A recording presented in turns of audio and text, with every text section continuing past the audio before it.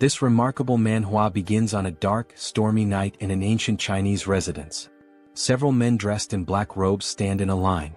Someone asks if anyone is present. Rain has pooled into a puddle from the endless downpour. A filthy child stands in the rain, facing the men in black robes. Their stillness is disconcerting. A man with crimson eyes observes the boy intently, wondering how anyone could be living in the abandoned martial academy. Addressing him as a young warrior, the man politely asks for permission to take shelter from the rain for the night. The boy examines them, curious about who they might be. It surprises him that they are speaking to him so respectfully despite his young age. He reasons that they might see him as a young Taoist protecting the closed academy. In response, he greets them and thinks that perhaps they aren't dangerous people. He explains that he too only started living in the abandoned academy a few years ago, adding that they may stay wherever they wish, just not in his pavilion. The men thank the young warrior for his generosity. Their leader instructs them to avoid the boy's pavilion and find other spots for shelter. He asks if they understand, and they all respond affirmatively before dispersing to find their own spaces.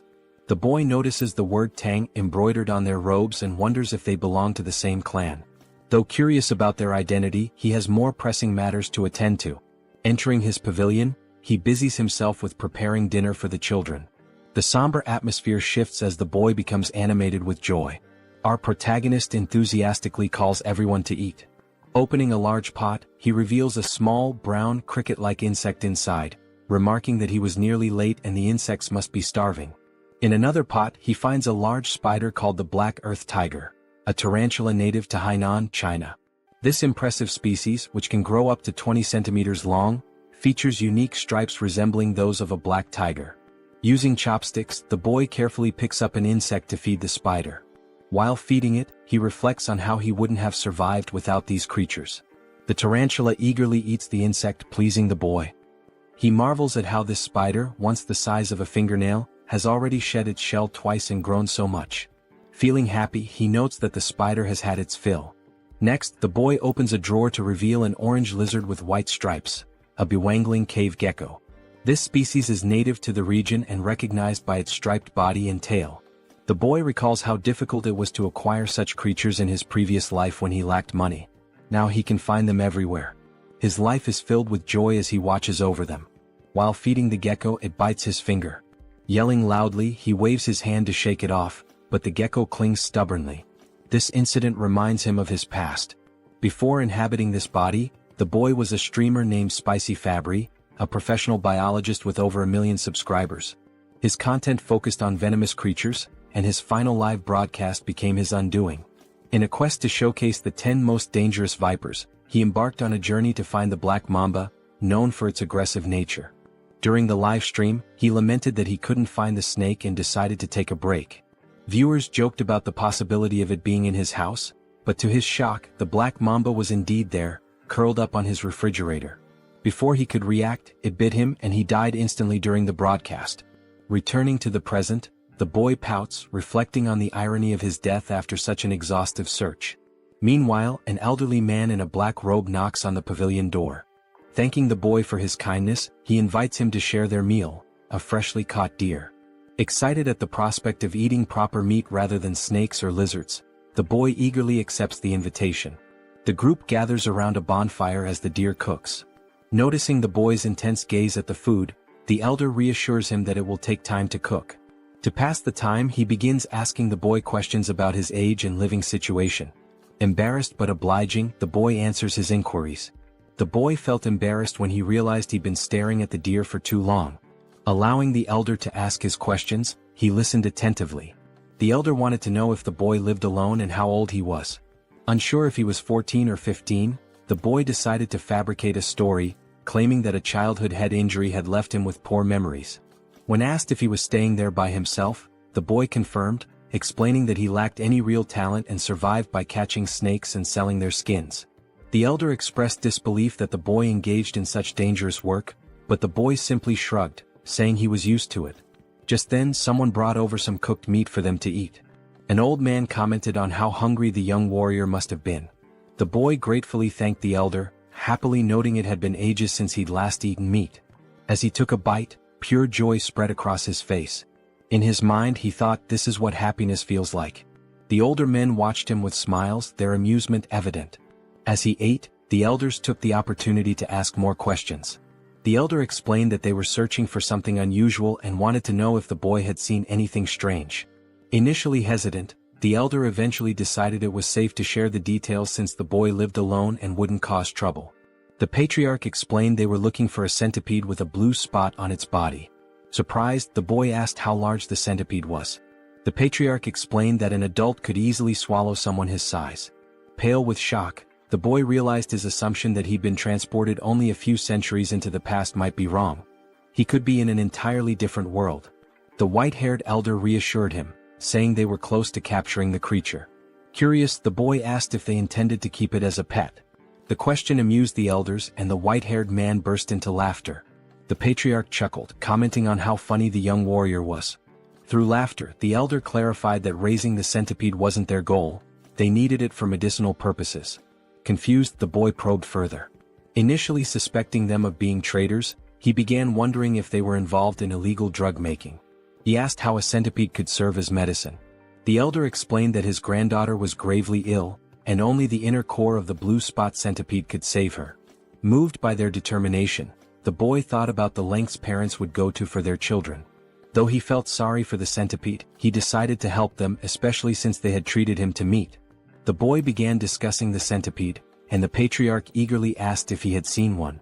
He admitted he hadn't but suggested he might know where they could find it. Drawing on his vast knowledge as Spicy Fabre, a former biologist and streamer with expertise in venomous creatures, the boy recalled facts about centipedes. Among the millions of species on Earth, around 20,000 are venomous, and he knew all of them by heart. Centipedes were no exception. In his mind, he visualized opening a book and flipping through its pages, searching for the specific information he needed. Within moments, he closed the book, having found the answer. Back in reality, he told the elders he might know where the centipede could be. Startled but intrigued, they pressed him for details. The boy asked which areas they had already searched. They explained they had explored to the north and east of the academy, primarily along the riverside during the day. Hearing this, the boy wasn't surprised by their lack of success. Smirking, he remarked, "Of course you couldn't find it." The elders, puzzled, demanded an explanation. The boy began to lecture, explaining that centipedes belong to the Arthropoda phylum and the Calopoda class, preparing to share his knowledge of their habits and habitats. Centipedes have a broad range of habitats, and being cold-blooded, they require shelter to regulate their body temperature and maintain humidity levels. Interestingly, unlike most insects with a waterproof outer layer, centipedes have weak waterproofing and pores in their shells, making them averse to wet environments. They thrive in high-humidity areas but avoid waterlogged places, as they can't survive long without moisture but dislike excessively damp conditions. Because of this, the blue spot centipede is unlikely to be found in jungles or near rivers. The elders were skeptical. They believed centipedes preferred environments like cracks in rotting wood. The boy clarified that while smaller centipedes might dwell there, the larger ones they were seeking wouldn't.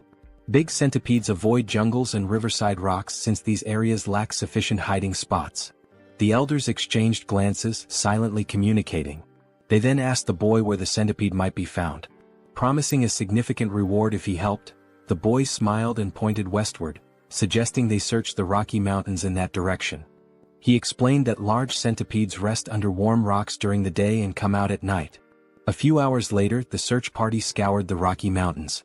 The patriarch climbed a tall, narrow rock, observing the surroundings. One of the men suggested that the young warrior might have been mistaken. The patriarch decided to end the search for the day, signaling the team with an arrow. As the men gathered around a bonfire, they were visibly exhausted but still clung to hope, trusting the boy's intelligence. The patriarch, deep in thought, eventually spoke, his voice heavy with emotion. He lamented that his daughter, Huayun, was the greatest talent in the Tang family's history and questioned why the heavens seemed to abandon her. Suddenly, a voice announced the Grand Patriarch's return. The patriarch welcomed him and they gathered around the fire. The Grand Patriarch confirmed that he too had failed to find the centipede. With Huayun's condition worsening and only a few months left, he doubted they could locate the creature in 10 days. A heavy silence fell. The patriarch suggested exploring the southern region the next day. The Grand Patriarch agreed but added that they hadn't found any traces so far. Hearing this, the patriarch suddenly burst into laughter, realizing something he had overlooked. He exclaimed that they were indeed in the right place. The Grand Patriarch was puzzled and asked if he had seen anything. The Patriarch replied no, but the Grand Patriarch elaborated. He explained that the complete absence of traces, no animals, droppings or markings, was a sign that the centipede might have cleared the area. The realization struck the Patriarch. Territorial animals might have fled or fallen prey to the centipede. Confident, the Grand Patriarch assured him that the blue spot centipede was definitely nearby. Their hope to save Huayan reignited. Suddenly the ground beneath them began to shake. Cracks appeared and the bonfire area started to crumble. To their horror, a massive limb emerged from the earth, followed by another. The men froze in terror as the enormous blue spot centipede revealed itself. Even the Grand Patriarch looked unsettled. Back at the academy, the boy grumbled about the chaos. He wondered how massive the centipede must be to cause such a commotion. Being a venomous animal enthusiast, he was both annoyed and curious, wishing he could see the creature himself. At the Rocky Mountains, the battle against the centipede raged on. The men eventually triumphed, though not without sustaining injuries. They successfully retrieved the centipede's core, a shimmering blue gem safely stored in a wooden box. Overcome with emotion, they wept, knowing they could finally save Huayan. The Patriarch instructed the Grand Patriarch to lead the injured warriors to Sichuan for treatment. When asked why he wasn't coming, the Patriarch explained, "Grudges are carved in blood, but favors are carved in stone. That's the way we live." In summary, they still had matters to resolve. The Grand Patriarch finally understood and admitted how he had nearly made a grave mistake by focusing solely on Huayan. He agreed it would be appropriate to welcome the young warrior as a guest and grant his requests. The Patriarch instructed the injured warrior to receive treatment in the village while he went to visit the young warrior. He considered that the young warrior might also be curious about the recent events. Meanwhile, the young warrior was casually enjoying the company of 3 small yellow Pokemon-like creatures. The young warrior found himself in a peculiar situation. He had unexpectedly become the father to 3 blue spot centipedes. These tiny creatures, resembling caterpillars, were undeniably cute, especially as they affectionately rubbed against his face. Looking at the pot, a memory flashed in his mind. When he had brought the eggs home, he cleaned them and placed them on his nightstand. By the time he woke up, they had all hatched. 1 centipede happily rested on his head. Although the young warrior had anticipated the eggs might hatch, he hadn't expected it to happen so quickly. He tried to remove the centipedes clinging to his shoulders, but they refused to let go, treating him as their parent. A flashback revealed what had transpired the previous night. Driven by curiosity about the massive blue spot centipede, the young warrior had ventured into its lair, despite knowing the risks. During his search, he accidentally kicked an insect in frustration, causing him to lose his balance and drop his torch. Thankfully, the 3 eggs he had collected remained safe. Relieved that the rain had stopped, he realized how lucky he had been to retrieve the eggs without losing them. Determined to protect the eggs, he hurried back home, promising them a proper bath once he arrived. Back in the present, the young warrior felt satisfied that even though he couldn't see the live adult centipede, he had managed to save its offspring. He reminded himself that they wouldn't need food until after their second molting, but it was a challenge dealing with them constantly clinging to his body. Thinking of a solution, he smirked and decided to take a shower, hoping the water would make them leave him alone. Elsewhere, the elder patriarch arrived at the academy and approached the pavilion. Knocking on the door, he called out to the young warrior but received no response. After a brief hesitation, he turned the knob and entered the room. Inside, he noticed herbs, jars and medicines, which made him wonder if the young warrior was a healer. Feeling it was intrusive to enter uninvited, he decided to leave, but the rustling sound from a pot caught his attention.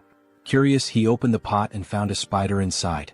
His gaze shifted to the drawers where he discovered a gecko. Checking another pot, he saw beetles, alongside eggs and dried snakes scattered around. The elder was astounded.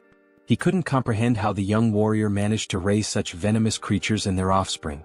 Even the Tang clan, well-versed in handling poisons, had only been able to extract venom, not cultivate eggs like this. The elder realized his encounter with the young warrior was the true stroke of luck, far beyond the centipede's discovery. As the young warrior appeared and greeted him, the elder noticed the boy's concern about his bandaged arm. Dismissing it as a minor injury, the elder began to share something important but was interrupted by a sudden ominous energy. An explosion rocked the entrance behind them, and a shadowy figure began to emerge. As its form became clear, it resembled an ogre with a single eye and burn scars on one side of its face. The elder immediately shoved the young warrior aside, urging him to flee. The young warrior was caught off guard and confused. The monster let out a deafening roar and moved with alarming speed, attacking with its hand. The elder blocked the strike with his uninjured arm, enduring immense pain. The monster retaliated, throwing the elder back and sending him crashing into the ground. The area filled with dust as the elder struggled to catch his breath, coughing up blood. He realized the monster's strength rivaled that of his own father. He desperately told the young warrior to escape, but when the dust cleared, the scene revealed the young warrior being held in the air, choking as the monster gripped him tightly. The young warrior gasped for air as the monster roared with laughter. The creature mocked him, claiming he had heard that members of the Tang clan had arrived in Hainan. It sneered, saying no one could have imagined that the son of the myriad poison's divine sovereign would end up wounded and alone. The elder calmly retorted that he had no idea who the monster was and demanded to know why both he and the young warrior were being targeted. The creature scoffed, asking if its disfigured face and powerful fists didn't make it obvious. It then introduced itself as Takan Yang, the blood hand Rakasa, and blamed the elder's father for its mutilated appearance. The elder recognized the name. He recalled hearing that Takan Yang had been struck by a poisoned palm and fallen off a cliff, presumed dead. Yet here he was, alive and seething with vengeance. The elder tried reasoning with him, pleading for the release of the young warrior and offering his own life in exchange. But Takan Yang refused, vowing to annihilate anyone associated with the Tang clan. Inwardly, the elder cursed this relentless demon, a term used for martial artists who sow chaos and destruction. It was clear Takan Yang had no intention of sparing the young warrior. As the warrior's face grew pale from suffocation, Takan Yang sneered and prepared to end his life. Desperately, the young warrior begged for mercy, his strength waning with every passing second. Just then, 3 pairs of fierce eyes flashed. The tiny centipedes lunged onto Takan Yang's arm. The once adorable creatures revealed their ferocity, biting into the monster's skin with unrelenting force. Takan Yang was taken aback, shouting angrily that mere centipedes couldn't harm him.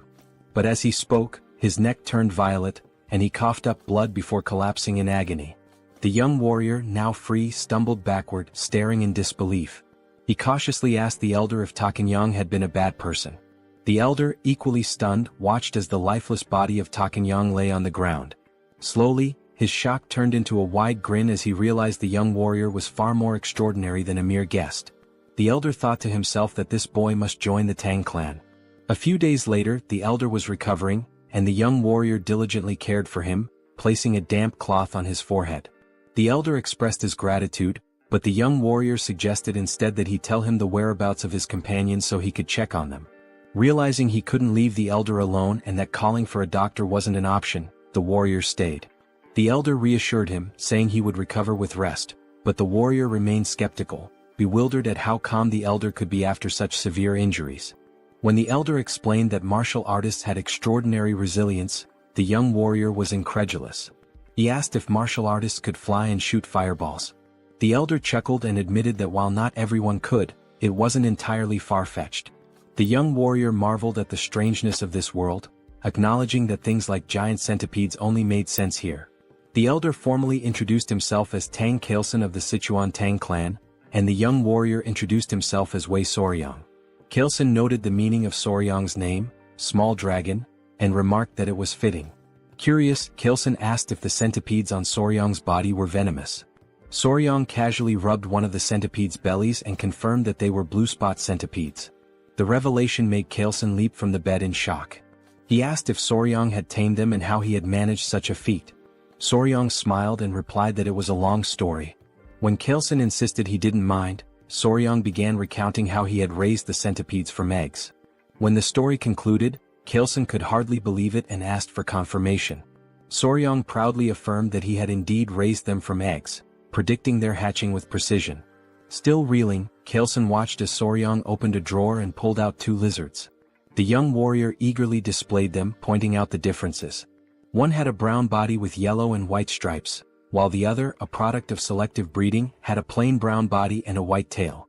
Kailson asked if Soryang had intentionally bred the lizards for their coloration. Blushing slightly, Soryang happily admitted that he had, simply because he found it beautiful. Kailson gathered his composure and asked if the young warrior could breed the most venomous creatures to produce even deadlier ones. Soryang responded with a surprised, "Huh?" In his mind he considered the possibility, it was theoretically feasible. He then explained to Kaelson that if they could determine which creatures had the most potent venom, it might be possible. Before he could finish, Kaelson exclaimed with excitement, "Really? That's possible?" His enthusiasm startled Soryang. Without hesitation, Kaelson declared that Soryang should join his family immediately. This left Soryang completely bewildered. Kaelson sweetened the offer, promising that by joining the family, Soryang would gain access to their martial arts techniques, rare elixirs, herbs, and any poisons he desired. Kaelson further tempted him, saying someone of Soryang's skill could even capture or tame the legendary 10 great venomous creatures of the Central Plains. And if that wasn't enough, Kaelson casually mentioned one of the 3 flowers of the Central Plains, his daughter. Soryang shouted, "Hold on," and asked Kaelson to clarify what he had just said. Amused, Kaelson teased that while Soryang might be young, he was still a man. He continued talking about the flowers, but Soryang quickly interrupted, telling him to drop the subject. Shifting the topic, Soryang inquired about the 10 great venomous creatures, asking if they were as incredible as the blue spot centipede. Kaelson enthusiastically confirmed, explaining that while the blue spot centipede was remarkable, it ranked far below the legendary creatures. From giant scorpions to the golden frog that gleamed like gold, these creatures were beyond imagination. Kaelson grinned, sensing that he had piqued Soryang's interest. The young warrior's eyes sparkled with excitement. 2 days later, a member of the Tang clan arrived, alarmed by news of the blood hand Rakasa, Tak Anyang appearing. Kaelson explained that Anyang had been hiding and honing his martial arts, reaching a level close to his father's. The Tang clan members speculated that if the patriarch had sent Anyang to his demise, it might mean he had reached the realm of 10,000 poisons. They began congratulating him, but Kaelson clarified that he hadn't been the one to defeat Anyang, it was the young warrior. This revelation stunned the clan members. One of them immediately clasped Soryang's hands, expressing their gratitude for saving the patriarch. They even speculated if Soryang was an elder rejuvenated to a younger form. Soryang, confused by their assumptions, looked to the patriarch for clarification. Kaelson requested Soryang to reveal the truth. Understanding the signal, Soryang patted his chest and called out, "Come on out."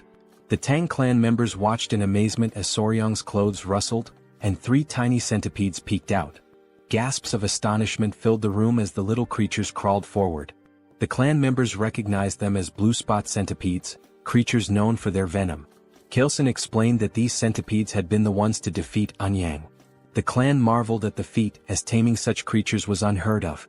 Kaelson then declared his decision to formally accept Soryang into the Tang clan, but Soryang hesitated, saying he needed more time to think. A clan member encouraged Soryang, emphasizing the great opportunity, while Kaelson urged him to prepare quickly, hinting at something important they couldn't delay. Kaelson then explained the sinister nature of Anyang's martial art, the blood hand poison claw, a dark technique requiring human blood and bone marrow to reach mastery. Soryang found it grotesque. Kaelson continued, stressing that if Anyang had left behind secret scrolls or disciples, they needed to eliminate them to prevent the resurgence of such dangerous martial arts. He also mentioned the possibility of rescuing any captives. The patriarch then asked if Soryang would assist, considering his familiarity with Hainan Island. Soryang appeared pensive, realizing that joining the Tang clan would be a lifelong commitment. He thought to himself that before committing, it was essential to observe the clan's dynamics, just like assessing a workplace during an internship. Soryang agreed to help once the patriarch recovered. They praised his decision, but Soryang privately resolved to use the opportunity to evaluate the Tang clan thoroughly. After 3 days, Kaelson was well enough to travel. Together, they journeyed to a village near an abandoned martial academy, suspected to be Anyang's base. There, they began investigating reports of missing villagers. An elderly man mentioned that 1 or 2 people typically go missing in the jungle each year, but there haven't been any patterns of regular disappearances. Chilson fell silent, lost in thought. They thanked the village chief for sharing the information. The chief replied humbly, expressing his honor in assisting the renowned patriarch of the Sichuan Tang Clan. They then took their leave, though they hadn't uncovered any significant leads. As they made their way through the forest, Soryang remarked to Chilson that there didn't seem to be anything unusual about the village. Chilson explained that when Anyang had revealed himself, it had been in that area, but the exact location was difficult to pinpoint. Soryang found it equally strange that there were no traces left behind. Remembering Anyang's words, he suddenly had an idea. Soryang asked if Chilson recalled what Eunhyang had said when he appeared. Chilson admitted that he didn't, as he'd been knocked away by Eunhyang's attack at the time. Soryang reminded him that Eunhyang had claimed to have heard that the Tang clan had come to Hainan, implying someone had informed him of their presence. Soryang proposed they retrace their steps through the places the Tang clan had visited in Hainan and ask around with Eunhyang's portrait. The Tang clan members were taken aback by Soryang's quick thinking. It made sense that someone who had seen them would have tipped off Eunhyang. Energized by the idea, they set out immediately.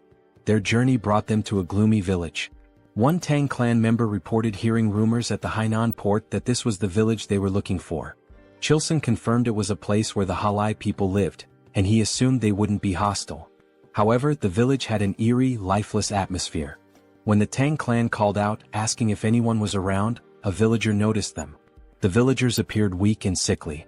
An elderly man, possibly the village chief, approached while holding the hand of a frail little girl.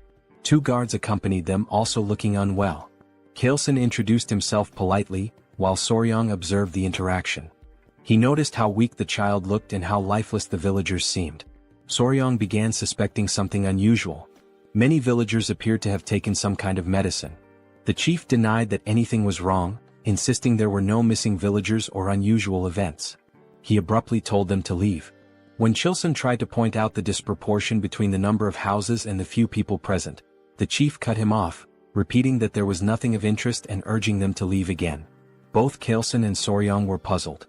Chilson whispered to Soryang, wondering why the Halai people who should have been welcoming were acting this way. Soryang had no answer. Just then the little girl collapsed. Everyone was startled. The chief quickly cradled her in his arms, tears brimming in his eyes. He called out to her, saying she was his only remaining family and begging her not to leave him. The scene moved Chilson, who stepped forward and offered his help, explaining that he had some knowledge of medical arts. The chief hesitated and then asked if it was Central Plains medical knowledge. Chilson confirmed that, while he wasn't a physician, he had some expertise in medicine. The chief finally allowed him to examine the child. Before they entered, the chief explained that a plague had been spreading in the village, killing children and weakening healthy adults. He begged Chilson to try to save his granddaughter. Chilson promised to do his best. As they were ushered inside, Soryang asked a Tang clan member if the elder truly knew medical arts. The member explained that the Tang clan's deep knowledge of poisons also made them skilled in medicine. He added that martial arts training often begins with an understanding of one's own body, which includes medical knowledge. Soryang thought to himself that if he joined the Tang clan, learning medical arts would be far preferable to mastering their terrifying poison techniques. However, his thoughts were interrupted when the man casually mentioned that they sometimes tested poisons on captured criminals to study the effects. Soryang's expression turned comical as he realized this meant human experimentation, making him increasingly uneasy. Meanwhile, the streets of the village were eerily quiet. Inside one of the homes, Chilson sighed and explained that he had transferred some of his ki to the girl, stabilizing her breathing. The chief was overwhelmed with gratitude and begged them to save his only granddaughter. Chilson brought up an important point, noting that something seemed strange about the child's pulse. He asked if she had been born with a weak heart. The village chief explained that her illness began about 6 months ago. Not only his granddaughter but others in the village also started falling ill around the same time. They referred to it as a mysterious disease. That was why he initially told them to leave when they arrived at the village's entrance. Chilson reassured the chief, saying he would provide good medicine for the heart. He asked the chief to gather the villagers so they could distribute the remedy. Overcome with emotion, the chief burst into tears, expressing his heartfelt gratitude. Soryang quietly observed Chilson's actions with admiration. Later that night, as Chilson walked with Gu Pai, a member of the Tang clan, Pai acknowledged the effort Chilson had put into treating the villagers. Chilson thanked him before Pai inquired about the symptoms. Chilson explained they were unusual: lethargy, swollen eyes, mild fever, irregular pulses, but the most severe cases all involved heart issues. Curious, Chilson asked about Soryang's whereabouts. Pai replied that Soryang, likely exhausted from helping despite having no martial arts training, had gone to bed. Chilson agreed that it was understandable and decided to check on him. Pai offered to lead the way. When they entered Soryang's room, they found him sleeping soundly on the bed, with 3 centipedes resting in a basket nearby. Chilson observed from the doorway before suddenly stepping inside. Without hesitation, he raised his hand and slapped Soryang. Soryang jolted awake, clutching his stinging cheek, confused and in pain. He demanded to know why Kaleson had hit him. Kaleson, with a serious expression, apologized and explained there had been a bug on Soryong's face, and he had only wanted to get rid of it. Soryong looked at him skeptically but allowed Kaleson to explain further. Kaleson said he had come to check on him before going to bed but noticed the bug. In this region, venomous insects were common, so he had acted quickly to prevent any danger. He showed Soryong the bug, a large, unsettling creature. Soryong was startled by the sight and then seemed to piece something together. He asked Kaleson if all the patients with different symptoms shared one common condition: arrhythmia. Kaleson confirmed this. Soryong suddenly realized the source of the village's mysterious illness and pointed at the bug, declaring it the culprit. He identified the insect as a kissing bug, a member of the Reduviidae family. These bugs feed on blood, often biting near the eyes or lips, and are so discreet they can draw blood more quietly than a mosquito. Known as vampire or assassin bugs, they aren't venomous but carry harmful parasites in their stomachs. When they bite, their excrement can transmit diseases like Chagas disease, a deadly illness that ranks high among animal-caused human fatalities. Soryong then asked the village chief if the village's dogs exhibited symptoms similar to those of the sick humans, such as shortness of breath. The chief confirmed they did and asked if the bug was to blame. Soryong affirmed this, adding that with proper medicine, his granddaughter and others could be saved. Kaleson grinned and asked Pai what he thought. Pai commented on Soryong's perceptiveness, praising him as a young warrior of great potential. Watching them, Soryong was baffled by their expressions and wondered what was going on. They reminded him that they were members of the Sichuan Tang Clan. When Soryong's puzzled face made it clear he didn't understand the significance, Kaleson repeated the statement. Internally Soryong thought, so what? His irritated and confused expression was unintentionally amusing. Kaleson began explaining the concept of goo. Some believed these were venomous parasites, while others thought of them as a form of witchcraft. According to him, malicious individuals in China bred these bugs to cause suffering or manipulate others. They would feed the bugs to people, causing either excruciating pain or complete subjugation. Soryong found the idea hard to believe. Kaleson acknowledged it sounded extraordinary but added that many martial artists had been killed by goo, forced to harm their families, or enslaved by these evil practitioners. Because of this, efforts to develop antidotes to goo had been relentless. These cures could either expel the parasites from the body or destroy them entirely. As Kaleson spoke, Soryong began to grasp the gravity of the situation. Kaleson posed a question. If someone had succeeded in creating a cure, who could it be? With pride, he declared that it could only be the renowned Sichuan Tang family. He explained that if they had something capable of dissolving a fist-sized roundworm inside a body, dealing with a tiny bug would be no trouble. Then he revealed the curse-melting orb, stating that even a small dose of this medicine would suffice. Soryong expressed mild amusement, though inwardly he reflected on how extravagant the name sounded for what was essentially an antiparasitic drug. They reassured the village chief that they could save his granddaughter, and soon enough the villagers began recovering, starting with her. The chief was deeply relieved, and the villagers' warm hospitality was an unexpected but welcome reward. The villagers, with their bright and cheerful demeanor, lived up to their reputation for optimism. Kaleson acknowledged that the situation would have been much harder without Soryong's insight in identifying the cause of the illness. He humbly redirected the villagers' gratitude to Soryong, praising him as their true savior. Despite the Tang family's medicine curing the villagers, Kaleson insisted on giving all the credit to Soryong. Watching the villagers thank Soryong brought Kaleson great satisfaction, as though he were the one being celebrated. Soryong was touched by this gesture. The villagers rejoiced, lifting Soryong and tossing him into the air repeatedly in celebration. Later, the village chief pulled Kaleson aside to revisit their earlier conversation at the village entrance. When Kaleson asked what it was about, the chief mentioned the villages where people had gone missing.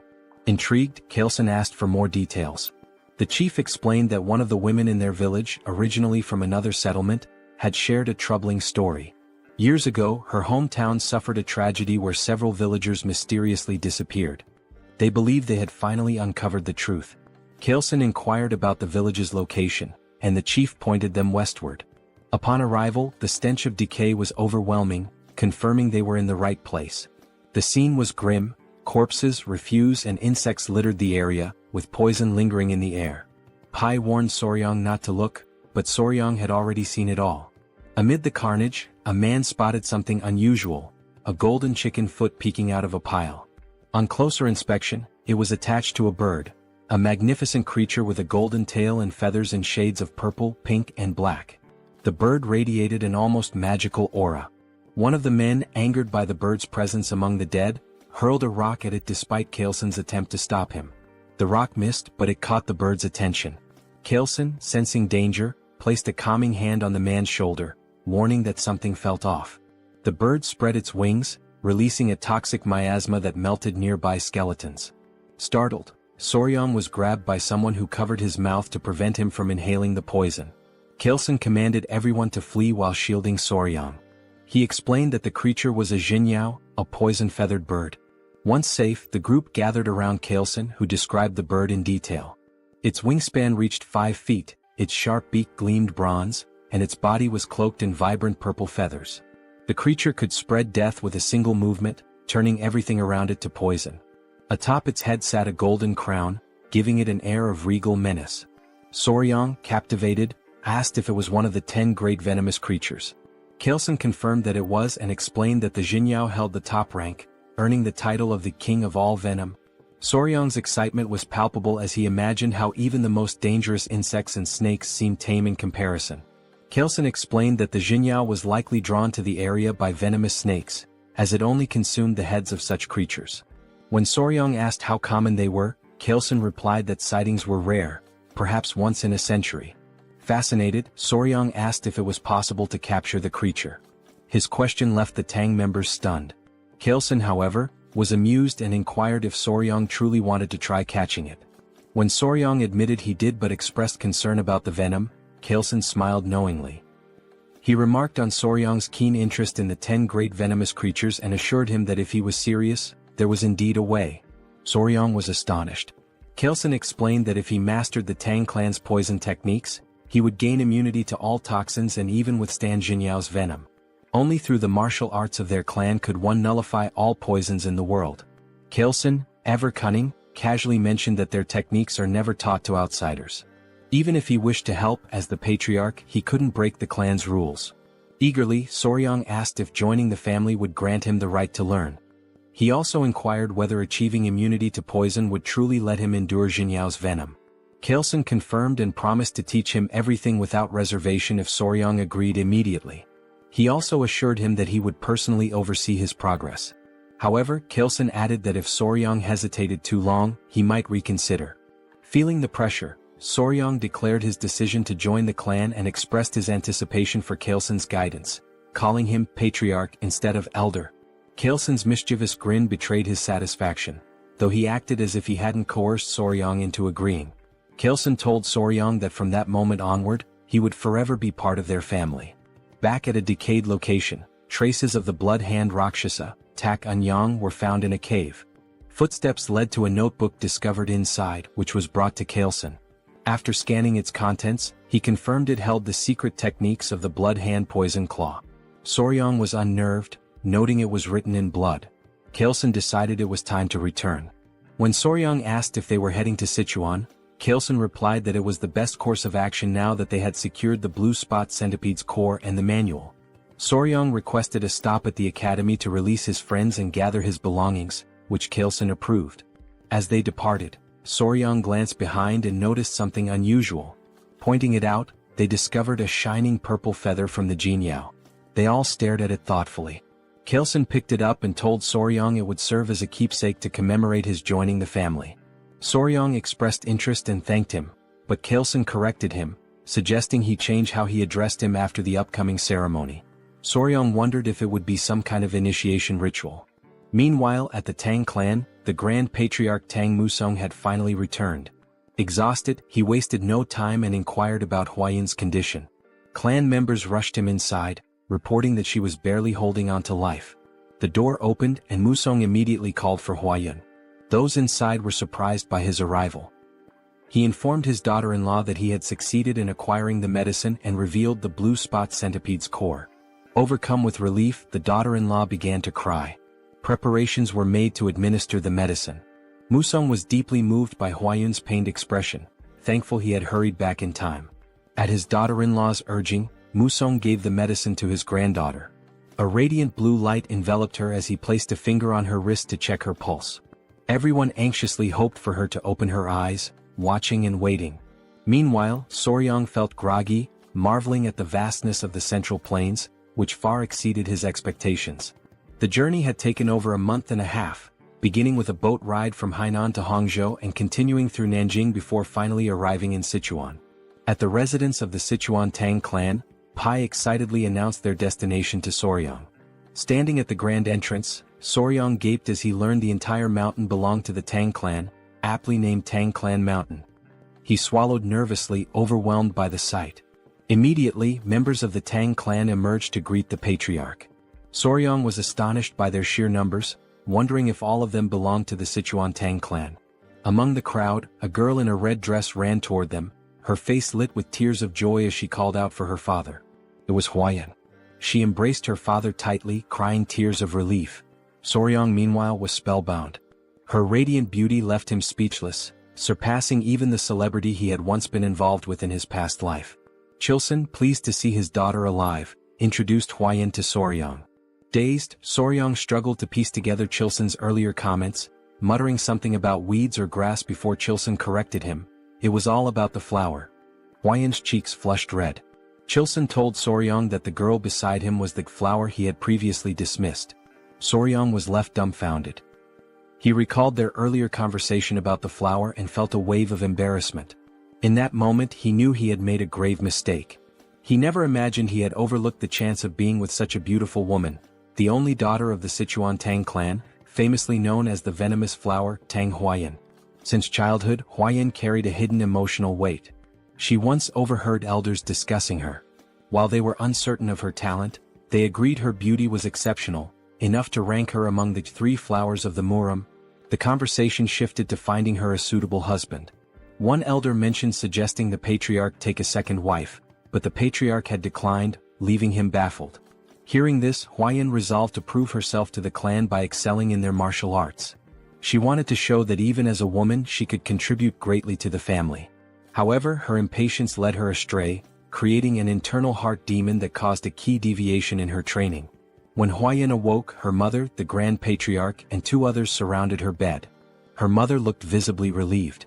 Tears streamed from Huayan's eyes as she apologized, lamenting that she had failed her family and lost all her inner chi. Her grandfather, the Grand Patriarch, called her a brat and told her to stop crying. He reminded her how far she had come to reach the level of mastering 100 poisons and told her to cheer up. Huayan's confusion grew when he mentioned 100 poisons. She noticed her aura glowing and asked for clarification.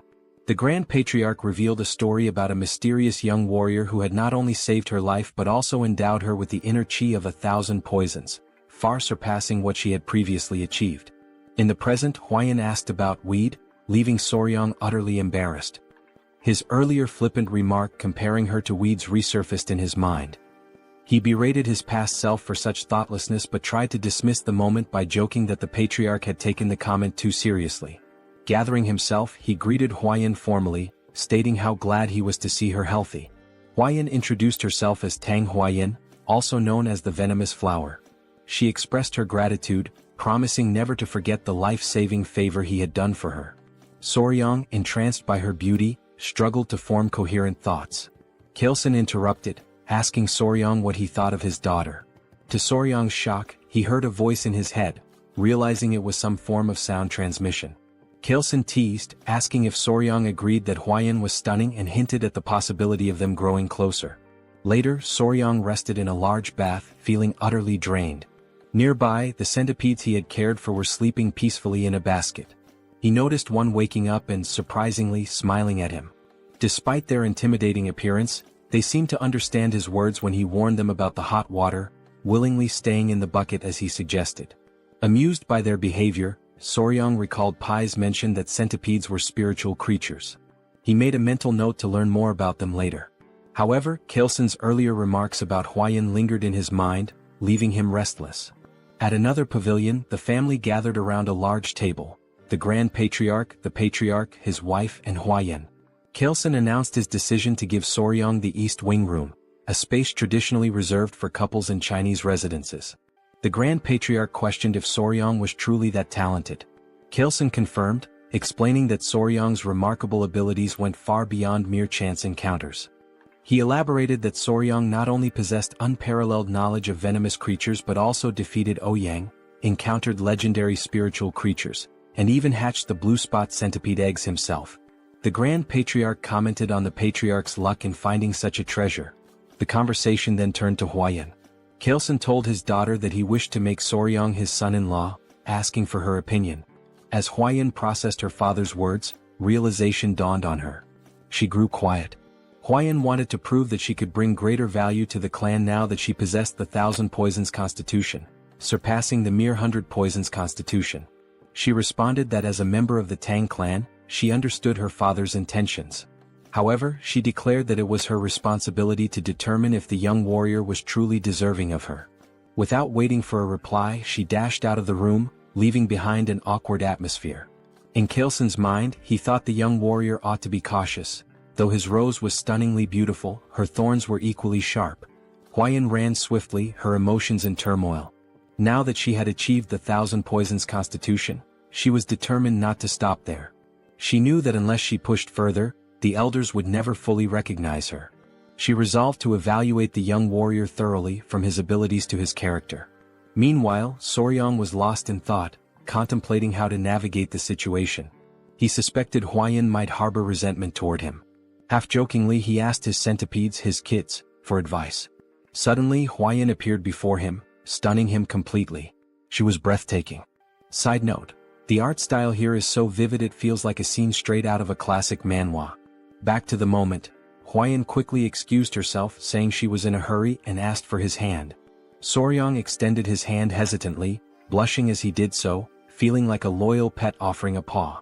Trying to lighten the tension, he suggested that they should only do such things after getting closer, as there's a proper order to such matters. Huayan froze for a moment before understanding his misunderstanding. Her face turned beet red as she corrected him, insisting that wasn't her intention at all. Realizing his mistake, Soryang felt a wave of embarrassment. Huayan sighed and clarified again, explaining that she had only wanted to check his pulse. She apologized for startling him by suddenly asking for his hand. Sitting beside him, she admitted that her approach had been abrupt and assured him that she only wanted to explain some things. Soryang listened attentively. Huayan began recounting her struggles, sharing how, as the Tang clan's sole direct descendant, she constantly faced schemes from the branch families. To secure the family's future, the elders had decided to seek a capable son-in-law. They even considered how Soryang's role within the family might change should he join. She apologized in advance for needing to confirm something but assured him that no matter the outcome, she would treat him with respect as her benefactor, potentially even as a sworn sibling. Soryang reassured her, offering his hand again and saying she was free to confirm whatever she needed. Huayan placed her hand on his wrist, emitting a faint blue aura as she assessed his pulse. She explained that the Tang clan's martial arts were unique. They required practitioners to adapt to toxins gradually as their internal energy grew. The poisons were ranked: 5 poisons, 10 poisons, 100 poisons, 1,000 poisons, and finally 10,000 poisons. To her surprise, Soryang's body could adapt to 10 poisons, a rare feat for someone not born into the Tang clan. However, it was only 10 poisons, which meant his aptitude would place him at the level of a first-rate martial artist but no higher. She explained that this was the pinnacle someone without innate talent could reach. She then took her leave, leaving Soryang deep in thought. Alone, Soryang mulled over the revelation. A 10-poison body? His face paled at the implications. It might mean he couldn't capture the Jinyao, a crucial goal for him. Hours later, Huayan stepped out of her bath. Despite washing multiple times a day, she noticed her body emitted a strange scent ever since she had absorbed the blue spot centipede's inner core. Dressing herself, she wondered if it was some sort of punishment for her ungrateful words toward her savior. Meanwhile, Soryang was fast asleep, dreaming of a conversation with someone who thanked him for his kindness. It was Huayan, or so it seemed. When he asked if it was a dream, the figure explained that while it felt dreamlike, it was not. The entity revealed herself as the blue spot centipede, borrowing Huayan's appearance to avoid startling him. She introduced herself as the mother of all the creatures Soryang had encountered. Just then, 3 small girls appeared, and Soryang deduced that they were the centipede's offspring. He asked her how she managed to appear in his dreams. She explained that after being mercilessly killed, leaving her children behind, her lingering grudge reached the heavens, and her spirit became trapped in her inner core. She added that while she had been cursing the girl who consumed her core, An opportunity to resolve her grudge arose, allowing her to manifest in his dreams. This was possible because he had taken all her children with him. Soryang silently acknowledged his role in revealing her location, which indirectly led to her demise. Though unintentional, he still felt responsible for the death of the blue spot centipede. Watching her, he listened as she asked if her benefactor could grant her one request. Without hesitation, he promised to fulfill whatever she wished. Her request was simple. She asked him to care for her children until they were fully grown. Soryang was puzzled, noting that centipedes typically become independent after molting twice. She clarified that while this was true for ordinary centipedes, her species was unique. Until her offspring molted twice, they required the flow of qi from their mother's inner core to survive. Only afterward could they sustain themselves by feeding on the qi of other beings. This revelation led Soryang to ask whether the children needed to remain with Huayan, as she had consumed the inner core. The mother centipede explained the circumstances. She admitted that, in her anger, she had cursed Huayan, causing her body to emit a foul odor. The curse ensured no man would approach her, preventing her from ever having children. However, she was willing to lift the curse if her children were allowed to absorb the qi from Huayan's inner core. Perhaps in this way, Soryang could even win the girl's heart.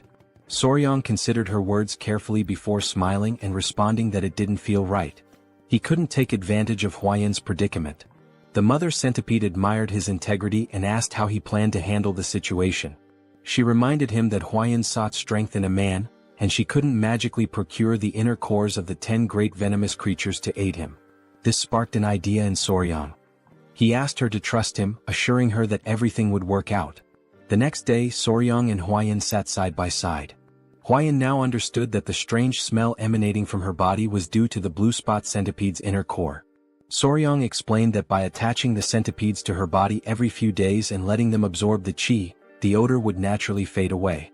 Huayan hesitated before asking if he was truly okay with helping her without asking for anything in return. She knew he could easily demand compensation for his assistance. Soryang smiled and told her he couldn't bring himself to exploit a woman's difficult situation, refusing to act shamelessly. Huayan was surprised by his response and felt guilty. She told him she couldn't continue accepting his kindness without offering something in return. Her father's words began to weigh more heavily on her. Seeing Soryang's selflessness made her realize that qualities beyond talent or martial prowess were important. Soryang then shared his own thoughts. Referring to her earlier remark about his 10-poison body, he revealed an ambitious plan. Since he could only absorb 10 types of toxins, he resolved to fill those slots with the toxins of the 10 most venomous creatures in the Central Plains. Huayan was shocked, interpreting his words as a bold declaration to become the strongest under the heavens, all for her sake. The thought made her cheeks flush. For Tang Huayan, one of the 3 flowers of Murim and the venomous flower of the Tang Clan, this was the first time a man had made such an audacious confession to her. Blushing, she asked if he realized what he had just said. Soryang, confused, replied that he didn't. Huayan told him the path he spoke of would be incredibly difficult and demanding, potentially requiring 10, 20, or even a lifetime of effort. Soryang's face fell as he worried aloud about how long it might take, amusing Huayan as she continued to blush. Then, with growing embarrassment, Huayan brought up that Soryang was only 15 years old. She told him that in 3 years, when he came of age and was ready for marriage, if he succeeded in defeating even one of the 10 great venomous creatures by then, she would consider it. Blushing deeply, she admitted that if he succeeded, there might even be a possibility of a wedding. She cheered loudly, saying she would be rooting for him, then bolted away. Soryang was confused and called out to her. She stopped, turned around, and asked if there was anything else he wanted to say. He suggested that she get some rest and stay for a couple of hours. Embarrassed, she hesitated but eventually returned.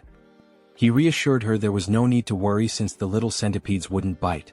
Gathering his kids, he told them to go to their mom instead of their dad.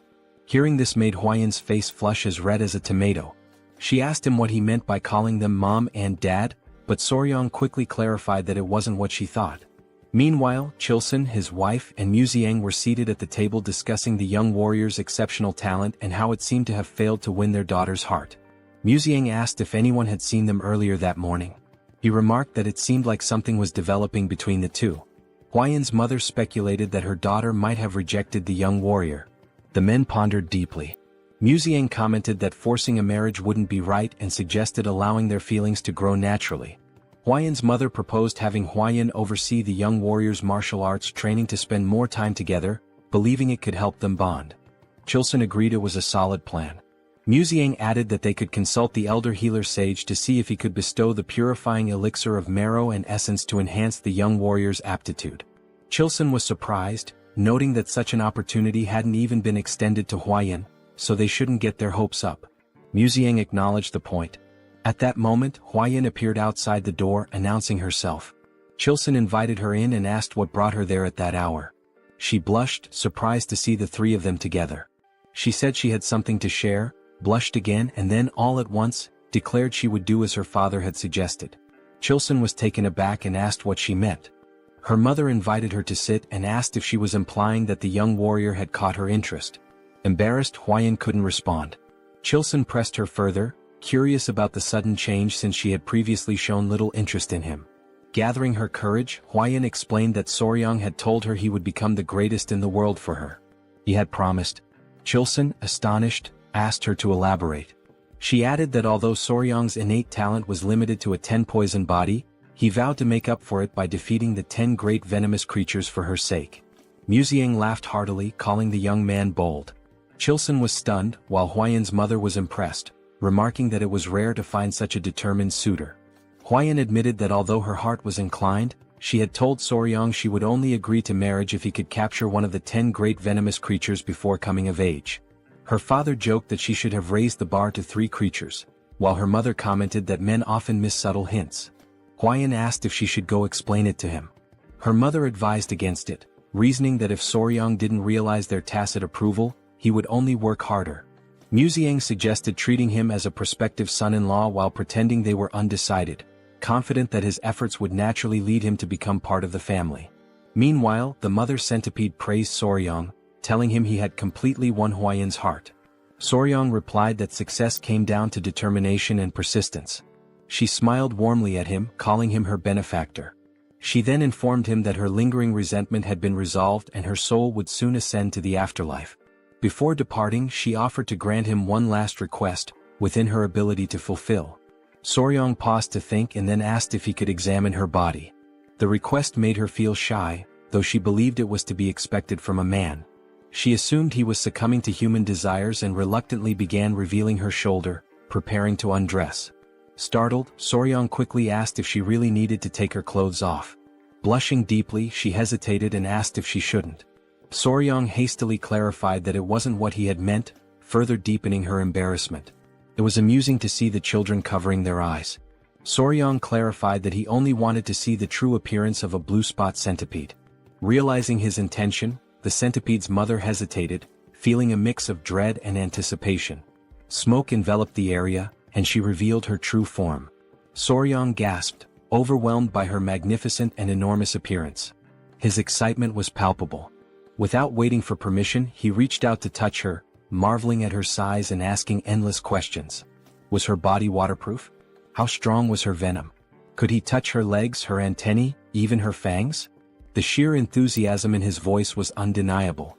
The children continued covering their eyes, which only added to the charm of the moment. The centipede mother was slightly embarrassed by his passionate curiosity, particularly when he insisted on touching her fangs despite her warnings of their danger. She began to wonder if her daughters would truly be safe with a man like Soryang, whose touch carried an unusual energy. She couldn't help but laugh, finding it odd yet endearing how he drooled slightly while running his hands over her. Later, Chilson invited Soryang for tea.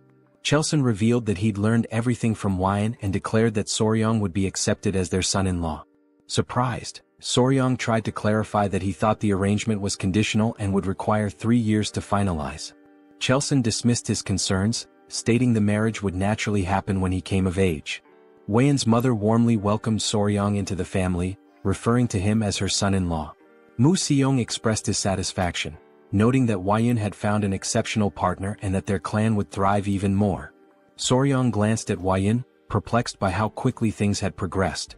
Despite his confusion, he decided to play along and replied politely that he looked forward to their guidance. When Mu Seong suggested getting started immediately, Soryang grew curious. Chilson explained that before Soryang could learn the Tang clan's poison arts, he must first experience the Hall of 10,000 Poisons. With a sly grin, Chelson assured him it was something he would undoubtedly appreciate. The family led Soryang to the hall, a place of great significance to the Tang clan. Soryang, excited by the prospect, assumed it was a treasure trove of poisons. However, as they walked, his attention drifted to Weiyan's side profile. He couldn't help but admire her beauty, likening the moment to a living portrait. His obvious admiration didn't go unnoticed by his in-laws, who exchanged amused glances. Chelson teased him, joking that if Soryang kept staring at his daughter like that, he might wear out her face. He reminded him that Weiyan was his woman now, yet Soryang gazed at her as though she were still untouchable.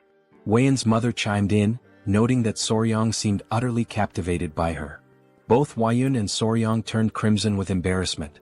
As they approached the hall, 3 men stood before a massive iron door. 2 muscular guards flanked a Tang clan official, who welcomed the Grand Patriarch and his grandson-in-law.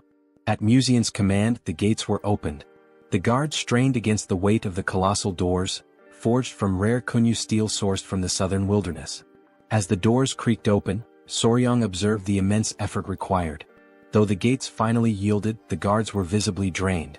Amused by their struggle, Soryang couldn't help but think how over-the-top the security was for something reminiscent of the Middle Ages. Chelson, noticing Soryang's concern, explained that the Kunyu steel was renowned for its unmatched durability. The hall of 10,000 poisons lay before them, and Soryang braced himself for what awaited inside. Even opening the gate was considered a privilege. Once inside, they arrived at the treasure vault where the Tang clan of Sichuan safeguarded its vast collection of poisons. This remarkable repository, known as the Hall of 10,000 Poisons, housed an incredible variety of toxins. Muzian cautioned Soryang to be careful and avoid touching anything recklessly. Soryang nodded, affirming his understanding, but he couldn't help confirming whether the hall truly contained 10,000 poisons. Chelson chuckled, explaining that the poisons were meticulously classified into categories like paralysis poisons, sleep poisons and countless others. The elders, always playful, decided to tease the young pair. Chelson suggested that Weiyan explain the poisons to Soryang, knowing he would enjoy learning from her. The suggestion made both Weiyan and Soryang blush with embarrassment. Despite her awkwardness, Weiyan accepted the task. Taking Soryang by the hand, she guided him to see the Tang clan's most potent poison. Weiyan's discomfort was evident, while the elders watched the two with amused expressions. She began her explanation by pointing out the chi-dissipating poison, which rendered a martial artist's energy unusable with just a single inhalation. She advised Soryang to handle it with extreme care. She then introduced other deadly poisons: the alimentary canal necrotizing poison, the spirit-destroying poison, the bloody pulp poison, and even the infamous 7-step soul-snatching poison. Each was immensely powerful, but Weiyan emphasized that the strongest poison of the Tang clan was something far beyond these. She handed Soryang a tiny seed. Confused, he noted to himself that it resembled a tiger bean. Weiyan explained that this seed, though small, contained the most powerful poison known, apart from the venoms of the 10 great venomous creatures. She revealed it as the seed of the castor plant, a symbol of the Tang clan. Soryang immediately recognized its significance. He thought of ricin, a deadly toxalbumin, lethal in minuscule amounts, infamous for its use during the Cold War and assassinations. Soryang muttered that the seed came closest to the Tang clan's ideal of a perfect poison: colorless, odorless, tasteless, and invisible. Weiyan elaborated, calling it golden poison. When used, its victims experienced what the Tang clan referred to as a golden death. She emphasized that the strongest poison wasn't about causing the most excruciating pain or the bloodiest death. It was about silent, swift, and untraceable lethality. The Tang clan's poison arts, she explained, embodied the principles of stealth and certainty. To Soryang, it felt like he was learning the methods of an assassin's guild. Muxiang interrupted, saying it was enough for now, and suggested they move on to see the venomous creatures Soryang had been so eager to encounter. He even offered Soryang the chance to oversee their care, with full support from the clan. In Soryang's mind, this translated to the clan indulging his passion as a hobby. His excitement was obvious. Before they could proceed, a messenger named Pai arrived, panting heavily. He urgently informed the Patriarch of a situation at the Black Tortoise Pavilion. The Patriarch asked what had happened, and Pai hesitated before mentioning 2 issues. First, the medicine sent to the Sichuan city lord had failed to achieve the desired effect, prompting a letter of complaints. Pai hesitated again before revealing the second issue, glancing at Soryang. Soryang sighed knowingly. Pai finally explained that it concerned the Hall of 10,000 Poisons. Muxiang guessed that rumors were already spreading and decided they needed to address the matter immediately. He ordered Soryang to accompany them. At the Black Tortoise Pavilion, the elders wasted no time voicing their grievances to the patriarch. They were outraged by his unilateral decision to pair Wuyun with an orphan of unknown origins. This remark infuriated Chiu San, who began to emit a green aura as he questioned whether they were insulting his son-in-law. Despite Chiu San's anger, the elders persisted, claiming their concerns were valid. Muxiang silenced them with a sharp rebuke, declaring that the decision was his alone. He demanded to know if they had any objections to his authority. The elders, caught off guard by his outburst, sought support from the Grand Patriarch, urging him to intervene. They argued that entrusting the Hall of 10,000 Poisons to an outsider with unproven skills was reckless. Muxiang, however, firmly reiterated that his approval was final. Meanwhile, Wuyun, conscious of Soryang's discomfort, quietly whispered an apology to him. In Soryang's mind, his initial reaction was simply goodness. He sighed as it dawned on him that his actions had caused her to worry. He thought to himself that it was she who should be apologizing. Everyone was taken aback when Soryang suddenly spoke up. "Excuse me," he said, "sorry to interrupt your discussion." He then proposed addressing the issue himself, stating that since the problem stemmed from his perceived lack of ability, he would prove his skills to the clan elders. The elders were stunned into silence, and Soryang went on to suggest resolving the Sichuan city lord's troublesome complaint as a demonstration of his capabilities. Wuyun, whispering in disbelief, asked what he was trying to achieve. Though Soryang was not one to draw attention or make a scene, he couldn't stand by while his peaceful life as a pet owner was being disrupted. His boldness left the elders momentarily speechless before their indignation erupted. They scolded him for interrupting the elders' discussion and demanded if he even knew the contents of the Sichuan city lord's letter before barging in. Calling him insolent and irrelevant, they complained to the patriarch about his interference. The elders seized the opportunity to argue for a son-in-law from a reputable martial family instead. Chao Sen's wife, however, was visibly annoyed by their tirade. Meanwhile, Soryang internally remarked on how absurd these old codgers sounded the longer they spoke. Recalling his days as Spicy Fabre, a streamer with over 1 million subscribers and thousands of viewers per session, he likened the elders' complaints to the nonsensical trolling he used to deal with. Addressing the group, Soryang pointed out that they still refused to acknowledge him as the Sichuan Tang Clan's son-in-law, meaning he was merely a guest. With his streaming experience, Soryang was well versed in handling chaos. He reminded them that he had saved the clan's beloved Lady Huayun, defeated the bloodhand Rakshasa Takanyang, and saved the patriarch's life. He then challenged them, asking if it was part of the clan's etiquette to insult a guest and benefactor to their face. The elders, embarrassed by his pointed remarks, admitted to speaking rashly out of desperation. Inwardly, Soryang thought of them as pathetic. The Grand Patriarch, however, appeared impressed by his composure and cleverness. One elder tried to downplay the significance of defeating Takanyang, claiming it was overstated. The patriarch quickly silenced the objection by presenting a document, none other than the secret manual of the blood sect's bloodhand poison arts, written in blood. The elders gasped in shock. Their astonishment deepened when the patriarch asked Soryang to reveal his companions. Tapping his chest gently, Soryang summoned the 3 baby spotted centipedes, which emerged happily. The elders grew visibly uneasy at the sight of the creatures. The patriarch proudly explained that these were the offspring of the blue-spotted centipede, and Soryang had been raising them. He further revealed that these centipedes were the ones that had killed Takanyang. One elder, still in disbelief, confirmed if Soryang had truly managed to control a blue-spotted centipede. Soryang and the patriarch shared knowing grins, teasing the elders. Chao San added that addressing Soryang as a young warrior instead of recognizing him as the clan's son-in-law was telling. Soryang even joked, warning the centipedes not to bite anyone unless they wanted to end up as lifeless as Takanyang. The elders, thoroughly flustered, began backtracking. They denied refusing to accept Soryang, offering feeble excuses about proper procedures and natural hesitations. The Grand Patriarch, exasperated, decided to table the discussion on Soryang's status for the moment and focused on the Hall of 10,000 Poisons. He asked why Soryang was not allowed entry, to which the elders replied that Soryang was not fully integrated into the family and was too young to be entrusted with such responsibility. The Grand Patriarch, seeing an easy solution, asked Soryang to demonstrate his abilities. Soryang smiled confidently and declared that he would prove himself worthy of the Sichuan Tang Clan in their own style, by using poison. The elders were aghast, misinterpreting his words. They shouted in disbelief, asking if he intended to poison the Sichuan city lord instead of helping him. Soryang was left utterly confused by their reaction. Deep down, Soryang was puzzled, as he believed that the Sichuan Tang Clan addressed poison-related matters the following day. The Grand Patriarch announced that Soryang would now begin training in the Tang Clan's martial art, the 5 Venoms returning technique. Soryang asked if the training would also involve physical exercises.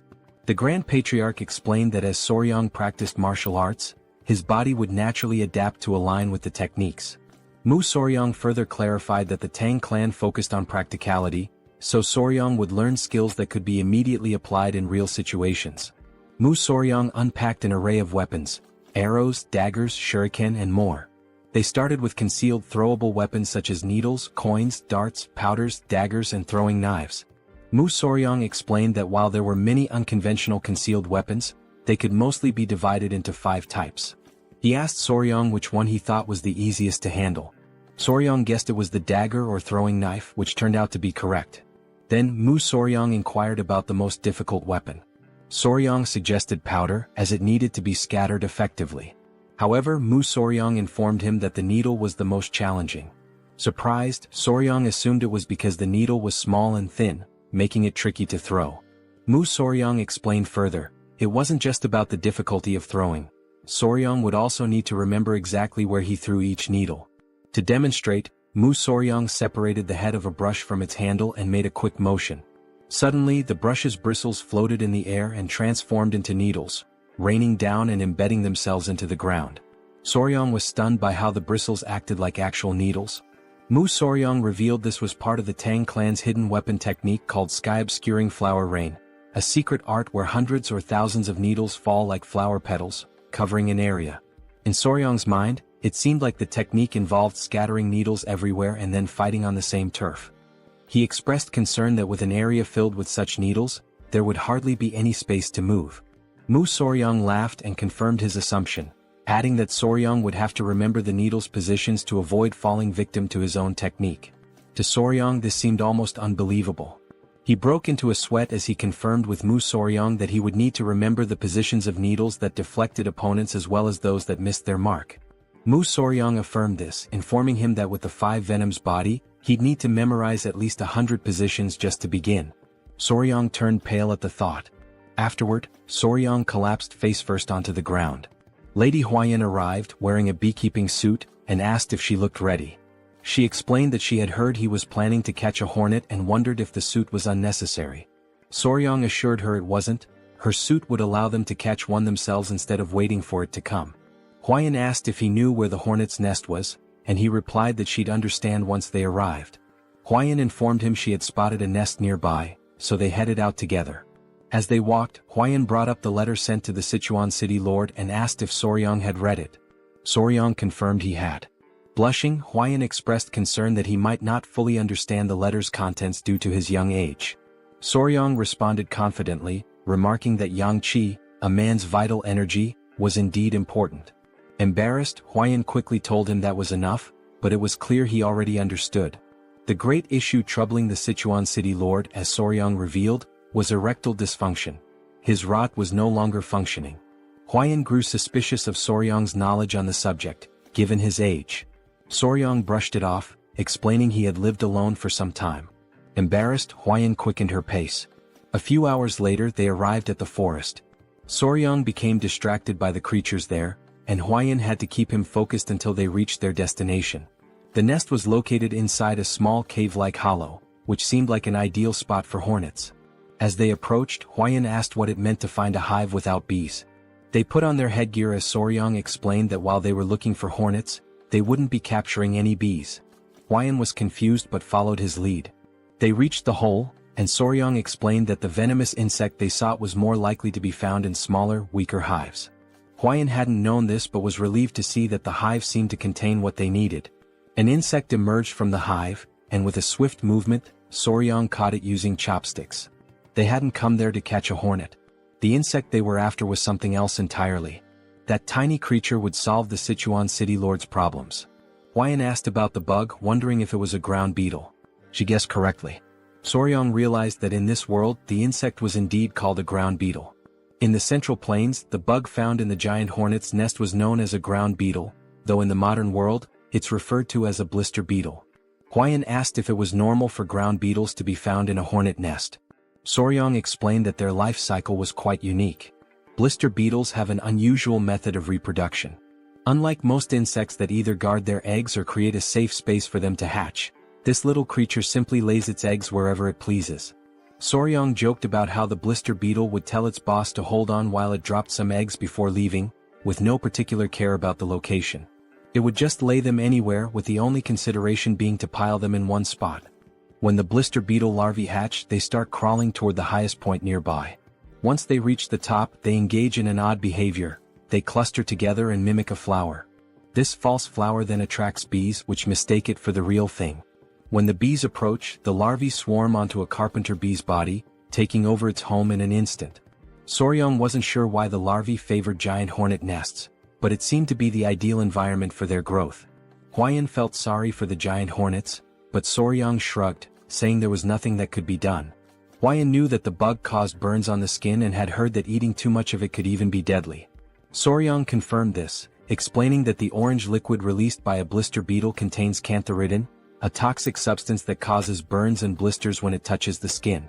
Huayan blushed and asked if it truly had such an effect. Soryang affirmed, adding that it also had the curious property of immediately raising a man's rod. Embarrassed, Huayan quickly told him to stop explaining. She encouraged him to return to the Hall of 10,000 Poisons. Soryang, however, wanted to catch a few more beetles. They had already secured the blister beetle, and once back at the Hall of 10,000 Poisons, Soryang began teaching the warriors how to prepare the medicine. He instructed them to listen carefully and explained that they needed to dry the ground beetles and grind them into powder. 1/10 of that powder was toxic and 3 ml of it could prove fatal.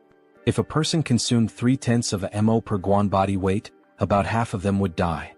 Soryang requested that they prepare the medicine using only 1/10 of 1 ml of the poison, about the amount in 10 drops of liquid. To clarify, 1 ml equals 3.75 milligrams, and 1 guan equals 3.75 kilograms. He asked if they understood. Deep down, Soryang felt as if his brain might explode from the complexity. One warrior, removing his mask, remarked that Soryang's explanations were incredibly detailed. They never imagined he would be so skilled in mathematics. The warrior assured Soryang that they would make sure to succeed, no matter what. Soryang thanked them, saying he relied on their efforts. Later that evening, Musong was talking to Huayan about how surreal it was that ground beetles had such effects. He mentioned that this made him want to reconsider the poisons in the Tang clan's arsenal. Huayan agreed. Musong then brought up Soryang's remarkable talent in math. Huayan shared how Soryang had calculated the solution's concentration and estimated it to match the weight of 10 drops of liquid. Musong admitted that while he considered himself knowledgeable about poisons, Soryang was on an entirely different level. The more he learned about him, the more he realized what a gem the young man was. Teasing Huayan, Musong asked if she liked Soryang even more now. Huayan blushed, feeling flustered. She admitted that she regretted her hasty judgment in the beginning. Musong replied that as long as she made up for it going forward, that was what mattered. Musong then asked how they planned to test the medicine once it was ready. Huayan turned bright red, almost as if she were a tomato. She mentioned that the branch family elders were saying Soryang had been too insolent. Soryang responded confidently that he'd test it by confronting the clan elders directly. Musong was left speechless, his jaw hanging open in shock. He laughed loudly, finding the boy amusing. The next day, everyone gathered in the hall. The clan elders were doubtful. A warrior handed Soryang a wooden box and explained that he had mixed licorice powder and honey to make the medicine sweeter and easier to consume. Soryang was impressed by how much attention the man had paid to the smallest details. He asked the warrior if he had followed the instructions exactly. The warrior confirmed that he had done so carefully. Other clan members scoffed, saying they were making too big a deal out of it. They even questioned how amazing it could truly be. The patriarch silenced them and then asked Soryang how he planned to prove the medicine's effectiveness. Soryang feigned surprise at the question. The clan elders shouted that it was only natural they needed confirmation. One elder yelled that they would never dare send unverified poison to the city lord of Sichuan. Another elder agreed, adding that if something went wrong it could lead to disaster. Soryang calmly responded that they had no other choice. The warrior understood, but the elders were confused. They grew irritated, feeling as though Soryang was implying they should test it themselves. A loud elder snapped at Soryang, asking if he even understood what that substance was. Another elder commented that Soryang had been out in the world for so long that it seemed like even his insides had turned black. Soryang grinned and called for his grandfather. Museong appeared, asking what he needed. Soryang brought up Museong's earlier statement that those who mastered the Tang clan's martial arts were never afraid of poison. Museong agreed with Soryang's plan and confirmed the statement. Soryang pointed out that the elders' reaction seemed to imply they were afraid. Museong agreed once more. Soryang taunted the great elders of a clan that was surely skilled in mastering 100 poisons. He used reverse psychology, saying that surely they weren't afraid of something as simple as ground beetle poison. This provoked the elder, who then split the medicine into two. He claimed they had no fear of such a trivial poison and consumed it. The elder warned Soryang that if the medicine didn't work, there would be consequences. The elder declared that they would uphold the laws and principles of the clan. They chewed the medicine and a tense silence followed. Then they smirked and declared that nothing was happening. However, one elder felt his manhood stir. The long slumber of the snake was over. Embarrassed, the elders quickly tried to hide their reactions, and from that day on, the clan's laws and principles were firmly set, with a hint of humor. The medicine was sent to the city lord of Sichuan, and its effects were proven to be excellent. A little later, the elders walked through the hall, holding their pants to hide the evidence. Soryang told Museong it had worked just as he had said. By provoking the elders with something related to poison, they had fallen for it immediately. Museong knew that the elders' actions were driven by their pride, but also by their concern for the clan. He advised Soryang not to resent them too much. Museong reminded him that, in the end, they were all family. Soryang nodded, understanding. Huayan hurried in, saying something terrible had happened. They asked what it was, and she explained that their children were acting strange. Soryang turned red and was taken aback. Museong, now serious, called for his grandson-in-law and grabbed him by the collar. He demanded to know what was going on and asked why they had children. Soryang was drenched in cold sweat. Still holding on, he said they hadn't even had a wedding ceremony yet. Huayin, her face flushing, shouted that they weren't human children. It was the centipede Soryang was raising. Soryang looked surprised and worried, quickly asking what had actually happened to the centipedes. He explained that he had been doing a lot of physical training lately and had asked Miss Huayin to look after them in the meantime. However, due to her recent efforts, she had completely forgotten about them. Suddenly concerned, he asked to see where his daughters were, but Huayin told him they weren't with her. The old man, witnessing this scene, was left in utter shock. Sometime later, the three small centipedes were shown looking sickly. Not understanding the situation, Soryang asked Huayin if it had happened suddenly. She confirmed, saying they had seemed fine earlier, and asked if he thought they were ill. Their colors looked pale and their shells appeared strange. Soryang quickly realized what was happening and reassured Huayin not to worry. He explained that the process was called molting, during which creatures like centipedes shed their hard shells. He added that it was likely the time for it to happen. Huayin, still uncertain, asked if it was truly okay, and Soryang reassured her it was natural and would happen soon. The first centipede started moving within its shell, and moments later, it broke out, revealing something unexpectedly adorable. Everyone was amazed at what they had just witnessed, and Huayin noticed the other two centipedes were also starting to crack their shells. Seconds later they emerged as well. Now gathered together, all three appeared twice as large and even more charming, leaving everyone captivated by their beauty. Huayin asked Soryang if he had names for them yet, but he admitted he hadn't thought about it. After a brief pause, he suggested calling them number 1, number 2, and number 3. Without hesitation, Huayin rejected the idea, saying such generic names wouldn't do. She explained that centipedes of this species could transform into dragons after living for 1,000 years and deserved names worthy of such grandeur. Soryang, skeptical, dismissed the notion that a centipede could become a dragon, even after a millennium. The old man nervously interrupted, laughing, and explained that these centipedes were known as heavenly dragons, meaning they would indeed transform. Realizing who had been spreading such nonsense, Soryang shook his head but continued thinking of suitable names. After a moment of contemplation, he proposed Nova, Myra, and Grace. Huayin was taken aback. Soryang explained the symbolism behind each name. The first, Nova, represented a beginning. The second, Myra, symbolized fragrance. The third, grace, stood for elegance or kindness. Huayin was charmed by the names and their meanings, agreeing that the father should indeed name his children. Sometime later, while strolling through the city, the now larger centipedes clung to Soryang's body again. As he sat down to rest, he noticed that although his training had strengthened him, it wasn't enough for their increased weight, but at least he could still move. Opening his mouth to comment on their added heaviness, one of the centipedes suddenly jumped and hit him square in the face.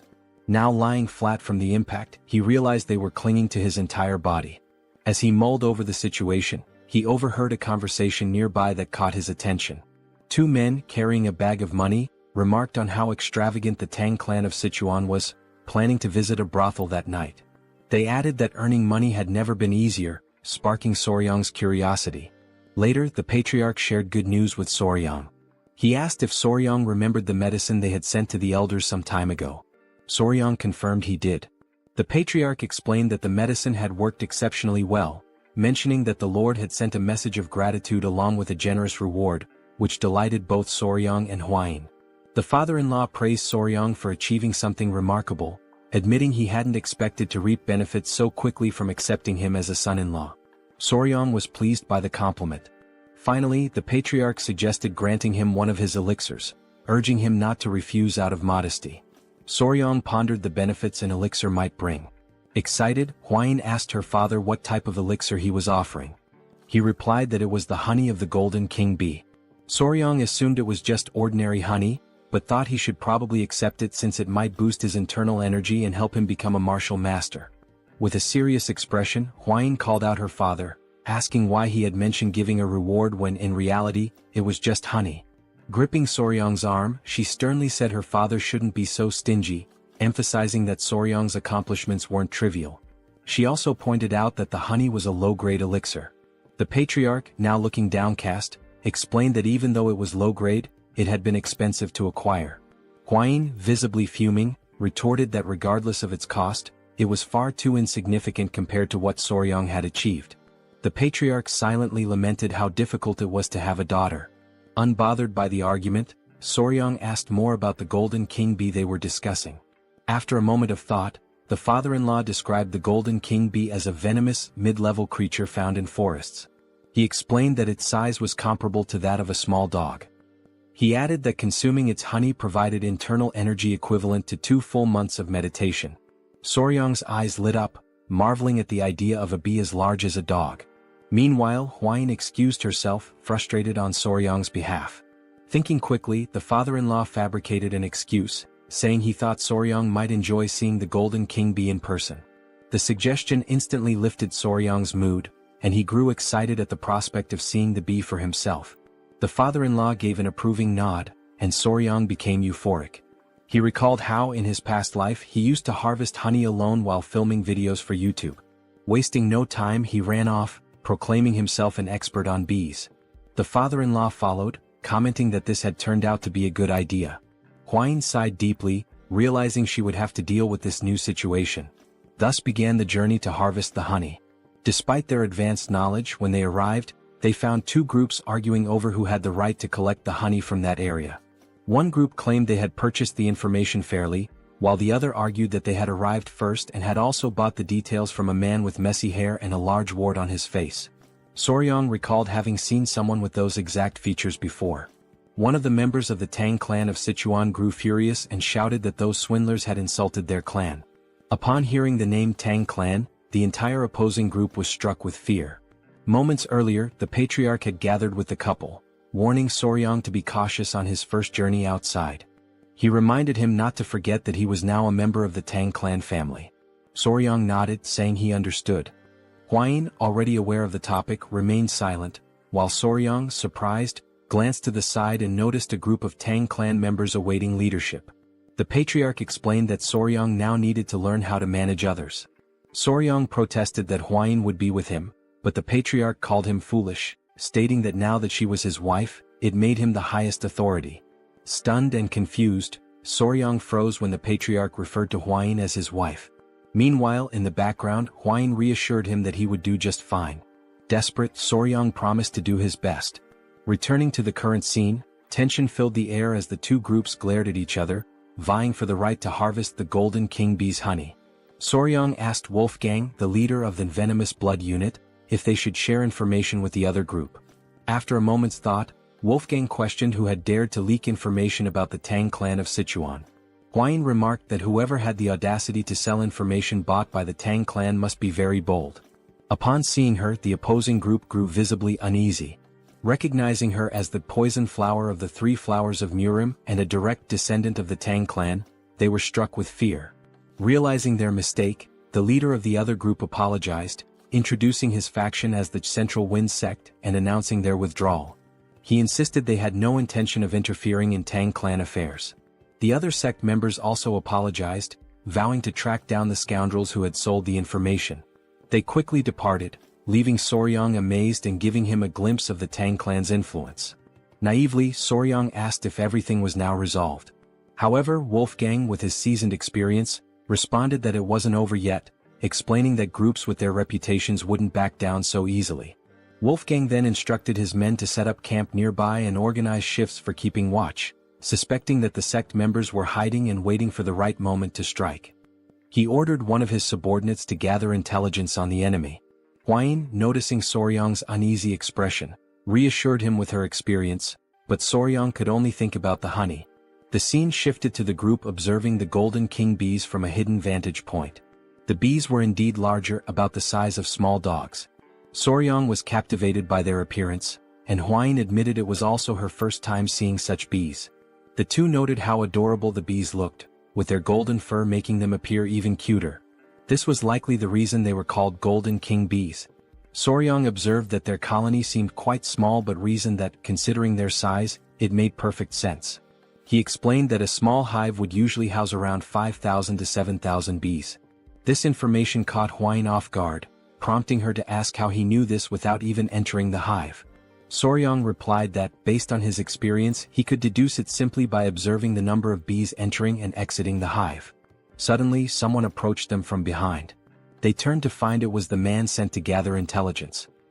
He reported that he had located the sect, who had established themselves on the opposite side and appeared calm, likely waiting for the right moment to act. Wolfgang speculated that they were waiting for nightfall to use the Tang clan's technique to harvest the honey. Curious, Soryang asked about the technique. Wolfgang explained that it involved burning artemisia leaves, whose smoke would calm the bees, providing enough time to collect the honey. Soryang found the method ingenious. The scout then made an observation that left everyone tense. The wind was blowing in their direction. In the silence that followed, Soryang had an idea, pointing out that if the wind was blowing toward them, it would also mask their scent. Huayin agreed. Excited, Soryang leapt up, announcing he would make a quick visit to the hive. Huayin, alarmed, grabbed him to prevent him from approaching the venomous mid-level creatures. Holding onto his clothes, Huayin scolded him, while Soryang insisted he would only do it once. Meanwhile, they accidentally struck a stone, which bounced multiple times and landed near the tree that housed the bee colony. This left the pair frozen in terror. Before they could react, the bees poured out of the tree ready to attack. Realizing the danger, Huayin grabbed Soryang by the neck and bolted far away from the scene. After receiving a stern scolding for causing trouble, Soryang sat on a rock, deep in thought. He began pondering if there was another way to approach the situation.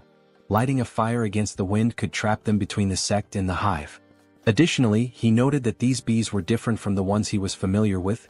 They could detect vibrations from the ground several meters away. While he was lost in thought, someone approached him from behind. It was Huayin, who announced she had brought the children. She explained that they had finished their meal and were wandering off. Soryang thanked her for her concern. In a gentle tone, he asked the children to behave, and they chirped in agreement. Huayin then sat beside him, making Soryang visibly uneasy. She asked if there had been any progress, to which he replied that he needed more time to think and observe. She apologized, admitting she might be pressuring him too much. Clearly overwhelmed, Soryang insisted it was all in her head and assured her he wasn't feeling pressured. At that moment, Huayin noticed two monkeys near the tree, seemingly in a squabble, making quite a racket near the bees. She pointed out that one of the monkeys looked particularly aggressive. Soryang suddenly caught a strange scent and quickly asked Huayin if she could smell it too. She confirmed, noting it was a sweet aroma.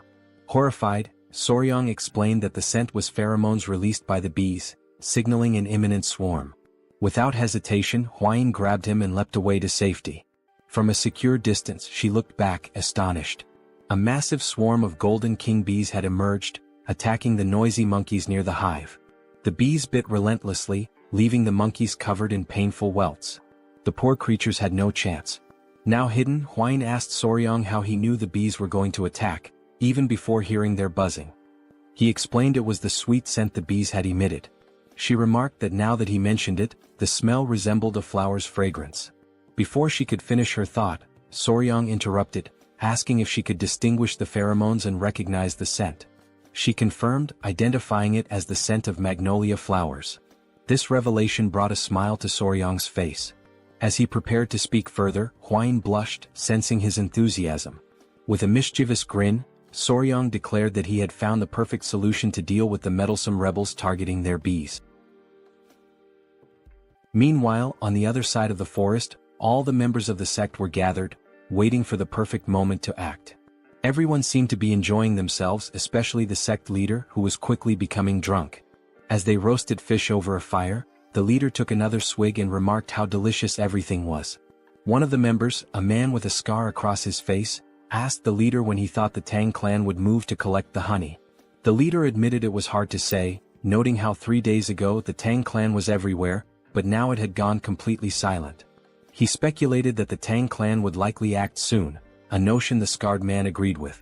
The leader then asked if they were certain they could make good money from this, which made everyone burst into laughter. The scarred man explained that candles made from the golden king bee's wax were treasures exclusively used by the imperial family.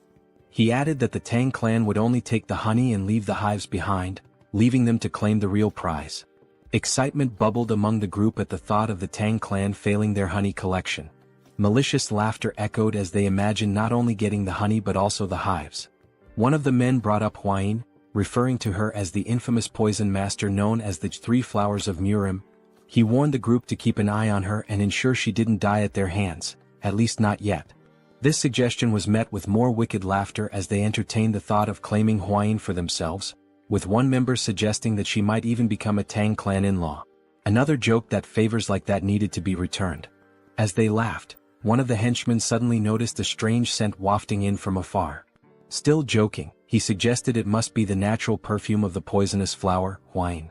Another, chuckling along, bet that even her natural scent was as intoxicating as that aroma. The wind carried the fragrance across the forest, accompanied by an unusual noise. The man who had been joking moments ago now froze in fear and asked the others what the smell was. As they turned their attention to the sky, their expressions changed to shock and terror. Against the backdrop of the moon, a massive, swirling cloud was descending.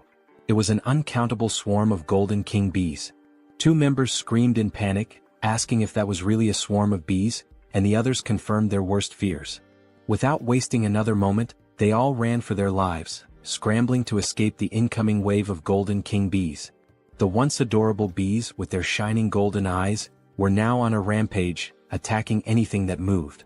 Within seconds, the swarm had done its work, leaving the sect members covered in painful welts caused by the bees' bites, just as they had done to the monkeys earlier. Meanwhile, the scene shifted to show the mixture of ingredients Soryang had prepared to produce the pheromone. It had been strategically placed on the ground so the wind could carry the scent toward the henchmen's camp. Hidden behind trees and rocks, Soryang and Huayin watched as the bees mobilized, following the pheromone's trail. Huayin was astonished that the plan had actually worked, while the sect leader stood slack-jawed, amazed that the entire swarm was heading in one direction. Huayin turned to Soryang and asked how he had managed it, admitting she hadn't expected the bees to become so aggressive over the scent of flowers. Soryang, clearly excited, explained that the smell had triggered the bees to launch a full-scale attack. Curious, Huayin asked how simply crushing some flowers and fruits and spreading the juice could provoke such a response. Soryang, brimming with enthusiasm, explained that the specific scent acted as a signal for the bees. Using examples like the Giga Chad beetle and adorable bees, he elaborated that the phenomenon was due to pheromones, a type of chemical signal used by animals of the same species to communicate. He added that social insects like ants and wasps heavily relied on pheromones for tasks such as locating food. Finally, he explained that the pheromone he used was the exact same chemical signal the bees released when initiating a mass attack: isoamyl acetate. Huayin, enchanted by Soryang's explanation, said it was fascinating that he knew the scent emitted by magnolias was the same one bees used to signal an attack. Embarrassed by her praise, Soryang replied that what was truly fascinating was her ability to recognize those scents. She explained that as a descendant of the Tang clan, which specialized in poisons, she had to be highly sensitive to smells. Shifting focus from their explanations, Soryang noticed no bees were emerging from the hive. He concluded that this was the perfect moment to act and ventured into the Golden King bee's hive to harvest their honey. Holding smoldering mugwort leaves whose smoke soothed the bees, the trio moved cautiously, observing their surroundings. Standing at the entrance to the massive tree, surrounded by the silence of the night, the leader warned of the danger and insisted on going first. As he stepped inside, his eyes widened in amazement, marveling at how much larger the hive was than they had anticipated. Looking upward, they saw enormous, golden glowing honeycombs, fully living up to the name Golden King bees. The leader confirmed that the hive appeared empty, with no sounds of bees buzzing around. As they ventured further, Soryang noticed something unusual. After a closer inspection, he realized there was no honey. Huayin, after looking around, confirmed his observation. This struck the leader as odd, noting that such a thing had never happened before. Soryang also observed the absence of eggs in the hive. Curious, the leader asked if this might be related to the lack of honey. Drawing on his expertise, Soryang hypothesized that the bees were preparing to migrate. They must have consumed all their stored honey and carried it in their stomachs for the journey. He suggested this behavior might have been triggered by the frequent presence of humans nearby. Huayin agreed, stating that it made complete sense. Soryang elaborated that when bees prepare to migrate, the queen stops laying eggs because they can no longer care for larvae during their transition. While exploring the tree's interior, Soryang suddenly froze in shock.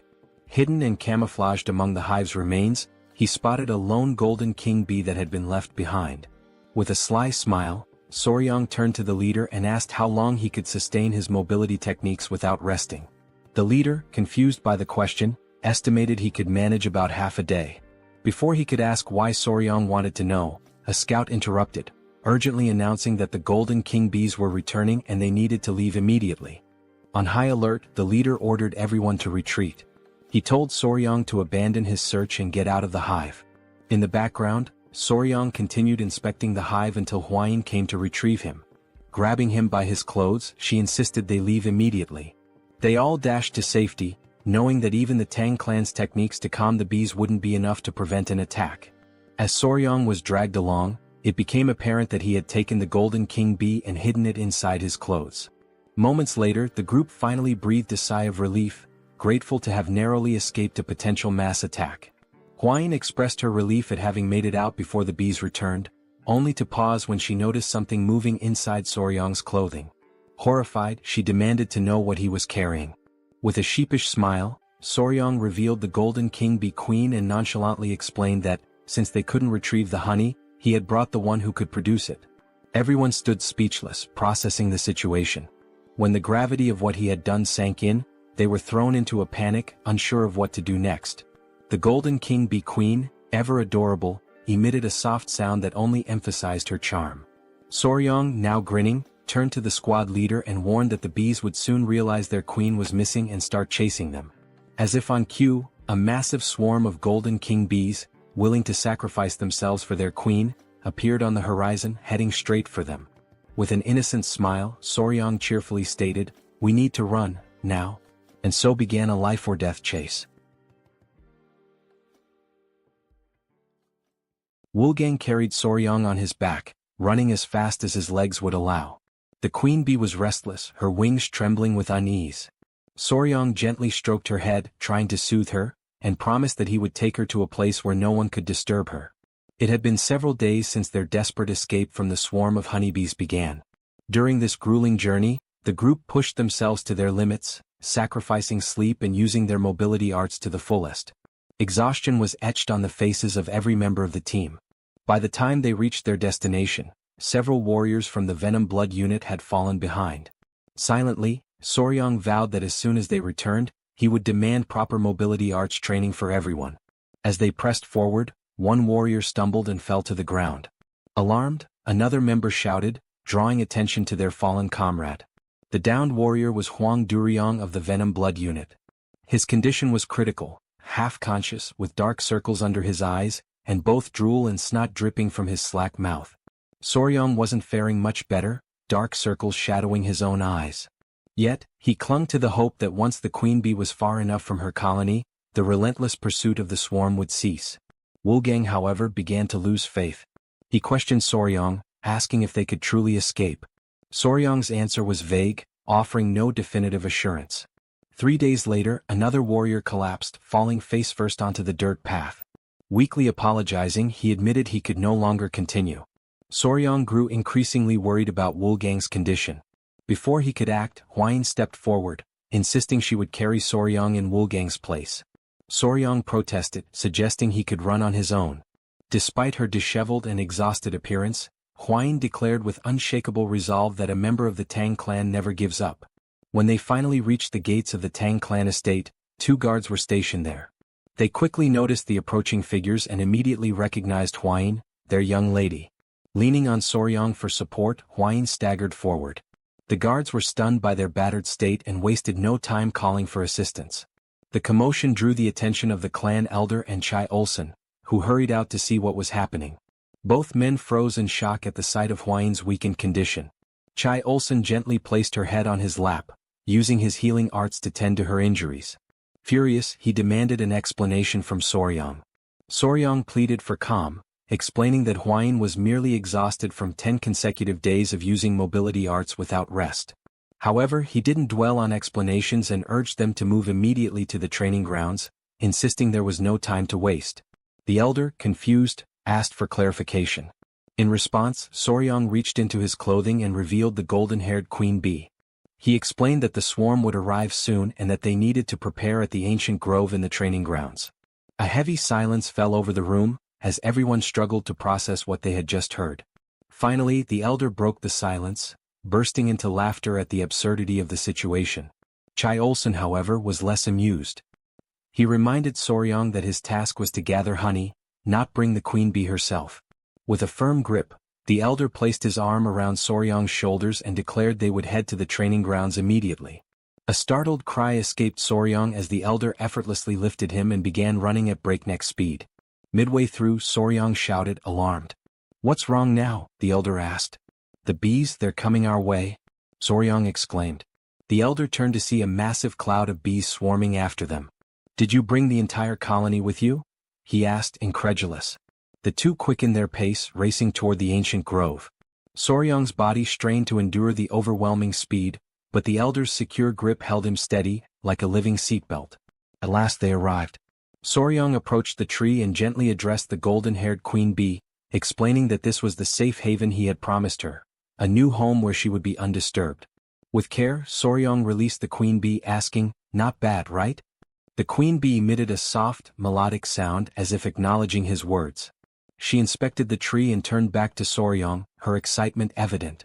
Soryang chuckled, asking aloud if she truly liked her new home. The elder, standing nearby, reminded everyone that they needed to leave quickly, as the swarm was still approaching. The members of the Tang clan watched in awe as the golden-haired bee colony arrived, flying in perfect harmony above the tree. The queen bee let out a series of sounds as if calling to her followers. Obediently, the bees settled into the tree. The elder watched in awe, admitting that he had never witnessed anything like it in his entire life.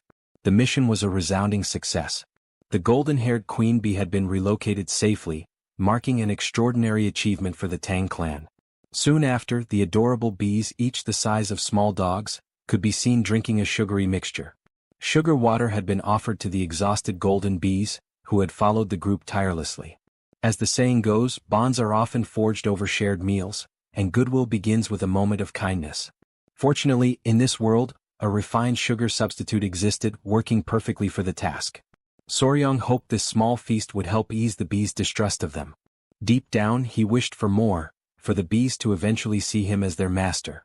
Suddenly, Soryang shouted, his expression changing as he remembered something. Both Chul-san and the elder turned to him with suspicion, asking what was wrong. Nervously, Soryang asked about Huayin. Irritated, Chul-san retorted that Soryang was only thinking of her now, after everything that had happened. He explained that he had instructed other members to escort Huayin back to her mother so she could rest. Chul-san then asked, clearly annoyed, whether they had really used mobility arts to travel from the forest all the way back to the estate while being followed by the bees. Soryang hesitated, then confirmed with an awkward nod. He apologized, explaining that they had managed only 4 hours of sleep per day, spending the rest of their time running. The elder suddenly seemed to realize something. Turning sharply to Soryong, he asked where the members of the Venom Blood Unit were. Sweat beaded on Soryong's forehead as he stammered out a hesitant answer. They had collapsed somewhere along the roadside. Quickly he added that he would go back to retrieve them. Eventually, the members of the Venom Blood Unit returned safely to their families. In Hwain's room, she had recovered enough to sit up and look cheerful. Soryong sat beside her. Excitedly, Hwain remarked that the golden bees had regained their strength. Soryong explained that the bees were now busy gathering nectar from the poisonous flowers on the Tang Clan's mountain. Hwain laughed, commenting on how adorable it was. At that moment, someone burst into the room, calling Soryong's name urgently. It was Pei, insisting that Soryong come quickly. Something seemed wrong with the golden bees. They appeared to be searching for something. Soryong and Hwain rushed outside to find the bees scattered everywhere. As soon as the bees spotted Soryong, they swarmed toward him, clinging to his clothes and tugging at his shirt.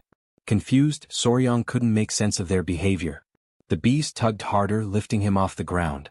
Hwain watched in astonishment as Soryong floated in midair, arms outstretched and legs stiff, forming a T-shape. After a moment, the bees set him back down. Still dazed, Soryong asked what was going on and why they were acting so strangely. The bees began nudging him toward the hive and he finally understood. They wanted him to go inside. Looking around, Soryong noticed that the bees had already begun constructing part of their hive and were diligently collecting honey. That's when he saw the queen bee approaching him. Extending his palms, he asked if she needed help climbing up. Before he could react, the other bees grabbed him again, pinning him in place. One even pinched his cheek. Soryong glanced at the queen bee, noting her elegant and surprisingly charming appearance. And then, to his utter shock, the queen bee closed her eyes and leaned toward him. Panic surged through Soryong, but he didn't have time to protest. The queen bee pressed her lips to his. He felt something placed in his mouth and instinctively swallowed. Immediately, the other bees released him and the queen bee stepped back. Face blazing red, Soryong shouted at her, utterly mortified. "That was my first kiss. What were you thinking?" But before he could say more, an intense wave of pain shot through his body. He collapsed to the ground, writhing in agony. "What did you give me?" Soryong wondered in his mind. From his perspective, the queen bee watched him with an enigmatic expression, leaving him completely bewildered. Meanwhile, Soryong was lying on the ground, writhing in pain, while the queen bee observed him passively. As he agonized on the ground, he noticed that beneath the strange discomfort, like an intense itch, his entire body was engulfed in overwhelming heat, and his heart was racing uncontrollably. He turned toward the queen bee beside him, still struggling, and demanded to know what she had made him eat. She simply stared at him adorably, offering no response as his senses began to fade and his eyelids grew heavy. A few minutes later, still unconscious, Soryong heard someone calling his name over and over.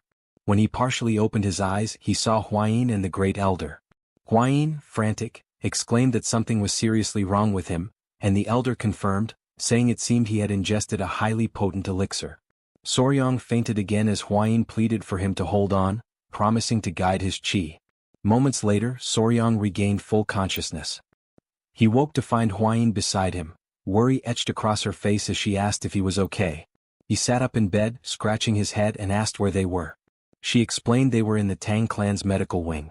Hwain elaborated, saying that when she saw him being dragged off by the queen bee, she and the elder immediately ran to the hive.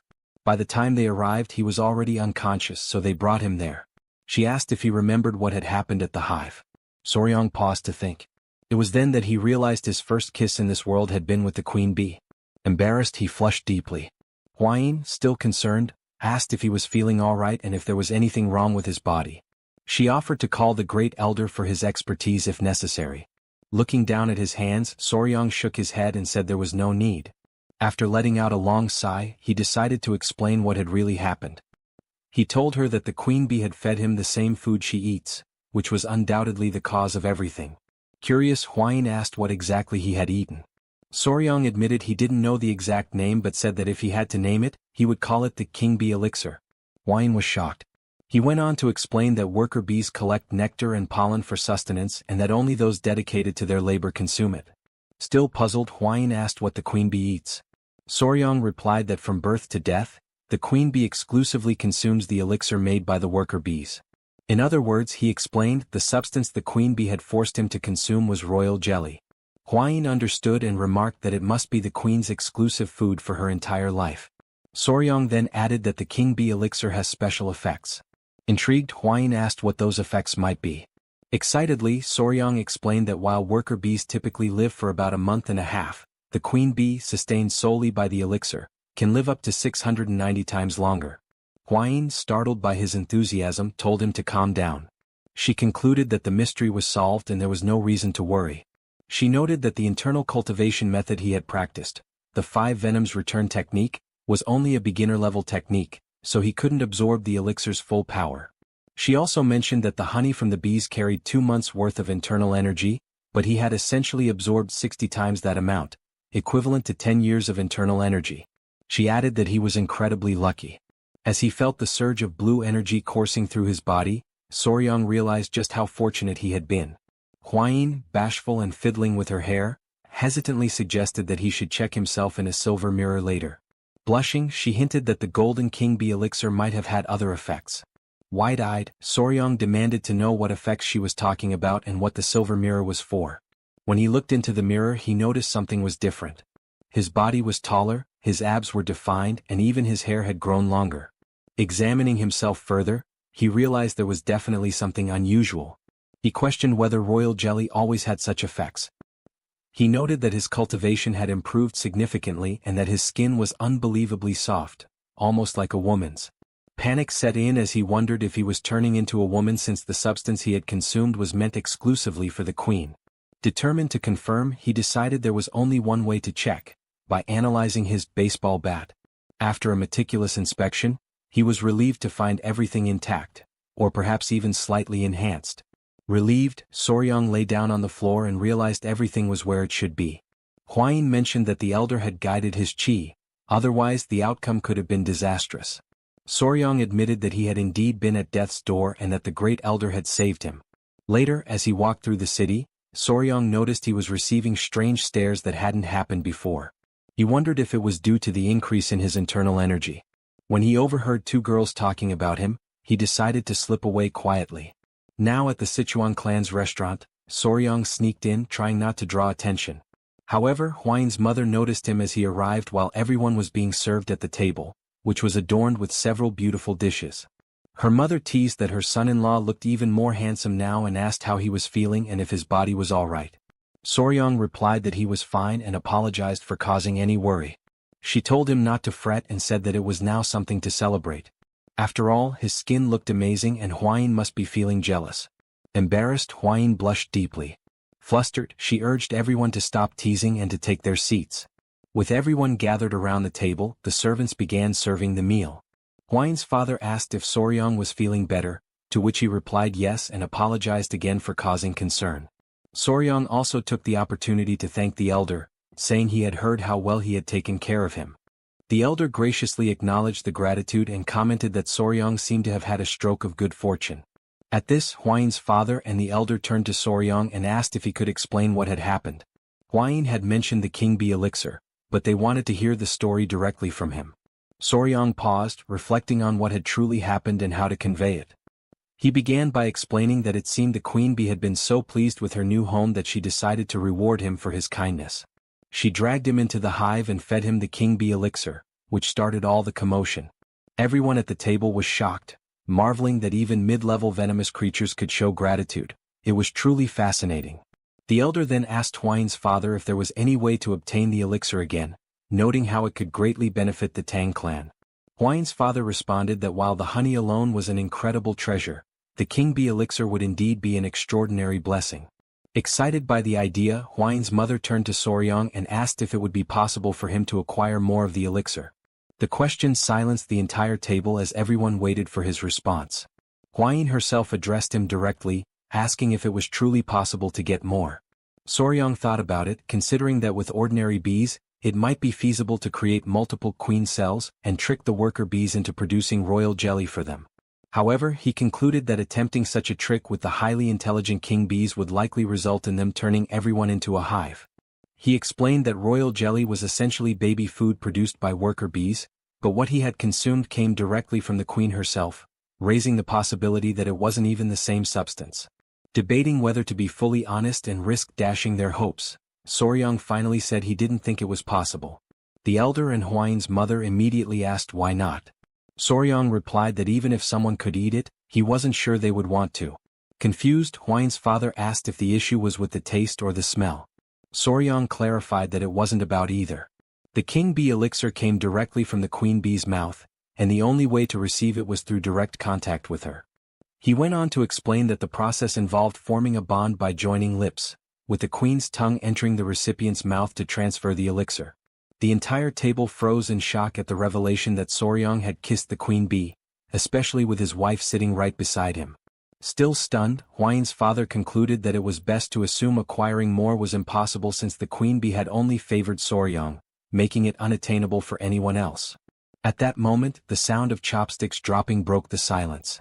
It was Hwaine, her face serious, who asked Soryang about this so-called kiss. With a look of disbelief, she demanded to know if he had really kissed the queen bee. It seems our young warrior might be in serious trouble now. Meanwhile, night had fallen, and the full moon illuminated an otherwise calm and serene place. In a secluded room, someone appeared visibly irritated. His hand, scarred and veined, rested heavily on the table. This hand belonged to none other than Ju Young-hak, the leader of the Murim Martial Alliance and known as the Emperor of the Fist. Suddenly, from outside the room, a voice announced the arrival of tea. Young-hak allowed the person to enter, and a young woman with brown hair stepped in, carrying a tray with a tea set. She mentioned that she had prepared Seosan Bikro tea, which startled Young-hak, as it was the tea of his homeland. He commented on the coincidence, and she smiled, explaining that she was aware of its origins because the tea was famous. Grateful, Young-hak thanked her and promised to savor it. As she poured the tea, he prepared to take a sip, the woman watching him intently. Just as the tea neared his lips, another voice interrupted, identifying itself as General Jigul Hu. Young-hak asked what brought him there at such an hour and invited him to enter. Jigul, full of respect, apologized for disturbing the leader's rest and explained that he had received an urgent message from the Sichuan Tang Clan that he believed required immediate attention. Young-hak assured him it was fine and urged Jigul to share the news, assuming its urgency meant it was important. Jigul stepped forward, placed a scroll on the table and began explaining the situation. He revealed that the message concerned Rakshasa blood hand Tak Anyang. Jigul detailed how the Tang clan had recovered not only Tak Anyang's head but also the secret manual of the blood hand poison art, which had been in his possession. Upon hearing this, Young-hak's rage boiled over, and he slammed his fist onto the table, shattering the teacup the woman had just served. Still trembling with anger over the blood hand poison art, he demanded to know where and how the manual had been retrieved.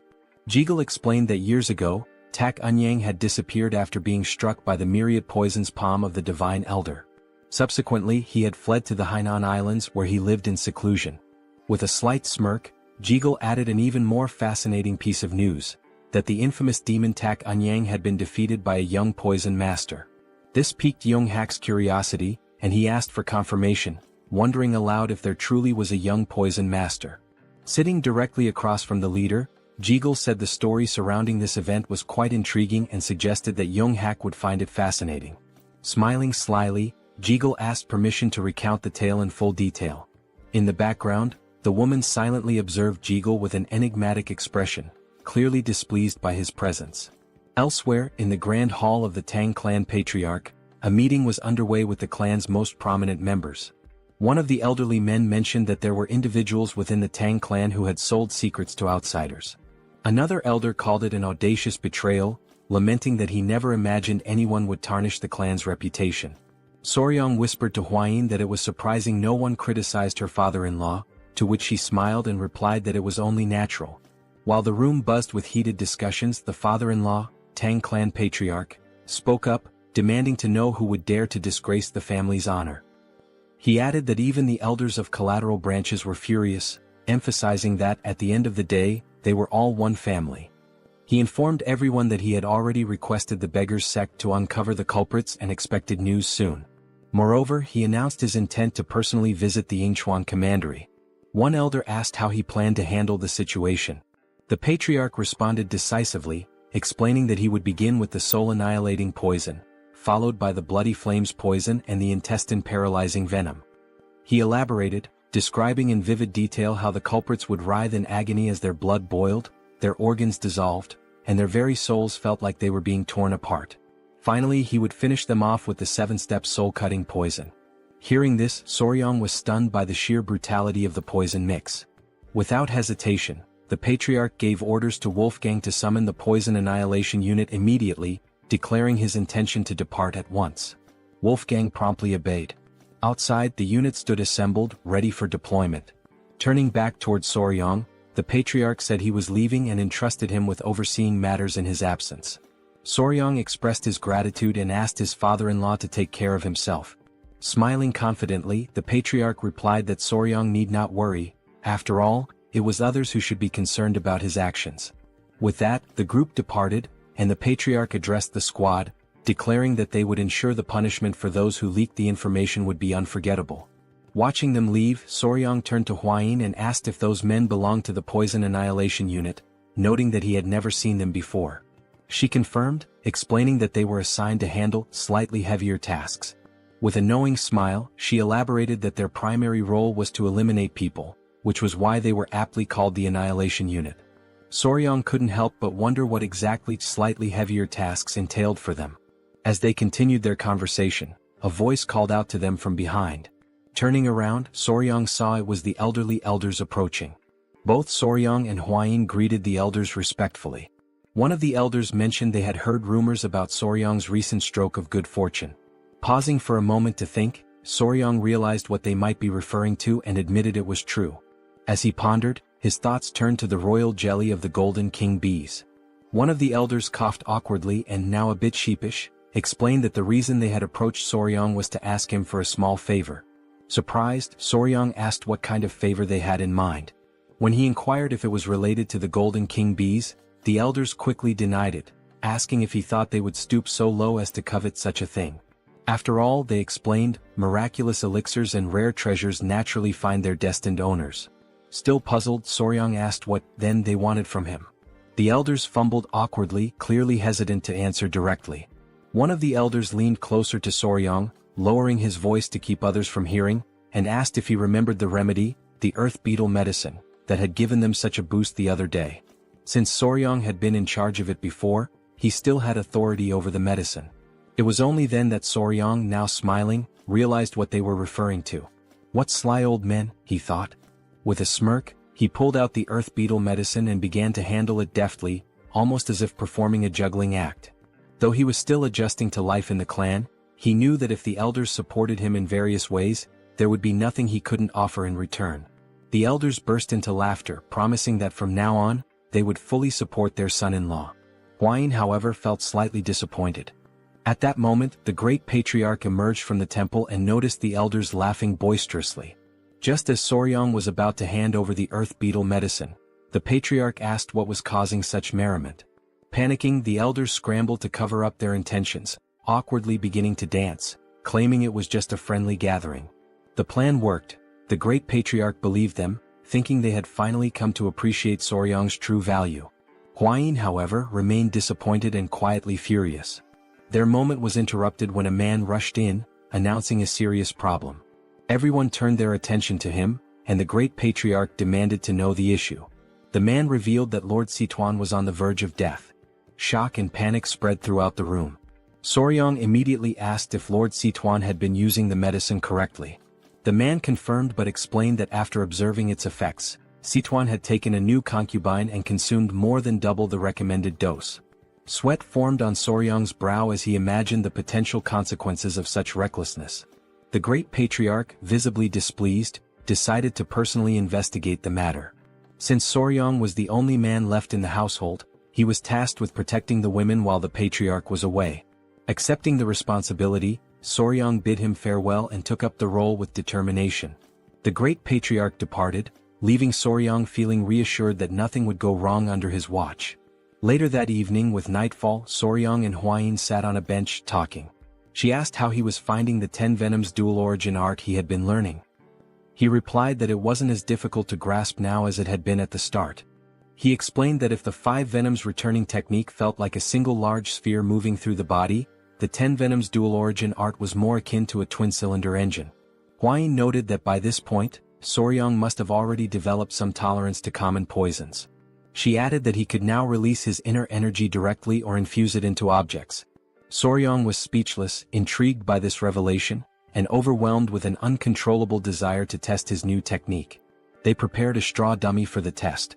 Drawing a dagger, Soryong closed his eyes to focus. A powerful green energy began to emanate from his body, radiating with intensity. The first step was to move his internal energy from left to right and then rotate both spheres in the same direction. As soon as the chi energy circulated through his body, he opened his eyes and hurled the dagger forcefully toward the straw dummy. The dagger flew like lightning, piercing the dummy effortlessly. Soryong was pleased, and his fiancée praised him for successfully infusing his chi into the dagger. The knife, still radiating energy, embedded itself into the wall directly in front of two masked men. At first, the masked intruders thought they had been discovered and considered taking Soryong out. However, upon noticing the straw dummy, they realized it was just a coincidence. One of them was holding a book, the secret manual of the blood hand poison art. Although it was merely a copy, their task was complete, and they decided to leave quickly before the situation escalated. They mocked the Tang clan's negligent security, calling the guards fools for making their escape so easy thanks to the distraction. But then, something unexpected happened.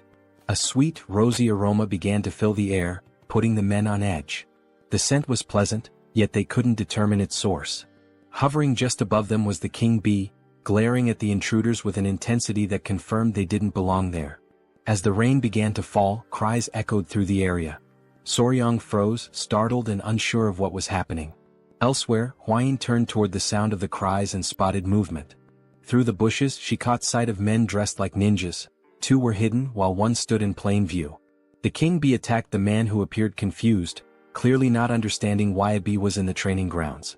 Soryong and Huayin observed the scene and quickly realized they were dealing with intruders. With a furious expression, Huayin knew she had to act. She dashed toward the intruders and instructed Soryong to prepare the bow. She moved so quickly that a trail of dust followed her. Soryong shielded his face with his arms, stunned by her sudden action. He had no idea what she was planning. Meanwhile, the king bee bit the ear of one of the intruders. The man, desperate, tried to grab the bee, tears forming in his eyes as he called for help from his companions. One of the ninjas turned to Soryong and, noticing Huayin approaching rapidly, panicked and ordered the others to retreat. The king bee clung to the struggling intruder as the other two ninjas leapt away, scattering in different directions. Huayin sprinted after them, commanding them to stop. Determined, she pulled out a whip. With all her strength, she lashed it against the ground, causing a small explosion. Fortunately for the intruders, they managed to leap away in time, avoiding the attack. Huayin's eyes widened in surprise at their successful evasion. The man being attacked by the king bee unsheathed his sword and charged toward her. The king bee clung to his head in what might have seemed endearing under different circumstances. Soryong panicked, shouting for Lady Huayin to be careful. As the king bee sucked on the man's head, he swung his weapon with immense force. To his shock, Huayin blocked the attack effortlessly with her whip. She locked her piercing gaze on the man, who barely had time to react before she counterattacked. The next thing he knew, the whip was right in front of his face. The strike caused a small explosion on the man's body, sending the king bee flying away. After neutralizing her opponent, Huayin moved gracefully, appearing behind him. The man lost consciousness and collapsed to the ground. Soryong stood there, mouth agape, deeply worried about her. Huayin, her expression calm, turned to reassure him, telling him not to worry as she was fine. The man's body began to emit a sinister energy, causing him immense pain. The king bee landed on Soryong's shoulder as he stared at the body, unsure who the man was or whether he was dead. Huayin stowed her whip as she observed the strange energy emanating from the man's body. Within seconds he perished. Huayin explained that he had bitten into poison to end his own life, undoubtedly to conceal something crucial. Not far away, someone noticed the intruder's presence and shouted to alert the guards. Huayin turned and decided to organize a pursuit team to hunt down the fleeing enemies. Soryong began to sweat, overwhelmed by her determination. Huayin ordered him to follow her along with Gu Pei, the leader of the blood poison unit. The night was dark, but the forest was lit by the flickering glow of torches. Soryong, Pei, and several other members of the clan chased the intruders through the dense forest. Leading the group, Pei was confident that the masked men couldn't have gotten far. With a determined expression, he declared that they must capture them at any cost. While the others seemed tireless, Soryong was already showing signs of exhaustion. Sweating and short of breath, he focused on activating his dual-cylinder engine technique. As he did, he stomped the ground with great force, causing it to shatter beneath him. The earth gave way under his feet, and Soryong let out a loud yell as his body sank into the ground. From his clothing, small centipedes began to crawl out. Pei turned around with a confused expression and asked if Soryong was all right. Soryong had created a large hole in the ground. Pei and the others halted their pursuit, rushing to the edge of the hole to help him. With their assistance, Soryong managed to climb out, thanking them profusely as he genuinely thought he wouldn't survive. But as he turned his head back, something caught his attention. Beneath him was a cluster of green snakes staring up at him intently. Soryong couldn't stop himself from sweating even more as fear gripped him upon realizing he was standing in the middle of a snake nest. Pei studied the serpents carefully and explained that they usually gathered in areas with strong Inkai energy, particularly during this time of year. He added that these snakes were unusually aggressive and warned Soryong to stay vigilant. Soryong, overwhelmed by fear, continued sweating profusely. One of the snakes opened its mouth, preparing to strike. This behavior was odd to him since striped tiger water snakes were typically not this hostile. Dark clouds loomed over the sky, signaling the arrival of a storm. Soryong admitted that it was his fault they were delayed. Knowing that rain was imminent, he suggested they move quickly. Pei and the others agreed, resuming their chase. They couldn't afford to lose sight of the intruders.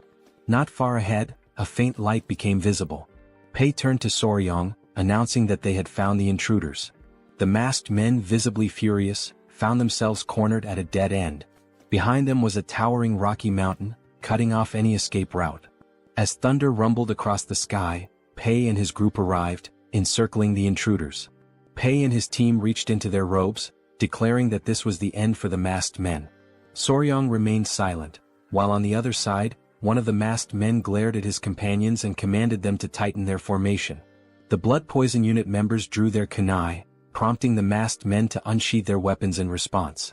The blood poison unit advanced, ready for combat. One of the masked men wielded a sword and charged forward. Two members of the unit threw kunai at him, but the ninja skillfully deflected the projectiles with his dagger. He counterattacked fiercely, his sword clashing violently with the ninja's daggers. The ninjas were shocked by the man's strength, their expressions hardening in frustration. One of them moved swiftly and delivered a powerful kick to the man's face, forcing him to drop his weapon. They ordered him to step aside.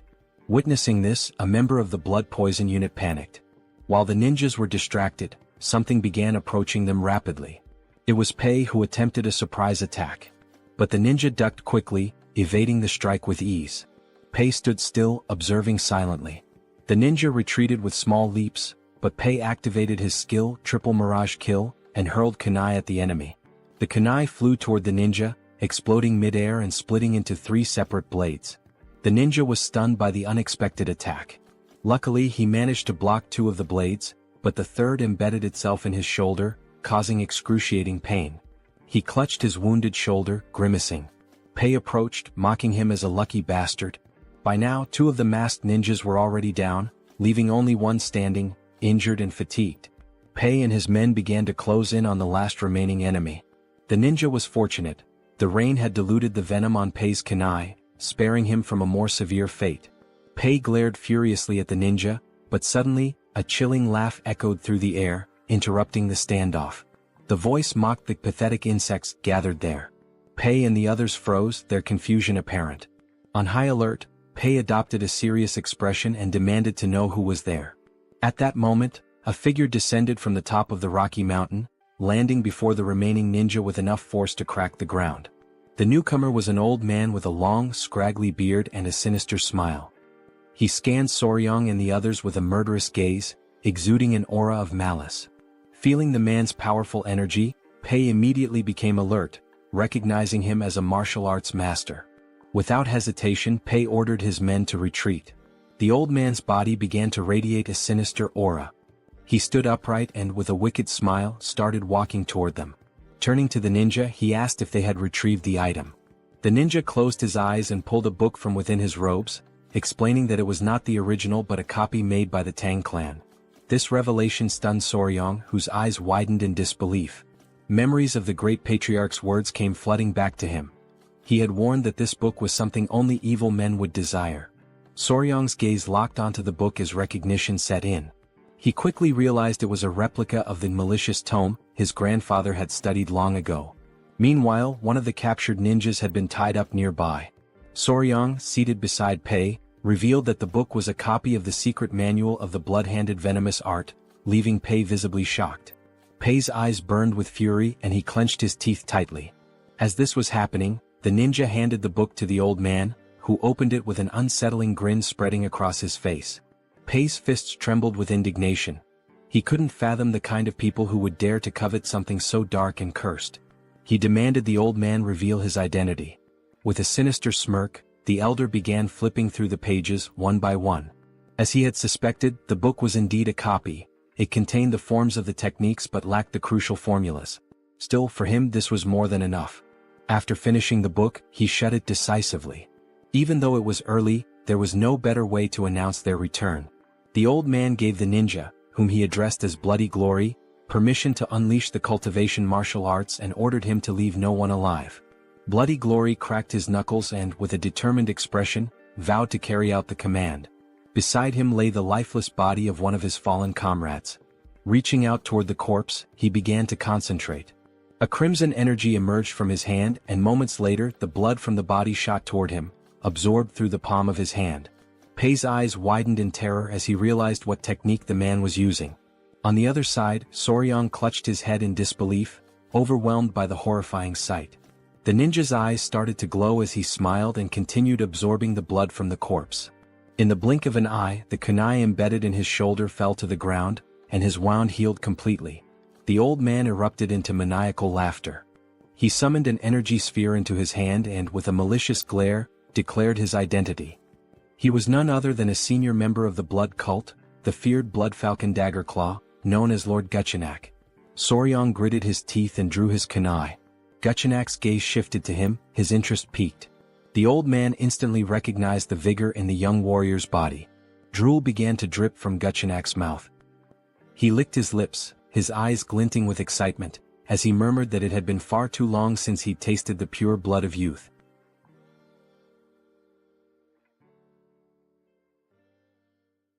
Lord Guchenak commanded ninja to capture their target, believing that nothing aids recovery better than the pure blood of a young boy. Without hesitation they pursued their prey. In response, Pai ordered the deployment of the 5 poison annihilation formation, determined to prevent their enemies from reaching Soryang. Amused by their efforts, Lord Guchenak retaliated with a devastating attack, unleashing a powerful explosion that sent debris flying in all directions. In the chaos, Soryang was instructed to evade, but before he could react, a force seized him from behind. Ninja's grip tightened around his neck, immobilizing him as he coldly declared that the elder required his blood. Soryang, struggling to breathe, managed to utter a signal. At his command, baby centipedes emerged, sinking their fangs into Ninja's flesh. The sudden attack caught him off guard, their bites relentless. Before he could recover, a dagger pierced his skull, and his body was consumed by flames. A familiar voice called out to Soryang. Huayin had arrived, accompanied by Wolfgang and an elder. However, their approach came to an abrupt halt as they noticed the 5 poison annihilation formation, leaving them momentarily unsettled. Pai acknowledged Huayin's presence and informed her of the blood cult elder's assault. Without hesitation, Huayin commanded everyone to support Pai. Wolfgang, responding swiftly, instructed his allies to enhance the formation, transforming it into the 9 poison annihilation formation. Encircling the elder, they prepared for battle. Lord Gu, rather than being intimidated, was intrigued. He quickly identified Soryang as the one responsible for defeating Taken Yang's blood hand poison claw. Dismissing the title as mere exaggeration, he mocked the irony of such a fearsome technique falling victim to centipedes. Wolfgang, unfazed, warned him to stay silent, threatening to bury him alongside the others. Lord Guchenak merely laughed, daring them to try, his expression twisted with anticipation. As the battle raged on, rain poured from the sky, explosions erupting across the battlefield. Amidst the chaos, Soryang attended to an injured warrior, urging him to hold on despite knowing deep down that their situation was dire. Their forces were growing weaker, while their enemy continuously replenished his strength by absorbing blood. A sudden crash broke his thoughts. Huayin had been thrown against a tree, wincing in pain. Rushing to her side, he asked if she was all right. Though coughing up blood, she reassured him before grasping his hand and advising him to return to the Tang clan to summon reinforcements. Their current numbers were insufficient. Soryang hesitated, torn between the truth of her words and the reality that he could do nothing to change the battle's course. Wolfgang and the others pleaded with him to go, vowing to hold their ground as long as possible. With a pained expression, he finally agreed, promising to return quickly, though he doubted his own speed.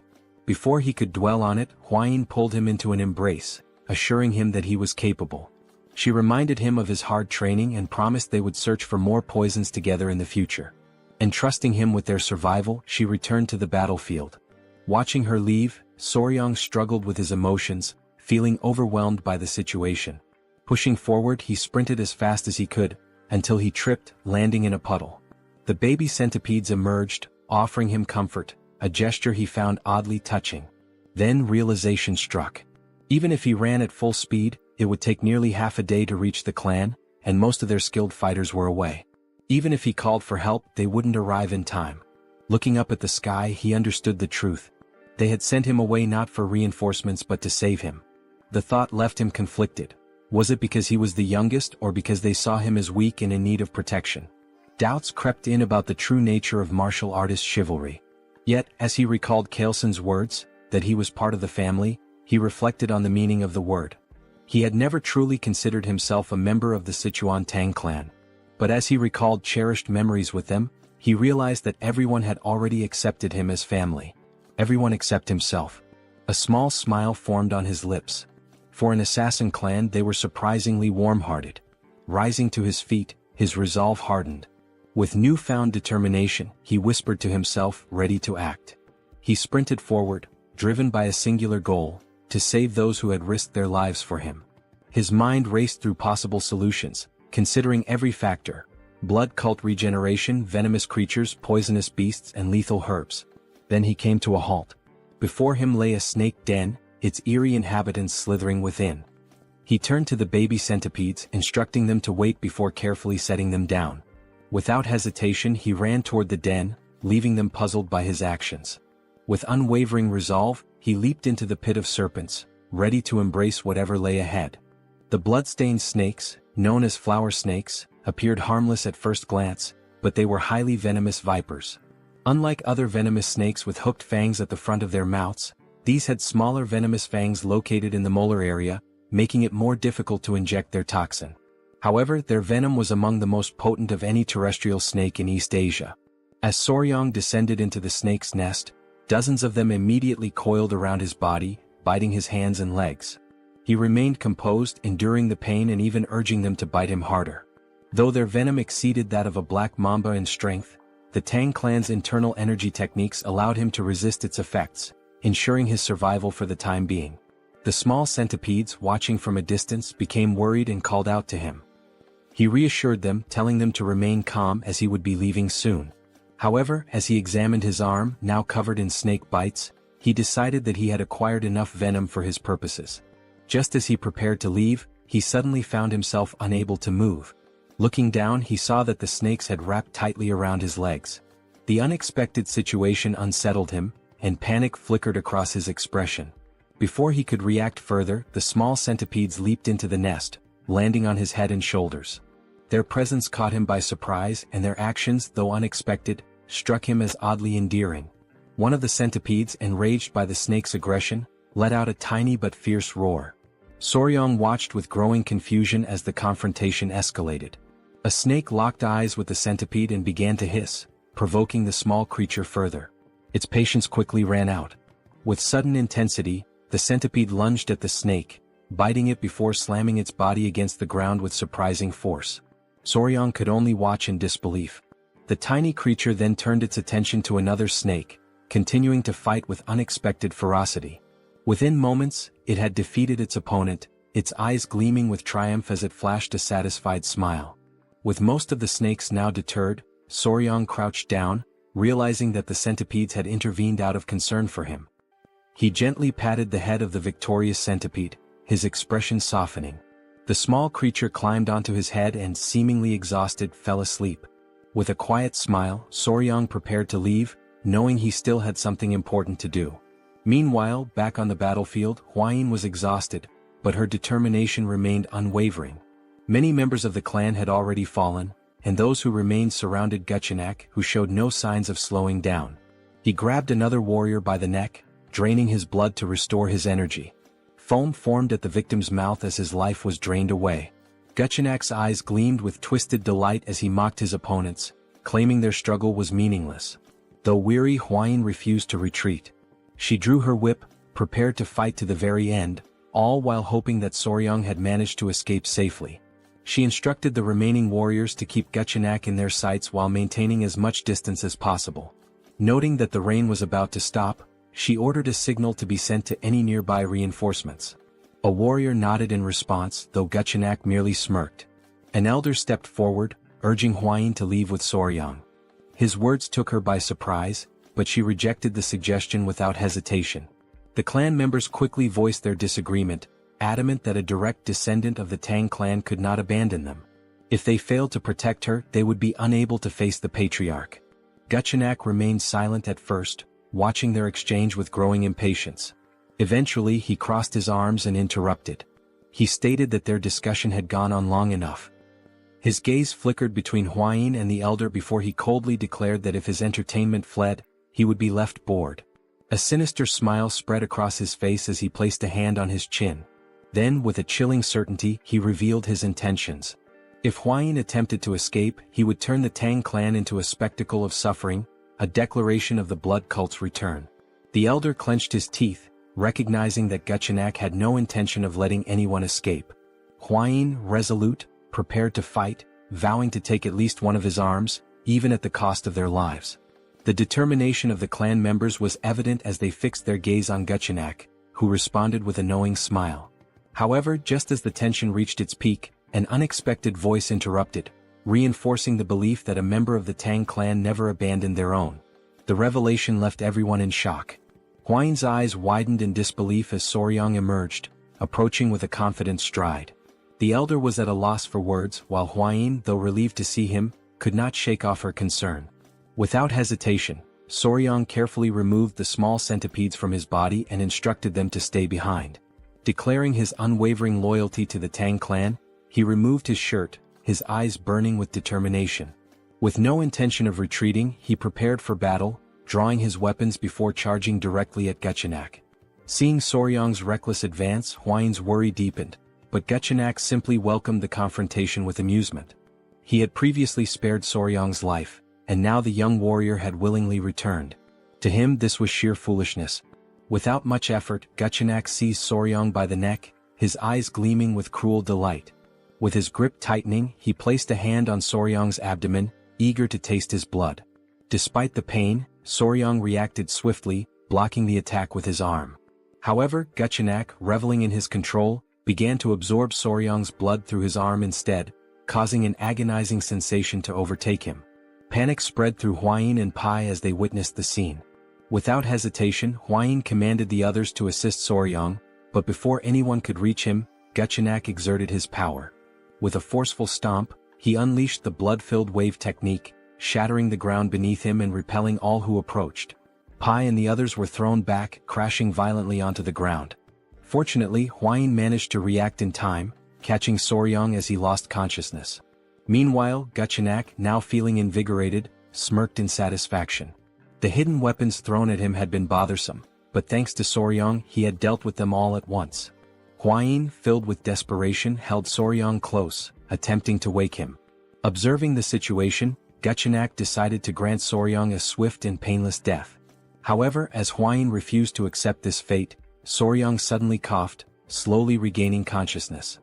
His awakening startled Guchenak, whose expression twisted into one of confusion and horror.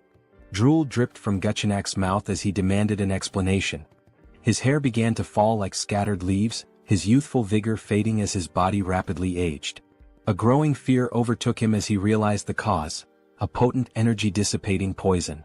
Strength drained from him, and his limbs trembled as the truth set in. This should have been impossible. The cult's internal energy techniques were designed to resist such poisons. Panic consumed him. He clutched his face, unable to comprehend how this had happened. The reality of his weakening body was undeniable, and he demanded to know Soryang's true identity. But Soryang, now recovering, merely smiled. With deliberate calm, he pointed at Guchenak and declared himself his natural enemy. Hwayin, witnessing Soryang's resilience, finally felt a wave of relief wash over her. As the poison continued to take effect, Guchenak trembled with fear, unable to accept his defeat at the hands of a mere child. Soryang, drained of energy, used the last of his strength to direct a weary gaze toward Hwayin, revealing something that left her in shock. Guchenak's eyes burned with rage as he fixed his gaze on Soryang. His body tensed with frustration, sweat forming on his brow as he realized that the blood he had absorbed from Soryang no longer obeyed his will. Panic set in as he struggled to comprehend what had been done to him. Determined to seize control, Guchenak took a step forward, convinced that his domination through the blood cult was imminent.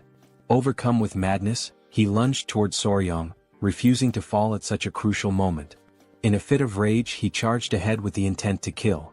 Sensing the danger, Hwayin tightened her grip on her whip, immediately preparing for battle.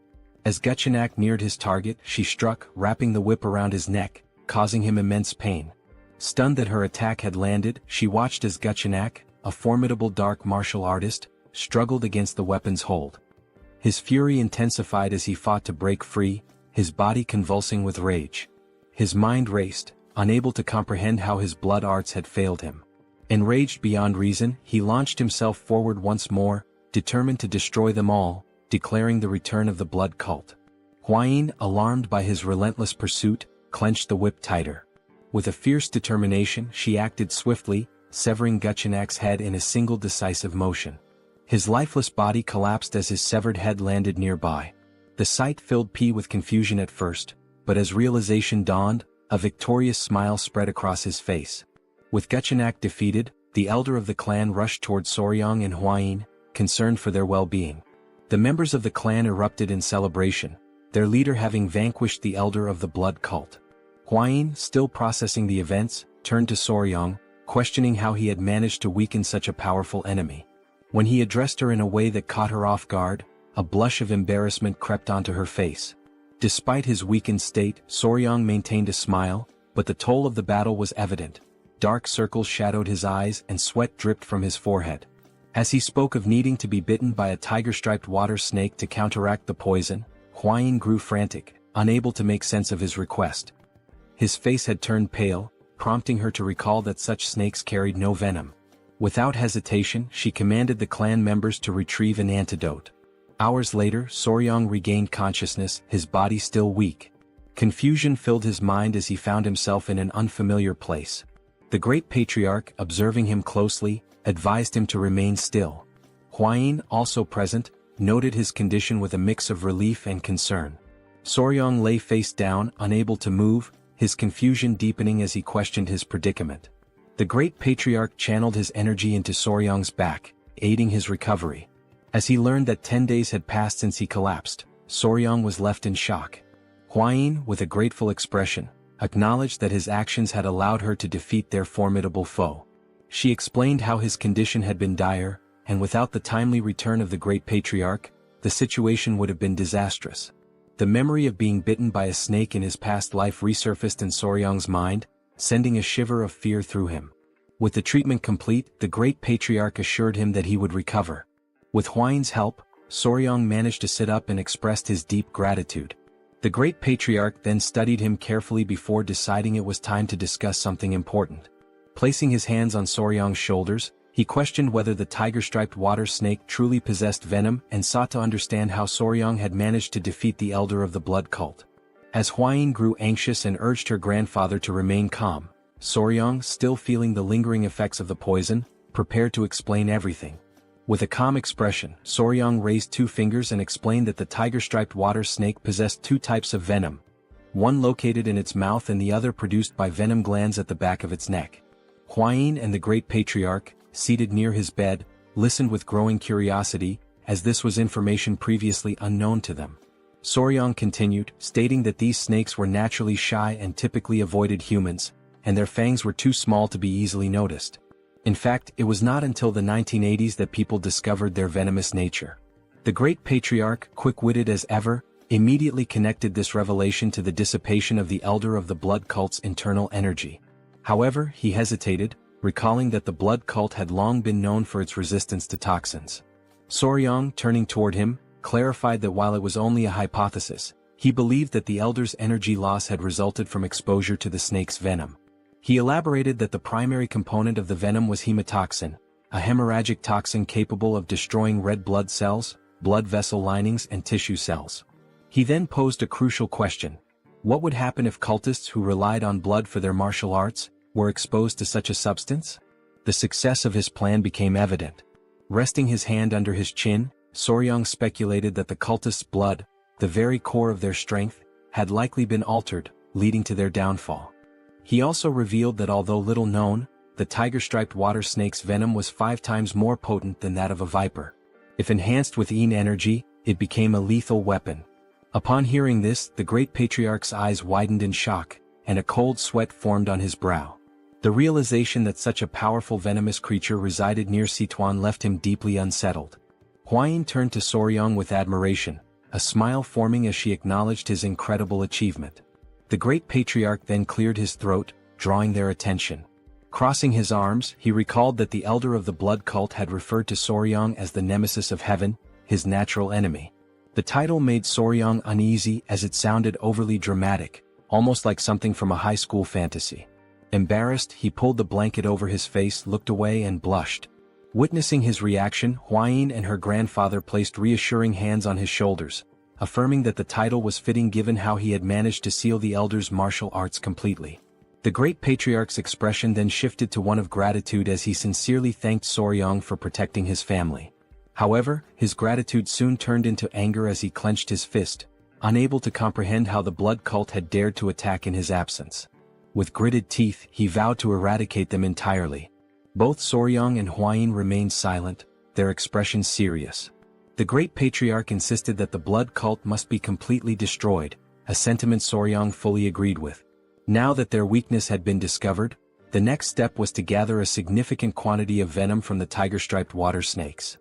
A fiery determination filled Soryang's eyes as he recalled Guchenak and his subordinates, viewing them as nothing more than pests that needed to be exterminated. Since the reappearance of the blood cult, the Tang clan had been in a state of emergency. Many warriors had been wounded and some had lost their lives. A message was tied to the leg of a messenger pigeon, which was then released into the sky. The great patriarch had sent it, summoning Murim's allied orthodox factions to the Tang clan to assist in the upcoming battle. Despite the minimal casualties considering they had faced an enemy at the pinnacle of martial arts, the great patriarch's expression darkened at the thought of the blood cult plunging Murim into chaos once more. The cult had never been satisfied with merely abducting victims to drain their blood. 30 years prior, they had carried out a massacre that cemented their status as sworn enemies of Murim. The severity of the situation weighed heavily on him. While Soryang remained lost in thought, the great patriarch placed a firm hand on his shoulder, pulling him back to the present. A confident glint appeared in the elder's eyes as he stated that this time, the situation was different. Soryang's curiosity was piqued and he turned to listen. The great patriarch then revealed the reason behind his confidence. The Sichuan Tang Clan was now the natural enemy of the blood cult. Hearing this, Soryang's expression twisted in frustration, sweat forming on his brow as he struggled to determine whether his grandfather had said this intentionally. The great patriarch turned to Soryang with a knowing smile, confirming his suspicions. Placing his hands behind his back, he spoke of a request, asking if Soryang would be capable of fulfilling it. With curiosity, Soryang immediately agreed, especially if it concerned the clan, vowing to do his best. The patriarch's expression grew serious as he revealed that members of the Murim alliance would soon arrive, including their military forces. He had decided to present them with the poison that Soryang had discovered, now that the blood cult's weakness had finally been uncovered.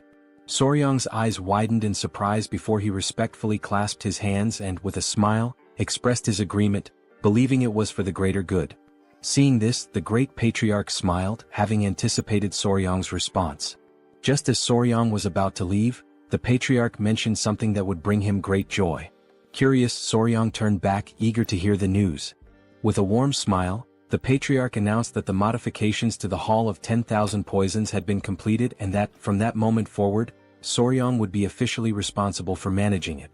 A surge of joy overtook him, and he clenched his fists in excitement, already envisioning himself surrounded by poisonous creatures. His eyes sparkled with enthusiasm. The patriarch also added that, as per Soryong's suggestion, a sunlit pavilion had been prepared, a crucial step for properly raising tiger-striped water snakes. Interlacing his fingers, Soryong grew even more excited, determined to think of this as a duty for Murim's benefit and to give his best effort.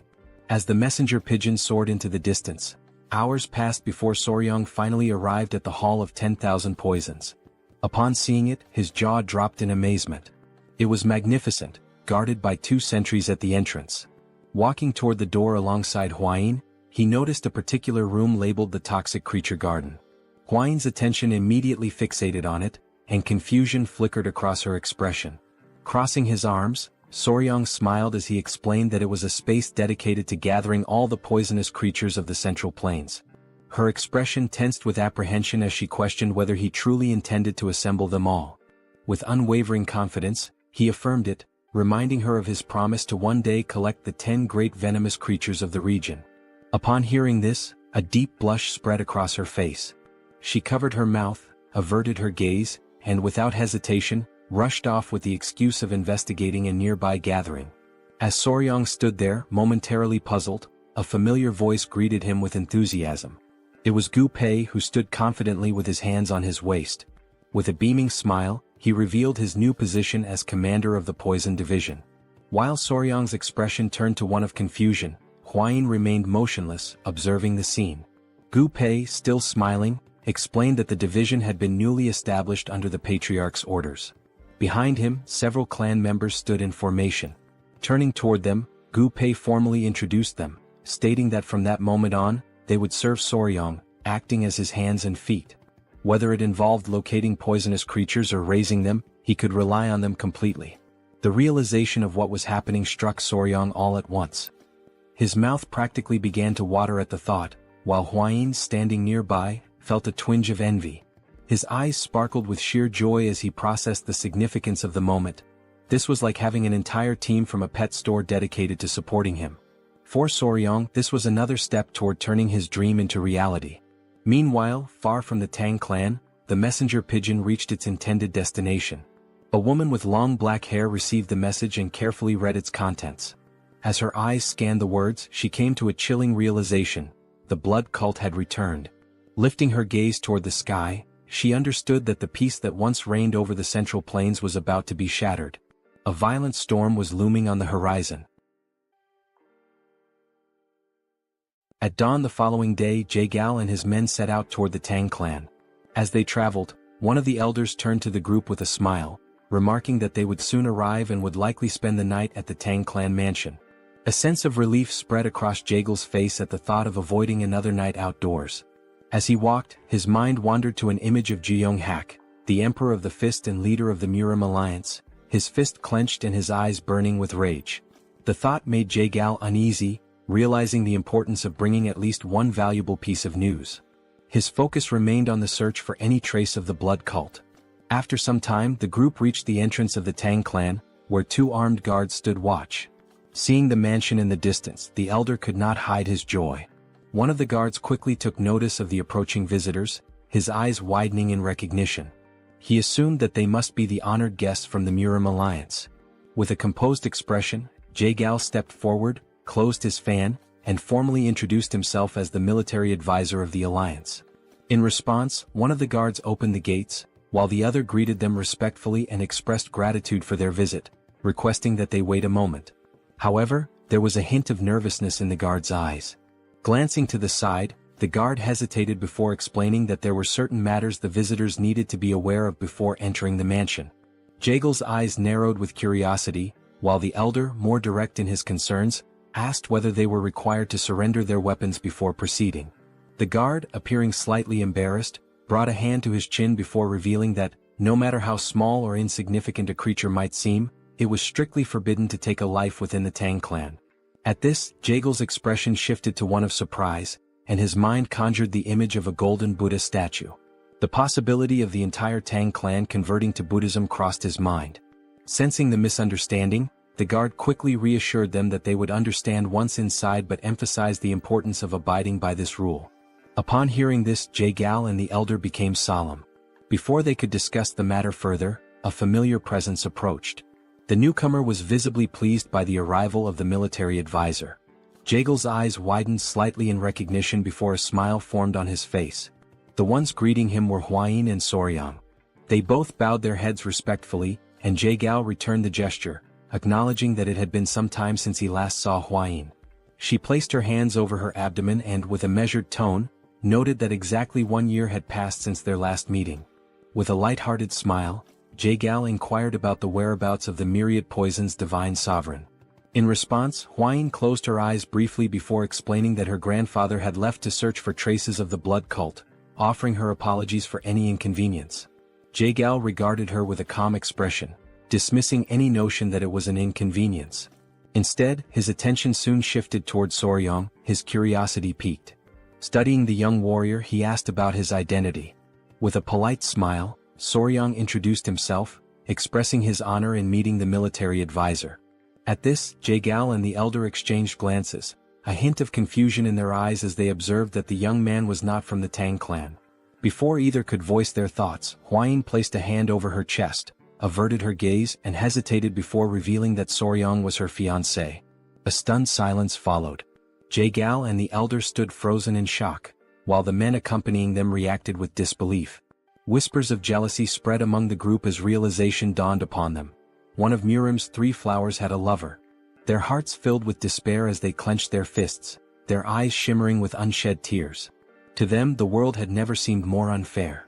None could understand how or where Soryang had come from, and envy seeped into Jae-gal's expression as well.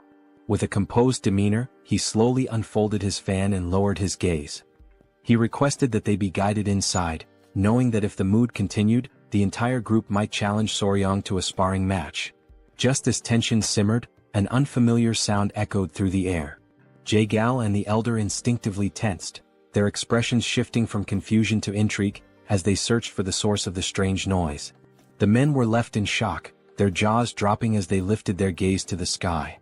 Their expressions of astonishment quickly drew the attention of everyone around them, revealing that something unusual had appeared above. The source of the strange sound was soon identified, the golden-haired king bees which were flying in the area.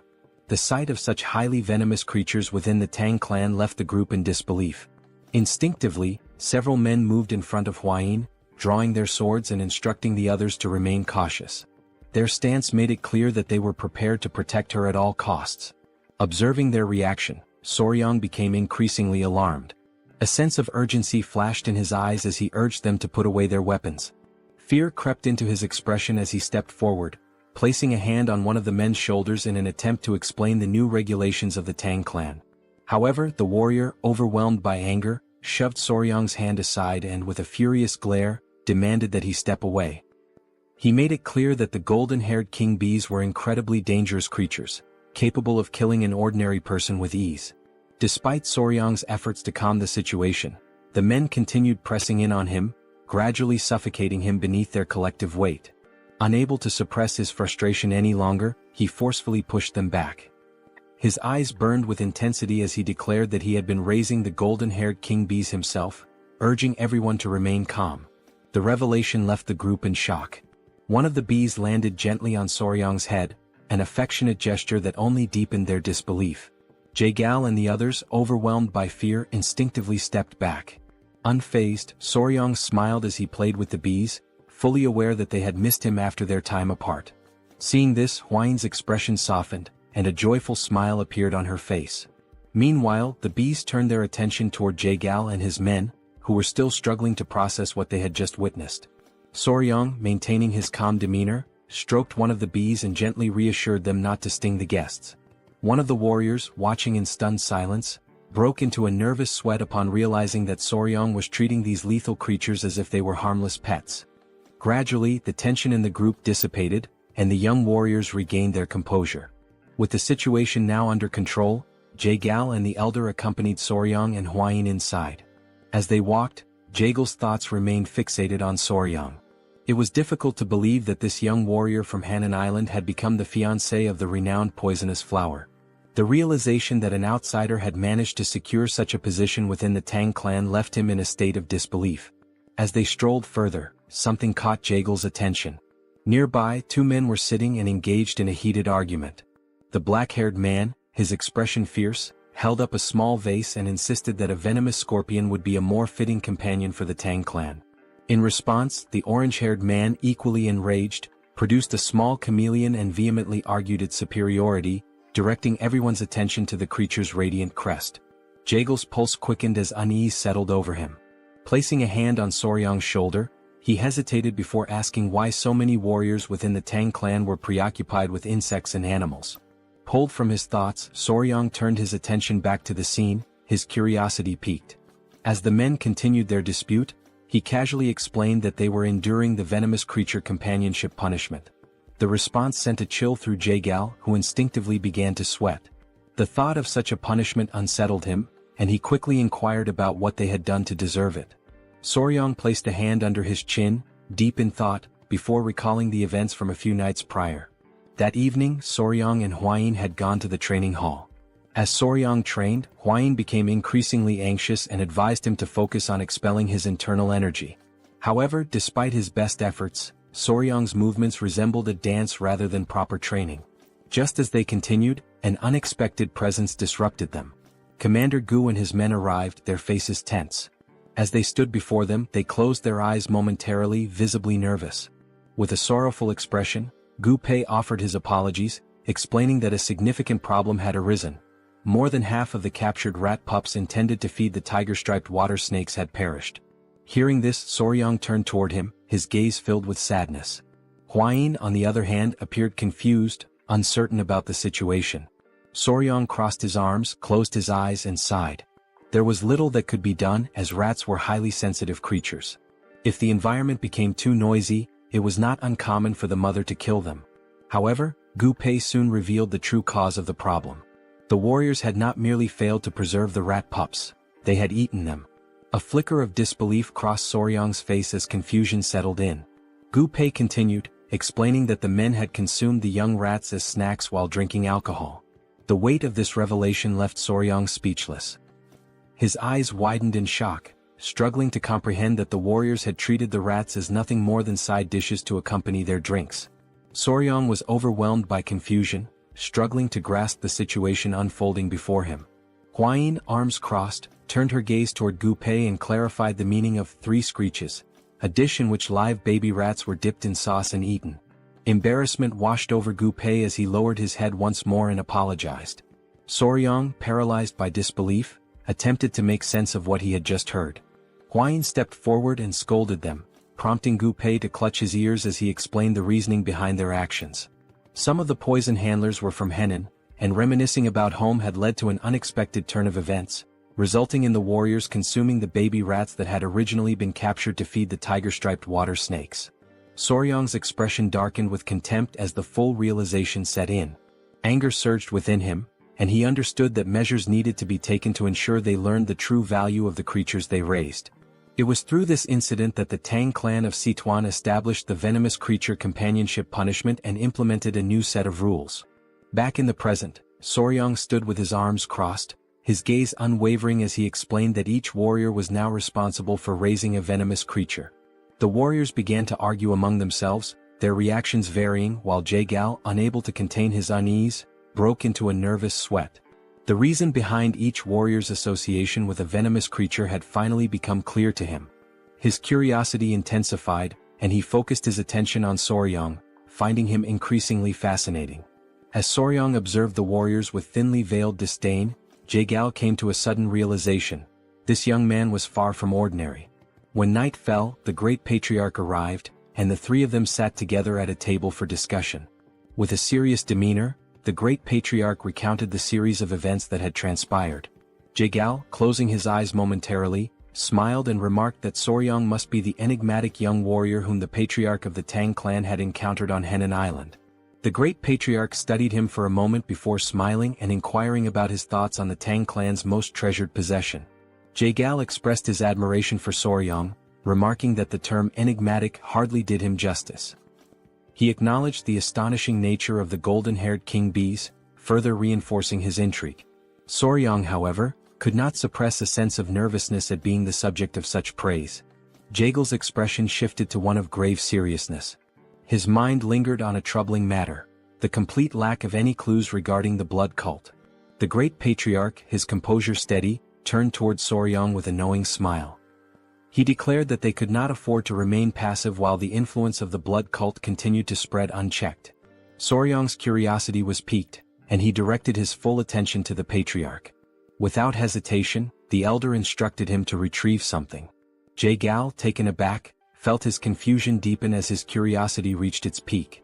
The great patriarch raised a finger and, summoning his power, formed a protective barrier around them. His eyes closed briefly as he explained that no sound could be allowed to escape, and for that reason he had invoked a Kai barrier. As Soryang reached into his clothing, Jagal turned his attention to the shimmering barrier, his jaw tightening in astonishment. With unwavering confidence, Soryang produced a small jar and placed it on the table. Jagal immediately seized it, scrutinizing the object while his mind raced with questions. The mere presence of the Kai barrier suggested the jar contained something of great importance. Unable to hold back his curiosity, he questioned what kind of item required such extreme secrecy. The great patriarch, maintaining his steady gaze, revealed that the jar contained a poison capable of dissipating internal energy. Jagal, unimpressed at first, argued that such poisons were fairly common and did not seem to warrant the use of a Kai barrier. However, as Soryang and the patriarch exchanged knowing glances and nodded with subtle smiles, the revelation came. This particular poison had a unique property: it exclusively affected members of the blood cult. Jagal's expression shifted instantly. His focus locked onto the jar and his eyes widened in shock. Panic surged through him as he slammed his hand against the table, demanding confirmation. The great patriarch, eyes closed in calm certainty, affirmed the truth of the claim. A deep, burning hatred flickered in Jagal's gaze as his thoughts turned to the blood cult. The significance of this discovery could not be overstated. He recalled the brutal rebellion of 30 years prior, when their fiercest battles had been met with devastating setbacks. The realization dawned upon him: the blood cult had survived the onslaught not because of their superior strength alone, but because the internal energy-dissipating poison had been entirely ineffective against them. The great patriarch, reflecting on the past, confirmed Jagal's suspicions. When martial artists like themselves were poisoned, their internal energy dispersed, rendering them powerless. However, the members of the blood cult had remained completely unaffected. Jagal, maintaining a serious gaze, inquired about the potency of this particular version of the poison. The great patriarch's expression radiated confidence as he explained that, according to Huayin, the poison was capable of reducing the physical abilities of its target to that of an ordinary person. He further revealed that she had successfully defeated a blood cult elder who had been poisoned, striking him down with a single blow. Upon hearing this, a smile spread across Jagal's face, his eyes gleaming with satisfaction. The revelation confirmed that the poison's effect was reminiscent of the internal energy-dissipating poison used in the past. Acknowledging the significance of such a discovery, he offered a gesture of respect to the great patriarch and expressed his gratitude. With a weapon like this, even the leader of the alliance could find some relief. The great patriarch, however, redirected the recognition toward Soryang, explaining that the true credit belonged to him. It was Soryang who had made this discovery, having willingly poisoned himself to bait the blood cult elder into absorbing his blood. The consequences had been severe. He had lingered at the brink of life and death for nearly 10 days.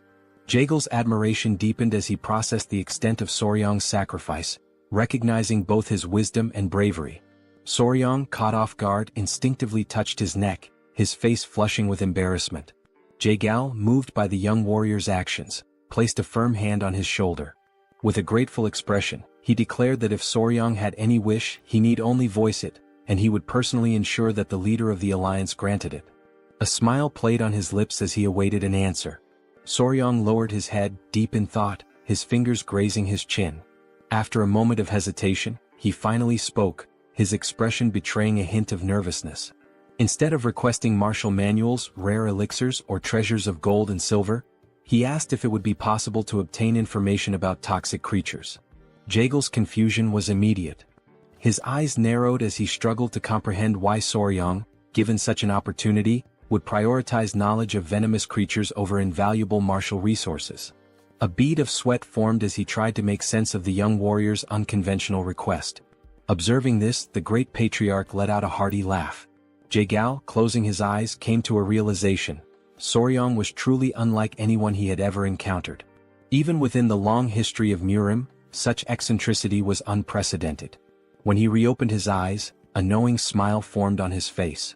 Though he admitted that he might not have precisely the information Soryong sought, he presented an alternative. He inquired whether Soryong would be interested in a mystical stone lizard.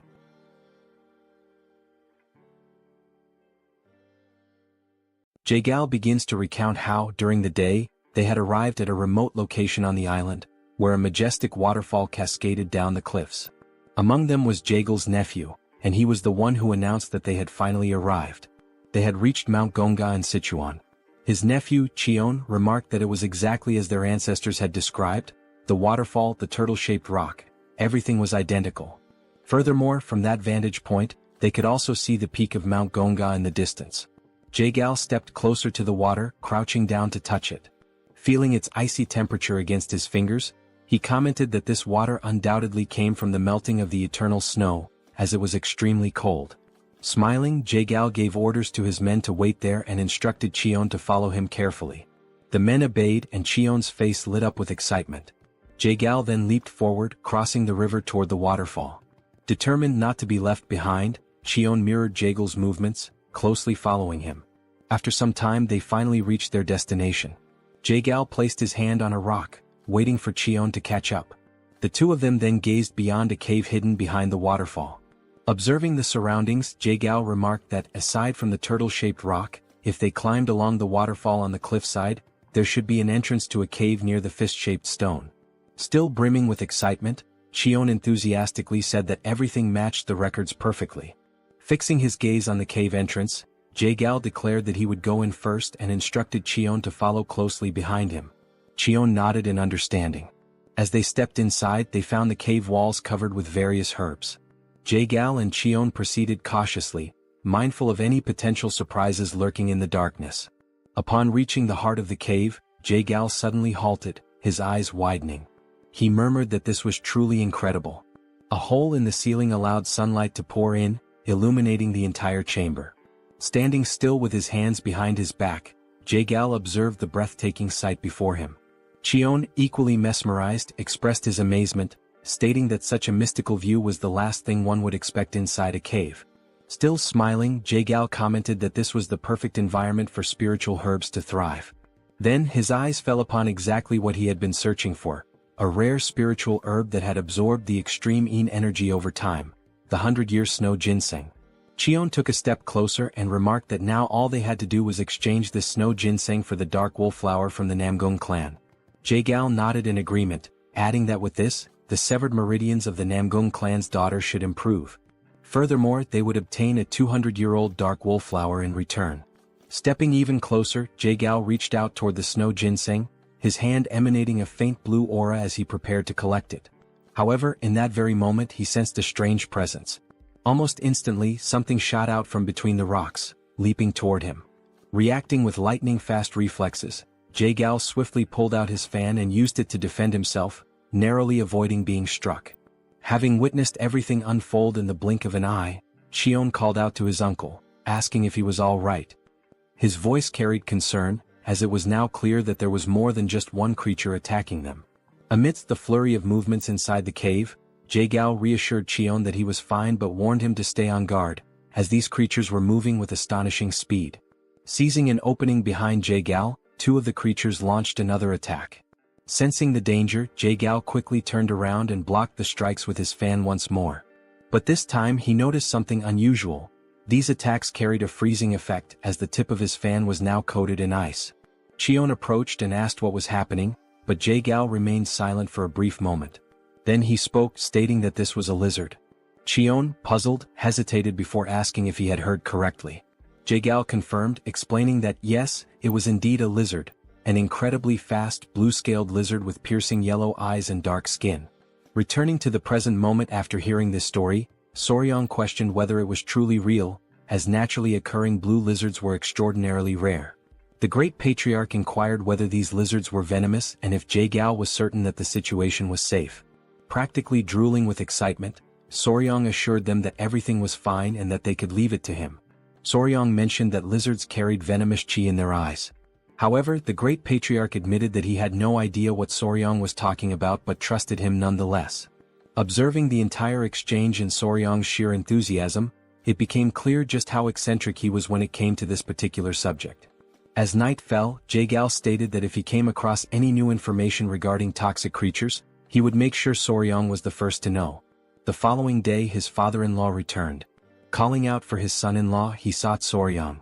Still seated in the same place, Hwayin welcomed him, while Soryong asked if something had happened. Approaching him, the patriarch suddenly pinched Soryong's cheeks, asking if he was all right. Soryong, somewhat confused, responded that he was fine, while Hwayin observed the entire scene, shocked by her father's reaction. Then Soryong revealed his arms, which were covered in snake bites. He casually explained that although he had woken up after 10 days with scars all over his arms, he was in fact alive. Upon hearing this, the patriarch's expression darkened, his anger igniting against those wretched bastards from the blood cult. It was only then that the patriarch realized he had completely forgotten something. Then he turned to Hwayin and shouted, asking if she was all right. Hwayin, realizing that she had been momentarily overlooked, responded that she was fine and asked him to calm down. She reassured him once more, emphasizing that she was truly fine because Soryong and all the family members had saved her.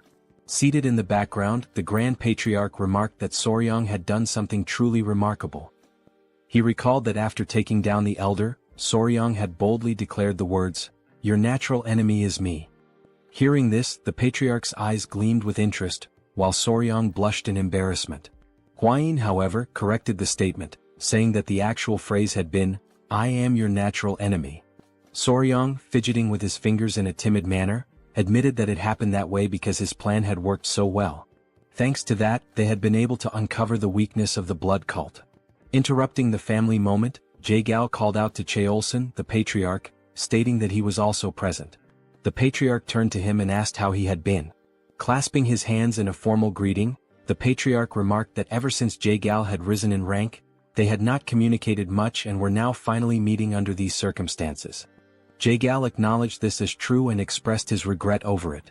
Soryong, not entirely understanding the situation, had a confused look on his face. Meanwhile, Hwayin, smiling as she adjusted her hair, explained that they had been childhood friends. Jae-gyal then invited the patriarch to take a seat, mentioning that there was much to discuss, starting with the blood cult. Turning his gaze toward the couple, Jae-gyal also requested that they sit down as there were more details to go over. Sometime later, the patriarch asked Jae-gyal how the search for the secret agent was progressing. Hearing this, Soryong thought to himself that they might be talking about a spy or something similar. So, he asked what kind of secret agent they were referring to. The patriarch stroked his chin and gave a faint smile.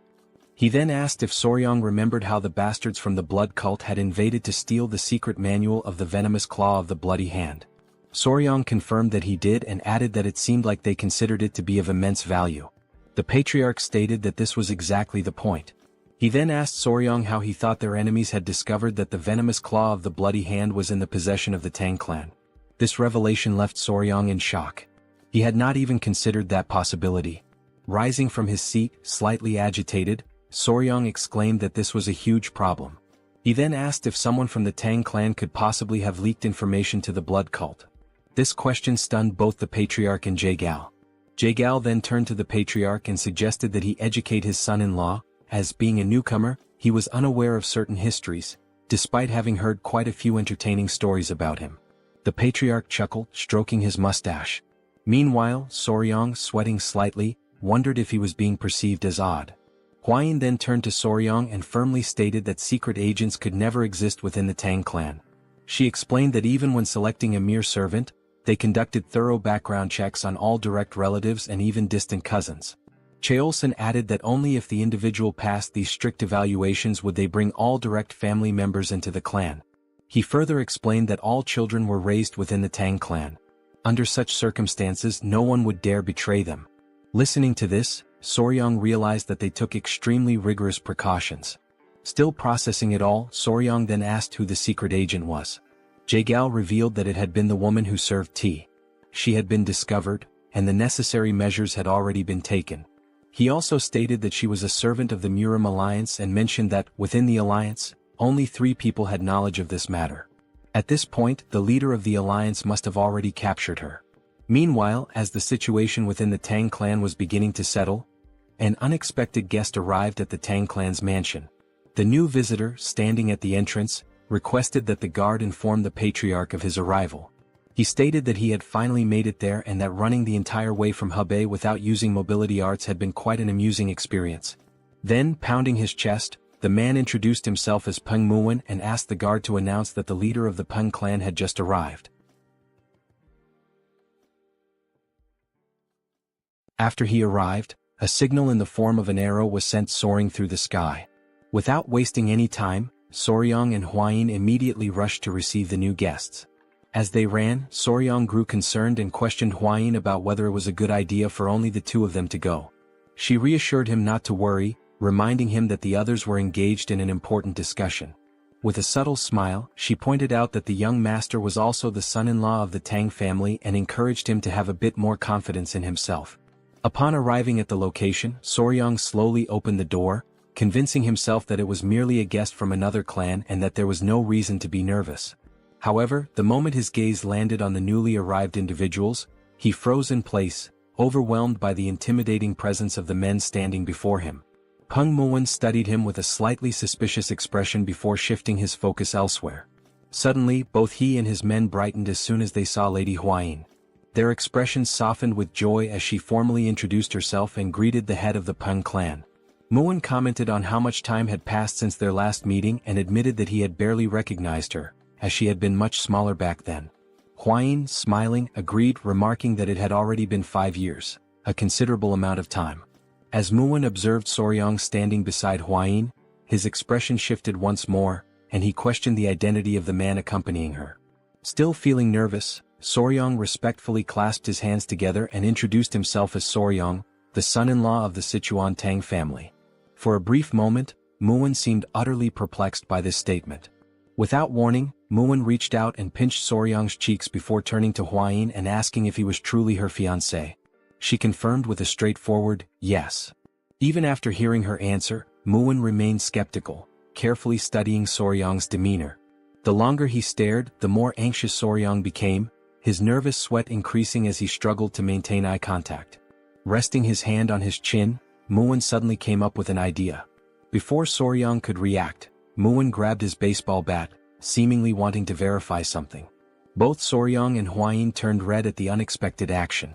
After a moment of silence, Muwen burst into laughter and casually remarked that he had been wondering if Soryang was too young, but judging from down there, he was certainly a man. His words made Soryang's face flush an even deeper shade of red. Turning back to Huayin, Muwen praised her for finding a good partner, confidently stating that Soryang would become an incredible man in the coming years. Embarrassed, Huayin shyly covered her face, unable to hide her blushing cheeks. As laughter filled the air and Soryang remained awkwardly speechless, one of Muwen's men silently noted that the Hebei Peng clan truly had no regard for etiquette or formalities. Perhaps this was simply the leader's unique way of assessing Soryang. Deciding to roll with the situation, Soryang accepted the compliment and in his mind, acknowledged that a man recognizes another man. Muwen, still amused, let out another hearty laugh and commented that Soryang was unlike the useless heirs from other famous clans. With a firm pat on Soryang's back, Muwen officially introduced himself as the head of the Peng family, expressing his pleasure in meeting him. Huayin then called out to Peng, prompting him to ask if something was wrong. She inquired whether he had truly come all the way from Hebei to the Tang clan to offer assistance and, more importantly, how he had managed to arrive so quickly. At her question, Muwen's demeanor turned serious once again. He asked what kind of help was needed and whether something had happened to the Tang family. However, instead of giving a direct answer, he simply reached out and ruffled Soryang's hair, which in turn irritated Huayin slightly. Now joining the ongoing meeting with Jagal, Muwen was brought up to speed on the recent events concerning the blood cult's appearance. However, Huayin quickly reassured him that the cult members had already been eliminated. Hearing this, Muwen sighed, regretting that he hadn't arrived a little sooner. At this point, Wilson, the patriarch, took his turn to speak, questioning why the leader of the Peng clan had traveled all this way. Muwen, slightly embarrassed, admitted that in his anger toward the blood cult, he had completely forgotten to mention the real reason for his visit. He then revealed that, in truth, he had come to seek the Tang family's assistance. His words piqued everyone's curiosity, and the patriarch promptly asked what kind of help he needed. Scratching his head, Muin internally complained about the unnecessary formalities, finding them a hassle. Without further ado, he suddenly shouted for her to be brought in, saying that she needed to greet her elders. One of the scar-faced men who had arrived alongside Muin immediately stepped forward and opened the door. Both Huayin and Soryang were stunned, sharing the same thought. Muin had spoken about her needing to greet the elders, yet the person who entered was a massive brute of a man. The towering figure stood before the table and, in a gruff voice, stated that she needed to come down now to properly greet the leaders of the Sichuan Tang Clan. A small voice, coming from somewhere on the man's back, sleepily muttered that it was still too early. As realization dawned upon Soryang, he was left utterly speechless, shocked that no one had noticed this presence the entire time. Slowly, something began sliding down from under the man's cloak. And before anyone could fully process what was happening, a tiny girl, sucking on a lollipop, emerged before them. The room fell into stunned silence as everyone at the table stared at the child, unsure of how to react. Calmly, the little girl clasped her hands together in a respectful greeting and introduced herself as Peng Ying of the Peng family. Muin pulls the little girl close and states that she is his daughter.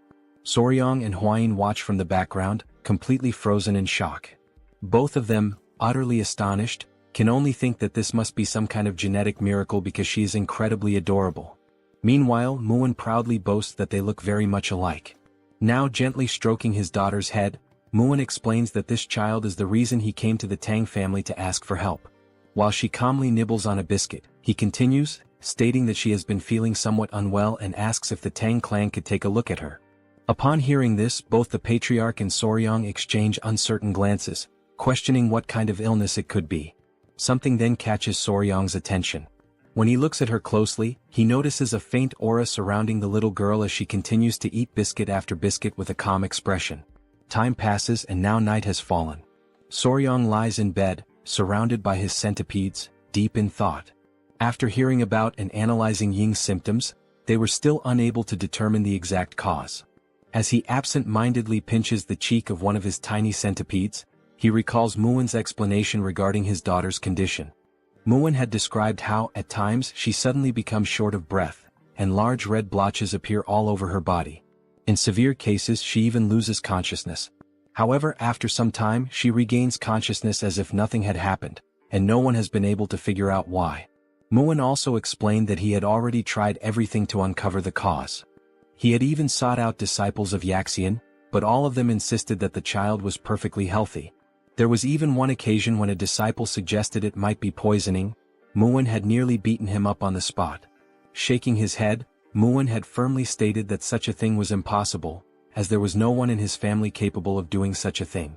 The patriarch then pointed out that if it truly were poisoning, there could be an internal issue within the Peng family. However, Muin confidently reassured him that no member of the Peng family would ever commit such an act. Scratching his head, Muin sighed and said it was better not to dwell on it too much, as he didn't want to start suspecting his own family. Jagal then intervened, saying that jumping to conclusions would not help since poisoning is not always caused by another person. Looking at the little girl, the patriarch decided that they would provide an empty courtyard house where she could stay for some time, allowing them to observe her condition closely. After all, it was essential to confirm whether this was truly poisoning or something entirely different. Muin, feeling relieved, expressed his gratitude to the patriarch, acknowledging that from now on, they would be under the Tang clan's care for a while. Lying in bed, Soryang could only think that what was affecting the little girl might be juvenile diabetes since sugar seemed to be accumulating rapidly within her body. Sitting up, he tried to recall whether red blotches were a symptom of childhood diabetes, but he concluded that the best way to know was if more prominent symptoms appeared. At that very moment, someone knocked on Soryang's door. A voice called out, addressing him as young master, and informing him that a serious problem had arisen. Without hesitation, Soryang quickly opened the door and demanded to know what had happened this time. The woman before him wasted no time in explaining. The young lady of the Peng clan had just collapsed. In the dead of night, Soryang sprinted toward the scene as everyone rushed to verify what had happened. Upon arriving, he saw Muin crouched down, holding the unconscious girl in his arms, his expression filled with worry. He overheard Muwen explaining that she had been sitting in the pavilion when she suddenly started coughing and then collapsed without warning. The patriarch, analyzing the situation, commented that since she had collapsed here as well, it meant there were no spies within the Peng family. As soon as he said this, he noticed Muwen's face twist with anger and asked him what was wrong. Without a moment's hesitation, Muwen delivered a brutal punch to his own face with all his strength. The impact was so powerful that one of his teeth went flying far into the distance. Now grinning, toothless, Muwen apologized, admitting that despite what he had previously said, he had not been able to forgive himself for even briefly suspecting his own family. His men, overwhelmed with admiration, began to weep proudly. Muwen, still holding his daughter, continued, saying that if Ying had collapsed here as well, then the cause must be something else entirely. The other men of the Peng family, moved by their leader's actions, followed suit, delivering fierce punches to their own faces and shouting apologies. They lamented their failure, insisting that despite being by her side, they had not been able to prevent the young lady from collapsing, branding it as their own disgrace. The patriarch, watching this bizarre display, simply sighed and urged them all to calm down. As yet another tooth soared through the air, Huayin placed a hand on Soryang's shoulder and quietly asked him what they should do now.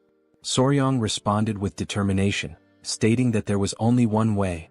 In the background, Soryang suddenly raised his voice, calling for everyone's attention and urging them to remain calm above all else. He then confidently announced that there was a method to uncover the cause of her symptoms and at the same time, prove everyone's innocence. Both the patriarch and Muwen immediately turned to him, asking what this method was. With deliberate steps, Soryang slowly approached Muwen and the unconscious young lady, lowering himself to her level. The entire room fell into an uneasy silence, every person anxiously waiting for his next words. With a serious expression, Soryang finally declared that the first step was to remove all of the young lady's clothing. The room was instantly filled with shock. Huayin and the patriarch were left completely speechless, their faces frozen in sheer disbelief at the audacity of his statement. Meanwhile, Muwen's expression twisted into pure rage as he struggled to comprehend Soryang's intentions in attempting to undress his daughter. Holding his daughter in his arms, Peng asked Soryang to repeat what he had just said, while the patriarch observed the situation in silence, showing no reaction. At that moment, countless doubts raced through the young warrior's mind. And just as he was about to repeat his request to change the young lady's clothes, he was suddenly grabbed by his collar at a speed even he hadn't anticipated. Muwen, his heart burning with fury, demanded to know if he had truly just heard Soryang suggest removing his daughter's clothing, just like that, out of absolutely nowhere. With no other choice and in utter desperation, Soryang pleaded with him to wait. Sensing the imminent danger, a baby centipede emerged from within Soryang's clothing, crawling out to assess the situation, but he quickly ordered it to go back inside. Observing the tense atmosphere, the patriarch stepped in, urging Muwen to calm down, as his son-in-law must have had something in mind. Huayin, noticing that Soryang was struggling to endure the pressure, also intervened, asking Muwen to at least listen to him first. Reluctantly, Muwen released Soryang's collar, but his anger had not yet subsided. His voice remained sharp, his words laced with irritation as he pointed out that Soryang had dared to suggest removing his daughter's clothing, who had not even reached adulthood yet. He demanded a proper explanation for such an outrageous statement. Now that the tempers had cooled slightly, Soryang took a deep breath and asked Lord Peng to remain calm and listen to him until the end. He then clarified that what he truly meant was that her clothes should be removed and replaced with different ones, as there was a strong possibility that something within her garments or personal belongings had caused her to faint. It was only then that Muwen finally grasped the boy's true intentions. Realizing his mistake and deeply irritated with himself, he clenched his fists, fully expecting to lose yet another tooth, as he begrudgingly admitted that he had doubted the young warrior's words. Soryang urged him to stay calm, pointing out that his daughter's sudden collapse must have left him shaken. Muwen, now grinning despite his missing tooth, expressed his sincere gratitude for Soryang's patience and understanding toward another person's mistake. Taking on a more serious tone, Soryang then firmly declared that, from this moment onward, the young lady would remain under the care of the Tang clan. Until further notice, all contact with the Peng clan would be strictly restricted. Muwen, visibly unsettled by this decision, immediately asked if that meant even he would be prohibited from seeing her. Soryang confirmed it without hesitation, stating that not even Muwen himself would be allowed. He then explained that if she exhibited the same symptoms while under his care, it would prove that the cause had nothing to do with the Tang clan. He elaborated further, explaining that this technique was known as controlled environmental adjustment, a method commonly used by breeders of insects, reptiles, and amphibians. Since animals cannot verbally express what is wrong, humans cannot immediately determine the exact cause of their ailments. Therefore, breeders systematically alter aspects of the animal's environment, such as their food, feeding bowls, and even their habitat, to pinpoint the specific factor causing their illness. Soryang stated that he would apply this method to diagnose the young lady, completely resetting her environment and gradually reintroducing elements to identify the trigger. All of this was to ensure that she would no longer faint without understanding the reason behind it. The patriarch noted that this process might take some time, but he was confident that they would be able to uncover the root of her condition. He then praised his son-in-law for coming up with such a thoughtful solution. Hearing this, Soryang became visibly flustered, while Muin simply nodded in understanding. Then, with tears welling up in his eyes, Muin, his voice heavy with emotion, begged them to take good care of his daughter. Soryang smiled, pounded his chest confidently, and assured him that he could leave it to him. In his mind, he thought that after raising countless creatures, taking care of a little girl should be nothing in comparison. However, Soryang had not anticipated what happened next. Unlike the creatures he had raised, the child, being entirely different from them, began to cry. Minutes passed, yet the little girl still hadn't stopped crying, and he had absolutely no idea what to do. From the moment she had regained consciousness, she had burst into tears and had not stopped since. Meanwhile, Huayin and her mother were busy gathering essential supplies to care for the child, leaving Soryang completely alone with her, just the two of them. At a loss, he hesitantly asked her if she was hungry or sleepy, unsure of what else to do. Seeing that her sobbing did not subside, he tried another approach and asked if she was crying because Lord Peng was not there. Hoping to soothe her, he assured her that Muin had gone to fetch medicine for her and would return soon. However, to his surprise, the little girl pouted and firmly stated that this wasn't the reason for her tears. She was crying because she wanted sweets. Soryang could only sigh internally, realizing that she preferred sweets over her own father. Now reflecting on this, he suddenly remembered that while they were changing her clothes, she had several sweets hidden away. Trying to calm her down, he gently asked her to relax, explaining that since she had just woken up, she couldn't eat sweets right away. Instead, he suggested that she eat some rice porridge first and later he would personally make some treats for her. He then moved closer, lowering his voice slightly as he told her that if she ate her porridge properly and behaved well, he would prepare candied fruit skewers for her. At that moment, her eyes lit up with excitement, the prospect of sweets instantly lifting her spirits. However, for this to happen she would have to promise to behave. Without hesitation, she quickly agreed, nodding eagerly as she vowed to eat well and be on her best behavior. And the little girl confidently states that everyone in the Tang clan always keeps their promises. She then adds, with complete seriousness, that if she ever breaks hers, he has permission to punch her in the face. Hearing this, Soryang is utterly taken aback, his mind reeling as he wonders what on earth the Tang clan teaches its children. Later that day, Muin finds himself hidden behind a cluster of bushes, burdened with worry. He has no choice but to watch his daughter from afar, restricted by the new rule that forbids him from approaching her. However, his covert surveillance does not go unnoticed. Soryang, catching him in the act, immediately questions what he is doing hiding there. Before responding, Muin swiftly grabs Soryang by the collar and yanks him into the bushes as well, determined to maintain his cover. Lowering his voice, Muin anxiously asks how his daughter is doing. Soryang reassures him, stating that she is fine, she has been eating well and behaving properly. Muin, still skeptical, presses him further, demanding to know if she is truly eating on her own. He is bewildered as he asks how in the world Soryang managed to make that happen. Soryang simply shrugs, explaining that she is eating by herself naturally. He then turns the question back to Muin, wondering why he finds that so surprising. But before their conversation can continue, someone suddenly arrives, interrupting their hidden exchange. It is Huayin who greets the lord of the Tang clan with a polite nod. In response, Muin acknowledges her presence and thanks her for taking care of his precious daughter. Huayin then mentions as if casually, that Miss Ying had been asking about where her elder brother Soryang had gone. At those words, Muin's temper flares once more. He clenches his fists in frustration, feeling slighted that he has barely been able to hold a proper conversation with his own daughter, and yet in such a short time she and Soryang have already grown so close. Recognizing the dangerous shift in atmosphere, Soryong quickly realizes that now would be an excellent time to make his escape. As he turns to leave, Muin, still fuming, demands to know when exactly his daughter started calling Soryong by that title. Ignoring him, Hwayin instead asks if Soryong is heading to the training grounds again today. Soryong nods, explaining that when Ing spends time playing with the bees, she behaves much better.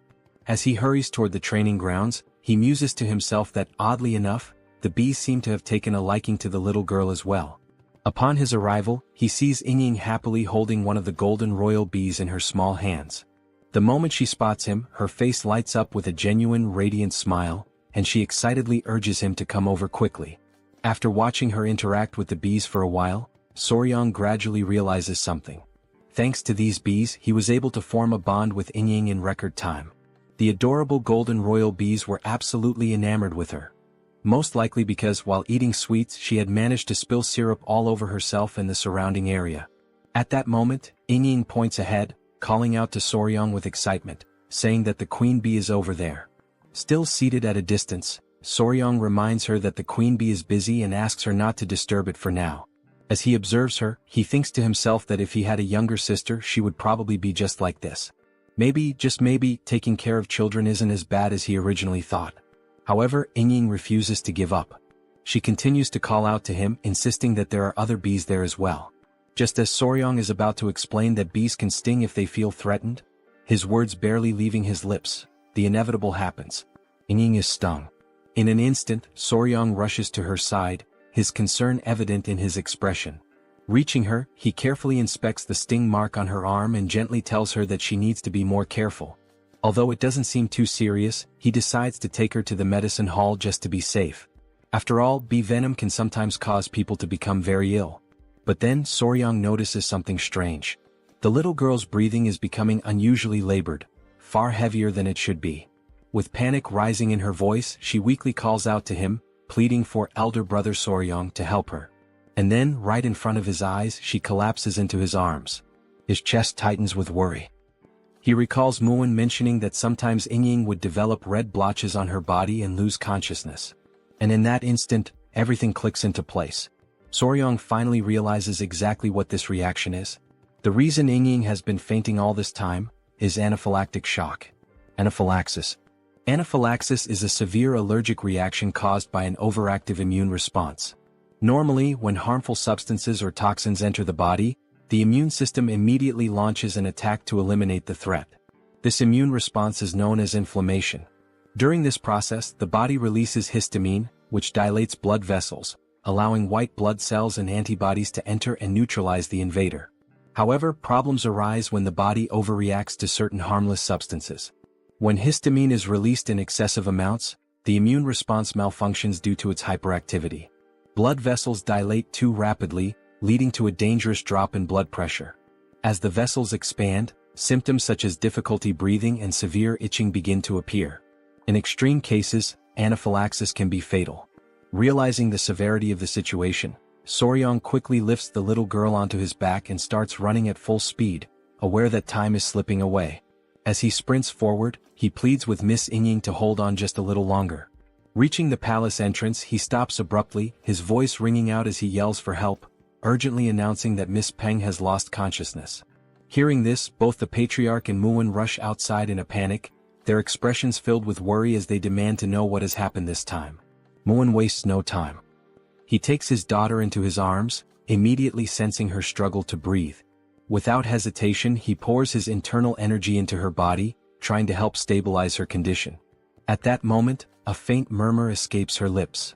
Soryong feels a wave of relief wash over him and silently thanks the heavens, realizing once again how truly remarkable internal energy is. Meanwhile, his mind quickly shifts to what he knows about anaphylaxis treatment. The primary goal is to stabilize blood pressure and keep the airway open. In modern medicine, various methods are used to achieve this, but in this world, Qi-based techniques serve the same purpose. The patriarch, assessing the situation, notes that her symptoms appear to be the same as before and asks if Soryong saw what triggered it this time. Muin, equally curious, turns to him for an answer. Soryong states that young Ying collapsed after being stung by a bee. Both the patriarch and Muin react with immediate disbelief, asking if that is truly the case. The patriarch acknowledges that some people do faint from bee stings but argues that this does not explain the previous instances where she lost consciousness. Muin nods in agreement, pointing out that she had never been stung before. Already certain of his conclusion, Soryang takes a step forward, drawing their attention as he confidently states that he has already identified the true cause. His words leave his father-in-law visibly stunned, to the point where he asks if Soryang is being serious. Soryang affirms that the bee sting played a crucial role in helping him discover the real underlying issue. Muin, growing more anxious, urges him to explain further. Taking a deep breath, Soryang prepares to share his findings, though he already anticipates the reaction his next words will cause. Before continuing, he states that the first thing they need to do is remove the young lady's clothing. A short time later, Huayin appears and confirms that everything is exactly as Soryang had described. At first, the rashes covering her body had made it difficult to notice, but beneath them there were older marks, along with new ones that had recently appeared. Huayin raises her hand, signaling for everyone to remain silent since Yingying has yet to regain consciousness. Without hesitation, everyone obeys her command. Lowering his voice, Muin speaks again, acknowledging that, just as mentioned, there were indeed other marks besides the skin rash. His voice tightens as he demands to know why his daughter has been fainting all this time. Soryang calmly explains that this time, the cause was bee venom poisoning. Muin furrows his brows, unable to comprehend. The previous episodes were not caused by bee stings. After all, a bee sting is not something that would go unnoticed. With his confusion deepening, he questions Soryang, asking how he can be so certain that the culprit is bee venom. The young warrior, fully aware of Muin's concerns, acknowledges his reasoning before firmly stating that there is no doubt. The symptoms Yingying displayed are a textbook case of anaphylaxis triggered by bee venom. At that moment he realizes what must be done next. He must search the records and identify another creature, one with venom similar to that of a bee. Something that contains melittin or peptides capable of inducing swelling and respiratory distress. Recalling that Hebei, China has a temperate continental climate, the venomous creatures in such a region would likely include certain snakes, scorpions and ants. Still lost in thought, Soryang quickly rules out snakes and scorpions. Instead, he tries to determine where she could have been repeatedly stung by a particular creature. Somewhere she frequents and something she does often. And then it hits him. Eating sweets. Soryang remembers that Huayin had shown him that Yingying had hidden pockets to store candies. Now, with a confident smile, he states that he has finally found the answer. He declares with certainty that the cause is bee venom, assuring everyone that they can trust his conclusion. Huayin, however, remains doubtful. After all, Muin had already stated that his daughter had never been stung by a bee before. Soryang then explains that the people of the Tang clan surely understand that venom does not affect everyone the same way. For some, even the prick of a needle could be fatal, while others could withstand 10 times that amount without any issue. The patriarch nods, turning to Muin and acknowledging that, in a way, his son-in-law is correct. The same venom can have different effects on different individuals. Soryang continues, emphasizing that Yingying is particularly sensitive to bee venom. One thing is clear, she is vulnerable to it. However, if there were no bees in her home, that leaves only one possibility. Hearing this, Muin grows even more intrigued and asks what that possibility could be. Soryang answers confidently, stating that it is indeed a bee, but a very special kind. Sometime later, as night falls, everyone is gathered near a particular area, their expressions tense. Huayin holds up a lantern, casting light over the scene. Still skeptical, Muin questions whether Soryang is truly certain. Without hesitation, Soryang confirms that he is. He then asks Huayin to illuminate the area more clearly, and she immediately complies. As the light reveals the ground, they see several ants feasting on one of Yingying's sweets. While they eat, one of the ants suddenly bites another. With 2 wooden sticks, Soryang carefully lifts the aggressive ant by its head, holding it up for everyone to see. He confidently announces that this little creature is the culprit. However, confusion spreads among the group. They hesitate, unsure if what they are looking at is truly an ant, or perhaps something else entirely.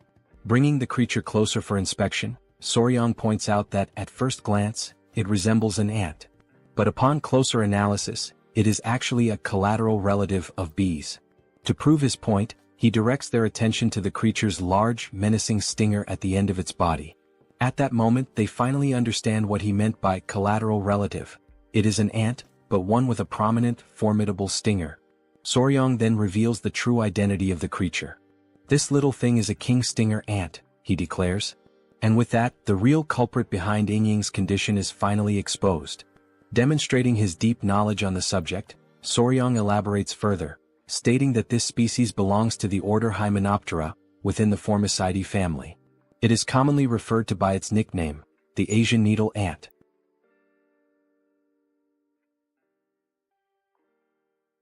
A detailed description of the giant stinger ant appears, outlining its classification within the insect order, its family, and its genus within the category of ants.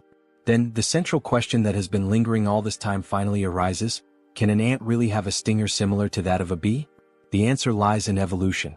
These stinger-bearing ants evolved from the same ancestors as wasps. Thus, even after countless generations, they have retained many characteristics of their wasp lineage. For this very reason, scientific studies on the venom of ants and wasps have shown that patients who experience anaphylaxis from stinger-bearing ants also tend to exhibit the same severe reaction to wasp venom. The research supports this connection. In any case, Soryang suspects that he came to hunt down demonic insects that had entangled themselves with the Tang family and in doing so, ended up stinging Yingying. After all, the giant stinger ant preys on demonic insects. Furthermore, the marks left by the ant's sting resemble mere blemishes, making it nearly impossible to identify whether the young lady had been stung before. It is now clear that, whenever Yingying woke up and noticed the marks, she and her family likely assumed they were nothing more than common skin spots. Upon hearing this explanation, Murim is stunned. He can hardly believe that his precious daughter had been fainting all this time because of such a tiny creature. Now convinced, Murim turns toward the patriarch and asks if he can develop an antidote. The patriarch nods and confirms that he can. He then adds that an antidote for bee venom already exists, but for someone as sensitive as Lady Yingying, it may not be entirely effective. Murim, momentarily uneasy, questions what might happen to his daughter. The patriarch reassures him, telling him to stay calm. Now that the cause has been identified, they can exercise greater caution to prevent future episodes before she faints again. Though still apprehensive, Murim takes a deep breath and agrees. Now, turning his attention to Soryang, he acknowledges that he has not yet properly thanked him. He expresses his deep gratitude to the young warrior for everything he has done. Soryang offers a modest smile and returns the gratitude. Then, in an attempt to reassure Murim, he tells him not to worry. Though the process will be slow, there is indeed a way to treat Yingying's condition. Murim, once again surprised, asks if there is truly a way to resolve this. Soryang confidently explains that the method is known as desensitization. Huayin, standing quietly in the background, watches him intently, thinking to herself just how brilliant her companion is. Then, Soryang begins to explain the process in highly technical terms, leaving everyone completely lost in confusion. Realizing their bewilderment, he simplifies his explanation. In more straightforward words, he explains that small doses of bee venom must be administered to Yingying over time, gradually reducing her sensitivity to it. The process will require patience, but it is effective. At this, Huayin suddenly frowns, visibly unsettled by the mere thought of deliberately poisoning the young lady, even if for treatment.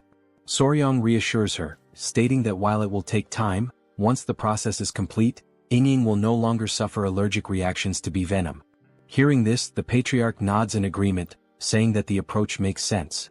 Even within the Tang family, certain training methods involve injecting small doses of poison to build resistance. Now filled with newfound hope, Murim eagerly asks again if this means that, once the treatment is complete, his daughter will no longer suffer from this condition. The patriarch, maintaining his composure, tells him that it will take time, but yes, it is very likely. At this, Murim breaks into the most genuine toothy smile he has shown thus far. Still grinning, he slaps Soryang on the back in a gesture of deep appreciation for saving his daughter's life. With gratitude shining in his eyes, Murim declares that he cannot possibly let such a massive favor go unrewarded. He then asks Soryang if there is anything he desires, saying that he can grant him whatever he wishes. As Murim continues shaking him enthusiastically, Soryang can only wonder why the people of this world always throw around blank checks after receiving help. After composing himself, he clasps his hands together in a polite gesture of refusal. He tells Murim that Lady Yingying is like a younger sister to him now, and he cannot ask for any reward. Murim, however, laughs heartily and increases the force of his backslaps, declaring that within the Ping family, there is no need for modesty. Soryang can ask for anything. Realizing that if he doesn't request something soon, he might end up being crushed to death, Soryang thinks quickly and comes up with an idea. Excitedly, with eyes practically sparkling, he asks if the Peng clan, having traveled from afar, would be willing to accompany him on a journey to visit some famous mountains. A few days later, they now stand before the Gunga Mountains of Sichuan, the very place that Jagal had mentioned before. Gazing at the majestic peaks, Muwen, smiling in admiration, comments that it is indeed a famous mountain range. Soryang, standing beside him, agrees. He remarks that he has heard of the beautiful rock formations that can be found here. Huayin approaches, adding that, according to the second military officer, this seems to be the right place. Soryang also nods in agreement but then poses an important question. How will they reach the cave behind the waterfall? Upon hearing this, Muwen recalls something. He mentions that he has heard that Soryang recently learned the technique of light footwork. However, given that it is still new to him, he is likely unfamiliar with the technique known as flying swallow steps. However, Soryang questions what Muwen is talking about, leaving Muwen momentarily speechless. Instead of explaining, Muwen grabs the young warrior by his clothing, declaring that he is far too lazy to put it into words, so he will demonstrate instead. Already anticipating what is about to happen, Huayin's jaw drops in shock. With little effort, Muwen hurls Soryang through the air as if he were making a perfect NBA three-pointer. Thanks to this unexpected maneuver, they reach the entrance of the cave much faster than expected. Muwen bursts into laughter and, with a playful hint of irony, remarks that Soryang is quite fast. Huayin quickly approaches, concern in her voice as she asks if her companion is all right. She then shifts her attention to their surroundings and acknowledges that, in any case, this really does seem to be the entrance to the cave, the hidden passage behind the waterfall. Still grinning, Muwen declares that it is time to go inside, as there is sure to be something interesting within. As they cautiously step deeper into the cave, a strange sensation washes over them, prompting them to halt momentarily. Before them, numerous ice crystals glisten, their presence reinforcing the idea that Jagal could not have been lying about this place. The interior of the cave is nothing like what they had expected. Drawing closer to examine the area, they recall Jagal's description. He had spoken of a light descending upon the center of the cave, illuminating a floor blooming with unfamiliar flowers. The way he had described it, it had seemed like something from another world, breathtaking and surreal. Yet, as they venture even deeper, they come to realize that the cave does not feel as otherworldly as Jagal had made it sound. Though there is indeed a light in the center, there are far fewer flowers than anticipated. Taking in the sight, Muwen wonders aloud whether the divine creature they are seeking is altering the surrounding environment. As he continues observing, he senses cold air flowing from a specific rock. Soryang immediately agrees, certain that this must be the case. He tightens his grip on his sword and warns the others to stay behind him and remain on guard. Muwen, now holding the hilt of his own sword, realizes that whatever they are about to face is likely a powerful foe. At that very moment, a piercing cry echoes through the cave, sending a jolt of fear through Huayin and Muwen. Realizing the source of the sound is up ahead, Muwen stiffens and once again commands them to stay close to him. Then, from behind the large rock, a pair of glowing eyes emerges, slowly making their way into view. Once more, the creature lets out the same eerie cry, leaving Soryang visibly startled. And then, when the mysterious being finally reveals its full form, Soryang's eyes widen in recognition. That's a fat-tailed gecko. The creature stands at around 30 centimeters in length, with large, round, golden-yellow eyes and a slightly plump tail. The young warrior's eyes sparkle, and he practically drools with excitement. This creature is both unbelievably fierce and ridiculously adorable at the same time. Huayin, observing it closely, comments on how beautiful its shimmering blue scales are. Soryang, impressed, praises her for recognizing it instantly. Meanwhile, Muwen is left in utter disbelief. How can the two of them be so calm when there is such a powerful enemy right in front of them? Still gripping his sword tightly, Muwen urges them to stay on high alert, stating that there is another gecko deeper inside the cave. Given the circumstances, it is likely that this pair is a mated couple. Soryang, now more intrigued than ever, tries to get a better look further inside. Amazed, he remarks that this is incredible. If there are two of them here, they might be able to breed offspring. He then turns to Muwen and pleads with him to capture them both alive, without harming them. As they remain fixated on the agitated blue gecko before them, a thought crosses their minds. Where is the other one? Peering deeper into the cave, they finally spot it. At that moment, Lady Huayin voices her concern, asking if something is wrong. Soryang, his expression growing serious, responds that the gecko inside looks weak, possibly sick. This does not bode well. In fact, the more he looks at it, the more he realizes that the creature inside does not even seem to be breathing. But before they can fully assess the situation, the blue gecko outside suddenly lunges at them. Driven purely by instinct, it attacks the group, determined to protect its home and its ailing mate. Upon observing the dangerous instinct displayed by the creature, Soryang quickly turns around and says that he'll leave this matter in the hands of Commander Gu Pei, asking him to notify him immediately if anything happens. As he watches the furious lizard in the background, Gu nods and replies that Soryang can count on him.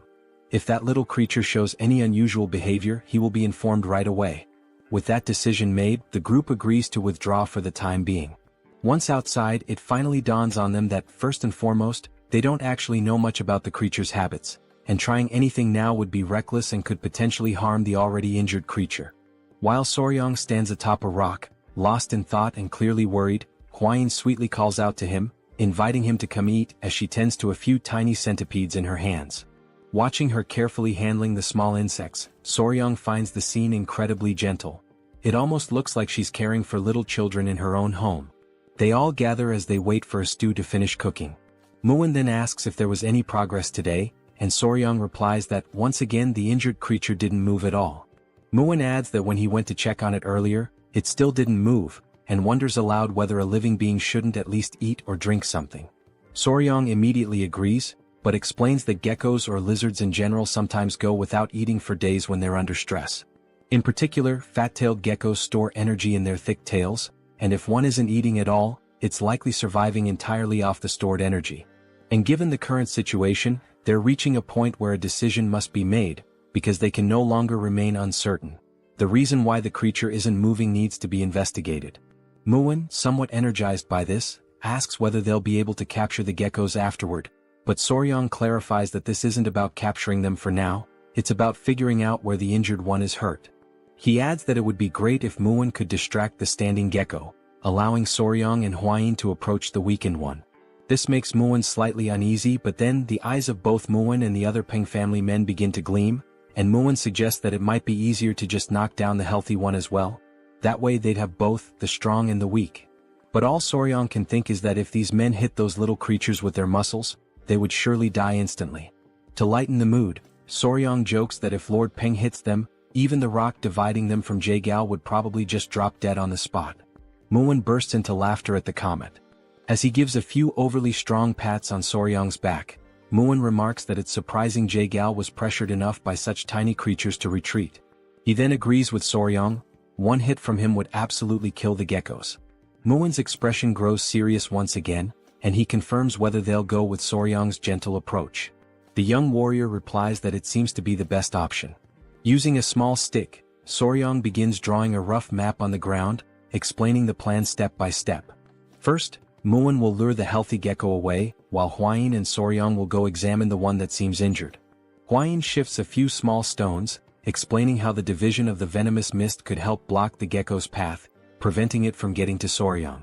Muin nods in agreement, saying this truly does sound like the most effective plan. Already clear on what needs to be done, Muin asks if there's anything else he should be cautious about, and Soryang simply tells him to be careful and keep the gecko far enough away so it doesn't get close to them. With a warrior's confidence, Muin pounds his chest and says they can leave it to him. He urges everyone to get moving, stating that his body is burning with anticipation and eager for action. He dashes off excitedly, while Soryang calls out for him to calm down and hold back some of that enthusiasm. As they watch him go, Soryang and Hwayin can't help but worry. If the gecko inside truly is sick, it may not have much time left.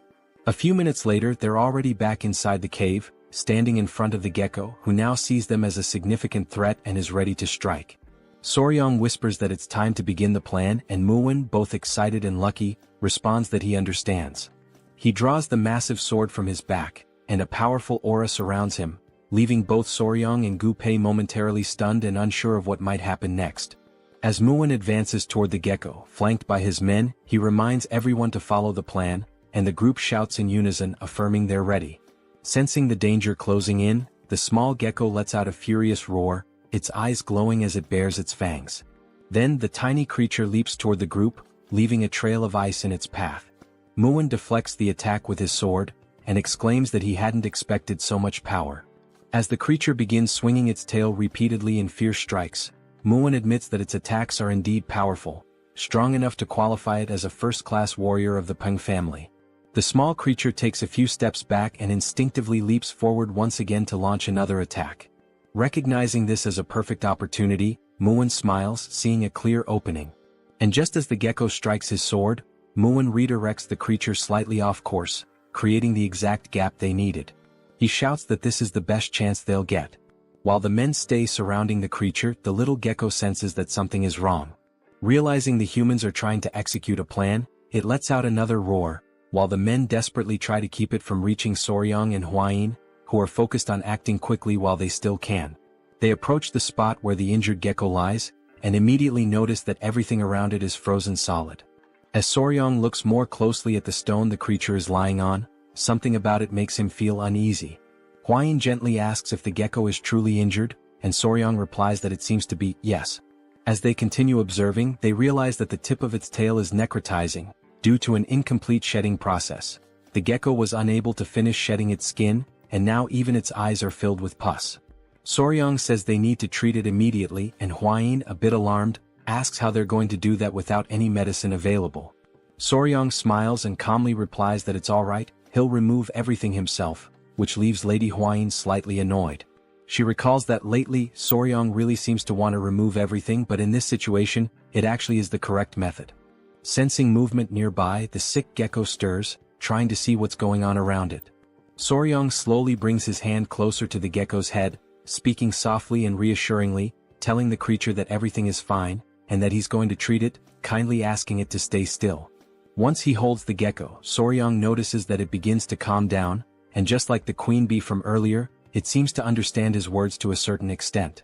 As he holds the creature, he gently tugs on a bit of its skin and explains that, just like snakes, geckos also shed their skin. He even gives an example. Wild fat-tailed geckos tend to eat their own shed skin, which is why it's rare to find remnants of it lying around. Impressed by his knowledge, Huayin says that it's truly fascinating. Soryang pulls out a small knife, stating that the gecko's skin appears to be incredibly tough, and trying to remove it with bare hands wouldn't be effective. Carefully, he brings the blade near the creature, beginning to remove the dead skin from its body. Watching closely, Huayin puts her hand to her mouth and says it looks just like a precious gemstone. As we observe, Soryang begins peeling away the skin from the creature's back, and the blue color underneath is strikingly beautiful. He proceeds with great care, removing the skin from each of the gecko's legs, one by one. Seeing the exposed skin on the legs, Huayin exclaims that they look like adorable little gloves. She's reminded of the time when she was a YouTuber, and even back then videos of peeling or removal like this were trending and popular. Looking at the creature again, Soryang says that the most important part is still left, the head and the tail. Once more, he gently holds the gecko and says he needs to be especially careful with the eyes. Just as he had predicted, pus had built up inside the creature's eyes, and because it hadn't been properly removed, the inflammation caused the eyes to swell badly. With deliberate, slow movements, he begins removing all of the dead skin, working patiently until he successfully peels the skin off the gecko's entire face. Once everything has been taken off, Soryang gently asks the creature how it feels now, wondering if there's any improvement. At that very moment, Huayin gets visibly excited, because it's the first time she's seen the gecko open its eyes, and it no longer looks sick. Still holding the small creature, Soryang appears serious, and Huayin asks if something is wrong. He answers that yes, there is. He points to the tail, saying that he's trying to figure out what to do about it. It's clearly necrotizing. He adds that perhaps the only way to stop the necrosis is to cut the tail off entirely, but in the gecko's current weakened state, amputating the tail could very well kill it. At that moment, as they silently consider their options, they suddenly hear the voices of the men nearby, shouting for them to be careful. The men yell that they've lost sight of the other gecko, and as the couple turns around, there it is, ready to attack. Seeing that the creature is even more furious than before, Soryang is startled and begs it to calm down. He shouts in desperation, explaining that he's trying to help and treat its injured friend, even going so far as to point the knife toward the oncoming gecko. But in that exact moment, Soryang realizes that pointing the knife may have been a critical mistake. The gecko is bound to interpret it as a threat. And that's exactly what happens. With a chilling roar, the blue fury of the lizard echoes through the cave. The small gecko let out such a powerful roar that bolts of lightning surged all around it, fueled by its overwhelming fury. The pressure in the air was so intense that it even caused Soryang to be pushed slightly backward. Only then did our young warrior realize that he was in serious trouble, because he was still holding the other gecko in his arms. The enraged gecko lunged in the couple's direction, and Hwayin quickly stepped forward, trying to shield her companion, urging him to be careful. At the very last second, to prevent them from being struck, she shoved him slightly to the side in an attempt to save him. The furious gecko then slammed into the ground with immense force, shattering a nearby rock on impact. Soryang was thrown to one side, while Hwayin was tossed in the opposite direction. After hitting the ground from the push, Soryang did his best to shield the weakened gecko in his arms from the impact, but the other gecko, still enraged, refocused its attention on them. Soryang tried to gather himself and asked the furious gecko to wait just a moment, but it began to roar once more, sending more lightning crackling through the air. Still holding the debilitated gecko, and remembering that they seemed to understand human speech to some extent, Soryang tried to explain that things were not what they looked like, pleading for a moment to speak with the furious little one.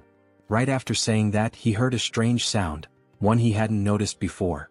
The gecko in his arms began to emit a soft noise, and Soryang was completely stunned by what was happening right before his eyes.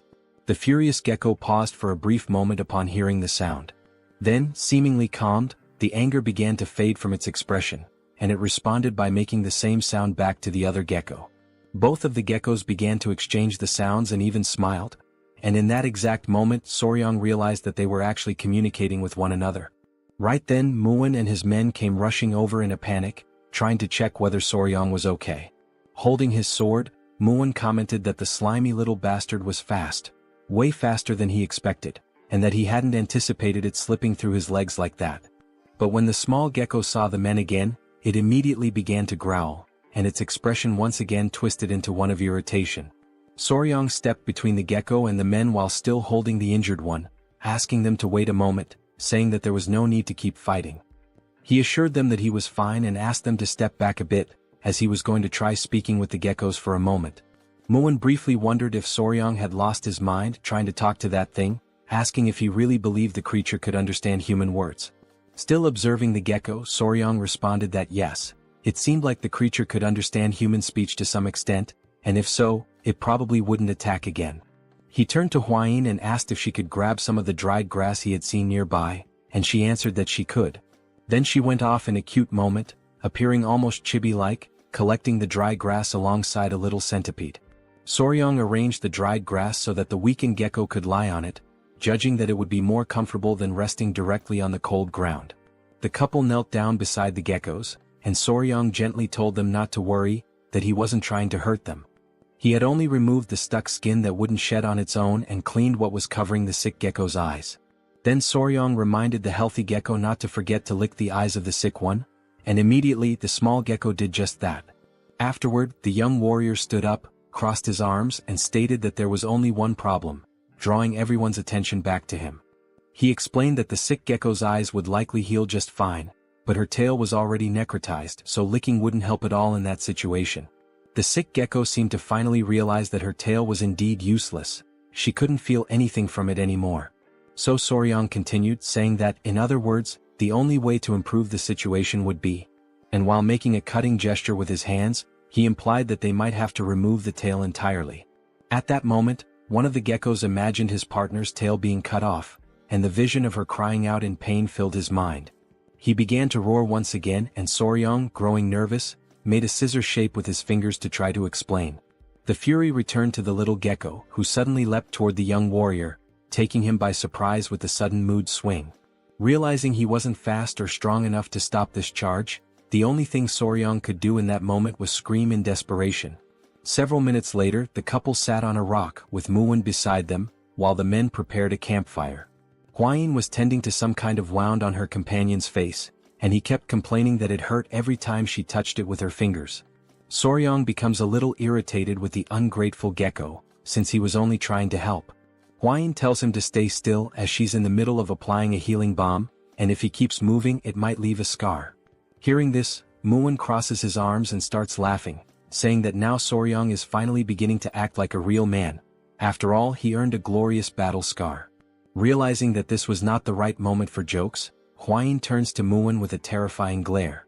Along with Hwayin, the little centipedes also fix their gaze on him, trying to intimidate him, and without saying a single word, Muin understands the message loud and clear. Touching the wound on his face, Soryang can only think about how the misunderstanding had somehow been resolved, and as he looks at Hwayin and the baby centipedes, he also considers how the centipedes aren't reacting to any killing intent, and maybe the small gecko never actually had the intention to kill. At that moment, Gu interrupts and calls out to Soryang to talk to him about something. He says it looks like the little creature wants to say something to Soryang, since it keeps trying to get over to him.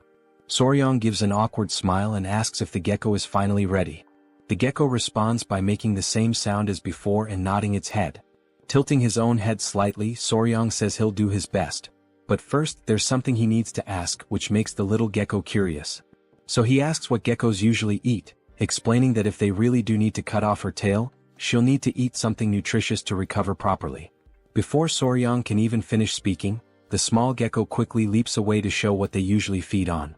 Soryang follows him, asking him to wait up since he's way too fast.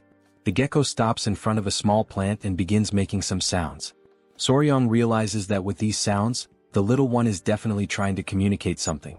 The gecko then picks the plant up with its mouth and lifts it, clearly wanting Soryang to see it. Soryang takes the plant from the gecko, and Hwayin arrives shortly after, asking if she can take a quick look at it. She takes the plant and carefully examines it. Then she says it's weak, but she can still feel a bit of chi coming from it, so this little plant is definitely a seed of a spiritual herb that used to grow there. Soryang takes the plant back and is left stunned when he realizes it's that seed. This spiritual herb that everyone had talked about so much. Muin comments that he's heard of it before a long time ago. And it's said that spiritual herbs always grow in places where spiritual beasts live. Looking at the sleeping baby centipedes, Hwayin says that maybe, just like the baby centipedes, the little geckos also survive by feeding on the chi from the spiritual herbs. Soryang looks a little alarmed and asks if now that the spiritual herb has been dug up, it means this is a big problem. He then tries to dig the ground with his hands, saying they should replant it quickly, but Muin tells him that won't help.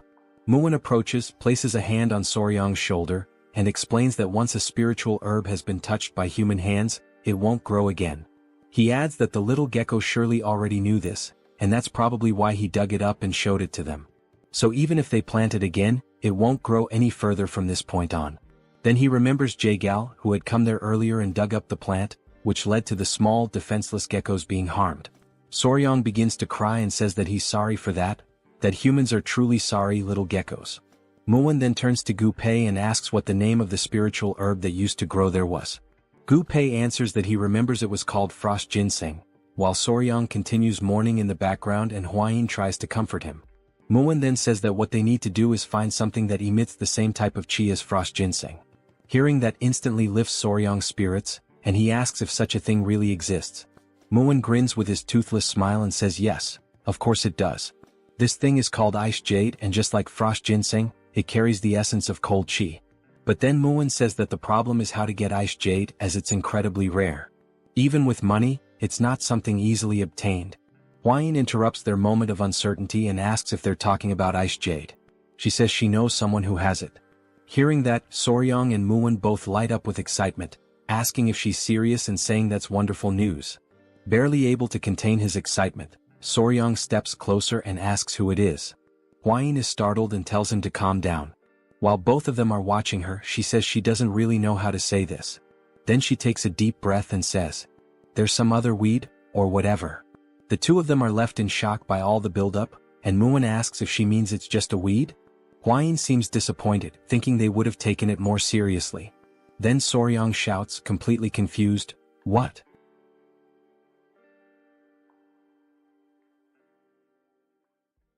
Both Soryang and Muin continue staring at her, completely shocked by this recent revelation, unable to process what they just heard. Muin asks if what she just said about the herb is really true. Soryang, knowing the partner he has, immediately starts to get nervous and begins to sweat. As the tension builds up, Soryang starts recalling how his father-in-law once gave Hwayin the nickname Weed when she was just a child, and that most likely led to this very misunderstanding. Still utterly confused, Muin asks who this other weed is that supposedly possesses the ice jade. But Soryong, now fully understanding what might have happened, quickly tells him to stop before the situation gets worse. However, Hwayin responds calmly and clearly, saying that it's one of the 3 flowers of Muism, the Flame Queen Peony. Her name is Seol, and she is the daughter of the Namgung clan. Hwayin mentions that from what she's heard, Seol possesses the ice jade, although she isn't completely certain about it. It's only after hearing this that Soryong and Muin become excited again. At that moment, the fat-tailed gecko approaches and starts making noises, trying to get the attention of the young warrior. Seeing the gecko's distressed expression, Hwayin asks what the little one is saying, and Soryong responds that it seems like he's begging them to quickly treat the injured gecko. Soryong then suggests that they leave the rest of the conversation for later and focus on treating the gecko first. Hwayin agrees, pointing out that the gecko looks very anxious, so it's probably better to speed things up. With that, Soryong turns his attention to the sick gecko, who is resting on the dry leaves they had carefully placed earlier. He picks the little one up to examine it more closely and assess its condition, while the gecko's companion watches intently. Hwayin moves closer and says she heard that geckos can cut off their own tails. She asks if Soryong knows why this one waited until things got so bad. Soryong replies that she's right, geckos can do that, but not all of them. This surprises Hwayin, since she had always heard that all geckos were capable of it. So Soryong begins to explain. When a gecko detaches its own tail, the process is called autotomy. But depending on the species, the characteristics can vary. Some are able to perform autotomy but can't regenerate afterward, while others can lose their tails and still grow them back. And then there are those that can do neither, they can't detach and they can't regenerate. That's why you can't make assumptions. You have to examine them properly. Bringing his hand close to the tail, Soryong says that once it's confirmed, they'll find the detachment segment, the specific area that needs to be pressed with a finger to trigger separation. Hwayin asks what the detachment segment means, clearly confused by the term. So Soryong explains again, saying that while it might seem like a gecko's tail can be cut off anywhere, in reality, the spot where it actually breaks is predetermined. And that particular point is called the detachment segment. Once again amazed, Hwayin admits that she doesn't know much about geckos since they're not venomous, and then she asks how Soryong knows so much about them. Holding the sick gecko gently in his hands, Soryong realizes that he sounded quite confident when he explained all of that, but the truth is, because the tail is already in such a deteriorated state, he's not sure if the procedure will go well. But regardless of the uncertainty, he knows he has to try. With determination in his voice, Soryong says that he will succeed. Otherwise, he doesn't deserve to be called Spicy Fabre, his former YouTuber name. Sometime later, Muin is left alone with the little gecko while the couple is working in the background, focused on the procedure. The small gecko starts making some sounds, and Muin realizes that it wants to say something, so he turns around. Watching the cheerful couple in action, Muin asks what happened to the injured gecko. Soryong replies that fortunately, everything went well. Now, as long as they take good care of her, she'll be just fine. Hearing that makes the other gecko extremely happy, so much so that he starts crying tears of joy. Soryong crouches down, still holding the injured gecko in his hands, and asks the other one if he's happy now. Muin observes it all quietly, not saying a word, but thinking to himself that the more he looks at that boy, the more incredible he seems. And so, after finishing the surgery, the group decides to stay close by and monitor the gecko's condition for a few days. A few days later, the couple approaches with excitement as they run toward the stone where the geckos usually stay. Soryong calls out to them, and right away the geckos respond to him with the familiar sounds they make. Soryong's eyes sparkle with joy, thinking to himself that they're not even cats, they're baby geckos. But if this had happened in his past life, it definitely would have gone viral on YouTube. Looking at the injured gecko, Soryong sees that she has regained some of her strength thanks to proper rest. He leans down a bit and says that it looks like everything's okay now, adding, "We'll get going for now." This makes the gecko a little sad, and it tries to communicate even more before they leave. So, Soryong takes a moment to explain that they're not leaving forever, they're just going to gather some food for the geckos and then come right back to that place. Upon hearing this, both geckos become visibly happy, making cheerful little sounds. Soryong can't help but think to himself just how incredibly adorable these little geckos are. The young warrior then turns to Hwayin and says that for now that's all they needed to do here, so it's time for them to return to the Tang clan. With determination, he clenches his fist and, full of energy, declares that they are going to recover the ice jade. Sometime later they arrive back at the Tang clan, having left the little lizards behind in good care. As the couple reunites with the patriarch, they notice that many updates have come in while they were away. The father-in-law begins speaking and says that among all the news, by far the most significant incident is undoubtedly the one involving the blood cult. He starts explaining that after the identity of a spy embedded within the Murim alliance was exposed, their warriors decided to follow an owl that had been created by one of their assistants. However, as they were tracking the owl through the skies, they received a piece of information that turned out to be extremely valuable. No one would have believed it at first, but following that owl actually led the group directly to the hidden base of the blood cult. Coincidentally, a squad had just returned to the Murim alliance, and they brought with them a batch of poison extracted from the striped tiger water leavings. The patriarch adds that he heard the poison played a crucial role during the raid on the cult's hideout. Then he presents something to Soryong, a handwritten letter of gratitude from the leader of the alliance. Holding it up, he expresses how proud he is of his son-in-law. Returning to the subject of the geckos, the patriarch then asks Soryong if he managed to capture the mysterious geckos, saying that at any moment now he plans to walk through the garden of creatures to take a look at them himself. Looking a bit embarrassed, Soryong scratches his face and says that he could say they half-captured the geckos. Hwayin steps in at that moment to clarify everything, and so, Lady Hwayin proceeds to explain everything that had happened up until now in full detail. After listening to the whole story, the patriarch falls into thought the moment he hears about the ice jade. Hwayin continues, saying that in order to retrieve the ice jade, they are planning to travel together to Anhui province to visit the Namgung clan. She turns to her father and asks if that's all right. The patriarch tells them to go ahead, mentioning that there's something that needs to be delivered along the way anyway, so it all works out conveniently. He adds that the current times are unstable due to the ongoing threat of the blood cult, but since Soryong will be with her, he feels reassured and can allow it without worry. Seeing his father-in-law smile as he says this, Soryong quietly wonders to himself if that kind of statement really deserves to be said with a smile on one's face.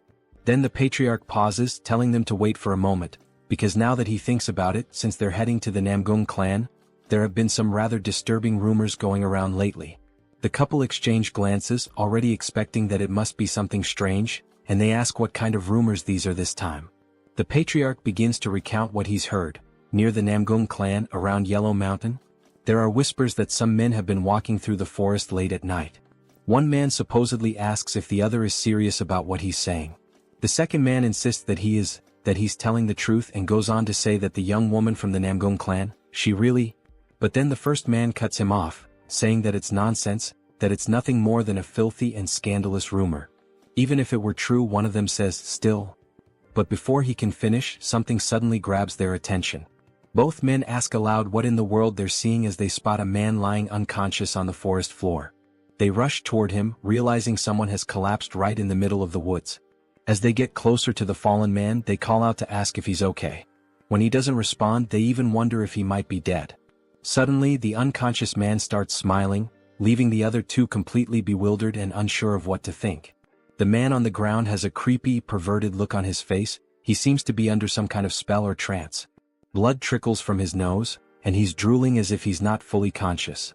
The two who tried to help him look at each other, still unable to grasp what is actually going on. From a distance, a feminine figure watches the whole scene unfold.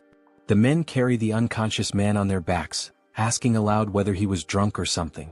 Meanwhile, the woman observing them emits a soft, mysterious pink aura. She continues walking alone through the dark forest, her silhouette blending into the shadows. Everything about her presence is shrouded in mystery, and then, there's a subtle hint that she might have some kind of connection to spiders. Still during that same night, a woman dressed entirely in flowing white garments remains intensely focused, emanating a concentrated chi as she firmly grips her sword, holding it poised and ready to strike at any moment. She senses deep within that this is the perfect moment she had been waiting for. Without hesitation, she unleashes a series of swift and precise strikes with her sword, so quick and forceful that they seem to slice through the very air itself, producing sharp, cutting sounds. After executing the flurry of attacks, her hand begins to tremble uncontrollably, as though she has already reached the limits of her physical endurance. Moreover, her face has grown pale, and sweat is pouring down from her forehead, clear signs that she has completely exhausted herself.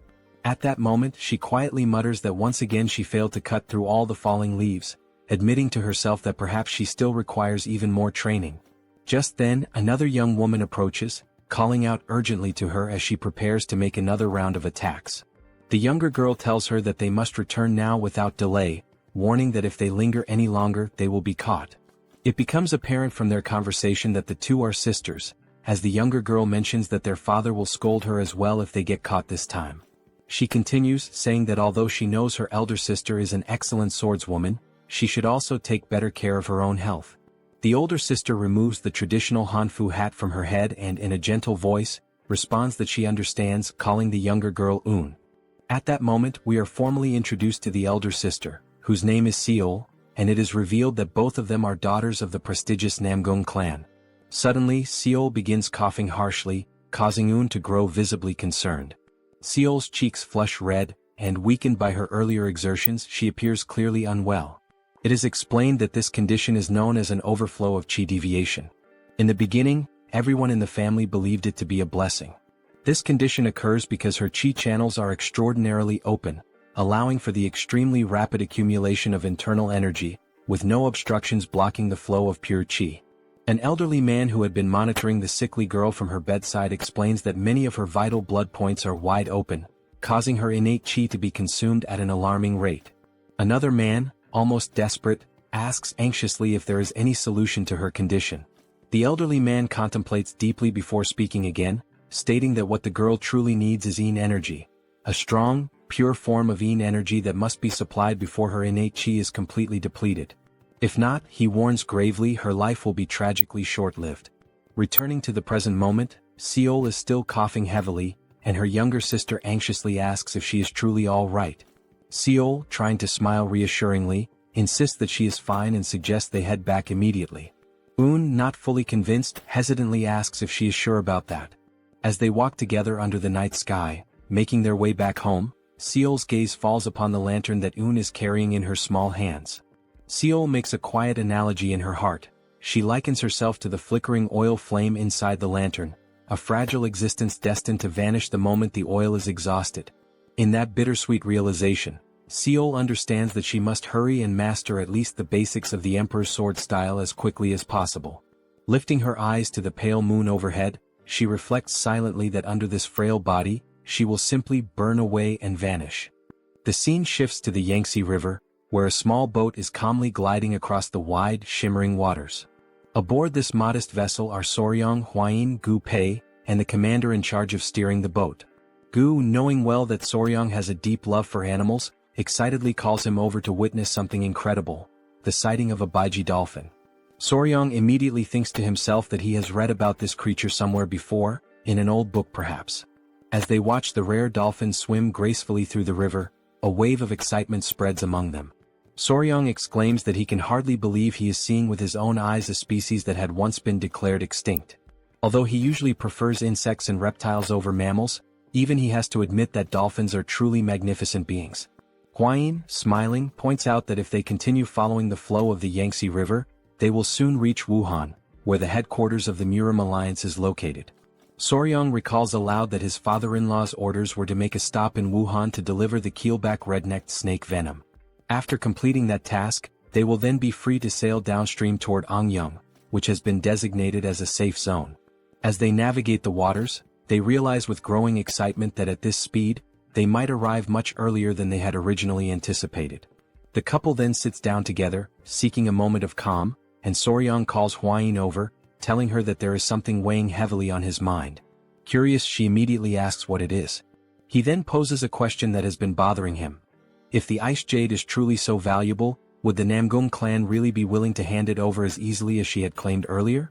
He admits that he has thought long and hard about this issue, and no matter how he reasons through it, it continues to trouble him. In response, Huayin simply smiles warmly and urges him to trust her. She reminds him that the ice jade was intended for a very special use, to help Namgung Seol, and apparently Seol needs something she can actually consume, but the ice jade itself cannot be eaten. Pointing directly at Soryong, she explains that since they possess this, implying whatever they are carrying, then they will be able to negotiate. Surely in exchange the Namgung clan will be willing to give up the ice jade. After all, this can be consumed unlike the ice jade. Adjusting his clothes or whatever precious item he is guarding beneath them, Soryong agrees that she is not wrong. However, he confesses that he still cannot shake the feeling of uncertainty about whether the ice jade is truly safe. He explains that since the geckos already have cold blood, they naturally hate anything that is too cold. He tells her plainly that he feels uneasy about feeding them something when he is not entirely sure of its effects. Then he adds that he actually has another question forming in his mind. Soryong then says that she had mentioned before that the jade possesses a cold yin energy, and he asks her what exactly she meant by that. He admits that although he has heard about yin and yang energies before, he still finds it very difficult to fully understand them. She becomes visibly excited at the opportunity to explain, knowing how important this knowledge is for martial arts cultivation, and she asks him to listen carefully and to remember everything she is about to say. She begins her explanation by saying that yin qi is the qi that generates yin fire. Among the qis of heaven and earth, yin qi refers specifically to the qi that sinks and gathers. Normally, she continues, yin energy suppresses the activities of living beings. Things that are dark, cold, and frightening, all of these are manifestations of different types of yin energy. She goes on to clarify that the expression cold yin energy simply refers to a specific variety of yin energy, emphasizing that it is still a part of the broader concept. Soryong is completely captivated by her explanation, but more questions start to arise in his mind. The first question he asks is whether yin energy, then, should be considered a bad or negative energy. She quickly responds that it is not exactly the case. In contrast to yin energy, yang energy creates yang fire, but too much of it can accelerate the activities of living beings, leading to faster aging and rapid depletion of energy. She explains that the reason why the two geckos need cold energy is because their bodies are inherently composed of cold energy themselves. Therefore, they grow stronger by absorbing yin energy, almost as if they were recharging their inner reserves. Scratching his head in confusion due to the increasing number of questions piling up in his mind, Soryong asks whether yin and yang are not supposed to be in balance. He then wonders out loud how they can achieve that balance when they are dealing with pure yin energy. Knowing that he is intelligent and endlessly curious, she begins to blush, her cheeks turning a soft pink.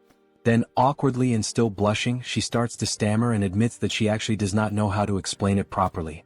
A little flustered but gathering her courage, she raises her voice slightly and says that they will figure it out together later, how to find that balance between yin and yang. Soryong also blushes slightly upon seeing her so shy, but deep down he knows that he himself has absolutely no idea how they are supposed to discover that balance either. He tries to comfort her, but just at that moment, Gu suddenly shouts loudly that they have arrived and that everyone should prepare to disembark. They have just reached Wuhan. The boat is anchored there at the bustling port. As the couple steps off the boat, Huayin immediately introduces herself as Huayin of the Tang Clan from Sichuan, and she announces that she has brought what was requested. The man who came to greet them informs them that the general is already waiting for them. As they follow the man through the streets, Soryong carefully observes everything around him, taking in the atmosphere. This is the famous Murim alliance, and it is even larger and more imposing than he had imagined. Glancing backward, he notices three figures, a group composed of two men and one woman. The woman is tugging sharply at one of the men's ears while he protests, asking her to let go. The man pleads for her to release him, calling her Sword Phoenix, and insisting that he had been just about to teach someone an important lesson. The woman sternly responds that he cannot duel against allies. The other man watching the scene, comments that indeed, their companion acted too rashly without verifying the facts first. The man whose ear is being pulled argues that he was simply trying to defend the honor of the young lady. At that moment he suddenly notices something, or someone, that captures his full attention. He immediately calls out to Huayin, using her well-known nickname, the Poisonous Flower. Huayin instantly recognizes the three individuals. The first is the Slaying Dragon, the woman is the Sword Phoenix, and the third is the Spear Dragon. Huayin remarks that it has been a long time since they last met, not since the Dragon Phoenix gathering, and she asks how they have been doing. The man, visibly excited, responds enthusiastically that it is a great occasion to see her again, the Poisonous Flower herself. Watching them interact, Soryong realizes that only those with truly exceptional skills are allowed into the Murim Alliance, and that many of them earn prestigious titles like Dragon or Phoenix. All those gathered here are elite martial artists. The woman then says that there is something she would like to ask Huayin and mentions that a strange rumor has been circulating about her lately. Huayin asks if the rumor is truly about her, and the woman confirms it with a nod. The rumor, she says, is absurd, a ridiculous claim that Huayin has a lover. Hearing this, Huayin is left momentarily speechless, caught completely off guard. Soryang, overhearing the entire conversation, simply listens in silence, not uttering a single word. Lady Huayin then asks, seeking confirmation, if the rumor really is about her having a lover. The man immediately steps forward and, with visible agitation, says that all the warriors had been gossiping about it, and that he had been just about to challenge them to a duel to defend her honor. Soryang, silently observing the situation, begins to realize that this man is clearly in love with Huayin. Huayin withdraws slightly, and with a somewhat shy and embarrassed expression, she softly says that indeed, the rumor is incorrect.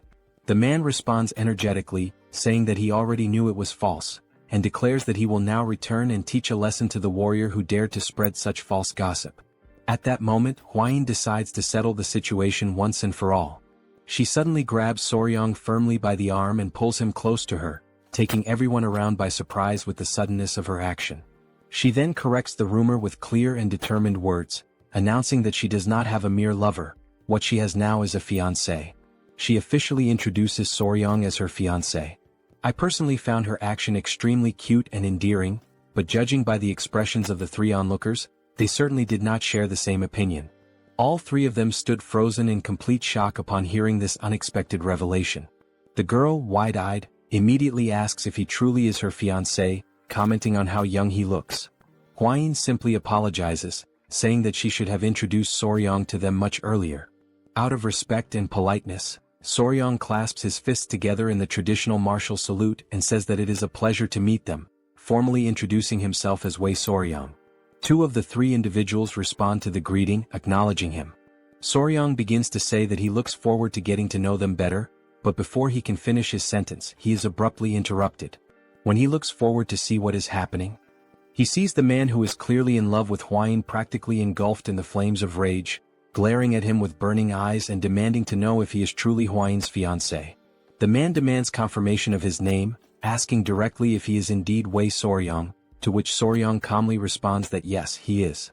Without hesitation, the man drops to one knee, but not in a friendly or honorable gesture. His aggressive and unfriendly posture causes his two companions in the background to become visibly alarmed. With a fierce expression, the man introduces himself as Yang Xianggu, the spear dragon from the Yang family of Sichuan. Still burning with fury, he calls out to the young Soryang and challenges him directly to a duel. The sudden and unexpected challenge to a duel left the couple completely stunned, as neither of them had anticipated such an impulsive and bold action. The man's companions, however, reacted with visible disappointment, as it appeared that this type of behavior was far more common for him than one might expect. Soryang, now sweating coldly with nervousness, asks for confirmation, questioning if the man truly intends to challenge him to a duel. The man, unwavering and intense, replies with a firm yes, he wants a one-on-one duel. Just at that moment, Yang Xianggu is pulled back roughly by his clothing, stopped by his own friend. Huayin grows visibly irritated at the very idea of a duel, and the other young woman also seems upset. Both of them demand that he calm down and take a moment to reconsider his actions. In the background, Soryang remains completely frozen, unsure of how to respond to the chaos unfolding around him. Suddenly, a thought crosses Soryang's mind. He remembers Murim and the men of the Peng family. He recalls how someone had challenged him to a duel the very moment they met, and now, once again, he finds himself wondering why he keeps encountering such strange and unpredictable people. At that very moment, another figure arrives on the scene, interrupting the growing commotion and asking what all the fuss is about between those gathered there. The newcomer is none other than General Jaegao, always holding his elegant fan, though this time his expression is more serious and commanding than usual. Soryang, maintaining etiquette, clasps his fists respectfully and introduces himself to General Jaegao. The man with the spear also greets the general, though his greeting is noticeably more casual and lacking in proper decorum. Perhaps in response to this lack of formality, General Jaegao uses his fan in an unusual way. He strikes the man's face with it in a sharp and pointed gesture. Jaegao then demands to know what on earth the spear-wielding man thinks he is doing, especially with the honored guests. The man offers nothing but a quick apology in response. Opening his fan once again with a calm but knowing smile, Jaegao remarks that he had been growing old while waiting for Soryang's arrival. He then formally invites Soryang to accompany him to the Celestial Martial Pavilion, where the leader of the Murim alliance is currently waiting for them. With that, the group begins to move, the couple following General Jagal and leaving Yang Xianggu behind, his conflict unresolved. This unfinished business only serves to stoke the fire of Xianggu's rage even further. Meanwhile, his friends watching quietly seem unsurprised, as if they knew something like this would happen all along. Sometime later at the Celestial Martial Pavilion, Huayin informs Soryang that she will be waiting for him for a short while in the guest hall, and Soryang acknowledges her with a simple nod and a few words. A young girl who had been standing there ready to receive them, begins giving them instructions, including the directive that the first person they must greet is the leader of the alliance. Soryang, silently and inwardly, thinks that she must be some clueless novice. Jagal seems to share a similar impression. He immediately comments that this is the girl who was brought in to replace the previous servant, who had turned out to be a spy. The girl appears visibly nervous, likely because of this high-stakes situation. Raising her voice, the young girl shouts toward the inner chamber, announcing that the general and the young warrior from the Tang clan have arrived. They soon hear a voice from within instructing them to come inside. They proceed forward slowly and carefully, and upon entering the chamber, they see the silhouette of the Murim alliance leader standing with his back to them.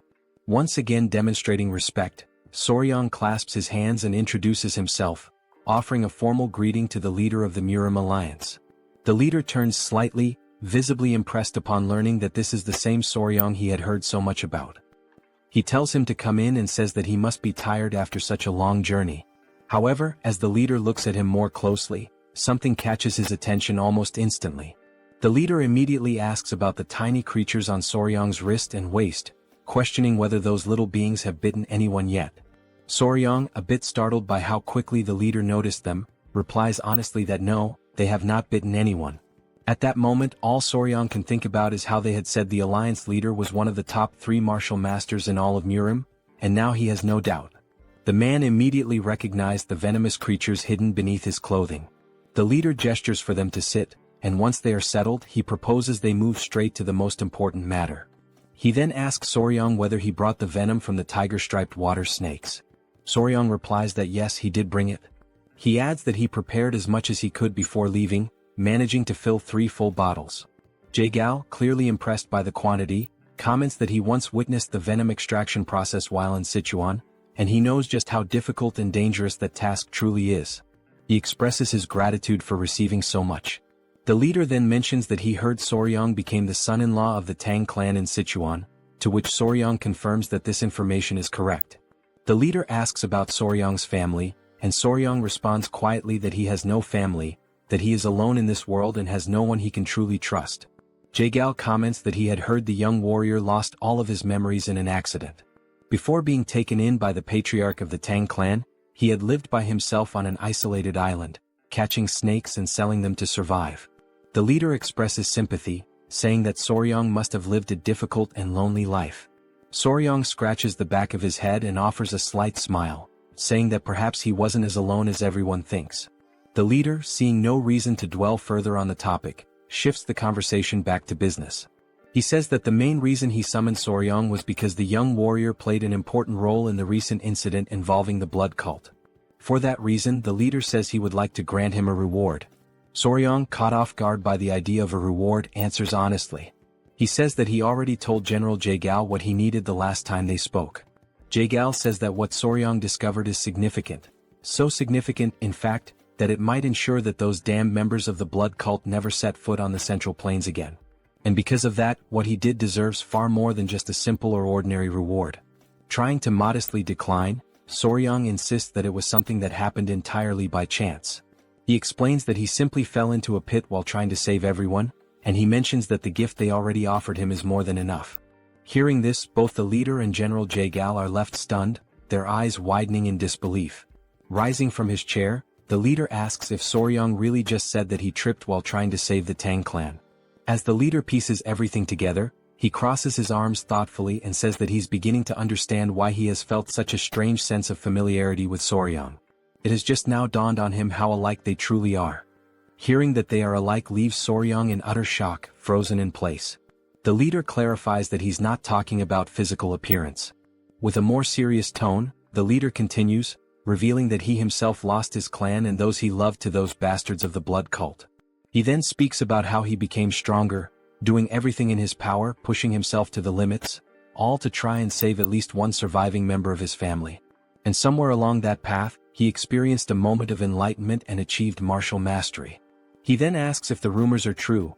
Did Soryong really throw himself at an elder of the blood cult while he was poisoned, all in an attempt to save the Tang clan? Soryong affirms that it is true. With pride in his voice, the leader says once more that they are indeed alike, just as he himself had done 30 years ago. Approaching Soryong with a steady gaze, the leader comments that given Soryong's current strength, it should have been impossible. And yet he still gave it everything he had. He acted with nothing but desperation in his heart. He places a hand on Soryong's shoulder, an intimate and symbolic gesture, as if the two now share a bond that goes beyond words. He then announces that as a reward he will grant Soryong his unique martial technique, one that he alone possesses, called the Iron Coffer technique. Both Soryong and Jaegal are left dumbfounded by what they just heard, unable to immediately process the gravity of such a gift. The leader explains that he has never accepted a disciple before. When he dies, this technique would have disappeared along with him. But now it won't. He adds that he has no intention of taking on the role of a formal master, so the Tang clan need not worry about any kind of mentorship arrangement. Soryong still finds it difficult to believe the words he's hearing. It almost doesn't feel real. A bit overwhelmed but also clearly excited, Soryong expresses his gratitude and promises that he will make sure never to bring shame to the leader's great name. Smiling with his arms now crossed, the leader replies that it's good to hear and that he'll count on the young warrior. Later, as night falls, Soryong is seen walking while carrying a very heavy book in his arms. He can only think about how unbelievable it is that the leader of the alliance actually granted him his personal martial technique. He remembers how Jaegal instructed him to keep this a secret from everyone, except for the elders of the Tang clan, because if this information spreads, it could easily make Soryong a target of the blood cult. While walking and thinking about returning to the guest hall, because if he tells Hwayin what he received, she'll likely be overjoyed, someone suddenly calls out to him from behind. As Soryong turns around, he sees the spear-wielding man from earlier, still burning with the fury left over from the events of that afternoon. The man declares that they have met again due to fate, which only makes Soryong feel even more unsettled and anxious. He explains that he heard Soryong had left the Celestial Martial Pavilion, so he came looking for him. He says he still hasn't received an answer to his earlier challenge for a duel. Soryong can only think about how incredibly persistent this man is. Clutching his spear, the man says that he needs to know whether Soryong is truly a man worthy of Lady Tang Hwayin, the poison flower. He insists that Soryong must prove himself. Soryong replies that it's too dangerous and that they really shouldn't. But before he can finish, the man interrupts and gestures to his spear, saying there's no need to worry because he'll remove the tip and only use his hands gently. Soryong responds that this isn't what he meant. He explains that the danger isn't to himself, but rather he's afraid that the spear warrior Yang might actually die. For a moment, the area falls into complete silence. The two men simply stare at one another. This only serves to infuriate the spear-wielding man even further. Grabbing Soryong by the collar, he demands that Soryong repeat what he just said. At that moment, something completely unexpected happens. The three tiny centipedes leap from Soryong's body, instantly preparing to attack the man. But Soryong quickly reacts, managing to hold them back. He tells them that everything is fine, that he is not in danger, and pleads with them not to attack the man. The man, now breathless and clearly terrified, is left wondering what the hell those creatures even are. After partially calming the tiny centipedes, Soryong apologizes to the warrior Yang. While the man remains on the ground, still shaken with fear, Soryong states that this is exactly what he meant. It really is too dangerous. Soryong steps closer to him and kneels down. The man's breathing grows heavier with each passing second. Then, with a devilish expression on his face, and the centipede still wriggling ominously, Soryong places a hand on the man's shoulder and says that he has just spared his life, for now. After that bold declaration, the man is left completely speechless, unable to process what just happened. Only then does he truly realize that this is no joke. If Soryong had not intervened in time, he would genuinely be dead. It finally dawns on him that Soryong is, in fact, a terrifying man. In his mind, Soryong appears more like a monstrous figure than a mere human. As Soryong checks if the man is okay, someone else arrives at that very moment. It is Hwayin calling out to both of them, her voice carrying an intimidating aura that sends shivers down Soryong's spine.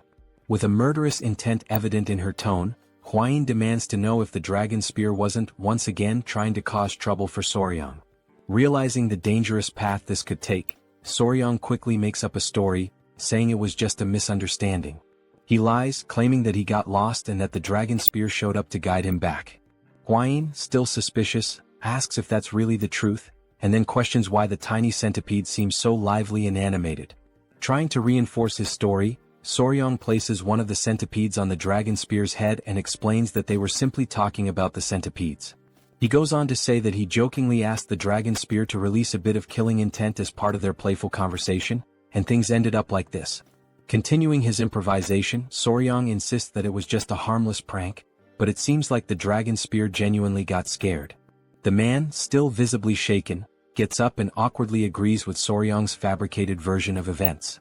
Although Huayin doesn't seem entirely convinced, she remains silent, merely observing them. Then she thanks the dragon spear for guiding Soryang and calls the young warrior to return to the guest hall. Soryang quickly dashes to follow Huayin, leaving the man behind, still in shock and disbelief. With a long, deep sigh, the man can only think about how that situation almost escalated into a far greater disaster. While running, Soryang calls out to the dragon spear and reminds him that he has saved his life twice now. This comment leaves the spear-wielding man even more bewildered, struggling to process the events. The next morning arrives. The couple, along with Gu Pei, are already prepared to set out on their journey. Huayin bids farewell to the group, saying that she has matters to attend to and they must leave now. She adds that it was a pleasure to see them again. The young woman also expresses her gratitude and tells them to be careful on their travels. As the couple turns to leave, the girl calls out to Soryang, asking him to wait for a moment. She then pushes the dragon spear forward, clearly forcing him to say a proper goodbye, as if trying to make him apologize sincerely. The girl explains that she heard everything from that idiot the night before and thanks Soryang for his generosity as a young warrior. The dragon spear, feeling awkward and slightly embarrassed, mutters an apology and also expresses his gratitude for what Soryang did the previous day. He then adds that after talking with the Sword Phoenix, he finally realized just how foolish he had been. Clenching his fists and almost on the verge of tears, he admits that, judging by Soryang's actions, he truly seems to be a suitable match to be the fiancé of the poison flower. The man then bows respectfully, thanking Soryang earnestly and asking him to please take good care of Huayin from now on. The young warrior nods, saying he understands and tells them to take care as well. Soryang also mentions that he has heard they will likely meet again soon at some upcoming ceremony, so there's no reason for any animosity between them. They board the boat, bid farewell to their new friends, and set off toward their next destination. Late at night, they find themselves staying at an inn located in a small lower village on the slopes of Huangshan Mountain. Soryang recalls Gu mentioning that they would rest there for the night since the mountain is treacherous, and it would take at least half a day to reach the Namgung clan's estate. That was the reason they decided to spend the night at this inn. After Soryang shares the details of his encounter with the leader, Huayin is left utterly shocked. She has just learned that Soryang received the secret manual of the Iron Coffer technique, the unique martial art of the first emperor himself. Soryang casually remarks that the emperor said they seemed alike. However, he also mentions that he heard the training required to master this technique is painful. Yet, once fully mastered, it can even block blades and withstand chi-based attacks. Huayin explains that the emperor's exclusive technique rivals the legendary indestructible diamond technique of the Shaolin. Since it is an external martial art, it does not require internal cultivation, which means Soryang shouldn't have much difficulty learning it. Realizing this, Soryang understands that, essentially, mastering it would be like gaining bulletproof protection. He truly inherited an incredible technique. Then Huayin offers to help him train in the new technique. She mentions having heard that the emperor used to whip his own body every morning as part of his rigorous practice, and she enthusiastically volunteers to assist him with that. Soryang is left utterly speechless, his jaw dropping as he processes what Huayin just said. He then asks in disbelief if it's really true that the emperor used whips as part of his training. Huayin, still excited, firmly confirms it, explaining that hardening one's skin through repeated whipping is an essential part of mastering the technique. Soryang, who has a vivid imagination, suddenly envisions Huayin wielding a whip while wearing a more daring outfit. This mental image makes him hesitate for a moment, but then he rationalizes that if it's for the sake of cultivation and becoming stronger, he would be willing to accept it. Just then, an elderly man who works at the inn interrupts their conversation. Apologizing for the intrusion, he asks if they are planning to climb Mount Huangshan. Huayin responds affirmatively and inquires why he's asking such a question. The old man explains that he is the owner of the inn, and judging by their appearance and equipment, it seems that they are heading towards the Namgung clan. Rising from his seat, Soryong cautiously asks if there is any problem they should know about. Before the old man can respond, Huayin recalls that her father had mentioned some unsettling rumors circulating lately. Curious, she asks if those rumors are related to what he's about to say. The elderly man then reveals that, in truth, over the past few months, people who have ventured up the mountain have mysteriously disappeared. Fortunately, those who went missing were later found safe, but something disturbing had happened to them. They had their yang energy completely drained. Both Soryong and Huayin feel a slight chill at this revelation. Huayin, clearly puzzled, remarks that it sounds rather strange and questions what this has to do with the Namgung clan. Blushing slightly and appearing somewhat embarrassed, the old man hesitates before confessing that all those who regained consciousness after the incident said the same thing. The person they spent the night with was none other than Lady Namgung Seol. This shocking statement leaves both Soryong and Huayin completely stunned. Huayin immediately questions whether this could possibly be true. Outraged, she continues, asserting that this is clearly a malicious trap, a vile and baseless accusation. Seeing that she is becoming increasingly agitated, Soryong gently urges her to calm down. The old man, equally taken aback, reassures them that, naturally, everyone reacted the same way at first. However, before he can finish his sentence, the scene transitions to the Namgung clan. Inside the clan's estate, Lady Seol is meticulously practicing her manual skills when she hears approaching footsteps. A young girl pushes the door open and calls for Lady Seol's attention. The girl informs her that the patriarch has summoned her to the hall immediately.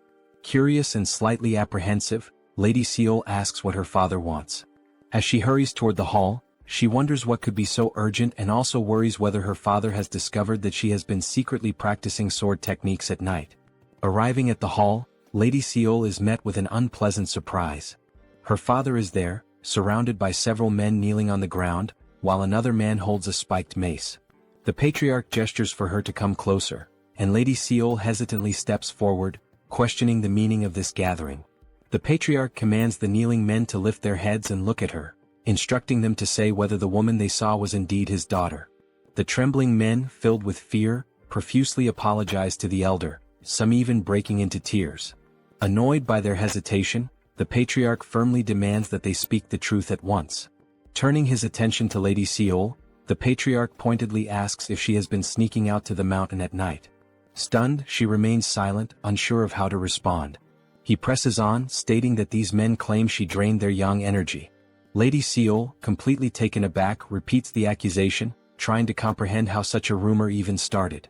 Frustrated by her silence, the elder insists that she speak up and give a clear answer immediately. Finally gathering her thoughts, Lady Seol admits that it is true she has been training with the sword on the mountain recently, but she swears that aside from her training sessions, she has done nothing else. The patriarch shifts his gaze back to the men, stating that his daughter has declared her innocence, and therefore they must present concrete evidence to support their accusations. One of the men, clearly fearful for his life, insists that they only reported what they saw with their own eyes and had no intention of disrespecting the young lady. Another man, his voice quivering, suggests that maybe they all went mad or were possessed by spirits, as nothing else could explain their experience. Realizing the dangerous implications of their statements, one of the men nervously backtracks, admitting that it might indeed have been some sort of hallucination. Then, one of the men hesitantly mentions something peculiar, a distinguishing mark. The patriarch, curious, demands more details, asking what kind of mark he is referring to. With great reluctance, the man explains that the woman they saw had a mole on her chest, pointing to the approximate location. The patriarch, increasingly skeptical, calls the claim absurd and immediately questions Lady Seol to see if there's any truth to it. This unexpected accusation leaves Lady Seol in utter shock, her mind racing with confusion and disbelief. For a few moments she is completely paralyzed by the implication. Her father, growing increasingly irritated, raises his voice, demanding to know whether she truly dared to do something so reckless and dishonorable. In her mind, Lady Seol desperately searches for an explanation, bewildered by how such a situation could have come to pass. The next morning the couple is walking together, and Huayin seems to be in a somewhat gloomy mood. It's quite evident from her expression that something has deeply bothered her. Soryong, noticing her demeanor, moves closer and gently asks if she is still upset about the story the innkeeper told them. She quickly denies it, but Soryang knows she is not good at lying, and her reaction only confirms his suspicions. Suddenly Hwayin stops walking, her frustration finally breaking through. She vents her anger, firmly stating that the idea of Lady Namgung draining the yang qi from men in the middle of the night is an absolutely absurd and ridiculous rumor. Soryang can clearly see that she is deeply irritated and tries to think of a way to calm her down. Realizing that her anger is getting the better of her, Hwayin takes a deep breath, visibly trying to regain her composure. After a moment of silence, she seems more relaxed and even apologizes to Soryang, admitting that she didn't want to get so angry. However, she can't help but express how incredibly unbelievable the rumor is, and she feels the need to explain herself. Hwayin then elaborates, revealing that Lady Namgung Seol is actually unable to come into contact with men. Soryang, taken aback by this unexpected revelation, listens attentively as Hwayin continues. She explains that Seol suffers from a condition where, without sufficient yin energy, her life would be significantly shortened. Consequently, yang energy acts almost like a poison to her, making it unimaginable that Seol would be involved in any nightly escapades with men. Being so careful around men, the thought of her doing such things night after night is simply inconceivable. Soryang, after hearing this, can't help but associate the whole story with tales of fantasy heroines. The entire situation seems too bizarre to be true. As they finish discussing, they finally arrive at the Namgung family palace after climbing the mountain together with Gu. One of the guards stationed at the entrance stops them, asking why they have come to the Namgung family estate. Hwayin subtly leans towards Soryang and whispers that the atmosphere within the Namgung family seems tense. She warns that if they mention they are there to see Lady Seol, they might be turned away. Understanding the delicate situation, Soryang quickly thinks of something plausible to say. Raising a finger for emphasis, he confidently states that they are there on business and have come to make a deal. The guard, somewhat puzzled, doesn't quite grasp what Soryang means. Hwayin, equally confused, asks Soryang what he is talking about. Just then, someone from inside the estate opens the gate and demands to know what all the noise and confusion are about. The couple realizes that they might be in a bit of trouble. Looking carefully, they notice that the person who opened the gate is none other than Lady Namgung Eun, Seol's sister, who immediately recognizes Hwayin. Now inside, Hwayin and Eun share a joyful moment, clearly delighted to see each other after so long. Eun remarks that it truly has been a while, and Hwayin asks if she has been doing well, noting that it has been 2 years since the meeting of the 7 clans. Before answering, Eun curiously inquires what kind of deal they have come to make. Hwayin responds that something happened at the Tang Clan, and they desperately need the Ice Jade. She mentions that she heard Lady Seol possesses the Ice Jade, and that they came specifically for this reason. Hwayin then asks if there's any way they can obtain it. Eun, still cheerful and happy to see Hwayin, suggests that they go to the Patriarch's hall to discuss the matter.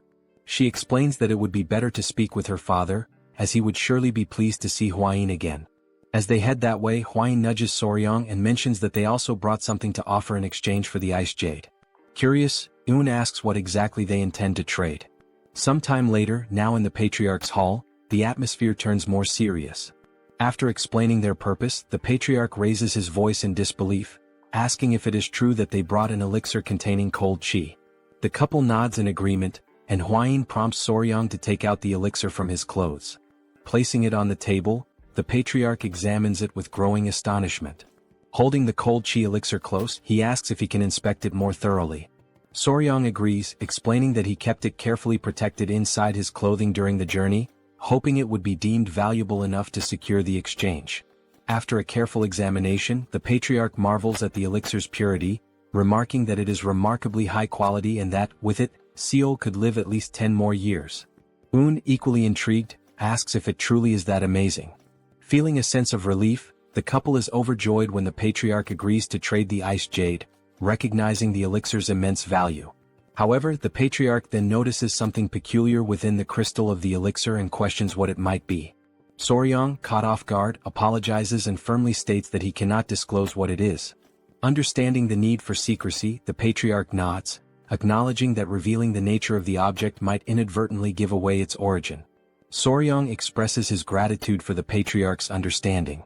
At that moment, Soryang recalls that, in reality, the reason for his secrecy isn't just about the origin. It takes him back to a time when he was walking with the great Patriarch. Soryong was walking and every now and then he would complain about how cold it was. The great patriarch, noticing his discomfort, asked him what was wrong. In response, Soryong took out from within his clothes the object that was causing the cold, revealing it to be a tail. Showing it to the great patriarch, Soryong explained that there was something peculiar about it. It looked like ice crystal forming on the tail of the gecko he had kept as a keepsake. Intrigued, the great patriarch carefully examined it and remarked that it possessed an incredible cold chi energy.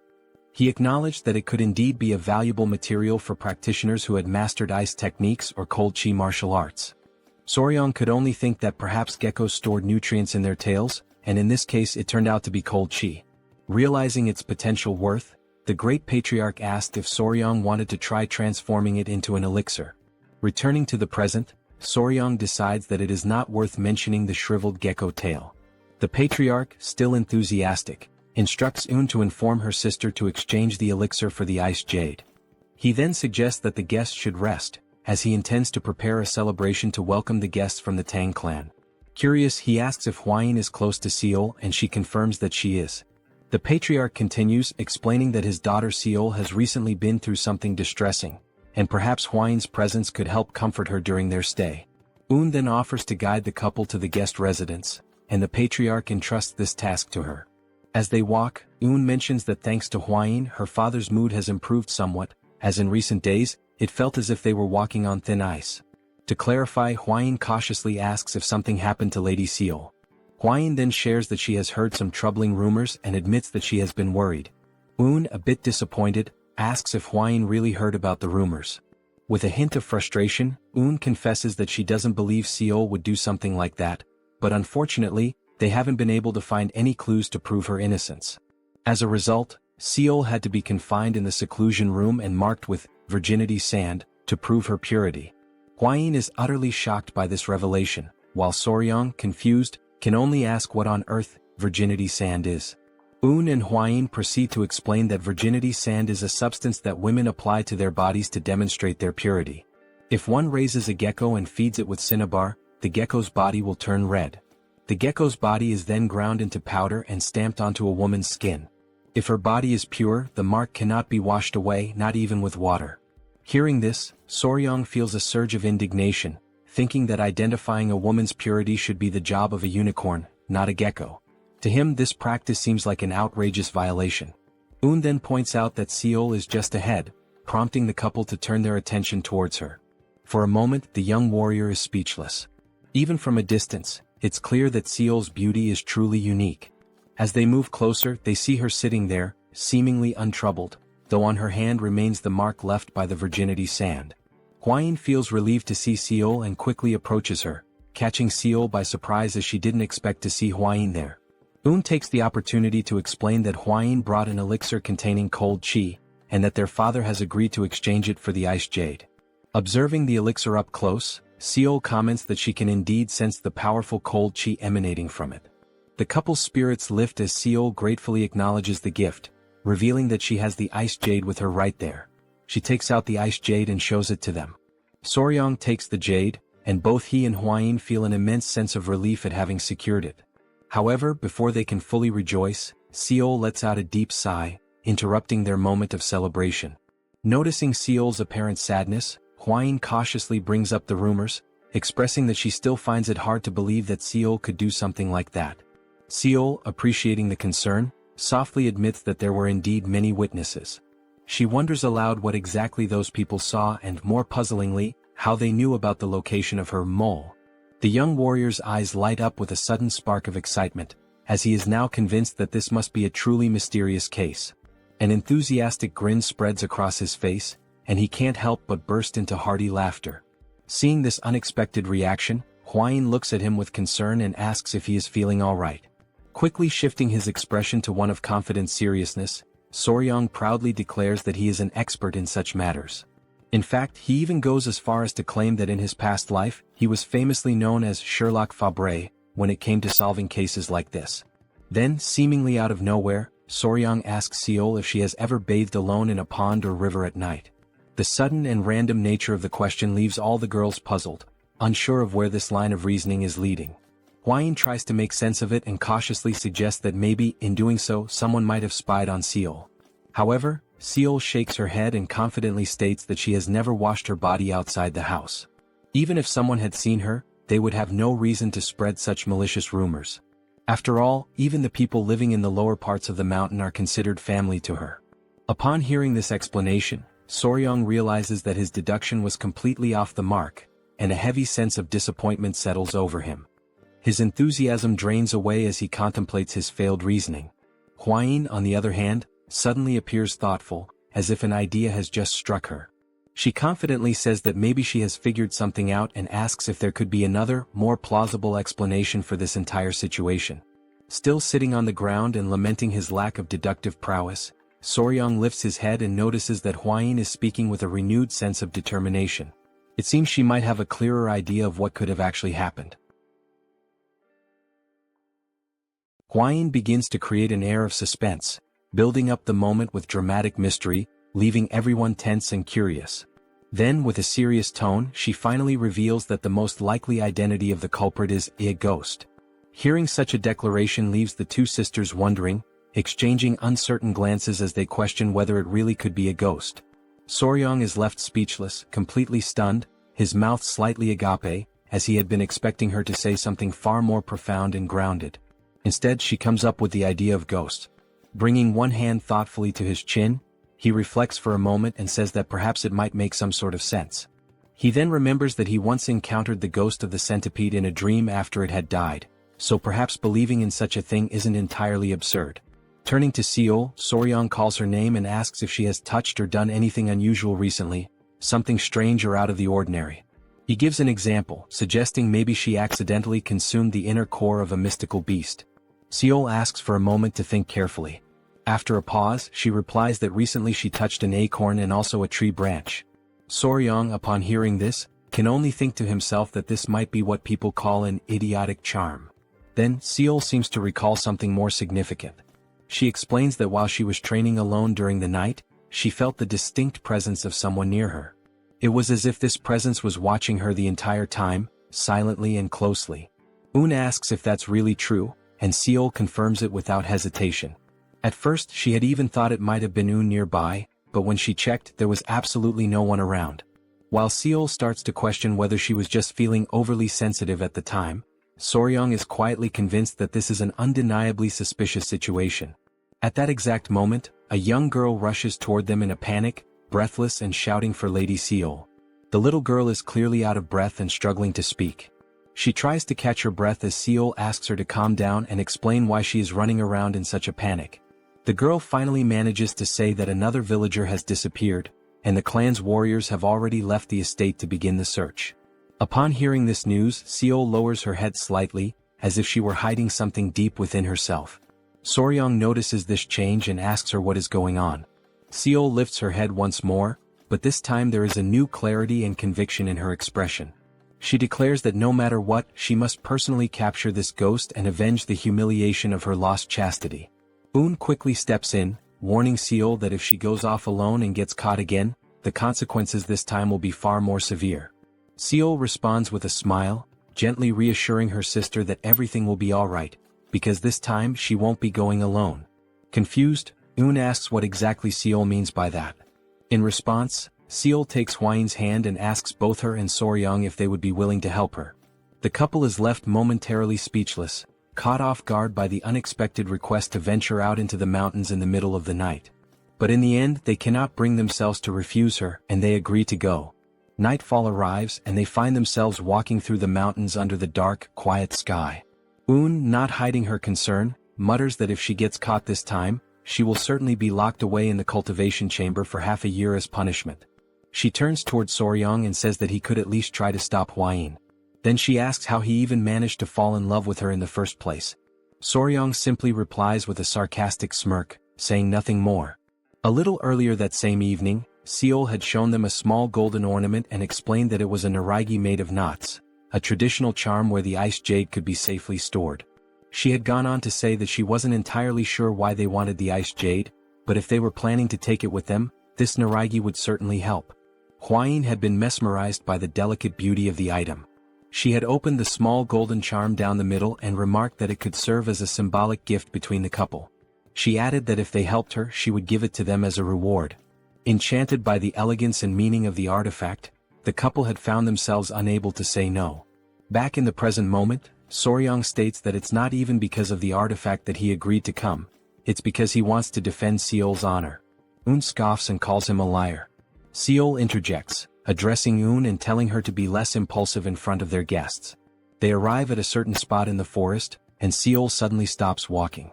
She looks around and says that this is the exact place where she had felt that strange presence. It had come from that direction, and she believes there might be some kind of trace or clue left behind, so it would be wise to examine the area carefully. The girls begin to whisper among themselves, wondering if it really could be a ghost after all. Seol firmly declares that her sword is infused with the energy to destroy evil and reveal justice. Meanwhile, Soryang silently reflects that the situation has just become far more intense than he had anticipated. Then, at that very moment, a thick fog begins to appear out of nowhere. It rolls in suddenly and unnaturally, completely engulfing the area and leaving everyone in a state of panic and confusion. The dense mist blinds their vision entirely, as if it had been conjured without warning or explanation. Soryang stands still, frozen for a second, trying to comprehend what exactly is happening. He begins shouting the names of the girls, calling out to each of them one by one, his voice filled with urgency and concern. But not a single voice answers him back. As he starts to move carefully through the fog trying to find his bearings, his foot suddenly gets caught in something sticky. Startled, he looks down and begins to struggle to free himself, asking aloud what on earth is that? Upon closer inspection he realizes that it is a spider web. He grabs it with his hand and immediately notices how unusually thick the strand is. He then wonders why the thread is so abnormally strong and heavy, and instantly begins to question just how enormous the spider must be to produce something of that magnitude. Just as he is lost in thought, trying to make sense of the situation, he hears someone scream. His ears instantly recognize the voice. It is Lady Eun. Uncertain of what to do next but desperate to act, Soryang quickly summons 2 baby centipedes. He crouches and asks them if they can locate their mother, Hwain. The tiny centipedes jump up with energy, and Soryang instructs them to find and protect Hwain without delay. With that, Soryang starts to run in the direction from which he heard Eun's voice, calling out to her, urging her to respond. As he keeps moving forward, he gradually realizes that he is getting deeper and deeper into the forest, farther away from where they began. Soryang, being someone knowledgeable in these matters, reflects on a basic principle about spiders. He knows there are generally 2 types, the sedentary ones and the wandering ones. The sedentary spiders like to stay in their nests or homes, while the wandering ones tend to roam and explore. However, in either case, no spider spins flat webs laid out along the ground like this. That means, whatever kind of spider this is, it is definitely not a normal one. He soon notices that the fog is beginning to lift slightly, the visibility improving just a bit. He says to himself that he needs to hurry up and find the girls before something worse happens. But then he suddenly stops running. In front of him, every single tree is covered in spider webs, woven thickly between branches and trunks, forming a ghostly maze of silken traps. Now walking slowly and cautiously, he looks around and asks himself what in the world all of this could possibly be. He lifts his gaze upward, and what he sees there, high above him, is something he never expected. It is Lady Eun, suspended and entangled in spider webs, stuck to the side of a tree. She appears to be unconscious, her body limp and unresponsive. Just then, a strange and eerie sound catches his attention, something moving nearby. Emerging from the mist, he sees a woman sitting atop a gigantic spider, a creature so massive and unnatural that it radiates a terrifying aura. The woman lets out a chilling, almost gleeful laugh that echoes across the webbed forest. As he focuses his eyes more clearly, Soryang sees the woman's face, and he is taken aback. She looks strikingly similar to Seol. She is sitting proudly and ominously on the back of a ground spider, her entire presence sending a shiver down his spine.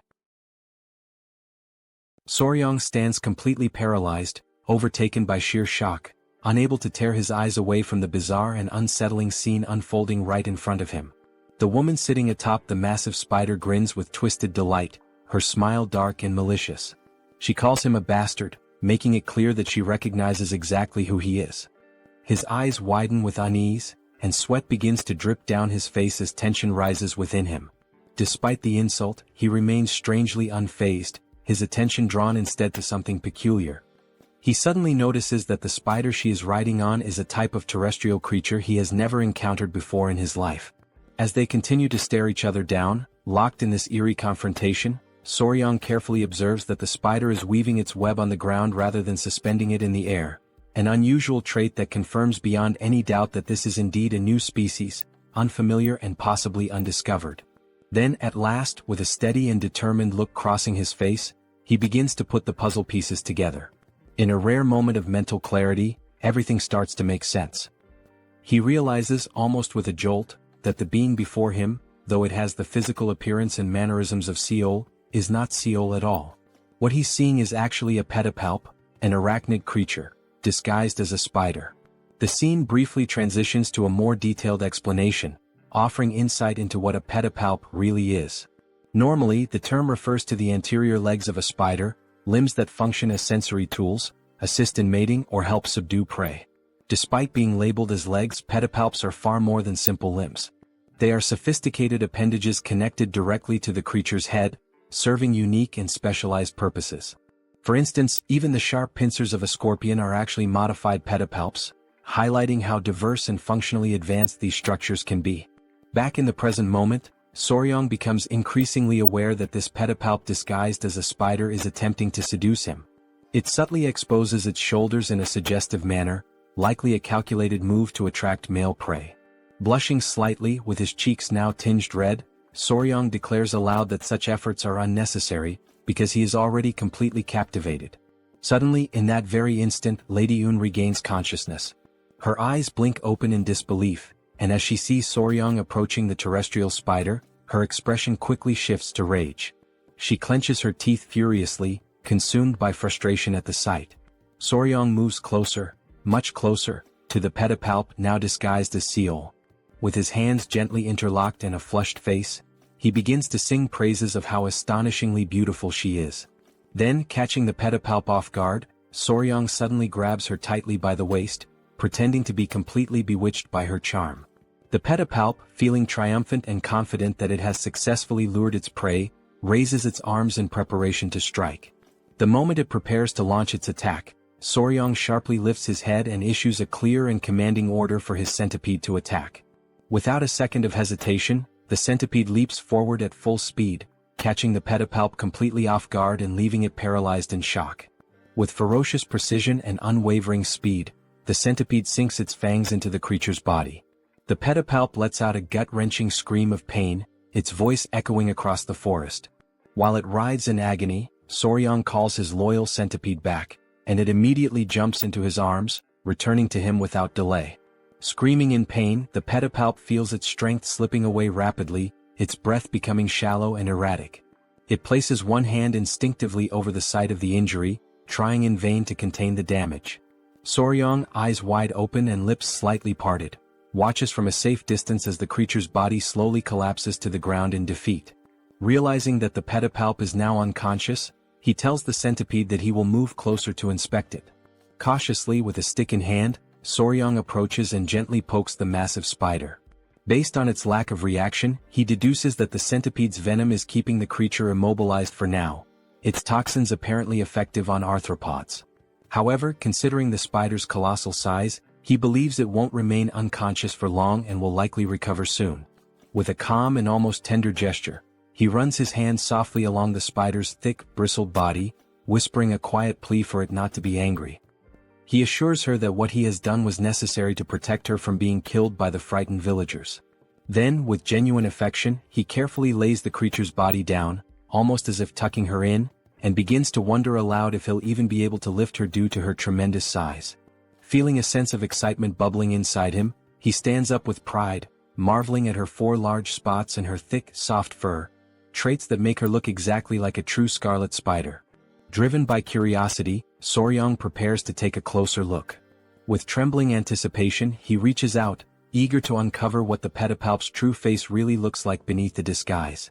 Without hesitation, he lifts the garment covering the creature's face, but his exploration is cut short in the most brutal and unexpected way. Hwayin appears out of nowhere and delivers a violent strike directly to his face. The force of the blow is devastating, knocking Soryang to the ground with intense impact. He crashes down as Hwayin screams in panic, yelling that the creature is a monster.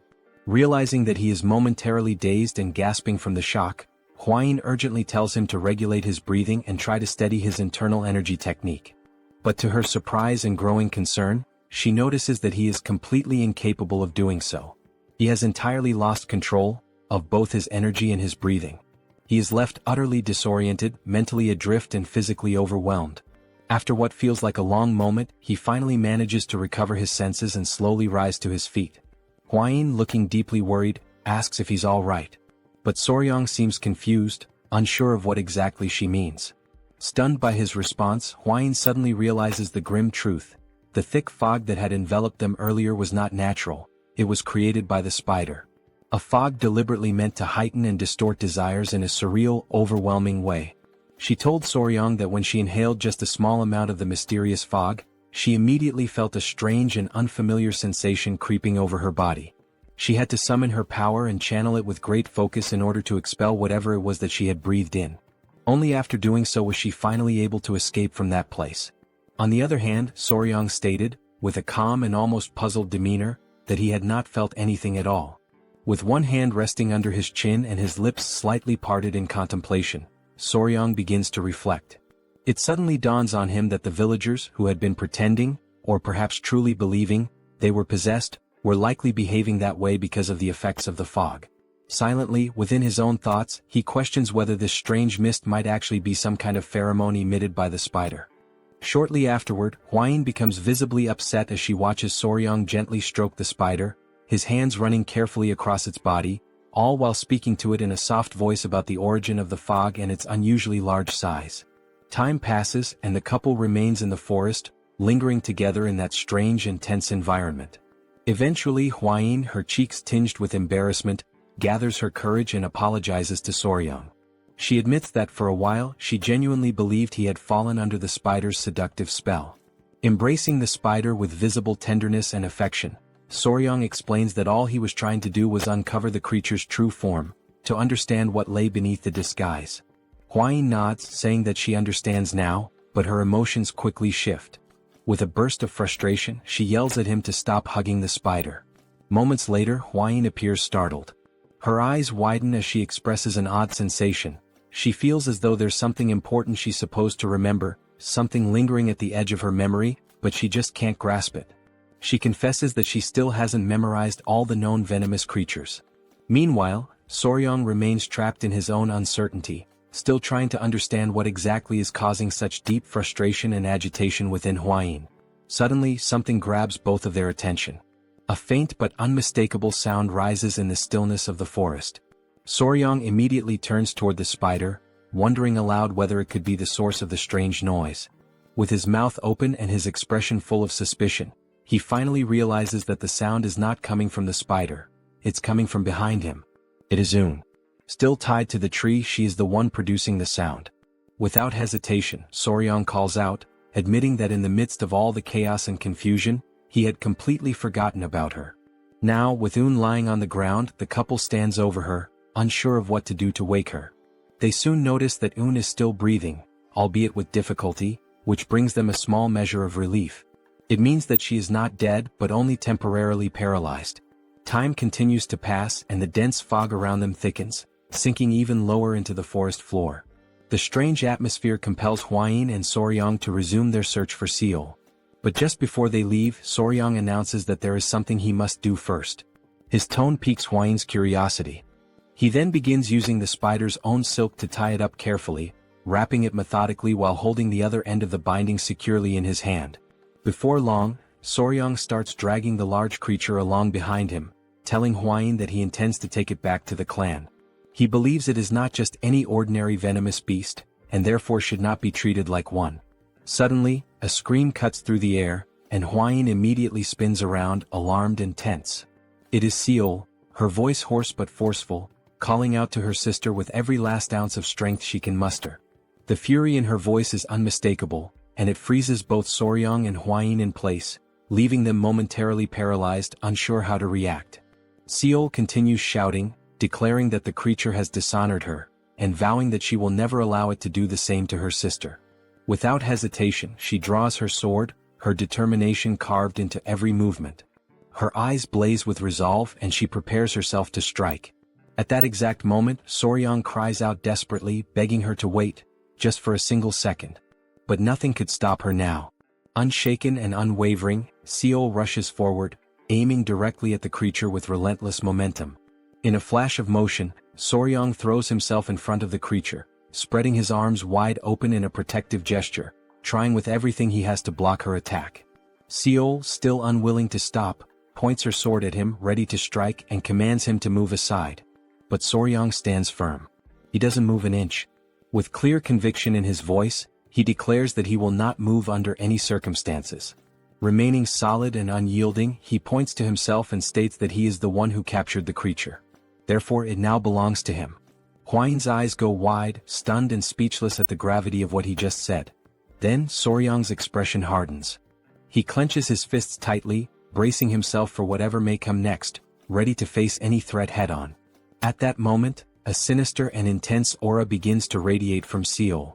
Her eyes gleam with burning fury and her voice, dripping with hatred, demands that he repeat himself. She wants to hear it again to be absolutely sure she hadn't misheard. Soryang continued staring directly at Seol. Once again, Seol demanded that he repeat what he had just said, if he had the courage to do so. In Soryang's mind, the memory of the gecko with the poisonous chant resurfaced, one that Seol had already killed before. He wondered, filled with indignation, if now she also intended to kill the spider. At that moment, Hwain suddenly shouted, urging Lady Seol to wait before doing anything drastic. She firmly stated that Un was only paralyzed, not dead. Upon hearing those words, Seol froze in shock as the realization struck her that her sister was still alive. To remove all doubt, Hwain assured her again that Un was truly alive. Understanding how Seol felt, she explained that if the host were to be killed and the body's clone were undone, the imitation would simply revert into something else. This process in turn would serve to clear Lady Un's name. Hwain implored Seol to think calmly about her actions before acting on impulse. She questioned whether, by taking the host and exposing it before the entire family, Seol would actually feel that her anger and sorrow had been resolved. Finally, directing the attention of everyone present, Hwain brought the focus back to the essential point. It was Soryang who had discovered and captured the host, and beyond that he was also the one who saved Un's life. Upon hearing everything, Seol appeared visibly embarrassed by the way she had behaved at the beginning. She turned to Soryang and offered an apology, admitting that she had failed to consider his kindness and had acted too hastily in judging him. Soryang, relieved by her words, accepted the apology. Wasting no time, he turned to Hwain and sincerely thanked her for clarifying the entire situation so smoothly and effectively. Seol then turned her gaze back to Soryang and asked what he planned to do with the creature. Excited, he declared that, before anything else, he intended to take it to the Tang clan. Swept up in his enthusiasm, he commented to Seol that he actually thought the creature was cute. Seol, now entirely frustrated, asked in disbelief whether he seriously found that thing cute. As she mulled over the deeper meaning of the word cute, Seol began to panic and, driven by impulse, asked if Soryang didn't already have Lady Hwain. Hwain let out a sigh upon hearing the question and replied that Seol was completely misinterpreting Soryang's words. Annoyed, Soryang clarified that he had referred to the spider as being cute, not in the sense of it being charming like a person, but because it was red, covered in soft fur, and had unique abilities. Seol tried to understand, though she still appeared somewhat skeptical. At that moment, Soryang looked at both of them with curiosity and asked what exactly they had been discussing. Flustered, both women quickly replied that it was nothing important. With the break of dawn, the spider and Lady Un were safely escorted back to the Namgung family. As soon as the Namgung patriarch laid eyes on the creature, he immediately drew his sword, consumed by fury at the thought that the creature had stolen his daughter's appearance and dishonored her in the process. Soryang, realizing the danger, pleaded with him to remain calm. He assured the patriarch that all misunderstandings regarding his daughter would be thoroughly explained. The patriarch let out a deep sigh and muttered, "Like father, like daughter," leaving Soryang momentarily confused by the remark. Soon after, the patriarch turned to him and expressed his gratitude for saving both of his daughters. He emphasized that the Namgung clan would never forget what Soryang had done and that, as a gesture of their gratitude, they would grant him one wish. Without hesitation, Soryang pointed to the spider, declaring that he wished to take it with him. The patriarch, without the slightest objection, granted his request. Before ending the discussion, however, the patriarch brought up something that still bothered him. Curious, Soryang asked what it was. The patriarch referred to his daughter Seol's appearance. She still wore an expression of stiffness, completely unlike her usual demeanor. Concerned, he posed a new question. Just as the creature had stolen the image of his daughter, was it possible for it to do the same with anyone else? Soryang became thoughtful. Although he was now the spider's owner, he didn't exactly possess the image rights of the patriarch's daughter. He began to reflect deeply on what might be done regarding this particular issue. Suddenly, interrupting his train of thought, something drew Soryang's attention. It was a restless crowd of people, completely agitated. Concerned about the commotion, Soryang rushed over to Commander Gu Pei and asked what was happening. The commander replied that it was a group of angry citizens. Many among them were outraged that the creature had stolen the appearance of young Lady Seol. They shouted loudly, questioning why it hadn't simply been killed. These comments infuriated Gu Pei. He sternly declared that the spider was now the property of the clan and that they were being far too bold by insulting it. Alarmed by the commander's fierce reaction, the crowd quickly backed down and retracted their statements. Soryang then declared that the misunderstanding had already been resolved and that everyone who needed to see her had already done so. Concerned about the creature's safety, he stated firmly that no one else should be allowed in. Upon hearing this decision, Gu Pei immediately gave the order to close the entrance. At that very moment, quite unexpectedly, someone appeared. It was an elderly man leaning heavily on his staff. Coughing lightly, he asked if he could just take a quick look. The guard at the entrance, following the orders from above, replied that he could not allow him to pass. The old man insisted, saying it would only take a moment, but the guard repeated that it simply wasn't possible. Soryang stepped in and argued that, given the elder's frail health and the long journey he had clearly undertaken, the least they could do was allow him a brief visit. With permission granted, the old man walked through the entrance and made his way directly toward the creature. With misty eyes, he recognized her in a strange, almost mystical way. She turned to Soryang and asked what her fate would be. With excitement in his voice, he answered that she would live, for she was a precious creature and would be raised within the Tang clan. Still enthusiastic, Soryang emphasized that, despite her unusual appearance, she was simply a spider, nothing more. The old man was visibly moved upon hearing such kind words about the spider for the very first time. Feeling relieved, he stated that he could trust Soryang, though the young man did not quite understand what he meant. Suddenly, the elder began untying the creature, leaving everyone nearby utterly stunned by the sight. Soryang shouted, urging him to wait before doing anything further, warning that the situation could be dangerous. But the old man ignored the warnings, gently placing his hand on the spider's head. As he caressed her, the creature's eyes lit up, and her expression took on a newfound calmness. Soryang remarked that he had felt a familiar energy in the elder from the very beginning. The old man then revealed that the spider's name was Yowa. With a nostalgic gaze, he began to recount the story of how they had met. The encounter had taken place more than 20 years ago, just after he had lost his entire family to a devastating plague. It was during that period of despair that he found Yowa, still very young and small. At the time, while he still had vitality in his body, he had fed her with his own qiyang. However, as the years passed, his strength waned and he could no longer sustain her. Back in the present, the old man admitted, filled with regret, that Yowa had done terrible things, and he blamed himself for them. Soryang tried to console him, speaking firmly that it had all simply been an accident. The elder then said that Soryang, as a kind-hearted knight, would now care for Yowa in his place, and that he could finally rest in peace, asking that he take good care of her. Without hesitation, Soryang responded immediately, promising that she would be in good hands. With a warm, loving look, the old man told Yowa that he was far too old to continue accompanying her, but he trusted that she would be well cared for. He advised her to follow the knight and live a long and happy life. The old man and the creature embraced in a heartfelt farewell. Soryang observed that, for a spider to understand a human so well, they must have spent a great deal of time together. He imagined that their journey had been one filled with affection and deep companionship. Moved by this sentiment, Soryang invited the old man to come with him to Sichuan, but the elder politely declined, explaining that he no longer had the strength for such a long journey.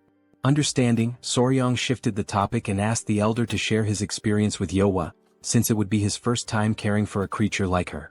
The old man agreed, assuring him that he would explain everything in detail. Somewhat embarrassed, Soryang posed his first question. How exactly does one feed a creature like Yowa with qiyang? The old man explained that one must place a finger into the creature's mouth to transfer the qi yang. He then added, with a curious note, that even by sleeping beside her, a transfer of energy could occur. He revealed that, upon receiving qi yang, the creature would begin to transform, shaping itself into whatever form it believed to be most beautiful in the eyes of the one feeding it. As the transformation unfolded, Soryang asked who the young woman before them was. The old man replied that it was his deceased wife and that he was grateful to see her one last time before his own death. Then, turning to Soryang, the old man invited him to try feeding Yowa himself. Soryang took a deep breath and agreed to give it a try. Without delay, he began transferring his qi yang. Almost immediately, the transformation began.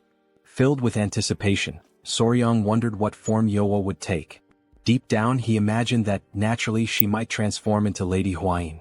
But when the final form was revealed, Soryang was utterly stunned. He couldn't hide the shock on his face.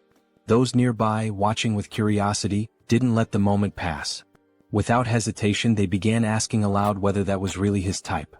Then, the old man explains that he had only seen that particular form once before, long before the creature ever assumed a human shape for the first time. Completely stunned, Gu Pei questions what exactly is happening and why the creature doesn't look anything like Lady Huayin. However, Soryang, visibly confused, admits that he is not entirely sure what is going on. As he reflects, a thought resurfaces in Soryang's mind. Perhaps the creature had maintained Seol's appearance because, in the eyes of the villagers, she was considered the most beautiful woman in the region. But now they were speaking of Huayin, who was hailed as the most beautiful woman in all the Central Plains. Suddenly, overwhelmed by panic, Soryang dashes off, running in desperation, his mind clouded by the fear that the clan might see this as a sign of betrayal. As he races away, a wild thought crosses his mind. Could the creature have believed that he preferred poisons over Huayin? Is that why she had taken on such an unexpected form? Elsewhere, in a quiet room, rests peacefully with Soryang keeping her company in silence. But suddenly the door bursts open. Soryang enters abruptly, calling out Huayin's name, startling her completely. Frightened, Huayin immediately asks what happened and why he's so out of breath. Without wasting a second, Soryang blurts out that it's sudden, but he needs a favor. Soryang approaches Huayin and, his voice slightly hesitant, asks if he can hold her in his arms. The unexpected request catches her entirely off guard. Confused and scared, she doesn't understand what's going on. Seeing her reaction, Soryang quickly tries to reassure her, insisting that she shouldn't interpret it the wrong way. But hearing that only throws Huayin into a state of panic. Overcome by anxiety, she exclaims that he must have discovered the truth. She scrambles to explain, saying she never meant to keep anything from him deliberately, she only knew what she knew from reading about it in books. As she speaks, Soryang watches her, completely puzzled, having no idea what she's referring to. With her panic mounting, she finally yells out that the spider is one of the 10 great venomous creatures of the Central Plains. Soryang is left speechless. In his mind, an image of the spider flashes and shock floods his thoughts. He cannot believe what Huayin has just revealed, that Yowa is, in fact, that very creature. Huayin swears that she never meant to deceive him, but chose to remain silent until she could be sure, because of a promise she had made. Still frozen in place, Soryang begins to understand. That was why Huayin had been so hesitant. The revelation had taken him completely off guard. Huayin, overcome by emotion, gives in. In an unanticipated move, she throws herself into Soryang's arms. The gesture flusters and embarrasses him entirely. But suddenly, while still holding Huayin, something catches Soryang's attention. Had woken up. Sitting upright in bed, she silently watches the scene, clearly uncomfortable and embarrassed. Panic overtakes Soryang the moment he realizes that is indeed awake. Days later, Soryang waves farewell to the Namgung clan. The incident had been resolved. And fortunately, Yowa had assumed the form of Huayin after absorbing Soryang's qi yang. Aboard the boat, Soryang walks over to Yowa to inform her that, once they reach their destination, he will release her from the cage. Shortly after, Gu Pei asks if Soryang has any idea about the next leg of their journey. Soryang explains that after acquiring the ice jade, he plans to head directly for Mount Gonga, home of the fat-tailed geckos. However, he admits that he is uncertain whether he should stop by the Tang clan first, as he doesn't know if Yowa can handle such a long journey. Upon hearing this, Yowa raises a hand toward Soryang, who immediately asks if she's feeling well. She smiles gently, a clear reflection of her recognition of his kind spirit. Soryang understands the gesture and thanks her sincerely, promising that they will get there as quickly as possible. Without further delay, Soryang turns to Gu Pei and informs him that they will head straight to Mount Gonga as originally planned. As they travel toward their destination, Soryang takes the opportunity to quietly enjoy the scenery around him, allowing himself a rare moment of peace amidst the gentle sway of the journey. Suddenly, something captures his attention. He overhears two young men talking nearby, their voices animated. One of them says that the leader of the alliance had personally led the Azure Dragon unit on an expedition, and that captured prisoners from the Blood Cult had begun to reveal crucial information about the locations of other strongholds. Right after that, the boy with yellow hair adds with excitement that there are rumors going around about someone who managed to create a poisonous mist that only affects members of the Blood Cult. Instantly, Soryang turns toward them with enthusiasm written all over his face, realizing that they were talking about something he himself had accomplished. The scene shifts back to the boys and Soryang, now clearly intrigued, asks them who was responsible for creating such a thing. One of the boys replies that the alliance hadn't disclosed the identity of the person involved, but insists that whoever did it was truly a hero. Soryang is left stunned by the praise.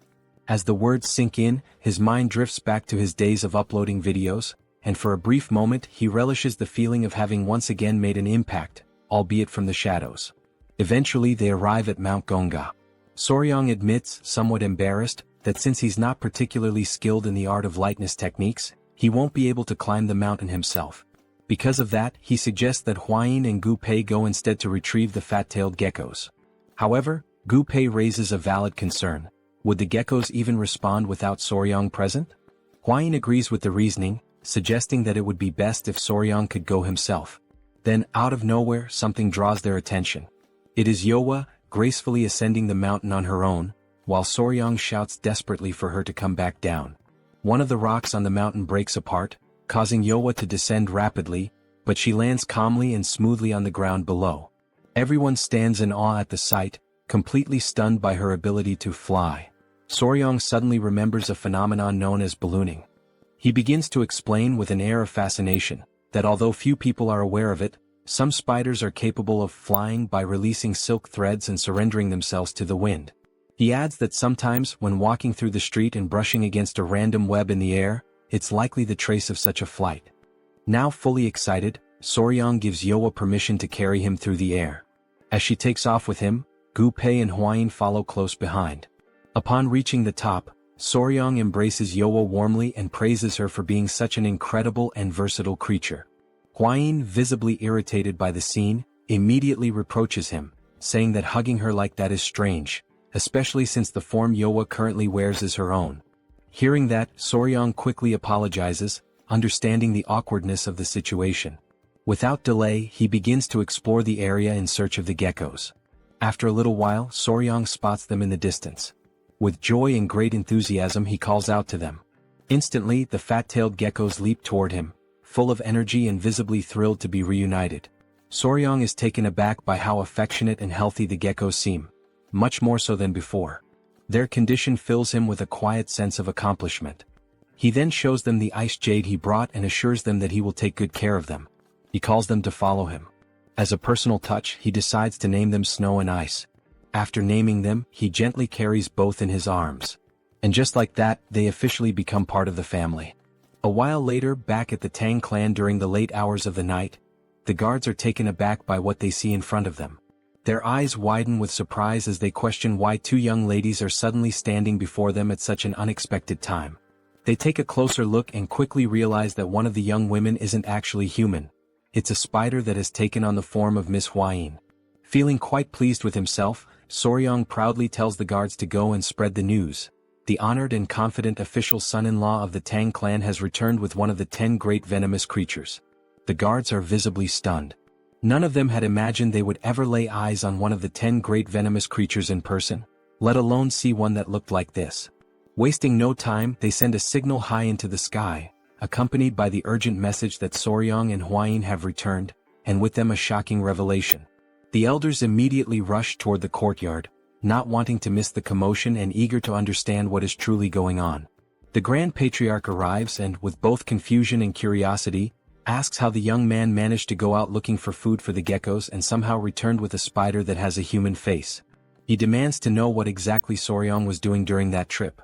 The in-laws are also left speechless when they see the spider bearing the exact same face as their daughter, Hwayin. Soryong answers plainly, saying that he simply encountered the creature while he was staying at the Namgung clan.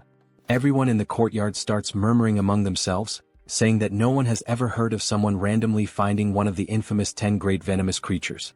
So they press him further, asking how in the world he managed to capture the notorious spider with a human face. The elders comment that Soryong never ceases to amaze and that at this point, they should expect nothing less from him. The in-laws beam with pride, stating that Soryong is now officially their son-in-law for having fulfilled his promise. Soryong, caught off guard, is surprised that his mother-in-law already knew about the arrangement, while Hwayin stands beside him, flustered and unsure of how to react.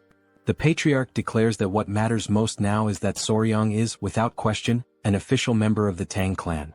The Grand Patriarch then tells Soryong that the next day, he must go to the river and catch a live wild goose. Soryong, confused, asks why. The elder responds that it is the young man's responsibility to prepare the goose for the upcoming ceremony. He adds with a wise tone, that while Soryong is still too young for marriage, it is time for him to hold an engagement ceremony. His father-in-law, with a teasing grin, jokes that after this ceremony, if Hwayin still doesn't want to marry him, she won't have any more chances to run away. At that, everyone present bursts into warm laughter and smiles, the mood light and cheerful. Soryong then steps forward, takes the initiative, and calls for everyone's attention. He clasps his fists together in a respectful gesture and in the name of the Tang clan of Sichuan, and now as an official son-in-law, he expresses heartfelt gratitude for all the support and kindness he has received. After the formalities and celebrations, the very first thing he does upon arriving home is to decide where the children will live. Yowa, the spider, chooses a tree near a well as her new residence. As for the geckos, which behave much like loyal puppies, instead of placing them in the creature courtyard, Soryong decides for the time being, to let them stay in his own room. Once everything is set up and organized to a reasonable degree, Soryong gathers them all and asks if they're happy with their new home. He tells Yowa that if she ever feels hungry, she should go straight to her chosen tree. Yowa, pointing at something that resembles a spider sneaker, seems to want to communicate something important. No one quite understands, but what she is trying to say is that if bad people come to that place, she will personally teach them a lesson. Soryong and Hwayin pretend to understand what she means. Then, to confirm, Soryong asks her if that's really what she's trying to say. Yowa lights up with joy, thrilled that he understood her message. The geckos also begin trying to express themselves, and Hwayin smiles warmly, realizing that they too are attempting to say that they will help protect the place. The new little family begins to settle into their lives, bound by trust, loyalty, and a deepening sense of belonging. Soryong feels genuinely joyful and deeply moved, so without hesitation he runs forward to embrace his children with warmth and affection. With their new home now secured and their small family settled in, the engagement ceremony is held later on, attended by the elders of the Tang clan. It is a simple and modest affair where the couple exchanges heartfelt vows, and only the ceremonial offerings are presented as part of the tradition. However, before all that, a minor confusion arises during the preparation of the offerings. The young warrior is caught completely off guard when Hwayin declares that she wants the geckos as her engagement offerings instead of traditional jewels. Soryong stands there stunned. Out of all the discussions surrounding engagement gifts, she wants the geckos? He reflects to himself that for quite some time now, he had noticed how her eyes lingered fondly on the geckos, but never did he imagine she would openly say something like that.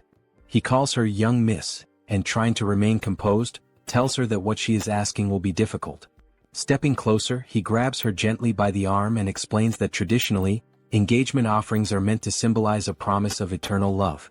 He adds that while the geckos are indeed wonderful and dear, the offering should be something unchanging and enduring, like the ice jade. He continues, emphasizing that once the engagement ceremony concludes, everything he owns will naturally be considered hers as well. Moved by his words and taken aback by the way he held her arms so intimately, Hwayin blushes deeply, her cheeks flushed. She softly responds that she understands and agrees to follow his guidance. But just as the moment calms, she calls out to him again and says that there is another matter she must address. She declares that from now on, he must stop referring to her as young miss. Since they are now officially engaged, such a title is no longer appropriate. This request also catches Soryong completely off guard, and now it's his turn to blush. As the geckos snuggle adorably in her arms, he manages to nod and replies with a simple affirmation that he understands. Shortly after, in the patriarch's main hall, the father-in-law greets them and casually asks whether they slept well the previous night. Soryong, however, can only think about why exactly he has been summoned. The father-in-law soon clarifies that the reason for calling him in is to speak about Soryong's great art. Hwayin elaborates, explaining that this great art involves learning a qi cultivation technique unique to the Tang Clan, one that involves internalizing poison. Soryong then asks whether they're referring to the ritual of taking the 10 poisons that had previously been mentioned. The Grand Patriarch confirms this and comments that it was fortunate Soryong captured the human-faced spider, as her venom is considered the weakest among the poisons from the 10 great venomous creatures. Soryong then asks whether he should begin immediately, but his father-in-law replies that the time hasn't come just yet. To his surprise, the elder reminds him that he had previously said he would prepare the 10 poisons on his own. However, the patriarch now presents him with a new proposal. He explains that when he observed the creatures Soryong has raised, and those he is still destined to raise, he remembered something long forgotten within the Tang clan's legacy. Then he asks whether Soryong has ever heard of the exact significance of the 5 poisons. Soryong, thinking carefully, asks if he is referring to the art of the returning 5 poisons. The elder confirms, saying yes, and then proceeds to list them: centipede, gecko, scorpion, snake, and toad. These 5 deadly creatures form the foundation of the ancient 5 poison technique. Finally, the patriarch looks directly at him and asks whether Soryong would be interested in attempting to cultivate the divine art known as the returning 5 poisons. He explains that, within the Tang clan, venomous creatures are divided into 2 distinct categories: common beasts and spiritual beasts. The common animals can be found almost anywhere in everyday places, but spiritual beasts are different. They possess mystical powers, higher levels of intelligence, or even internal cores.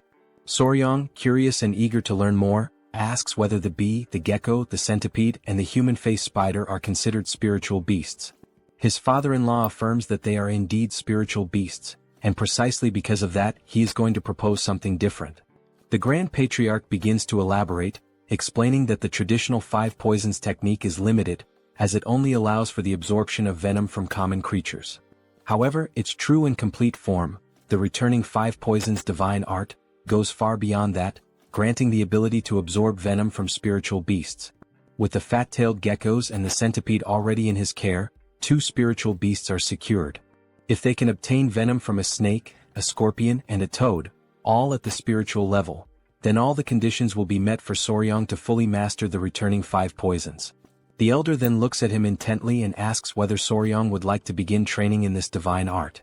Upon hearing this, the first thing Soryong manages to ask is whether the gecko actually possesses venom. The Grand Patriarch calmly responds that he conducted some studies and discovered that the geckos have the ability to bring people to a state of extreme cold. That, in itself, is a form of venomous effect. Then, his father-in-law presents him with 2 paths to choose from.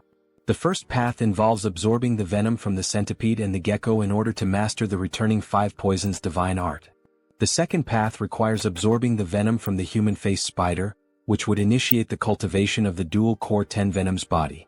Soryong, still unsure, asks whether he could possibly use the 10 most venomous creatures instead to complete the 10 venoms body. But his father-in-law calmly explains that the gecko is not one of the 10 great venomous creatures. Internally, Soryong begins to realize that if he proceeds by absorbing the venom from lesser beings, such as the blue centipede and the gecko, he will no longer be able to walk the full path of the 10 venoms. Therefore, he now finds himself at a crucial crossroads. Either follow the spiritual path of the returning 5 poisons, or begin collecting all 10 of the great venomous creatures to forge the 10 venoms body. He likens this dilemma to choosing a skill tree in a game. Soryong remembers that, in his past life playing RPGs, the skill tree was everything. One wrong choice meant a weak character. The right choice led to god-tier strength. His father-in-law advises him to think carefully, stressing that the returning 5 poisons divine art is already an extraordinary achievement. Without great fortune, one might never find all 10 great venomous creatures, much less manage to tame them. Soryong remains deep in thought, his mind spinning as he contemplates the path ahead. He questions himself inwardly: should he take the simpler, more attainable route with the 5 poisons? Or dare to pursue the punishing path of the 10 venoms, which could ultimately elevate him to unimaginable heights? Still lost in indecision, he walks beside his companion. She calls out to him gently and says that if he's hesitating just because of the promise he made, then there's no need to feel trapped by the 10 venoms body. After all, the returning 5 poisons divine art is already an extraordinary cultivation technique. Huayin offers him words of reassurance, telling him not to decide anything out of haste or pressure. No matter what path he chooses, she emphasizes, he will remain someone special in her eyes. Soryang responds that even the patriarch mentioned how the preparatory process would be exactly the same, and only the final venom to be absorbed would change. He says he'll take more time to reflect before making his final decision. Days pass and Soryang still hasn't reached a conclusion. Lying in bed, he turns toward the geckos and casually asks them what he should do. Suddenly, the door bursts open and Huayin calls out his name, shouting. Startled, Soryang jumps up and asks what's going on. She explains that the centipedes are about to molt again. He springs out of bed in a hurry, stunned by the news. The two of them rush together to the area where the centipedes are kept. Soryang gazes at them, his heart filled with awe and emotion. Huayin notes how quickly the centipedes are growing, and she's surprised. They weren't expecting a second molting to happen this soon. She wonders aloud whether their appearance will change again, and Soryang nods, confirming that this time, blue spots will start to appear on their bodies. He recalls their mother and, filled with excitement, wonders aloud whether they might begin to resemble her. Huayin says she's excited too, and Soryang confidently declares that they'll definitely become even cuter. But suddenly in that very moment his expression freezes. Soryang realizes he shouldn't be celebrating just yet. If the centipedes don't properly dry their bodies before the grand technique is performed, it could lead to serious problems. Desperate, he reflects that even ordinary centipedes take an entire day to dry after molting, and considering the timing of the previous molt, this current one is bound to take even longer. Deep down he knows that the gecko's venom is something truly special. It requires a careful preparation process before it can be safely extracted. His dilemma has been whether to use the centipede's venom or the spider's venom for the first dosage. But now, with the molting in progress, he isn't even sure if the centipede's venom will still be viable once the process is complete. Soryang realizes that forcing the extraction of venom at this stage could bring about serious complications. Yet, at the same time he is fully aware that he cannot afford to wait until their bodies have fully recovered and strengthened after the molt. After all this reflection, he silently wonders why on earth he's been torturing himself so much over this decision in the past few days. Several days later, Soryang stands firm in his decision. Inside the Hall of Grand Techniques, the complex and meticulous preparation of the great technique has finally been completed. Though Soryang had considered delaying the ritual for the sake of the centipedes, the intricate nature of the process made postponement virtually impossible. Divided into multiple stages, the preparation begins with hundreds of cauldrons boiling various herbs, each selected to extract a specific medicinal essence. After this, the extracts are cooled down and stored in large ceremonial jars. Inside these containers, various potent venoms and the blood of venomous beasts are combined. Maintaining the right balance among all these volatile substances is no easy task. One delay or a minor error could render the entire mixture useless. That is why Soryang understands he cannot afford to simply sit and wait. So, he makes his decision. He will use the venom of Yowa, the human-faced spider, one of the 10 great venomous creatures. As he gazes into the ceremonial liquid, he notes how dark and ominous its color has become. At that moment, the Grand Patriarch enters and solemnly announces that the time has come to begin the ritual.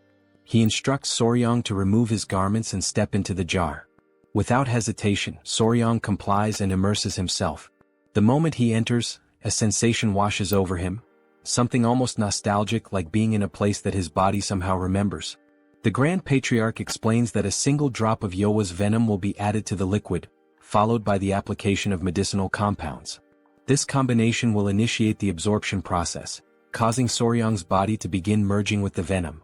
He also mentions that, under normal circumstances, this would be an excruciatingly painful process. But given that the spider's venom is paralyzing by nature, Soryang should only feel a minimal amount of pain. The elder then says he will step out briefly to gather the remaining ingredients, asking Soryang to stay where he is and wait. Suddenly, the door bursts open and Huayin enters excitedly, bringing Yowa, the geckos, and the freshly molted centipedes with her. Soryang compliments how much more beautiful they look now, although he also notes with mild surprise that the changes were not as dramatic as he had anticipated. With a playful smile, he jokes with the centipedes, saying how odd it must be for them to see their father soaking in a giant jar. Soryang warns them that it's dangerous for them to be in the room at this moment, prompting Huayin to call the centipedes back toward her. Just then, something unexpected happens. The ceremonial liquid begins to bubble violently, and a small splash hits one of the centipedes, startling it. Panicked, Soryang shouts out that the centipede's antenna has come into contact with the potion, and it needs to be washed immediately with warm water. Hwayin quickly grabs the centipede to move it away from the danger. But in that chaotic moment, a tiny amount of saliva escapes from the centipede's mouth and falls into the ceremonial jar. A reaction is triggered instantly. Upon seeing this, Hwayin becomes frantic, screaming that venom has entered the potion. Suddenly, an intense wave of pain courses through Soryang's body. Every fiber of his being begins to absorb the venom, while the dark liquid surrounding him bubbles and churns with an almost violent intensity. The reaction is so intense that, while Soryang endures the unbearable pain, Hwayin and the creatures around him struggle to cope with the violent aftermath. Hwayin, overwhelmed and in a state of panic, shouts for Soryang to maintain control with every ounce of strength he has. Amid the agonizing sensations ripping through his body, Soryang says it feels as though his skin is being flayed and his insides are burning from within.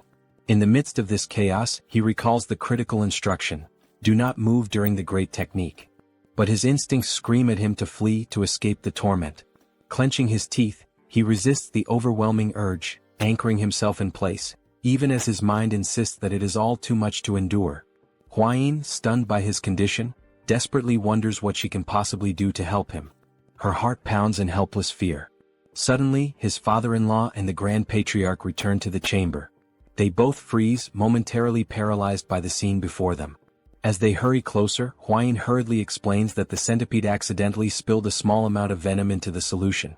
Right then, Soryang collapses against the edge of the ceremonial jar, his strength failing. With a trembling voice, he pleads for someone to save him. The Grand Patriarch quickly urges Soryang to stay conscious. At the same time, the Patriarch instructs him to calm his breathing and focus his mind, warning that losing consciousness now could be dangerous. Suddenly, Soryang coughs up a thick, dark liquid. His body begins to convulse and he feels his control slipping away. Around him, familiar voices call out his name, desperately trying to pull him back, but everything becomes distorted.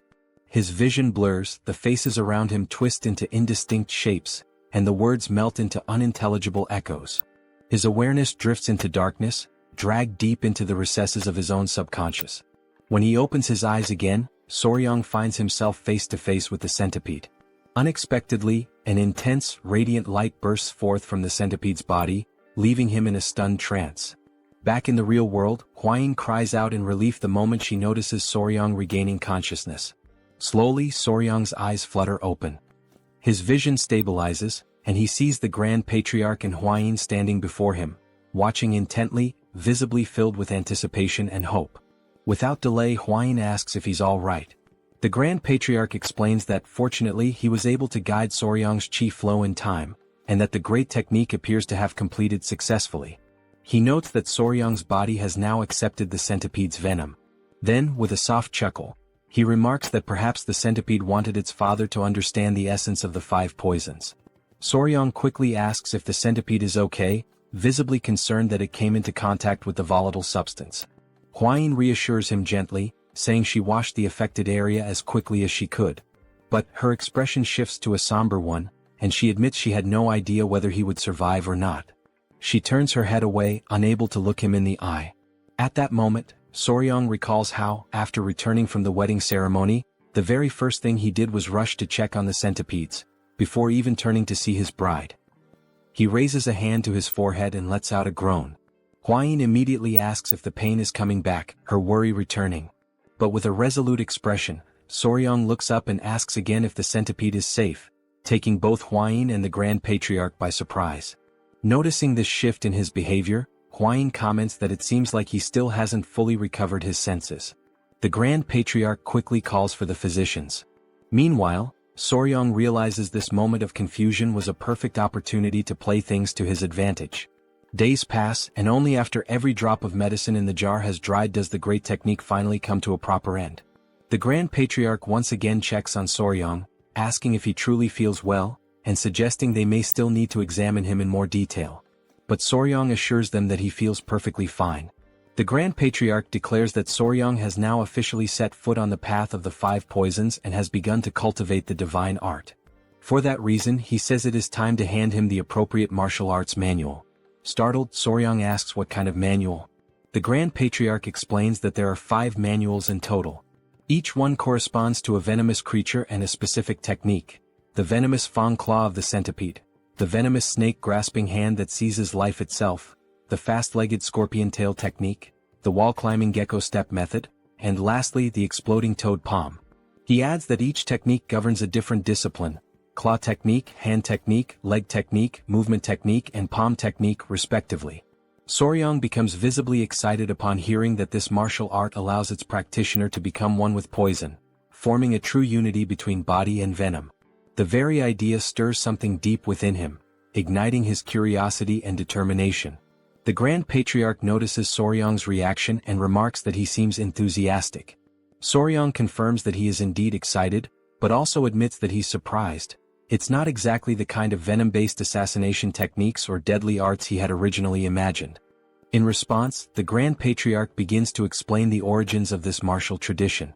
He reveals that this particular martial art did not originate within the Tang clan itself. The divine art of the returning 5 poisons, along with the 5 venom techniques, actually stemmed from an external lineage, from the now extinct 5 poisons sect. He recounts a story from 2 centuries ago. Back then there was a second son of the Tang family, known far and wide as a prodigy of his generation. That young man fell in love with the daughter of the lord of the southern barbarian beast palace. Despite fierce opposition from both powerful clans, the 2 lovers defied their families and fled together. In exile they founded the 5 Poisons sect. The couple went on to create an entirely new martial art, one that fused the venom arts of the Tang clan with the beastly fist techniques of the beast palace. This fusion led to the birth of a unique and powerful martial system. However, because they incorporated forbidden techniques into their new style, they attracted the wrath of the martial world. The sect became a target of persecution and was ultimately annihilated around 100 years ago in the depths of the jungle. The Grand Patriarch concludes by explaining that after the sect's fall, both the Tang clan and the Beast Palace reclaimed fragments of the lost arts. The 5 poisons and the 5 venom techniques were eventually restored. Although tensions still lingered between the clans, the Tang clan managed to retain most of the art.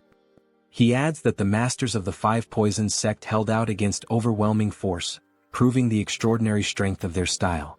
The Grand Patriarch emphasizes that he has always believed this martial path would be a perfect fit for someone like Soryang, someone with a natural inclination and affinity for poisons. In that instant, Soryang realizes this was the Grand Patriarch's plan all along. He expresses his sincere gratitude and assures them that from this moment on, he will commit himself fully to training. The Grand Patriarch nods, stating that as long as he remains dedicated, greatness is destined to follow. And so, with resolve burning in his heart, Soryang takes his very first step onto the path of the divine art of the returning 5 poisons. Elsewhere, he strolls quietly, suddenly noticing how long it has been since he last felt sunlight on his face. Just then, much to his surprise, a centipede comes crawling rapidly in his direction. It's Nova, the same centipede that had spilled the venom into the ceremonial jar. Soryang wonders aloud if she had been waiting for him all this time. He looks at her gently and says he understands everything she went through, urging her not to blame herself. None of what happened was her fault. Moved by his words, the centipede suddenly leaps into his clothes. Startled, Soryang notes that her body is still rough and spiky from shedding her old skin, and he would really prefer if she stayed on top of his clothes rather than pressing directly against his bare skin. She looks at him for a moment and then climbs out of his clothes, leaving him full of assumptions and questions. Soryang grows anxious and wonders what is going on. A strange thought flashes through his mind. Could the centipede actually be reading his thoughts? Trying to shake off the notion, he reassures himself that it's probably just a coincidence. After all, animals that spend a long time together often develop uncanny synchronicities. He holds her gently in his hand, telling himself that he's just an emotional fool without a solid sense of reason. There's no way an ordinary creature from the Venom clan could do something like that. But suddenly, the centipede looks at him with a piercing, serious gaze. Then she radiates a powerful red aura, shocking Soryang to his core. He mentally gives her a command, to go to his head. Instantly, she obeys without hesitation. He then mentally commands her again, to find him. And again she follows the instruction precisely. Soryang stands frozen, stunned. 1 time might be coincidence. 2 could still be chance. But 3 times? That was beyond reason. Eyes wide, he stares at her, overwhelmed and confused, trying to make sense of the impossible. In that surreal moment, a mysterious light begins to form, connecting the two of them. Elsewhere, Huayin was calling out desperately for Nova, her voice filled with urgency as she asked where the centipede had gone. Coming across a few other centipedes, she asked if they had any idea about Nova's whereabouts, knowing that after recently shedding her skin, it would be more difficult to track her down. At that moment, Soryong suddenly appeared, emerging unexpectedly as he ran toward Huayin with Nova resting on his shoulders. Seeing how visibly exhausted he looked, Huayin immediately asked if he was alright, while simultaneously scolding Nova for wandering off so far, a behavior she had explicitly forbidden. Catching his breath, Soryong lifted Nova gently and pointed out something far more important at that moment. Nova now understood human language. Huayin, stunned and momentarily speechless, was taken aback by the statement. She then questioned what he meant, arguing that Nova had always been able to understand spoken words. Soryong explained in more detail. Nova was no longer limited to simply understanding spoken language. She now understood thoughts as well. The shock on Huayin's face was instant. Before she could respond, Soryong bolted off, heading straight for the Grand Patriarch, eager to obtain further answers. Sometime later, they arrived at the Grand Patriarch's hall. Inside, Soryong recounted everything that had happened. Huayin added that, among all the centipedes, only Nova was capable of understanding thoughts. She then asked whether this could be a result of the great art. The Grand Patriarch immediately dismissed the possibility. He stated that the ability had nothing to do with the great art, noting that among all those who had accepted the venom of spirit creatures, there had never been any reports of such a phenomenon. It was the first time he had heard of something like this. Huayin then asked what the cause could be. The Grand Patriarch firmly declared that it was undoubtedly the result of the divine art of the five poisons returning. He explained that the great art was designed for the absorption of venoms, and that only Soryong had successfully absorbed venom from a spirit creature. He continued by saying that what happened to Nova was clearly influenced by the southern barbaric beast palace. Soon after, the Grand Patriarch elaborated further. He explained that the palace treated beasts as part of themselves and that their secret might be connected to the five poisons returning art. He concluded that it was impossible to fully understand why this was happening. Soryong, puzzled by this, asked why it was considered impossible to comprehend. The Grand Patriarch emphasized that there was no reason for the palace to reveal its most guarded secret. He warned that once the palace discovered that the Tang clan had mastered a martial art shaped by their influence, there was no way to predict how they would react. Distressed, Huayin asked whether there was any way to prevent this from escalating. The Grand Patriarch replied that it wouldn't be easy, unless the palace owed them a significant favor. Later on, Soryong walked in silence, feeling disappointed by the entire situation. He thought back to his original hopes of gathering his animals and forming something like the Brementown musicians. Suddenly, his thoughts were interrupted by someone calling out to him. It was Commander Gyupi who greeted him warmly, expressing how glad he was to see Soryong in better health. Suspicious, Soryong listened as Gyupi explained that there was an issue in the venomous creature garden and asked if Soryong could accompany him there. Soryong quickly considered that they should deal with the garden issue first and only then think about the palace. He also remembered that he had forgotten to go there after returning. Smiling, Soryong agreed to go with him. Before they left, Gyupi said he wanted to leave someone with Soryong. Hearing that, Soryong was surprised. What did he mean by someone? At that moment, to his amazement, the small Inying came running toward him, full of joy and longing. As they walked together, Gyupi explained that he brought the girl because she wouldn't let go of him, so he decided to bring her to the venomous creature garden. Still skeptical, Soryong asked the real reason Inying was there. Gyupi clarified that she had come for treatment and would be staying with the clan for a while. Interrupting, Inying asked why Soryong hadn't visited her yet. But Soryong only noticed that she was missing a tooth. He apologized, saying he didn't know she had already returned. He guessed she must have been bored being alone, but she denied it. To prove it, she smiled with her toothless grin and raised her click, the creature she had been playing with. Seeing it in her hands, Soryong was surprised. It was a click beetle. Click beetles are known for the snapping sound they make when they flip over. Though considered a crop pest, they're adorable in the eyes of children. Surprised, Gyupi asked if that really was a click beetle. Inying, slightly upset, insisted that it was much more than that. It was click. Soryong recalled that when he was younger he used to call them click insects, and this one was the very first he had ever raised in his past life. Then he asked Inying if she truly liked bugs. She enthusiastically replied that she did, especially the rage bee in the clique. Upon hearing those words, Soryong couldn't help but think that the little girl seemed like a smaller version of himself. The idea crossed his mind to teach her how to handle venomous creatures. He then invited her to explore and learn more about insects, and to his delight, she absolutely loved the idea. However, Gyupi could only think about how he would explain Soryong's decision to Patriarch Peng. Later that day, in the Garden of Venomous Creatures, little Yingying watched with curiosity as a snake slithered inside a glass container. Meanwhile, Soryong and Gyupi were discussing the colony of rats they were raising, which would soon exceed 1,000 in number. During their conversation, Soryong inquired about the water snakes, having heard there was an issue, and wanted to understand what was going wrong. While the two men talked, Yingying remained preoccupied with the surrounding animals. Gyupi explained that while the snake's diet had been stabilized, the number of crickets was falling short, causing some creatures to go hungry. Soryong then reflected that, in truth, no matter how many crickets they had, it would never be enough, and the only real solution was to find an alternative food source. Suddenly, Yingying let out a loud scream and burst into tears, drawing both men's attention instantly.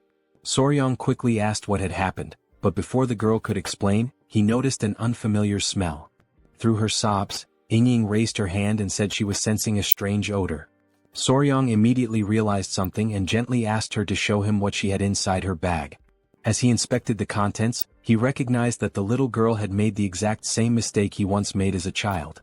With patience, Soryong invited Yingying to come with him and see something different from the click beetles she had collected. He showed her a red flower beetle. In fact, its real name was the tenebrio beetle, and once it reaches adulthood, it releases a foul odor through glands, which was the source of the smell. Because of their similar appearance to click beetles, it was easy to confuse the two. Soryong explained that only click beetles make a sound by snapping their abdomens. Tenebrio beetles do not. Still, he praised the girl for her efforts, saying she had done a good job because, coincidentally, he actually needed those very beetles. Gyupi then asked him why he would need them. With excitement, Soryong said he planned to raise all the beetles Yingying had gathered. He explained that, although it might not seem like it, tenebrio beetles were actually one of the most common foods used for feeding both insects and lizards. Confident in his plan, Soryong declared that if they could replace the crickets with tenebrio beetles, their food supply would finally be sufficient. He told Gyupi that, thanks to Yingying, they might have just found the solution to their problem, and invited him to accompany him to the cricket breeding area for further inspection. After some time, they arrived at the breeding facility. At first glance, Soryong didn't notice anything obviously wrong. He opened one of the containers to investigate more closely and immediately realized that the crickets' legs were falling off. Startled, Soryong concluded that the crickets were turning to cannibalism, which explained why their population wasn't increasing. Hearing this, Gyupi assured him that they had been fed adequately, but Soryong reassured him, mentioning that he had experienced the same issue back on Hainan Island. He added that, sometimes even when food is available, cannibalism among crickets still happens. He admitted that he didn't know much about crickets, and that ignorance was frustrating, especially since the problem was so serious and so far they hadn't been able to identify its cause. Just then someone arrived, politely asking for permission to speak. Awkwardly, the man said that if the issue was about crickets, he knew the right person to consult. Gyupi introduced the man to Soryong, explaining that, aside from him, this man was the only other volunteer in the poison division. Wanting to be honest, the man then admitted that he occasionally visited cricket fight rings for entertainment. Not knowing what a cricket fight ring was, Soryong asked for clarification. The man explained that they were gambling events where crickets fought one another, and bets were placed on the outcomes. He further added that the strongest and largest crickets were sold at high prices, usually raised in the very homes of those who ran the rings. The man then mentioned that there was a woman who raised crickets and lived nearby. He had heard rumors that she knew absolutely everything about them. After some time had passed, during the evening, a crowd of people had begun to gather in a bustling and lively area. Among them were Soryong, Hwayin, Gyupi, and Wangyan. They were heading to the betting house in order to meet the cricket breeder that the man had previously told them about. Soryong had assumed they would use their foot techniques to travel, since the place seemed to be far away. However, they were instructed to dress properly and ride in a carriage, given that the location was part of a gaming district. After a while on the road, Hwayin informed him that they had arrived at the well-known betting house. Gyupi approached a man and informed him that Hwayin, a direct descendant of the Tang clan, was present there with her fiancé. He then asked if the man could guide them to the gaming house. The man was startled upon hearing that members of the Tang clan were there. But he quickly composed himself, respectfully greeted them, and thanked them for visiting the establishment, of which he was the owner. Wang Yan then asked if they could see the crickets. Excitedly, the owner confirmed and informed them that on that particular day, there would be a match between General Crickets. He promptly invited them to come inside. Once inside, Soryang was stunned by the sight. A group of men were gathered around a table, eagerly waiting for the match to begin. They shouted loudly, urging the crickets to fight, while one of them remarked that he had bet everything he had during the last match. On the table, the crickets were already getting into position for the duel. Very quickly they began clashing with each other. The men grew wild with excitement as they watched the intense battle, each one hoping that the cricket they had placed their bets on would emerge victorious. Watching the scene unfold, Soryang was left amazed to witness such a spectacle, while Wang Yan, clearly thrilled, explained that the cricket that turned its back would be considered defeated. On the table, one of the crickets took a hit to the back and was defeated instantly. One of the men confirmed the end of the round. Wang Yan went on to explain that the victorious General Cricket would now go to auction, and it was said that such crickets could be sold for as much as 30 taels of silver.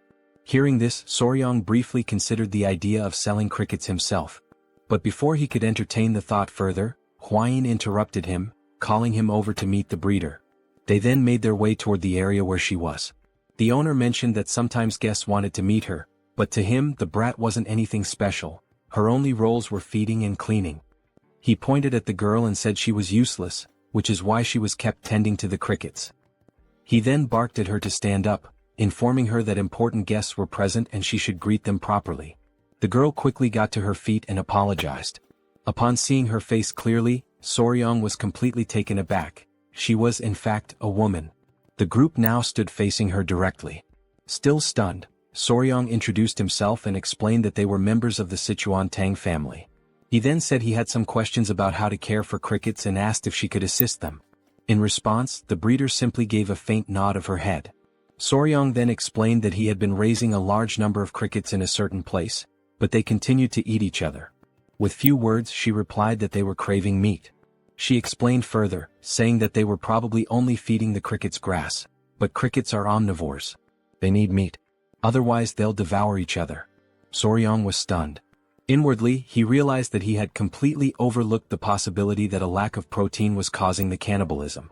Right then, Soryang began to question if this was what a true cricket specialist looked like, and he concluded that he needed to keep a close eye on her. Then, without saying a word, he subtly turned toward Huayin, who immediately understood the signal. She, in turn, asked the owner if it would be possible to buy the breeder. He was confused at first, not understanding why someone would want to purchase her. But without hesitation he agreed, shoving the girl forward and saying they could take her right away. However, to everyone's surprise, the breeder refused. Her reaction irritated the owner, who yelled at her, demanding to know what she thought was so special about herself and if she even understood who she was refusing. Then he orders her to shut her mouth and go, but once again she refuses to obey. Soryang steps in at that moment, interrupting the tense situation, and firmly demands that they stop with that behavior immediately. Following his lead, Huayin walks over and gently says that the girl will be treated well and can even bring her family to live with the Tang family. But the woman responds firmly that she will not go. Once more the owner asks in frustration if he's going to have to fight with her again. Before he can do anything further, Soryang cuts him off, asking him to calm down. Soryang then asks if she is working there on behalf of someone else, but the man shakes his head and denies it. He recalls that 5 years ago she came forward offering to work for free, and so he took her in and gave her the task of feeding the crickets. Soryang, visibly disappointed, wonders why she refuses to leave that place. Meanwhile, Gyupi, deep in thought, asks Soryang for permission to speak. He says that she reminds him of himself, back before he was taken in by the Tang family shelter. Then he turns to the owner and asks if he can take her with them for just one day. The man replies indifferently that he can do whatever he wants with her. So Gyupi gently invites her to come out with them for some fresh air. She hesitates for a moment, clearly lost in her own thoughts, but soon nods her head in agreement. Soryang and Huayin are relieved and happy, even though it's only for a single day. A little later, inside the Tang family guest residence located in the capital city, Soryang and Huayin are seated at a table along with the guest. Soryang comments to Gyupi that he had no idea the Tang family owned a building in the capital. Gyupi explains that this is actually just a branch of the Sichuan Tang family. He adds that in addition to this building there are also inns, pharmacies and restaurants all along this alley, every one of them owned by the Tang family. He emphasizes that later on he will also show them the trading company and the escort agency. Astonished, Soryang asks if the entire alley belongs to the family. In silence he reflects on the patriarch, his father-in-law, who spends his days practicing martial arts. He never quite understood how the family managed to sustain itself, but now, finally, everything makes sense. Then Gyupi asks the caretaker why she refuses to leave and says that if she's going through any kind of hardship, they can help her. But she gives no reply. Soryang leans over and whispers to Hwayin that she's still not saying anything. Hwayin observes that the woman hasn't even touched the food or tea placed in front of her. Gyupi notices that she seems to be harboring some kind of resentment. He kindly tells her not to worry and assures her that she can trust them. In that exact moment and quite suddenly she rises from her seat. She kneels down, bowing her body and lowering her head until it is almost touching the floor. She introduces herself, saying that her name is Song Naok and that she comes from a village called Song. Hwayin is visibly surprised, and Soryang asks her if there is a reason why she refuses to leave the betting house. Instead of answering directly, she reaches up and pulls her hair away from her face. And what they see leaves everyone utterly stunned. Soryang is deeply shaken by the sight. The cricket caretaker's face is covered with the visible scars of severe burns. Outraged and unable to comprehend, Gyupi silently wonders how anyone could have done something so cruel to a woman. At the same time, Soryang asks her directly who was responsible. But she only replies that it was someone. And she declares that she must take revenge no matter what it costs. Through the tears streaming down her face, she firmly states that until she resolves that matter, she will never leave that place. Then she remembers the Song village, the place where she once lived peacefully with her younger sister, Nian. After losing their parents, it was Song Naok who raised her sister with care and devotion, and together they grew up, becoming rather well known in the village for the striking beauty that both of them possessed. One day her younger sister asked if Song Naok could skip work. She answered that she needed to work during the festival but reassured her that she would return quickly, since the neighboring village was not very far away. Nian grew irritated by the reply and cried out, saying that she did not want to be left alone on that particular day. After all, it was her birthday. Trying to soothe her sister, Song Naok apologized and reminded her of the promise she had made to their parents, the promise that she would never let Nian suffer. She suggested that even if the loneliness felt heavy, her younger sister could stay there and pass the time playing with the crickets until she came back. Hearing that, Nian answered sadly that even the cricket fights were better when shared by two people. Yet Song Naok insisted that there was no other choice for her. At that moment she took out a small incense pouch, which was meant to be her birthday gift to Nian. Surprised, the younger sister remarked that such a pouch was expensive, but Song Naok explained that she had received it as a reward for helping during the last festival, and asked her sister to wait for her that day. So she left for work, while Nian thanked her warmly, promising that she would keep the pouch safe until her return.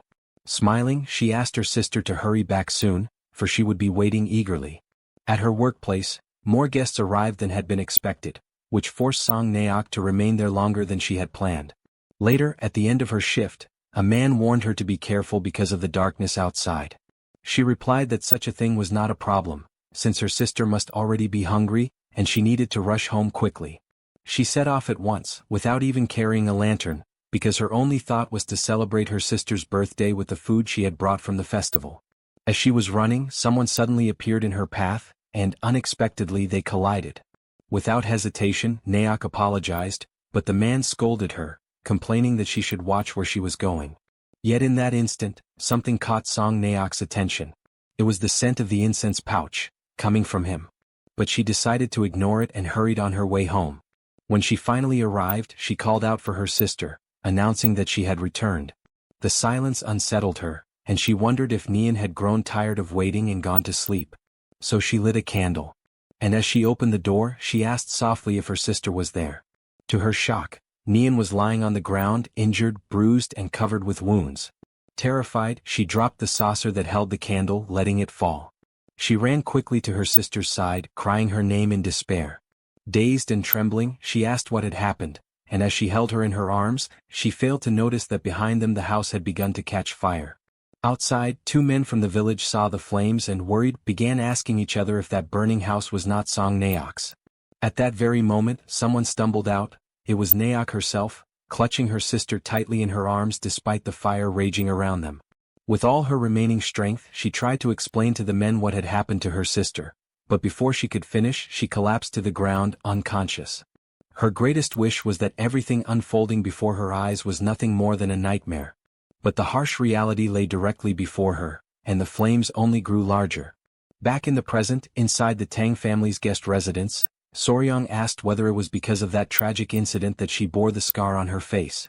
She answered that, when she finally regained consciousness, more than 2 weeks had already passed. Her body was entirely wrapped in bandages, wounded from head to toe. She explained that she had begged the escort agency to track down the person responsible, but they had failed, admitting that they did not know how they would face young Nim after everything. Just as life slowly fades at the end of autumn, her heart, too, was gradually dimming. The only form of communication she had with the world were the faint groans that escaped her lips whenever she touched the bandages in an attempt to treat her wounds. Time passed quickly and soon spring arrived, bringing with it the awakening of the new crickets. In that moment, the image of her sister surfaced vividly in her mind. Amidst the flames, Nian had begged her desperately to catch that wretched man and put an end to her torment by avenging her pain. That haunting image of her sister left Song Naok utterly desperate and deeply terrified.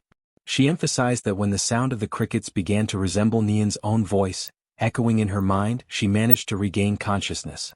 From that moment onward, there remained only one unshakable certainty within her: the burning will to find and kill that vile man. When the man came to know of this powerful motivation, he was alarmed and immediately asked her where she thought she was going.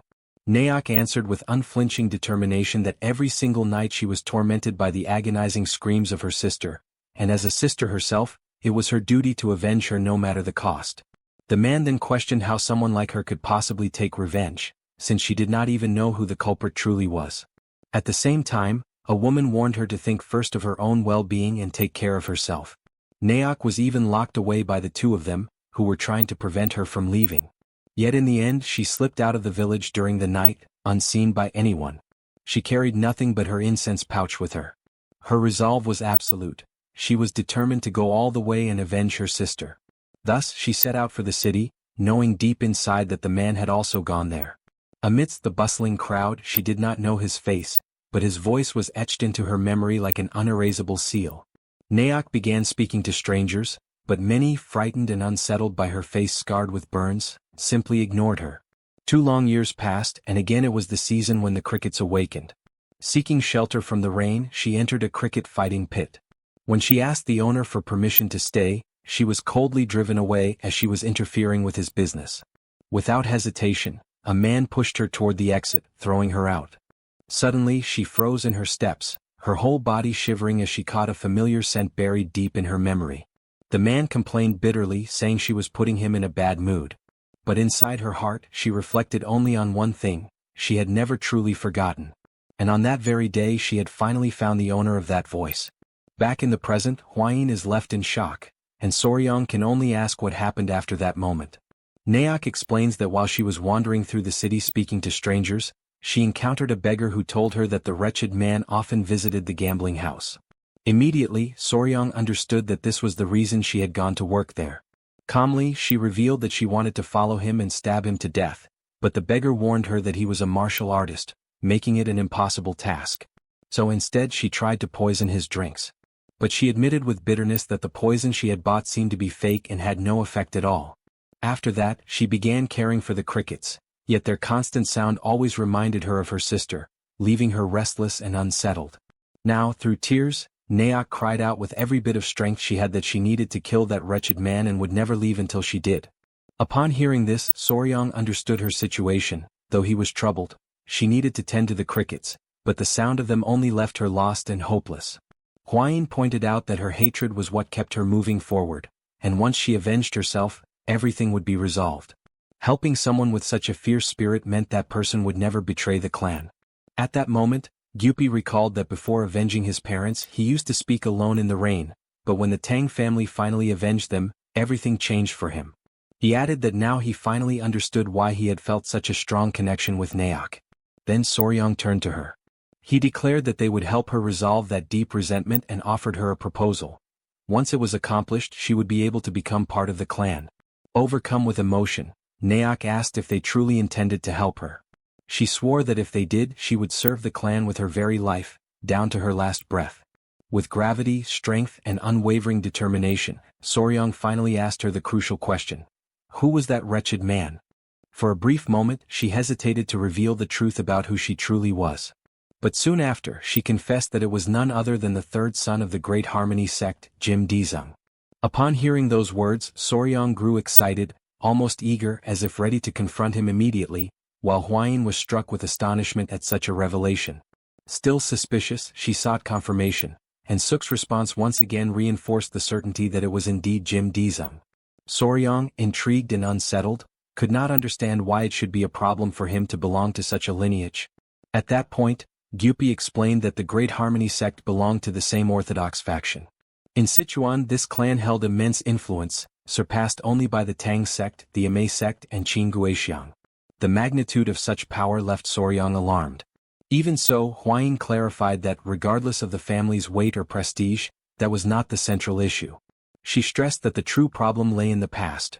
The Tang had once promised the Great Harmony sect to forgive a single offense, in return for a favor they had received.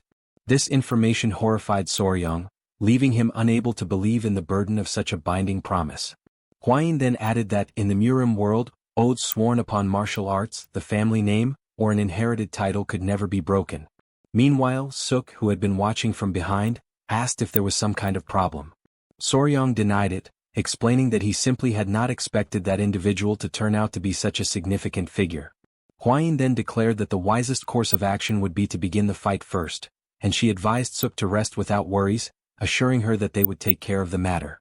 Soon after, Suk expressed her gratitude for the support she had received.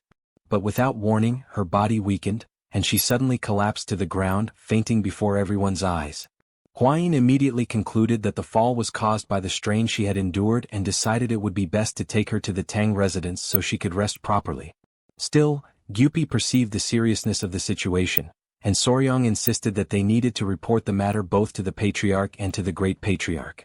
Sometime later, in the main hall of the Tang family, everyone was gathered. The Great Patriarch spoke of the prestige of the Great Harmony sect, but he lamented the disgrace brought by the son who now stained its lineage.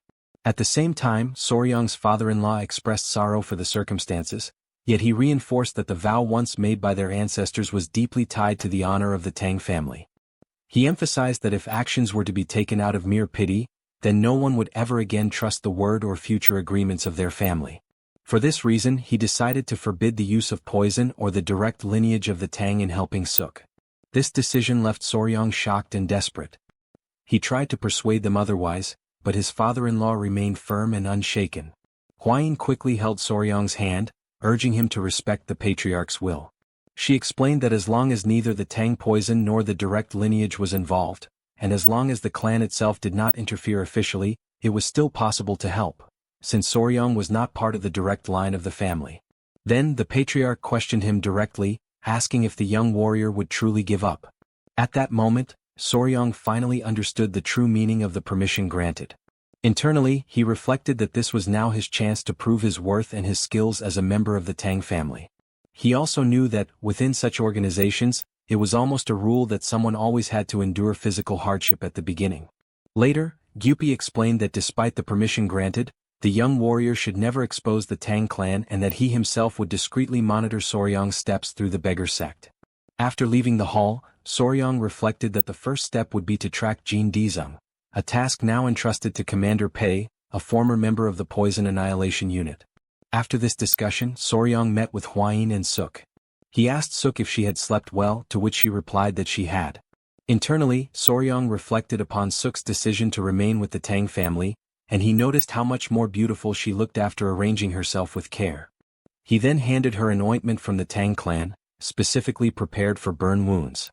Immediately after, he asked if he could pose a few questions regarding the crickets. Yet, just as he was about to ask the one question that most intrigued him, Gyupi suddenly appeared, interrupting the moment. He said that he had thought the young warrior was outside, gathering information. And right after that, he announced that he had brought a guest. An imposing figure suddenly appeared at his side, with a stern face and a rigid, unyielding posture.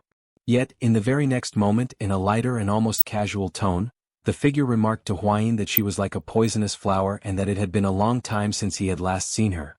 That unexpected situation froze the pair in place, paralyzing them for an instant. But Huayin quickly recovered her composure, bowed deeply, and paid her respects to the beggar emperor. Meanwhile, Soryang, visibly confused, struggled to understand who that man was. Huayin then explained, "That man was one of the three emperors and also the supreme leader of the Murim alliance." Soryang's eyes widened in astonishment, his entire demeanor reflecting pure surprise. In the presence of such an extraordinary figure, he presented himself with deep respect, still unable to hide his amazement. The leader, however, seemed thoughtful and intrigued, reflecting silently on what kind of person Soryang might be. Ever since the emperor had transferred his martial arts to him, it had always seemed like something unusual, something that set him apart. Suki, for his part, was taken aback when he finally recognized the emperor as the very same beggar from Songdo. Not having realized his true distinction at the time, he felt embarrassed and apologized sincerely for his past rudeness. At that moment, Huayin asked what had brought him to the Tang family. She suspected it might have something to do with the problem involving the Harmony sect. He confirmed that it was precisely about that. Huayin grew uneasy, fearing that he might be there to interfere with the group's work. But he reassured her, stating clearly that he had no such intention. He added that he could not stop them anyway, since he fully understood their circumstances. Even though he could not act openly, he had come to offer whatever help he could. Soryang, still suspicious, questioned how someone could truly help without even taking a single step forward. In response, the beggar lightly pressed his index finger against his forehead and murmured a single word: information. He explained that what truly drove him was his curiosity. He wanted to see how the successor of the first emperor would handle such a difficult situation. He then revealed that he had lost his own team in events that had taken place years earlier.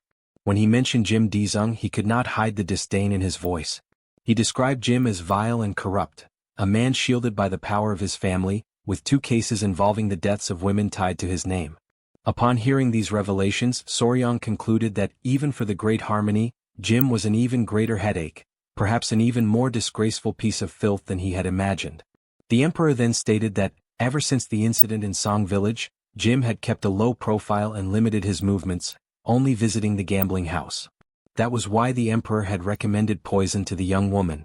Soryang then observed that the only possible way to confront Jim would be within the gambling house itself, though he wondered whether it would be necessary to stage the poisoning as Suk had once done.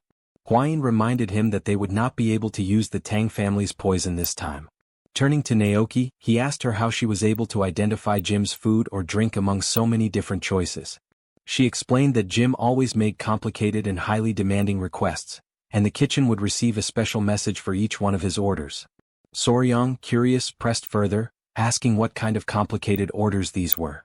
Naoki detailed that he always requested his meals without certain ingredients, specifically crab and shrimp. At that point, the leader remarked that he had heard something unusual happen to Jim's body whenever he consumed such foods. Internally, Soryang immediately realized it was most likely a severe seafood allergy. Sensing a golden opportunity, he wasted no time. He immediately called for Commander Gupai and instructed him to go to the garden of venomous creatures to bring back flower beetles. Gupai, puzzled by the sudden and unusual order, asked why. Soryang then explained calmly, yet with a hint of grim determination, that his plan was to provide Jim with a death that would be both pleasing and delicious. At that moment he named the plan Operation Tasty Death. He carefully explained that Jean Dizung's allergy to seafood came from tropomyosin, a muscle protein. In invertebrates, this protein bore a strong resemblance to the human version, and it was precisely this similarity that triggered such a severe allergic reaction. He went on to emphasize that the crucial element of their strategy was the flower beetle, an insect carrying even higher levels of tropomyosin than shrimp or crab. Following his command, Gupai returned carrying the flower beetle. The young man then gave precise instructions: remove the larvae, boil the beetles, and lightly brown them in a pan. Before long, the preparation was complete, and he urged everyone to taste a piece of the fried beetle. Huayin hesitated at first, her expression betraying uncertainty, but he reassured her, insisting that it was truly delicious. Slowly, Huayin reached for one of the beetles from the plate and tasted it. To her astonishment, the flavor was surprisingly rich, and beside her, even the emperor widened his eyes in admiration, completely taken aback by the recipe's unexpected excellence. Soryang remarked with a faint smile that it was indeed delicious, which was precisely why the beetles had earned the nickname crazy larvae. The leader praised the remarkable taste, though he quickly raised the question of how such a delicacy could possibly kill Jin Dizeng. Soryong explained patiently that for Jin Dizeng, the flower beetle functioned as nothing less than poison, since it contained the same allergenic component as shrimp and crab, just as Ying Ying was dangerously sensitive to bee venom. He then suggested grinding the beetle thoroughly into a fine powder and mixing it into another dish, adding only a faint nut-like flavor, subtle enough that no one would ever suspect a poisoning. Upon hearing this clever stratagem, the emperor laughed heartily and immediately understood why the operation had been given the name Tasty Death. Soryong added that the more powder they used, the more certain the result would be, and he asked directly in which dish it should be placed. Naoki raised her hand and proposed adding the beetle powder into a recipe called ladagum, a delicacy served at the gambling house. She explained that ladagum was made of glutinous rice stuffed with sweet bean paste, then covered with syrup and a coating of bean powder, and that with the addition of beetle powder, no one would ever notice the difference. Soryong reflected inwardly that such a glutinous rice cake, cloaked in beetle powder and syrup, would be the perfect trap, ensuring death through an inevitable choking reaction.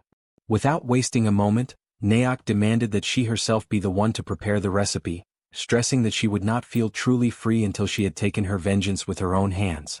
The leader accepted her determination, convinced that revenge could only hold true meaning when carried out by one's own blade.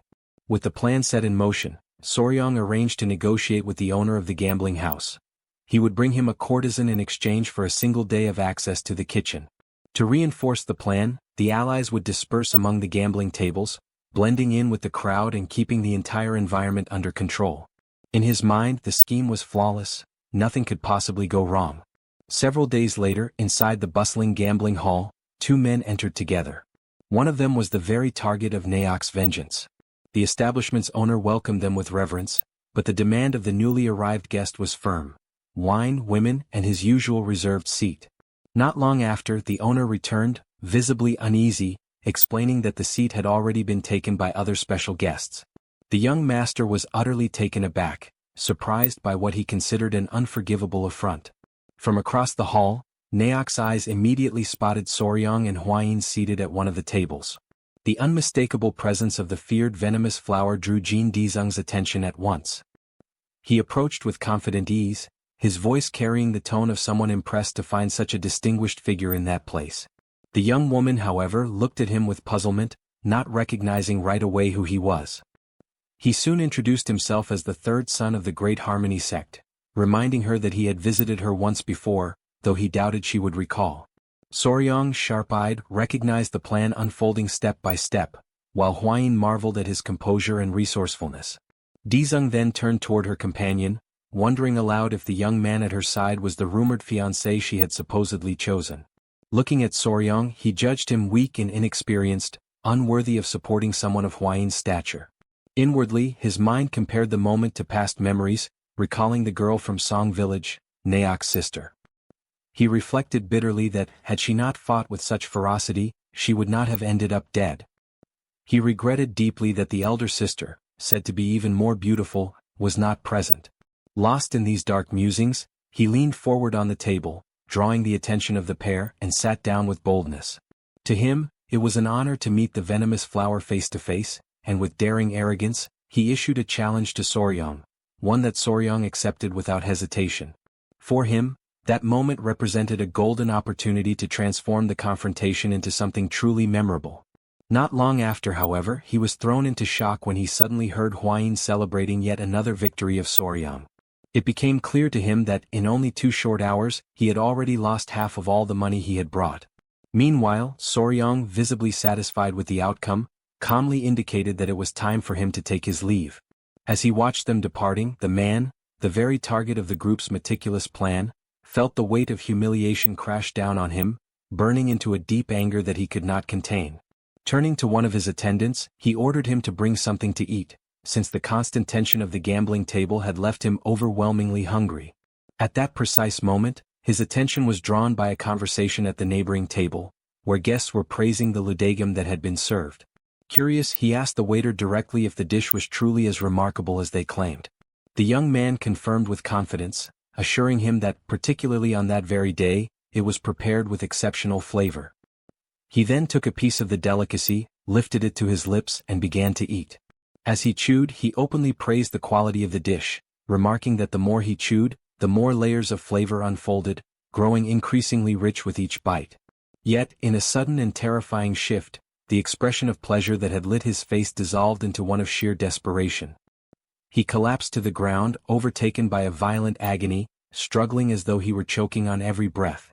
Soryong reacted immediately, stepping forward with sharp authority and demanding that everyone stand back at once.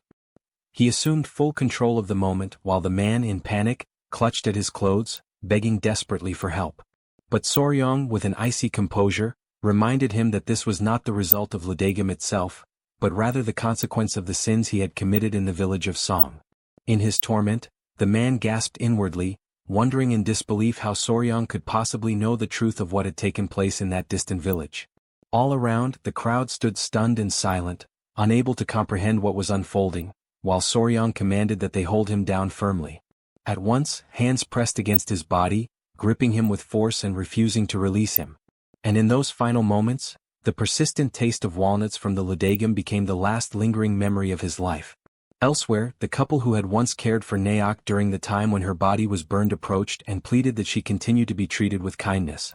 Soryong reassured them with calm certainty, promising that he himself would protect her, for from now on, she was considered part of the Tang family. Before returning to the Tang residence, they made a necessary stop in the village of Song. The matter of Jin Daesung was resolved swiftly. Since he was a chosen son of a prominent household, any investigation was deliberately avoided so that no scandal would spread beyond control. At her sister's grave, Naok wept with sorrow for all the precious time that had been lost in her pursuit of vengeance. Her trembling hands reflected the depth of her grief as she cried, lamenting that she had not returned home earlier on that fateful day. Watching the scene quietly, Soryong remarked to Hwayin that even the crickets seemed to be weeping in unison with her. The young lady Naok, her voice fragile, said that the sound of the crickets reminded her of the voice of her younger sister.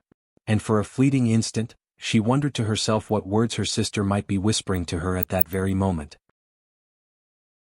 Later, in the narrow alleys of the Sichuan capital, the leader of the Murim alliance walked with a relaxed demeanor, displaying a faint smile as he savored the lingering taste of the recipe prepared by Soryong. However, amidst this calm, his steps suddenly came to a halt. At once, he sensed a hidden presence and concluded that only a thief would move in such a way. He immediately questioned whether they would not reveal themselves. The concealed observers, realizing they had been discovered, grew uneasy. Nevertheless, it did not take long before they revealed themselves, acknowledging that the sharp perception of the leader remained unshaken. Standing before him was Kang Ji-ho, known as the Divine Thief and one of the 5 emperors, accompanied by his disciple Yang Ryan. He made a remark about being called a thief after such a long time without meeting, while the leader replied that there was no other way to refer to him. Even so, Kang requested some dignity since his disciple was by his side. Yet the emperor merely thought that dealing with Kang alone was already troublesome enough. Now, with a disciple in the mix. Soon after, the leader asked what had brought him to Sichuan. Kang Ji-ho explained that he was searching for the person who knew the most about the secrets of the silkworms. He then revealed his arm, where his sacred item, known as the celestial bristles, had recently been torn. He emphasized that, according to his tradition, the celestial silk was passed down once the disciple completed the training, but at that pace he would never be able to do so. The master then mentioned that he knew someone who could help, reinforcing that among all in the Central Plains, that person was the greatest expert in insects. A few days later, at dawn in the poison garden, Soryong cried out desperately. Behind him, Gu urged him to endure just a little longer while striking him with the whip. Soryong was cultivating the art of the iron box, a unique martial technique based on the venom of the first emperor. Whenever struck, the muscles would recoil, yet the chi would circulate throughout the body, hardening it and making it stronger the more blows he endured. Hwayin carefully observed everything, holding the centipedes, and offered him words of encouragement. One of the centipedes, not understanding anything, became fascinated by the whip in Gu Pei's hand. In an impulsive leap, it hurled itself toward him. But Soryong intervened. He held it in his arms, only to be struck again by another lash on his back. The impact drove him to his knees, yet he still playfully spoke to the centipede about the danger it had nearly faced. Hwayin complained that Hyanga, the centipede, was so energetic that she could never stay still. Whenever she opened her eyes, she was already causing trouble. She recalled that, on the last occasion, Hyang'a had chased after a butterfly and triggered complete chaos. Soryong reflected that each animal possessed its own personality, and Hyang'a was both curious and spoiled. Since the recent incident caused by Cho, she had maintained the informal title of the resident troublemaker. He also remarked on Cho, the eldest, who kept the younger ones in line and showed sternness whenever necessary. Bin-ah, on the other hand, was usually the quietest and the one who showed the most affection toward him, although she slept a great deal. Despite their similarities, each of the three centipedes had a personality of her own, and Soryong sincerely hoped that they would grow to be strong and beautiful, following the example of their mother, Hwayin. At that moment, Gu Pei appeared, looking for Soryong, accompanied by Suk, who carried a jar. He acknowledged the dedication of the pair, admiring how they had been working together since early hours, and then asked Suk what life was like within the Tang clan. Dressed in the uniform of the poison unit, she explained that she was well treated and privileged under the guidance of Gu Pei, who had been teaching her martial arts. Soon after, she revealed that she had brought what Soryong had requested. For a brief moment he did not understand what she meant. Then she presented countless crickets inside the container, all in perfect condition. Gu Pei explained that the quantity was excessive, but this was due to Naoke's meticulous care in tending to the crickets. Upon hearing this, Soryong reflected on how excessive competence in one's work could sometimes become a problem. Yet he immediately announced that new offspring would soon arrive at the poison garden. Gu Pei then asked whether he would finally be going out to capture new venomous creatures. Soryong confirmed, stating that he was planning to bring new species to raise, emphasizing that the best way to feed them was with live animals. At that instant, Hwayin called to him, suggesting that, before taking any action, it would be prudent to wait for news from the Martial Alliance. With the expedition requiring official permission and the ongoing situation with the blood cult, leaving would not be simple. She further pointed out that the leader of the alliance had attacked the border of Daewil, but no news had been heard since then.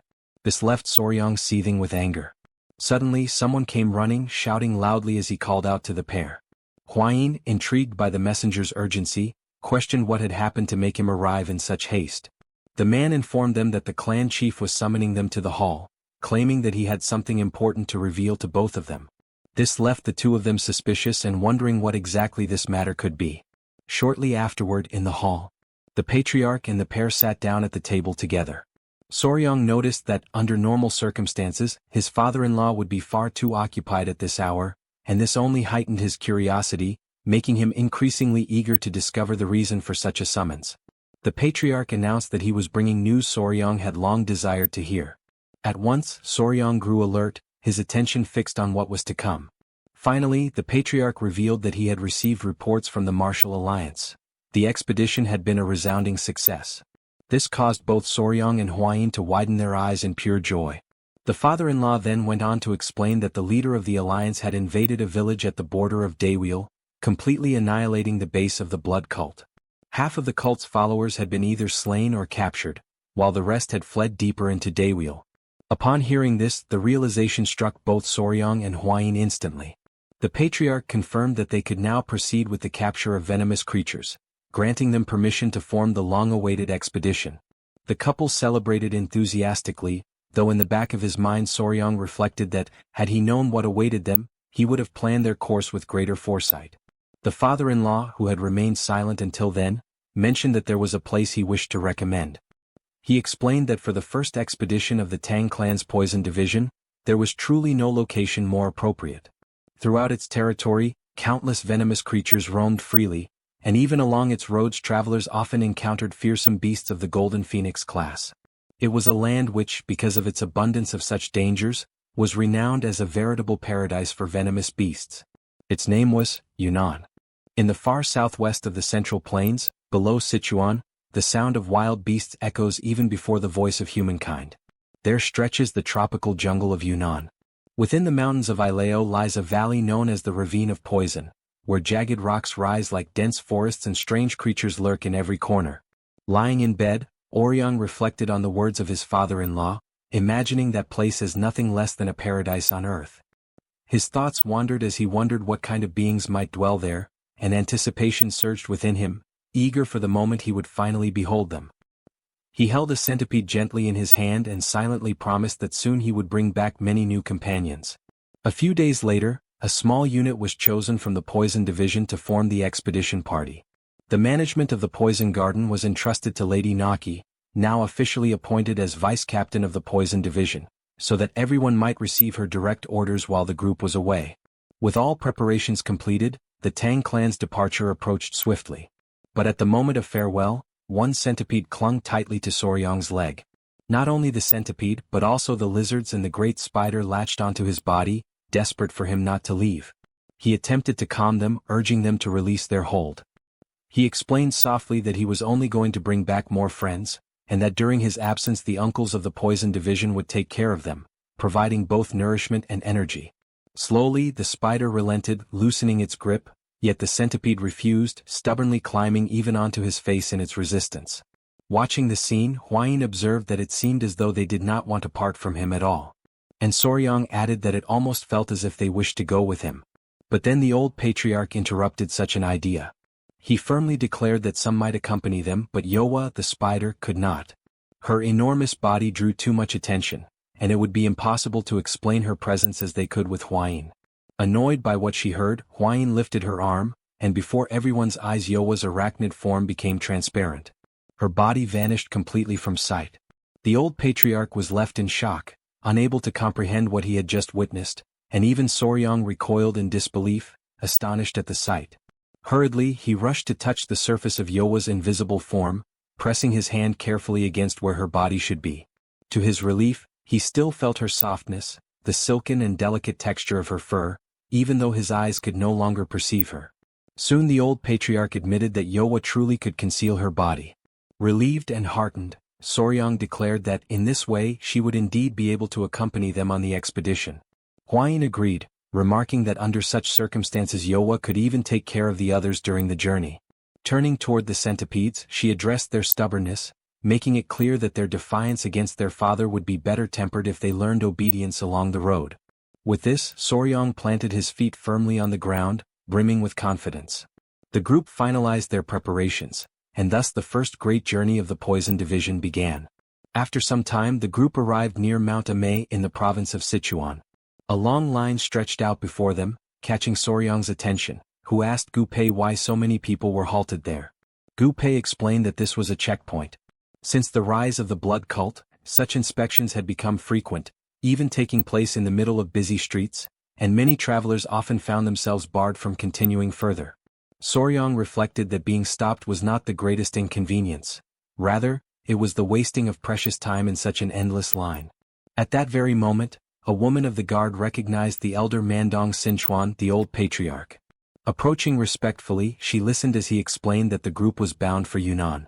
Without hesitation, the woman granted them immediate passage. Astonished by such ease, Soryang realized just how immense the Tang clan's influence truly was. But then all of a sudden, something drew the woman's attention. Her eyes fell upon Yowa, the spider, yet she could not perceive the creature's true form. With the body rendered invisible, to her it appeared only as though Huayin, Soryang's wife, was floating gracefully in the air. Panic stirred in Soryang as he recognized the confusion. The guard, however, interpreted it differently. She believed she was witnessing a sacred technique, a divine leap into the void, mastered by Huayin herself. Startled and awestruck, she admired the supposed ability, remarking that such prowess was only to be expected from one of the three flowers of the martial world. Cutting short the misunderstanding, Huayin tugged Yowa forcefully back toward her side. And with composed courtesy, the group distanced themselves slightly, offering apologies to the guard before moving along on their way. Huayin insisted that Soryang should clear up the misunderstanding, worried that people might confuse his wife with Yowa. Soryang, however, urged her to remain calm. He reminded her that, to avoid suspicion during their journey, she had been dressed in men's clothing and her face kept veiled. In the Central Plains, superstition painted twins as ignorant beings, akin to demons, and because of that, such precautions were necessary. Amidst small incidents such as these along the road, the group eventually reached their destination in Yunnan safely. Soryang was struck with awe at the sight of the Ileo mountain. The old patriarch remarked that if they advanced a little further, they would soon reach the barrier of poison. Suddenly, Soryang glanced back, his gaze sharp, and noticed something unusual. Gu Pei, curious, asked what he was thinking, and the young man explained that the place was abnormally silent. There was no sound from the cracks of the caverns, no chirping in the trees, no trace of life anywhere. The old patriarch observed that such a feeling was not new to him, recalling the past hunt for the sovereign of the blue venom. Intrigued, Soryang asked who this sovereign was. The grandfather remembered clearly that around the den of the sovereign of the blue venom, even insects had disappeared. They had either fled or been devoured as prey. He warned that he would personally explore the area and instructed the rest of the group to retreat to the meeting point of the Yun and Amuk rivers, where birds could still be seen flying. Soon after he departed. Huayin confirmed that in the area they had crossed, there were still birds and insects present, while Gu Pei commented that it seemed as though something was dividing the territory along the river. Soryang pondered that some powerful creature must be dwelling in the Ileo mountain.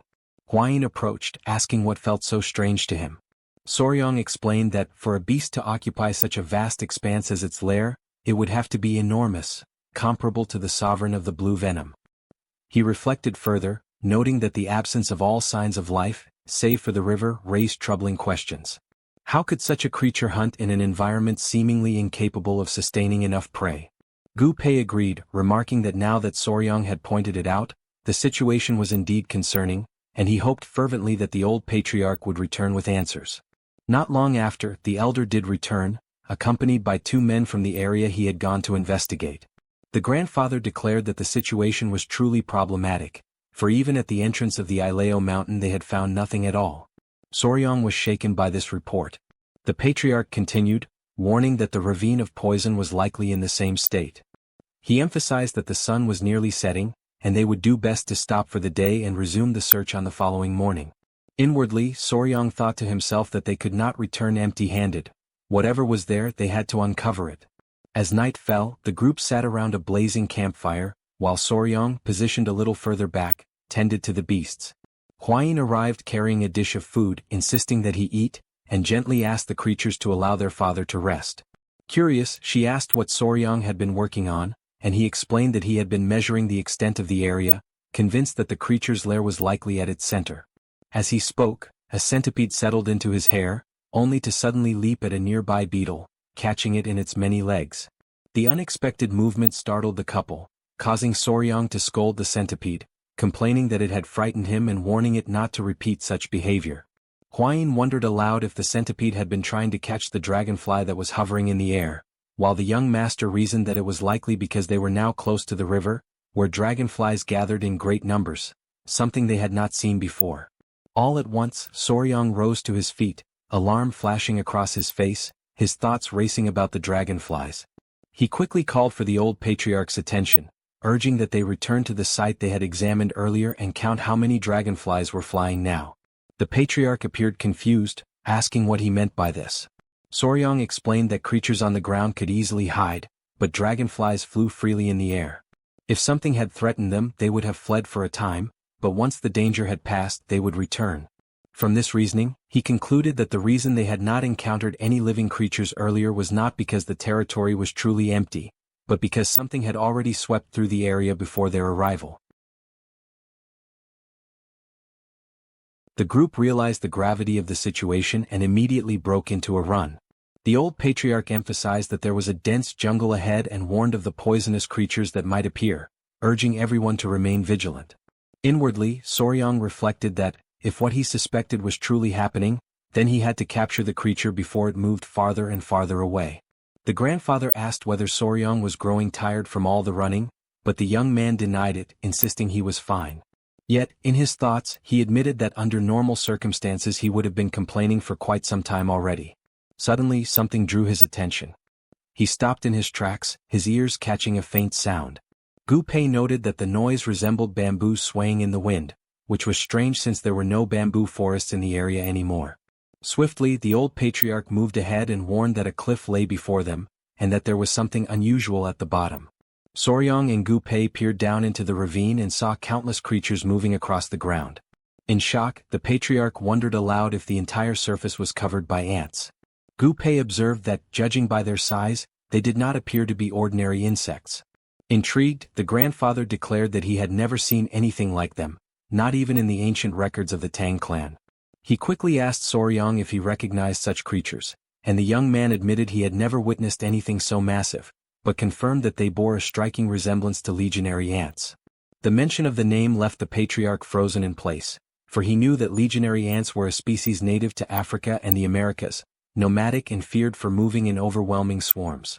Unlike most ants that built fixed nests and led sedentary lives, these migrated when food became scarce, advancing like an organized army. Beyond that, they were naturally aggressive, and to confront them recklessly meant courting disaster. The group remained hidden among the trees, watching in silence, while Soryang urged them all to stay quiet. Then one of the Tang clan men accidentally stepped on a dry branch, producing a sharp crack that echoed through the forest. The group turned instantly, alarm flashing across their faces. And in the very next moment, the inevitable unfolded. Countless ants surged toward them, advancing with terrifying speed. Fear paralyzed them for a heartbeat, but Soryang commanded them to flee. Without hesitation, everyone dashed away, desperate to escape the oncoming threat. Amid the frantic escape, an unfortunate animal lingered behind. The ants swarmed it mercilessly, tearing it apart within seconds. Witnessing the sight, Soryang realized that the creatures tracked their prey through vibrations, and if they continued moving in such a manner, they would certainly be attacked as well. The old patriarch urgently asked what they should do, since running alone was no longer enough to save them. At that moment, Soryang's mind sparked with an idea. He remembered the river and declared that they needed to cross it, for the ants would be unable to pass through water. Upon hearing this, the grandfather pointed out the direction of the river, guiding the group toward the banks. They ran with every ounce of strength that remained, plunged into the rushing waters, and struggled across to the other side. Once they reached safety, they turned back to see the ants massing along the riverbank, watching them without moving any further. Slowly, the swarm began to retreat, incapable of advancing past the barrier of water, and a wave of relief washed over the group. Soryang checked on Nova, the centipede, and promised to dry her quickly. The old patriarch, meanwhile, admitted that the ants had truly unsettled him, confessing that although he was used to never fearing any adversary, even he had trembled before them. Soryang then recognized that such creatures devoured every living being without distinction, and that this explained the absence of animals throughout the region. The grandfather agreed, concluding that, in the face of such an immense population, everything they had experienced now began to make sense.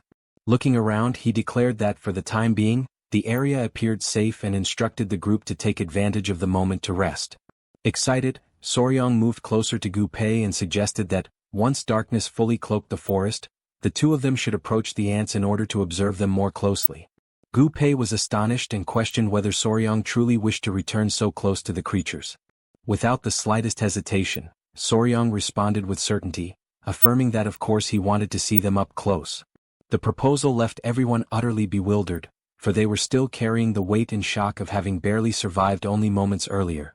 Gu Pei, still shaken, reminded him that they had just managed to escape and asked whether Soryang intended to capture the ants in the same manner he had once done with the bees. With a calm and steady tone, Soryang denied such an intention, yet emphasized that he would like to take hold of only a few.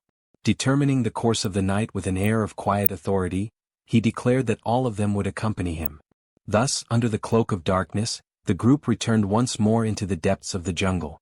It marked the beginning of what they later called the Midnight Abduction, an audacious act that proved to be a success, for each one returned carrying a living ant. Gu Pei, exhausted and visibly stressed, declared that he would never have imagined doing something so reckless ever again. He went on to mutter in disbelief that he had expected the ants to be asleep during the night, not fully awake and active. As they cautiously tied the creatures with great care, the patriarch raised the question of whether it would truly be possible to raise them at all. Soryang, thoughtful and analytical, admitted that the task would be exceedingly difficult. The ants possessed only a very short memory, one that lasted merely a few days, which rendered any attempt at training them completely useless. Moreover, without the presence of a queen, controlling them would be absolutely impossible. This revelation left Gu Pei wide-eyed and astonished, and he immediately began to wonder if their entire effort had been nothing more than a complete waste of time. Yet Soryang countered with an animated spirit, declaring that for him there was no such thing as waste. To his eyes, the ants were unique and valuable, even if they could never be domesticated. Within his private thoughts, he reflected on the squad of venomous creatures that Gu Pei had carefully chosen for him. It was now his responsibility to endure and to lead them, no matter how heavy the burden became. Soon after, the old patriarch questioned what the next steps should be and suggested either seeking out other demonic beasts, or heading toward Hueli or even Sichuan Bana. But Soryang, resolute and unwavering, responded that before anything else they needed to find Huayin. Only after that could they follow the tracks of the ants and confront them once again, moving ahead of their endless march. The group shuddered at the mere thought of surpassing those creatures yet another time. Nevertheless, the young warrior urged them to focus not on the ants themselves but on the venomous creatures fleeing before them, for such prey would be easier to capture. He proposed that they organize themselves into a line, keeping pace with the march of the ants, and use the movement of the swarm as their own advantage. Gu Pei, though silent, reflected inwardly that it was highly unlikely they would emerge alive from such a venture. Even so, Soryang smiled with conviction and concluded with firm resolve that it did not matter whether they captured the ants or not. With this strategy, they would still be able to seize every venomous creature the jungle had to offer. Taking advantage of the moment to rest, the group lit a fire in the middle of the forest. A little farther away, Huayin remained astonished by the sight of the ants. She wondered aloud whether Soryang truly intended to run ahead of such fearsome creatures and at the same time, attempt to capture the venomous beasts that were fleeing from them. She reminded him that not long ago the group had faced the golden-haired bees, a memory still vivid in her mind. Yet Soryang recalled that, despite all the danger they had encountered back then, the results had ultimately been positive. This memory left Huayin hesitant, caught between her genuine concern and the lingering confidence inspired by their earlier success. During the days when Soryang had run ahead of the golden-haired bees, he had rapidly exhausted his strength, drawing heavily upon the energy of the blue-spotted centipedes. Now, with the centipedes having shed their skins twice and no longer needing to feed on the energy of the core, Soryang recognized the chance to absorb all the remaining power for himself. The old patriarch then questioned whether, under these circumstances, Soryang too should not run, and Huayin confirmed his thought. Since he had taken the elixir from the golden-haired bees, she explained, it was crucial that he absorbed this additional energy, making the most of the opportunity that now stood before him. Soryang agreed, acknowledging without hesitation that his physical abilities were not particularly strong, and even suggested that the patriarch himself should carry her during the run. At this remark, the old man burst into laughter, recognizing the magnitude of the opportunity, while the young warrior grew visibly uneasy at his reaction. In that moment, Huayin clasped his hand gently and asked whether he would truly run with her on the following day. He gave his word that he would, and she exhaled in quiet satisfaction, the kind of relief that resembled someone savoring the strange yet oddly pleasant taste of powdered yellow worms. When morning arrived, the large-scale collection of venomous creatures began. The beasts scattered swiftly with the ants close behind, driving them directly toward the Tang Clan's group. In the middle of the run, Soryang warned that ahead of the legionary ants was the hunting unit, reminding everyone that they attacked anything in their path, exactly as his plan had predicted. He calculated that they were approximately 60 zhang away from the hunting unit, and he resolved to reduce this distance to less than 30 zhang during the course of the run. Whenever the venomous creatures were captured, they were quickly handed to the runners on the side and carefully placed inside cages, which were then left on the opposite bank of the river, out of the ants' reach. And thus, the deadly chase began once again. Soryang continued capturing the creatures one after another, determined not to miss a single one. The hunt dragged on for hours, and the number of venomous beasts collected steadily grew without complication. The young warrior kept passing each capture to the group, announcing them with confidence. When asked if he was still well, Soryang firmly confirmed that he was. He declared that he could not allow himself to grow tired, for there were still countless creatures waiting for him. From behind, Huayin called out, warning him of an enormous serpent that lay ahead. Soryang, deeply impressed, quickly identified the creature before him as a Burmese python, one of the largest snakes in the world, known for being docile in temperament and relatively easy to raise. Gu Pei questioned whether it was not, in fact, a venomous creature, and Soryang admitted that it was. Yet he assured everyone present that he knew precisely how to capture it without harm. However, the commander reminded him, with a touch of exasperation, that he had spoken in the very same confident manner about the Chikota scorpion and the giant toad. At this pace, the man commented they might as well capture everything that appeared in their path. Even so, the young warrior stopped running, determined to pursue the serpent. He moved swiftly and seized it with practiced hands, even as the ants pressed on behind him, relentless in their advance, forcing him to carry the snake forward under great pressure. Suddenly, Soryang's foot caught on a branch hidden in the undergrowth, and he tumbled violently to the ground, the massive serpent slipping from his grasp. Witnessing this sudden accident, Huayin and Gupi were instantly overcome with alarm, their hearts struck by fear at the terrifying proximity of the swarming ants. Turning his head, Soryang realized with horror that the insects were already dangerously close, advancing upon him at great speed. In that desperate instant, a hand reached out and pulled him upward. It was Yohwa the spider who swiftly carried him away to safety. Huayin, relieved, praised the creature for its good work and urged her to take Soryang to a secure place where he would not be endangered. Moments later, however, Soryang was abruptly dropped to the ground once more. Huayin immediately scolded him sternly, warning that she would not allow him to approach the ants again under any circumstance. At that instant, Soryang noticed something around his neck. His fingers reached up and he realized it was a strap tightly binding him. Angrily, he ordered Yohwa to release it at once. Suddenly, Gyupi appeared, running breathlessly, calling out to the couple. Huayin, tense, asked about the ants. He quickly explained that, by sheer luck, the swarm had stopped on the other side of the hill. Soon, as the group observed the coming of night, Gyupi suggested that they take a brief pause. Huayin agreed to the idea, stating firmly that she would wait there for the arrival of the main group. In that very moment, the spider sensed something unusual. Without warning, a sharp, pointed object was hurled into the ground between them, striking with such force that it pierced deep into the earth. From behind, several individuals emerged, gripping blades in their hands and commanded the group not to move. They declared in cold voices that the land they stood upon belonged to the Palace of Beasts and demanded that the intruders, Soryang and the Tang Clan, reveal their identities at once. Both Gyupi and Huayin were shaken by the sudden threat. Huayin attempted to calm the tense situation by explaining that they were members of the Tang Clan from Sichuan. The strangers, however, remained doubtful. With suspicion heavy in their tone, they asked how the Tang Clan had managed to reach so deep into the remote jungles of Yunnan. Even as the exchange unfolded, a wolf crept closer to the group, its piercing gaze fixed entirely on Soryang, who remained tied on the ground. He shouted, desperately trying to explain himself, but the man on the other side, consumed with anger, cut him off and demanded to know what business they had in the sacred land of the Palace of Beasts. He was named Hukrang, a warrior belonging to the southern barbarian Palace of Beasts, who had been patrolling the area when he heard strange noises echoing through the forest and immediately ran toward the source of the sound, where he eventually encountered the group. He explained that the land ahead belonged to the Palace of Beasts, a sacred place known as the Valley of Beasts, and therefore Soryang could not advance any further. The young man quickly understood and stated that he would withdraw. Yet, at that very moment he felt a sudden intuition and asked Hukrang to wait, for he had something urgent to share.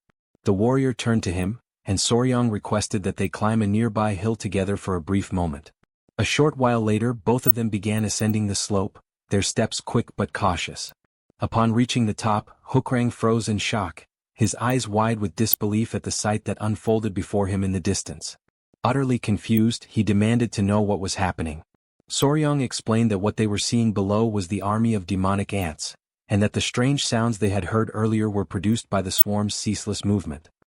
He then added, with growing concern, that the swarm seemed to be heading straight toward the Palace of Beasts, and he expressed his fear of the danger that awaited them if they continued along the narrow valley that led to it. Realizing the seriousness of the situation, Hukrang decided to return to the Palace of Beasts immediately to inform his lord of the impending threat. He also requested that, if possible, the members of the Tang clan accompany him to provide a more precise explanation about the ants.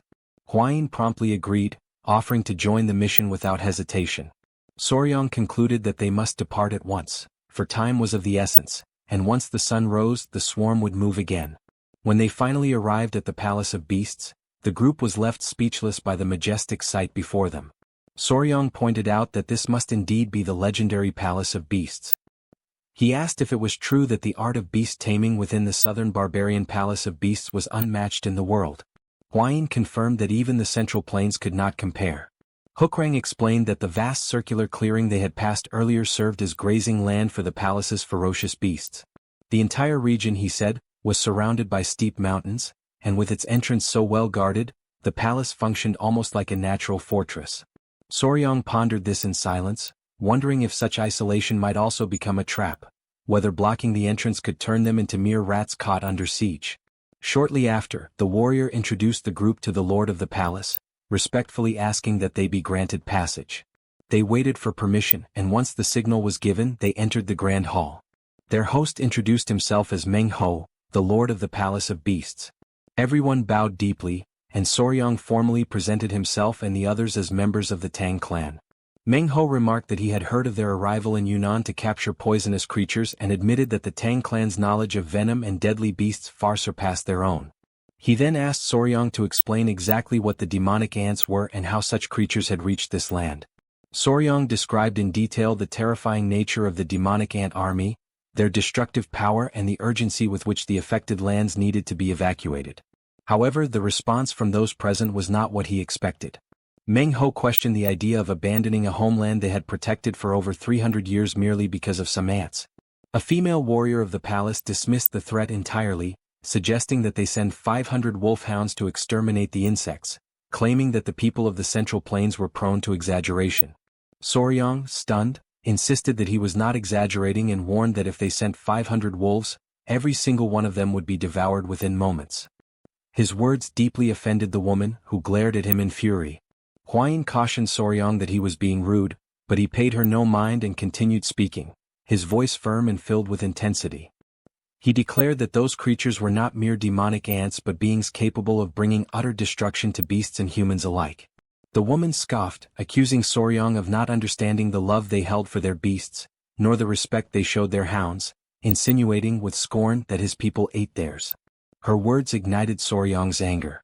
A dark and powerful aura began to rise from his body, swirling around him like a storm. With unshakable resolve, he ordered everyone to step aside as he summoned his own companions, the centipedes, the spider and the stone lizards, ready to show the might of the Tang clan's venomous beasts. The sudden appearance of the creatures startled everyone in the palace, throwing the hall into a wave of shock and fear. Panic spread quickly among the gathered warriors and attendants, while the young man, calm and composed, gently held his venomous companions in his arms, as if to reassure them. Amid the confusion, the lord of the palace demanded to know what those creatures were. Soryang explained, in a steady tone, that they were his venomous companions, beings he personally nurtured and cherished deeply.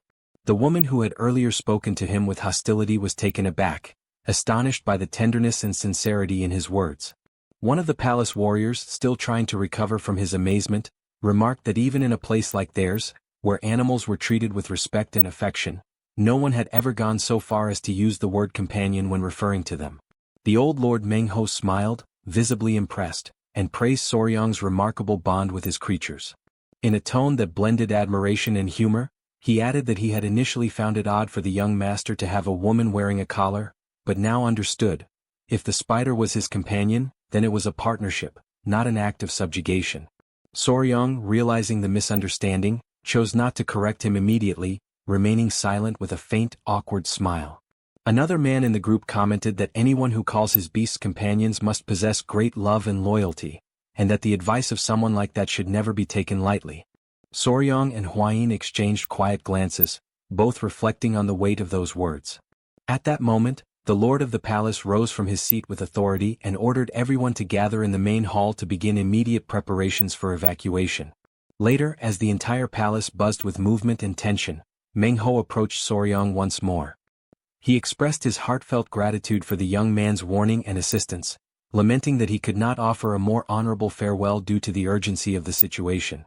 Soryang humbly replied that no ceremony was necessary, for he had merely done what anyone else should have done. Before their departure, the young woman who had quarreled with Soryang earlier stepped forward. With a downcast gaze, she apologized for misjudging him and admitted her mistake. She introduced herself as Xiao Pio, an elder of the palace and daughter of Lord Meng Ho himself. She added, with a tone of genuine admiration, that being followed by insects and venomous creatures was something truly extraordinary. As she reached out and gently stroked one of the centipedes, the moment of calm was abruptly shattered by a distant rumbling sound that echoed across the valley. Instantly, all eyes turned toward the direction of the noise, and horror spread through the crowd as they witnessed a monstrous sight unfolding in the distance. A swarm of demonic ants was devouring and overpowering a massive beast with terrifying ease. Soryang's face froze in disbelief. His eyes widened, unable to process the magnitude of what he was seeing. A man standing behind him confirmed in a tense voice that the creature was indeed being subdued effortlessly by the swarm. Realizing the dire urgency of the situation, Soryang shouted that there was no more time and demanded that everyone hurry at once. Turning toward the others, he insisted that they must evacuate immediately, before the swarm reached the palace. However, Mengho, his expression darkened by worry, shook his head. His voice was grave as he explained that it was already too late. The swarm had reached the road of the Valley of Beasts, and its advance was destroying everything in its path. The word struck like a heavy blow. If the passes were already overrun and the beasts slaughtered, then the hope of escape was no longer certain. It had become a desperate, fading chance. The scene was desolate. In just a short span of time, what had once been a living creature was now reduced to nothing but bare bones. Huayin watched, utterly stunned, barely able to believe what her eyes were seeing. Old Mengho, his gaze heavy and voice solemn, said that if things had come to this point, there was nothing left to do but fight to the very end. Meanwhile, a man, trembling in despair, muttered that if even such a creature had been taken, how could they possibly survive? Huayin, distressed, turned toward Soryang and asked if the Venom Squad would be all right. Soryang answered firmly, trying to calm her, saying that they knew well the danger of the demon ants and would surely retreat before reaching the river. Even so, Gupai voiced her worry, saying it seemed impossible to cross the valley and make it out alive. Faced with such uncertainty, Soryang sank into thought, the weight of realization pressing upon him. What, after all, should be done? At that moment, something stirred high above. Something was descending from the mountain. It was the Yowa spider, spreading an immense, silvery web that stretched outward like a natural bridge. Huayin, suddenly filled with hope, exclaimed that with that web they could cross the mountain. Yet Soryang hesitated. He looked around at the people of the palace and felt a pang in his chest as he realized that perhaps only he, Huayin, and Gupai would be able to escape. Lord Mengho intervened, saying that Soryang should not worry about them. He explained that in the world of beasts, if one cannot win, one is simply devoured. The old man's words carried both resignation and a quiet courage. Soryang, however, declared that those people loved animals as deeply as he did, and for that very reason, there must be a way to save everyone. He began to think deeply, reviewing everything he knew about the demon ants, their habits, their migration patterns, and even their hunting instincts. In silence, he organized each detail in his mind, weighing possibilities and risks. Then, suddenly, a thought struck him like a flash of light, an idea that could change the fate of them all. He turned to the lord of the palace and said that perhaps he had found a solution. Mengho observed him with curiosity and asked whether it was truly a good idea. The young man replied that it was, but warned that it might demand both effort and sacrifice. By the next morning, the demonic swarm had already devoured the carcass of the previous day's beast. Momentarily satiated, the ants began to reorganize, moving steadily toward the Valley of Beasts. Following Soryang's carefully laid plan, everyone had taken their positions in silence, forming a long line that stretched across the open field. Huayin, in silent prayer, hoped fervently that no one would be hurt. The lord of the palace stood tall and called out for his disciples to hold the formation and defend their homes with their lives, warning them of the danger that was approaching. The deafening roar of the swarm echoed in the distance, growing louder with every passing second. In his mind, Soryang measured the timing with precision, realizing that the critical moment to act was drawing near. When the swarm finally reached the pool of water, he gave the command. In that same instant, the warrior hurled a flaming spear. Within seconds, the fire spread, and the flames surged upward, surrounding the demonic ants. Without hesitation, everyone charged forward. The palace warriors and disciples moved with determination, their movements synchronized, each one complementing the other as they pushed ahead. Soryang led the advance, his focus unwavering. Seolpyo realized that they needed to provide cover so the young man could reach the heart of the swarm. When Soryang arrived before the main cluster of the demonic ants, he took his position. The swarm stirred violently, preparing to attack, but he held his stance, then began to run in wide circles, drawing them after him. They followed en masse, exactly as he had predicted. But then, the treacherous terrain betrayed his steps and his foot slipped. In that very instant, the entire swarm lunged at him. A jolt of shock ran through his body, and through the hearts of all who watched in horror. Gupai and Huayin spun around abruptly, their faces overcome with fear as they took in the dreadful sight before them. Trapped beneath that suffocating living mass, Soryang summoned every ounce of strength that still remained within him and called out to Yowa. The spider reacted immediately, shooting a thick web toward the center of the swarm. With one swift, powerful pull, she tore him free, rescuing him from what would have been a fatal attack. As soon as everyone saw him safe, relief and joy flooded through the crowd. From above, the young man looked down at the swarm writhing below in the valley. His body ached all over, yet a faint smile formed on his lips. He had escaped with nothing more than a shallow scratch, all thanks to the iron chest technique. Inwardly he gave silent thanks for having mastered it in time. Though drained, he murmured softly to himself that the plan had worked precisely as he had intended. Meanwhile, one of the men observing the battlefield pointed out that the ants seemed to be spinning endlessly in the same spot. The old lord of the palace confirmed it with a serious yet satisfied expression. He explained that everything was unfolding exactly as Soryang had predicted. The ants, poor in sight, relied on the chemical trails left by the ones ahead of them to navigate. When the leading hunting squad had been destroyed, the worker ants completely lost their sense of direction. With no trail to follow, they would continue to wander in circles, attacking and biting one another until death claimed them all. Seolpyo's heart filled with relief and joy at the outcome. The spider and the other beasts too displayed clear signs of contentment. A profound sense of satisfaction spread among the entire group as they realized that the plan had succeeded. Through Soryang's courage and quick thinking, the monstrous swarm had been contained and the palace of beasts was saved, filling every soul present with immense gratitude and unrestrained joy. 3 days after the rampage of the demonic ant swarm, the surviving creatures were completely exhausted. Meng Ho observed the aftermath with a weary expression and remarked that the chaos was finally drawing to an end.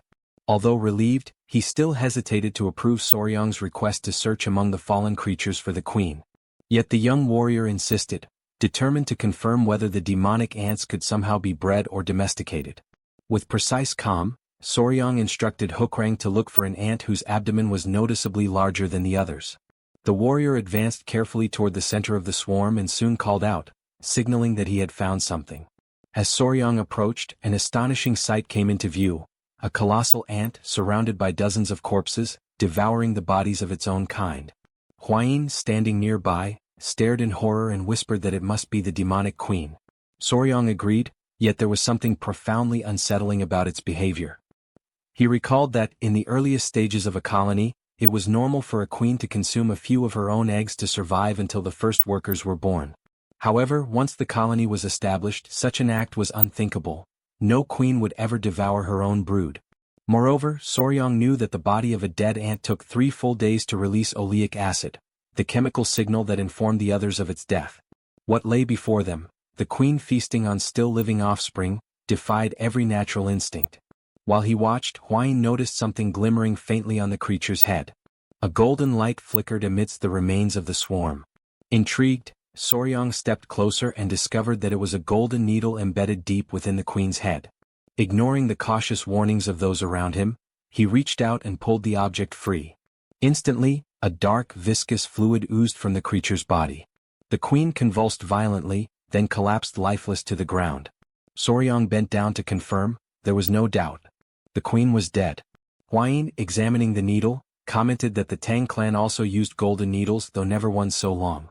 At the center of the object there seemed to be a faint residue, perhaps a poisonous substance, likely responsible for the queen's madness and unnatural behavior. Before they could analyze it further, the sound of hurried footsteps echoed in the distance. The old patriarch appeared, running toward them. Upon reaching the group, he explained that he had met a warrior from the Palace of Beasts and heard of the great swarm. Soryang assured him that he was unharmed, crediting his survival to the iron chest technique. The lord of the southern Palace of Beasts, standing nearby, recognized the elder as a senior figure of the Sichuan Tang Clan. When the old man confirmed his identity, everyone present bowed deeply in reverence, offering their gratitude for the young warrior's aid. The patriarch, slightly embarrassed, questioned the need for such ceremony. Nevertheless, he returned their respect with calm dignity, thanking Meng Ho for his hospitality as he was invited into the Palace of Beasts. Before they could proceed, Soryang suddenly stopped and addressed the patriarch. He mentioned the golden needle and asked if the elder had ever seen anything like it before. At those words the old man's face turned pale. Gripped by sudden urgency, he demanded to know where the artifact had been found. Soryang explained that the needle had been buried deep in the forehead of the demonic ant queen. Meng Ho, noting the elder's reaction, asked what could possibly cause such alarm.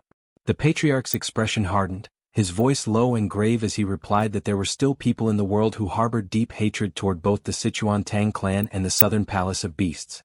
Then he uttered a single name that filled the air with tension and dread, Odakman. Everyone reacted with astonishment, for that name belonged to a sect that had been exterminated 100 years ago. Soryang recalled that Odakumen had long since been destroyed, and that the old patriarch was connected to the origin of the divine technique known as Odokajaiwang, the sacred art he himself had learned in secret. Seo Pyo explained that the art of awakening the explosive beast was meant to unleash the full potential of spiritual beasts, but if used recklessly, it could just as easily destroy them. For that reason, it was a forbidden technique, reserved only for moments of absolute peril. The patriarch went on to explain that Odakumen had once used demonic creatures to create the so-called soul pills, and that the golden needle bearing the Tang clan's mark was proof of their interference. Upon hearing this, Meng Ho admitted that he had never imagined anyone from Odakumen could still be alive. The old man then stepped closer to the young warrior, his expression softening. He declared that subduing the demonic swarm and uncovering Odakumen's hidden involvement was already a remarkable achievement. Then, with solemn authority, he stated that if Odakumen had not been completely destroyed, the ancient pact of 100 years still remained in effect. In the name of the Sichuan Tang Clan, he swore to assist the Palace of Beasts, and the palace in turn, pledged its full support to the Tang Clan. Acknowledging the bravery and wisdom Soryang had demonstrated, Meng Ho emphasized that he would grant the group any reward they desired. At that moment, the old patriarch leaned toward Soryang and whispered softly, urging him to ask about the divine skill Odokajaiwang. Following the elder's guidance, Soryang turned respectfully toward the master of the palace and explained that, unlike the members of the Tang clan, he had learned a martial art left behind by the ancients of Odakumen, a technique that allowed him to command centipedes through the power of his own heart. The lord of the Palace of Beasts grew thoughtful. He remembered that the divine skill Odokajaiwang contained the hidden principles of the art of the beast's heart.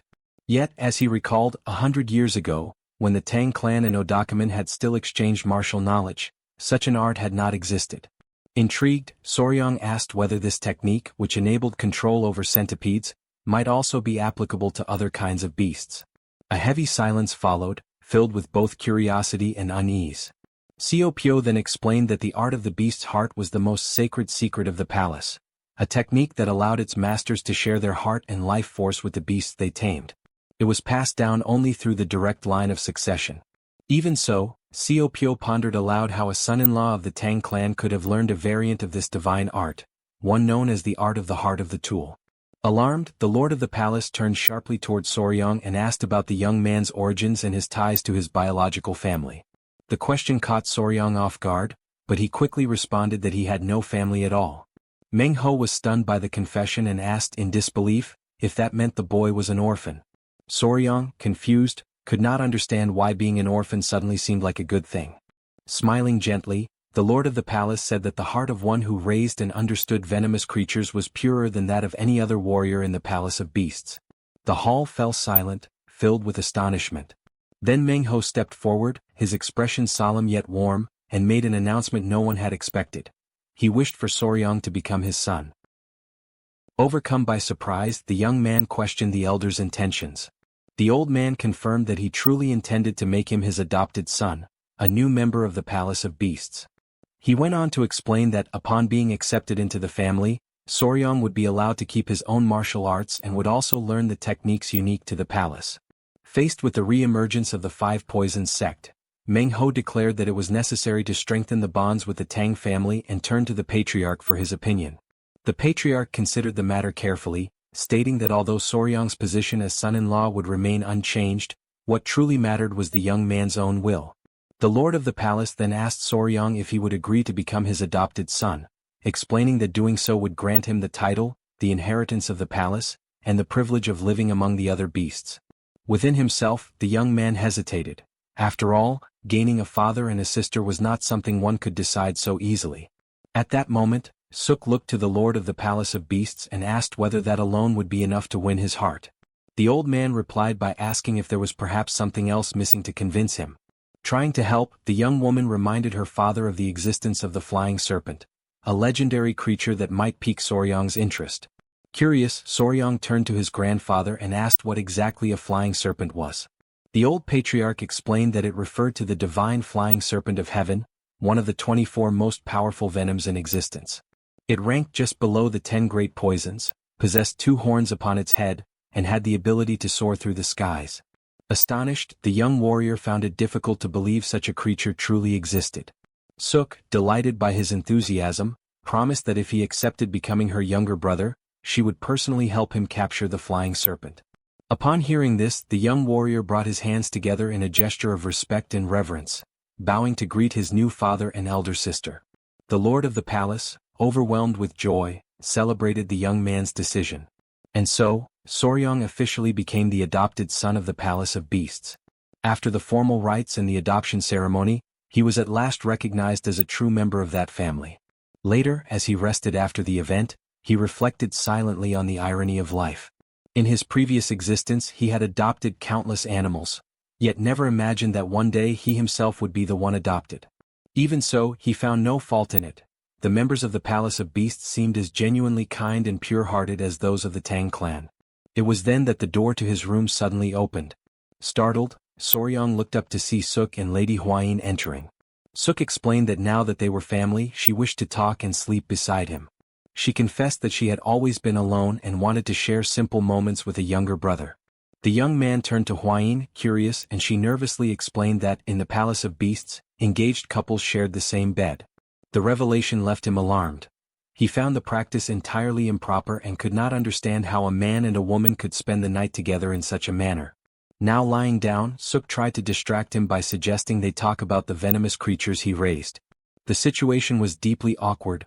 Flustered, the young man raised his hand, asking them to wait for a moment. When morning came, he still had not managed to close his eyes for even a single moment. The lord of the Palace of Beasts announced that he would finally explain to the young man the matter that most stirred his curiosity: the gongs. Before doing so, however, he needed to assess the youth's internal energy technique. He asked Soryang to sit down so that he could begin the examination by tracing the major circulation pathways. Soon, the elder approached and gently placed his hand upon the young man's head. The atmosphere grew heavy with a mystical aura as Meng Ho, focused and composed, carefully analyzed Soryang's internal energy. It did not take long for him to realize why he had failed to sense the boy's presence earlier. Soryang had been concealing his spiritual essence. Meng Ho remarked that the young man was imitating the beast heart technique, yet his version was a crude and incomplete imitation of the true method.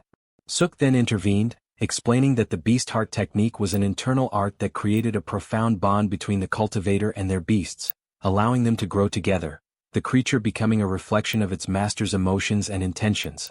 To demonstrate the concept more vividly, she decided to show the true power of that art in action. She called forth several of her personal beasts. Moments later, a great pack of wolves appeared before them, responding instantly to her presence. Soryang was struck with awe at the sheer number and majesty of the creatures standing before him. With calm authority, Suk informed her beasts that Soryang was now part of their family. Then she raised her voice, commanding the wolves' attention, and with a clear, commanding tone, ordered them to assume the fierce formation, directing their movements toward the lord of the Palace of Beasts. The creatures obeyed without hesitation, advancing in unison, their movements perfectly synchronized as though they shared a single consciousness. The young man watched in astonishment as each wolf's motion aligned flawlessly with the others, realizing the depth of the spiritual bond that united Suk and her beasts. The lord of the palace explained that such harmony was the result of the beast heart technique, which united the cultivator and the creatures as one. Through it, a master could see through the beast's eyes and strike with their fangs as if they were extensions of their own body. Overcome with emotion, the young warrior knelt down and earnestly begged the lord of the palace and Suk to teach him the true beast heart technique. Moved by the boy's determination, Meng Ho instructed him to sit once more and placed his hands upon Soryang's back. As he began to transmit the technique, the lord of the palace subtly adjusted the flow of venom within Soryang's meridians. Although the method had originally been designed to absorb blood, he adapted it to the young man's unique constitution. He explained that only a single drop of blood, or even saliva, was enough to establish a lasting link between cultivator and creature. When the process was complete, Meng Ho solemnly declared that the transmission had ended. From that moment onward, Soryang would be spiritually connected to the Ogong through the beast heart technique. Curious and eager to feel this new bond, Soryang held one of his spiritual centipedes, named Shou. Instantly he could sense the creature's emotions flowing into his own heart, its fear, its loyalty, its gentle pulse of life. Overwhelmed by surprise and deep affection, he embraced the centipede, feeling the connection between them throb with vivid, living energy.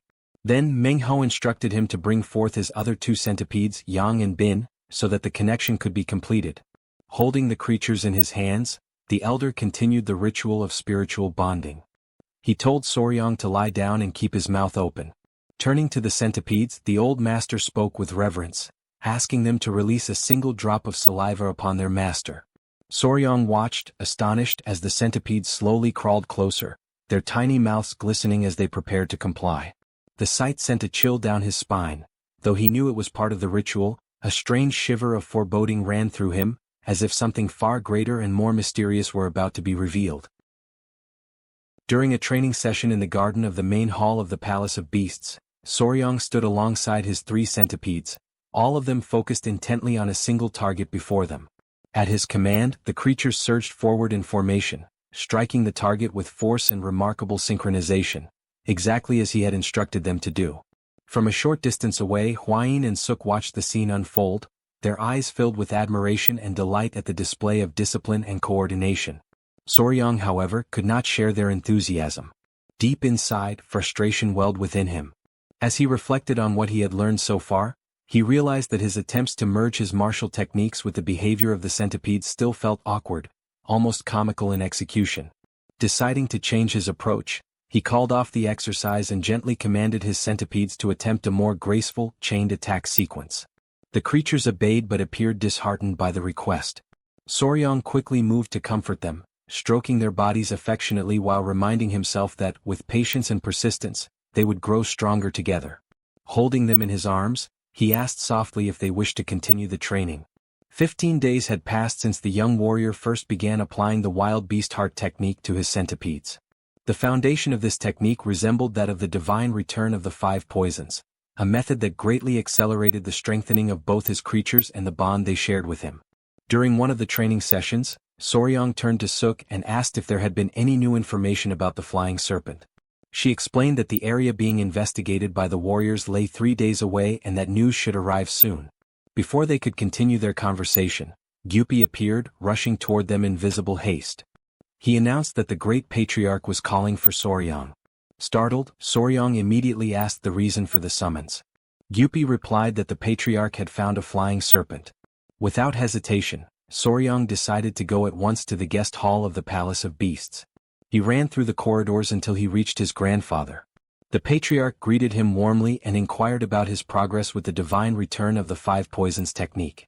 The young man replied that he had been practicing with full dedication. Almost at once, he mentioned that he had heard of the discovery of the flying serpent. The old man, busy preparing a special Helgar mixture, explained that he was currently adding secret clan ingredients to the concoction. Although the creature had been located, it could not yet be captured. Despite being weaker than the 10 great venomous beasts, the flying serpent was still dangerously powerful. With a faint smile, the patriarch reached for a jar nearby and held it up for his grandson to see, saying he believed the young man would find it interesting. Curious, Soryang stepped closer and peered inside the container. There he found a peculiar spider. He quickly identified it as the money trap spider, so named because the pattern on its back resembled that of an ancient coin. In the West, it was known as the sinister hourglass spider, its scientific name being Cyclocosmia ricketi. The young man reflected that, in his previous life in Korea, it would have been nearly impossible to encounter such a rare creature. He thanked his grandfather sincerely for giving him the chance to see it with his own eyes. As the group gathered around, the great patriarch looked at them thoughtfully and commented that they would need an appropriate location to confront the flying serpent. Soryang recalled that serpents were capable of slipping through even the tiniest cracks and that they were usually kept in reinforced sacks to prevent escape. The old patriarch agreed but added that even with the strongest bags the clan possessed, none might be capable of containing such a creature. Deep in thought, Soryang tried to imagine a solution to the problem. While they pondered, one of the clan members suddenly noticed something unusual within the jar and panicked. Turning to the elder, he exclaimed that the money trap spider had vanished.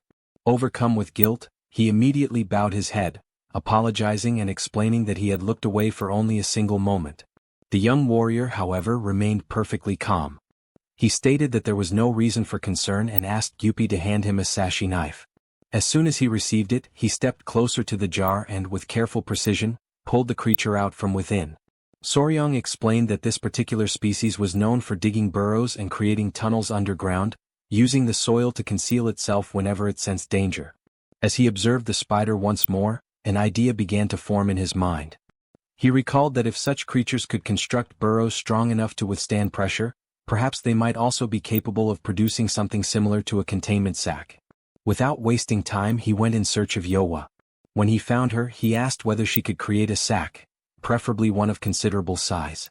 While she examined the fabric of an existing bag, the young man reflected thoughtfully on the remarkable properties of spider silk.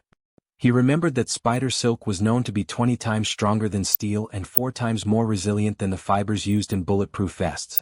Moreover, Yowa was no ordinary creature. She was a spiritual spider, one of the 10 great venomous beasts, which made her silk even more precious and powerful. Before long, Yowa finished her work, weaving an enormous sack entirely from her own silk and presenting it to him. Gyupi, filled with curiosity, attempted to pierce the fabric but quickly discovered that it was impenetrable, remaining completely intact.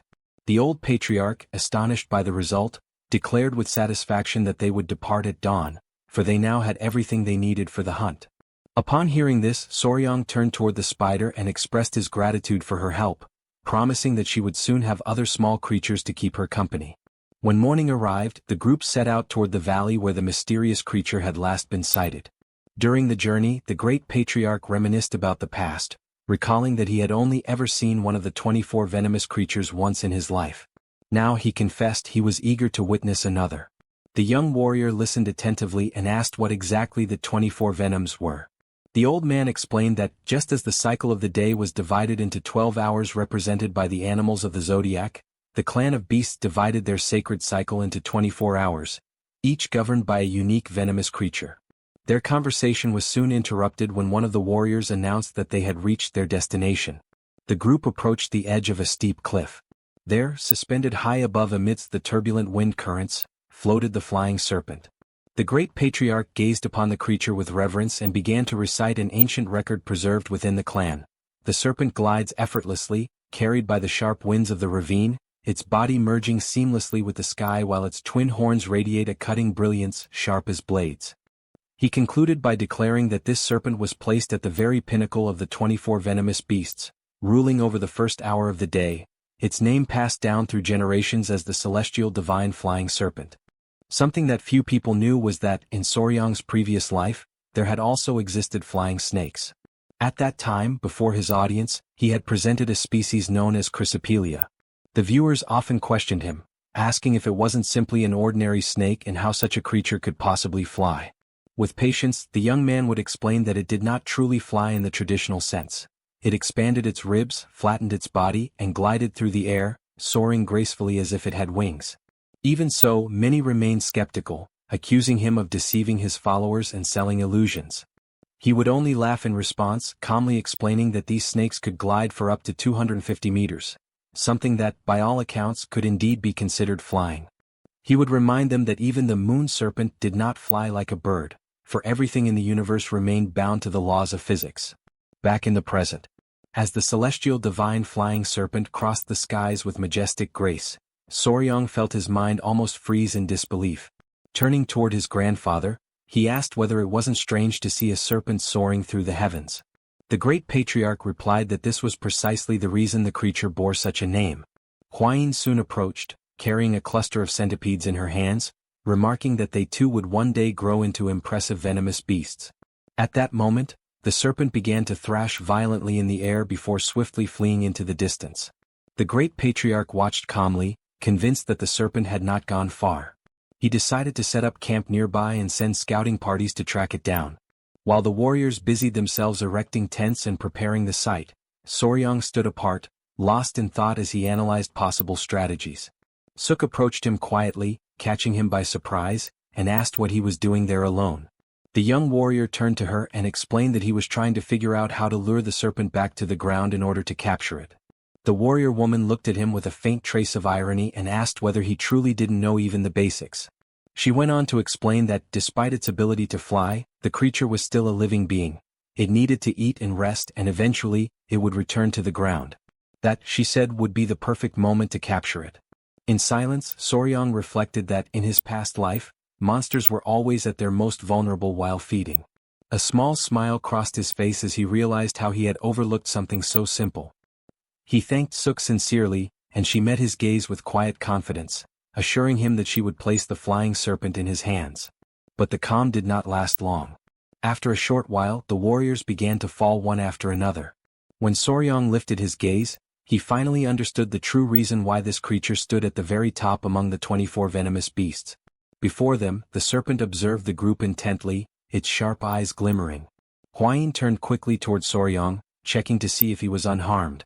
For 3 days, the group had camped in the area, gathering every possible detail about the serpent's behavior.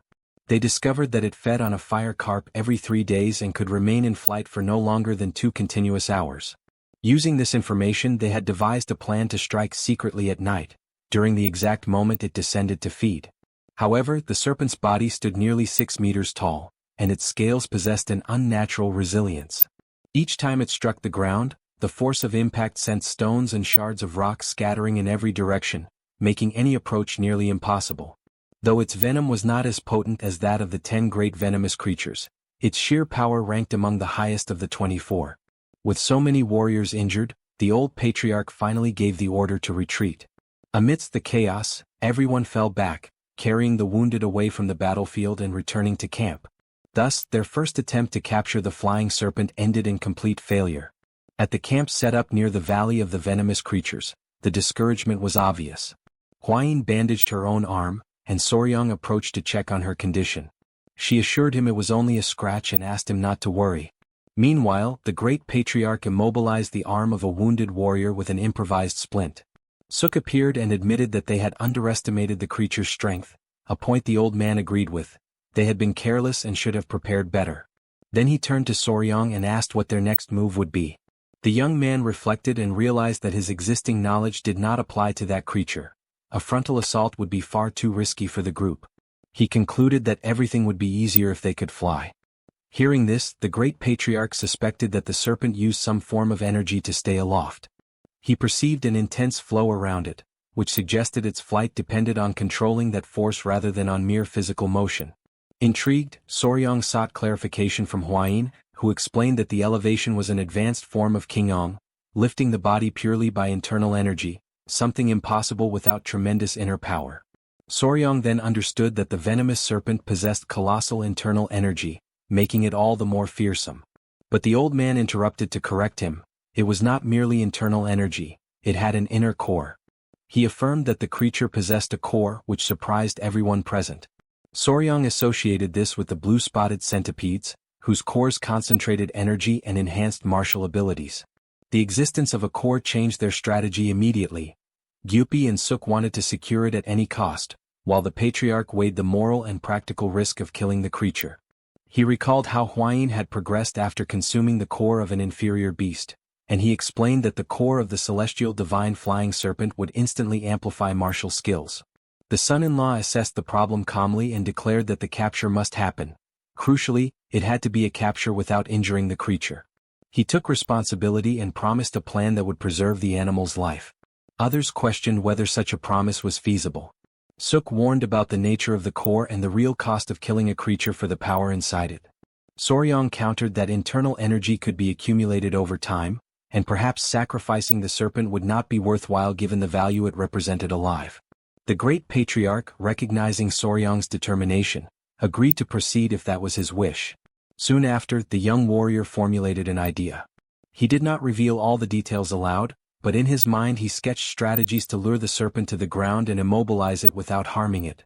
A risky plan, but one that, if successful, would secure the core while sparing the life of the majestic beast. The celestial serpent continues its life as usual, faithfully following its daily habits, while Soryang watches from a distance with a stone held firmly in his hands. He throws the stone toward the creature and immediately startles himself with the boldness of his own action. After all, a serpent has 3 primary ways of perceiving the world around it: the auditory chamber, which detects sound waves and subtle vibrations; the vomeronasal organ, which analyzes odor particles gathered by its flickering, forked tongue; and the photoreceptive organ, which uses specialized cells to detect infrared radiation and track the movement and body heat of its prey. In other words, if both heat and scent are concealed, the serpent becomes incapable of detecting their presence at all. Huayin questions the need for that strange, specialized outfit, while the old patriarch admits that he never imagined a day when he, the mighty lord of 1,000 poisons, would be forced to submit to such an indignity. Soryang, however, insists that for this particular operation, the garment woven from the spider's special silk is absolutely essential. The patriarch shows that he understands, yet he wishes to know exactly how this method will allow them to capture the serpent without hurting it. Soryang recalls an old teaching from Suk, that every living creature must eat and sleep. He explains to the group that from that moment on, they will follow the serpent for several days, and whenever it attempts to eat or rest, they will disturb it by throwing stones. Since the serpent cannot see them, it will be unable to attack or defend itself. Without food or rest, it will gradually exhaust itself until it collapses. Soryang acknowledges that the entire group will also suffer throughout the process, and he trusts in their endurance. 6 days pass. The serpent continues to resist, and when one of the men notices it attempting to drink water, the group immediately launches more stones. Despite its exhaustion, the creature tries to escape again and again, but eventually hunger and fatigue overwhelm it, and it finally loses consciousness. In this way they succeed in capturing a celestial serpent without inflicting a single scratch on it and without harming any of the warriors. The mission, which Soryang decides to name the Pursuit of the Celestial Net, becomes a resounding success. The group gathers around the spot where the serpent lies tightly wrapped in the spider's silk. The old patriarch observes the defeated creature with a heavy heart and laments the suffering it endured. Soryang asks whether its inner core has already been examined, and the patriarch confirms that it has. Though small, the core contains condensed energy equivalent to about 120 years of internal cultivation. Huayin is astonished by the estimate and immediately begins to suggest that Soryang should absorb the core. Suk supports the idea, emphasizing that 120 years of energy is an extraordinarily rare opportunity. Huayin adds that with such power, Soryang could learn martial arts with ease and reshape his very body. The old patriarch agrees, stating that a core of that magnitude could elevate someone beyond the level of the 10 poisons and propel them toward the higher realm. Soryang reflects deeply on the possibility. Surpassing the 10 poisons is undeniably tempting, yet the celestial serpent is an exceedingly rare creature. Suk urges him to seize the opportunity, while Huayin asks him to make his decision quickly. Soryang requests time to think. Shortly afterward, a man from the clan spots a cart being lifted from the ground and alerts the group. Many immediately assume that the serpent has awakened. Gupai becomes irritated at the possibility that the creature still possesses enough strength to move, while another clan member is astonished by its resilience. Soryang and the rest of the group watch as the silk sack begins to move. The old patriarch observes carefully and notes that the serpent is still full of energy and does not appear to have spent days without eating. Realizing the seriousness of the moment, he concludes that now that the creature is waking, it will resist fiercely. He then states that if it continues to struggle violently, the group will be forced to kill it and extract its inner core, whether Soryang wants it or not. Inside the silk sack, the creature starts to make sounds and shift about. Everyone steps back from the cart when a glowing orb suddenly appears from within the sack. The men around it are stunned and call Soryang over to take a look. They discover that the celestial serpent has shrunk. Confused, Soryang removes the sack and finds the tiny creature staring directly at him. He kneels down, overwhelmed with despair, recognizing the once majestic serpent in its frail new form. The old patriarch examines the glowing sphere and concludes that the creature is offering its inner core, willingly surrendering it. Soryang, caught in a storm of thoughts, laments that if the serpent had waited just a little longer, he might have convinced the patriarch to spare its life. Resolute, he takes the core and tries to return it, opening the small serpent's mouth and urging it to swallow the core again. Thanks to the creature's sudden shrinking, the group ends up solving their problem at once and is able to return directly to the Beast Palace. On the following morning in the palace's main hall, Manhwa examines the inner core and is deeply impressed by the energy contained within it. He finally understands why the Lord of 1,000 Poisons claimed it held the equivalent of 120 years of internal energy. The old patriarch then reveals that the energy within the core is celestial in nature. This revelation disappoints those present, since most techniques of the Beast Palace rely on earthly energy, including the internal venom method practiced by Soryang. The patriarch continues by explaining that, due to the incompatibility between this celestial energy and Soryang's technique, he will likely be able to absorb only half of the core's power. Even so, Soryang considers that half to be a tremendous opportunity. Huayin congratulates him sincerely for obtaining such a chance. At that moment, the 3 centipedes crawl out from his clothes, visibly agitated. Their sudden restlessness alerts him that something is wrong, but before he can react, they lunge toward the core, knocking it to the ground. Huayin attempts to regain control of the situation, commanding the creatures to stop immediately. However, the centipedes display unusual fury and a strange hostility toward one another. Soryong holds 2 of them and questions their aggressive behavior, trying to understand the reason behind such a sudden change. Huayin watches and notes that conflict is common when raising creatures, yet he cannot comprehend why beings so close to each other would show such violent animosity. Suddenly, something catches Soryong's attention. The 3rd centipede, the one that remained on the floor, begins to shine intensely. He hears the unmistakable sound of swallowing and is startled by the possibility that it may have consumed the core. The light bursting from the centipede becomes so intense that everyone in the hall instinctively shields their eyes. Huayin watches the scene unfold and concludes that Cho, the centipede, has indeed swallowed the inner core. Soryong, stunned, realizes that everything is happening exactly as it did in the dream he once had. As he struggles to make sense of the situation, he feels something strange occurring inside his head. Huayin notices the change in his expression and tries to understand what is happening, but suddenly Soryong collapses to the floor, throwing everyone present into panic.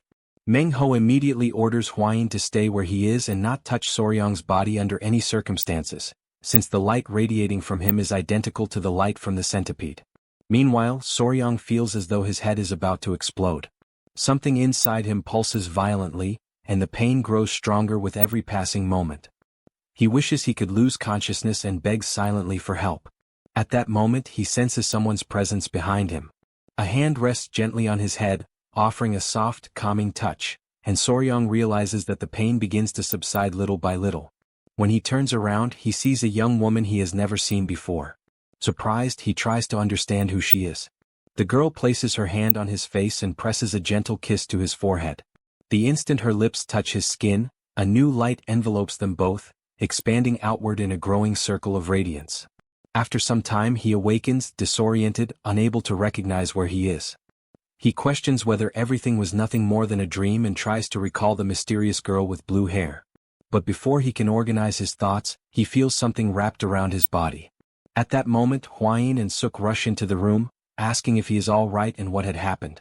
Soryong, seized by panic upon feeling the massive creature encircling him, desperately calls for help. Both women try to calm him and explain that the creature poses no threat. It is Cho, the centipede. Still in disbelief, Soryong stares at the enormous being before him, unable to comprehend how the tiny centipede could have transformed into such a creature. Huayin then explains that after swallowing the inner core, Cho transformed into a flying centipede, a legendary creature capable of flight, conjuring dense mists and calling forth deadly rains. Soryong remains stunned by the transformation. The mere thought of Cho becoming one of the 10 great poisons leaves him shaken, as it seems utterly impossible. Even so, he finds himself overcome by awe and amazement as he observes the beauty and imposing presence of her new form. Suk watches the scene with a hint of apprehension, but Huayin intervenes, explaining that such a reaction from him is completely natural. She quickly warns him, however, that she brings bad news. Soryong, still excited by the centipede's evolution, believes nothing could dampen his spirits at that moment. Yet Huayin explains that the other 2 centipedes are extremely angry with him. The memory of what happened returns quickly to Soryong's mind. He realizes that, on that day, the 3 centipedes had been competing to see which one would swallow the inner core and become the strongest among them. However, by holding 2 of them back, he had unintentionally allowed only the 3rd one to have the opportunity to swallow the core without any competition. The realization that he interfered in their dispute makes Soryong anxious and filled with regret.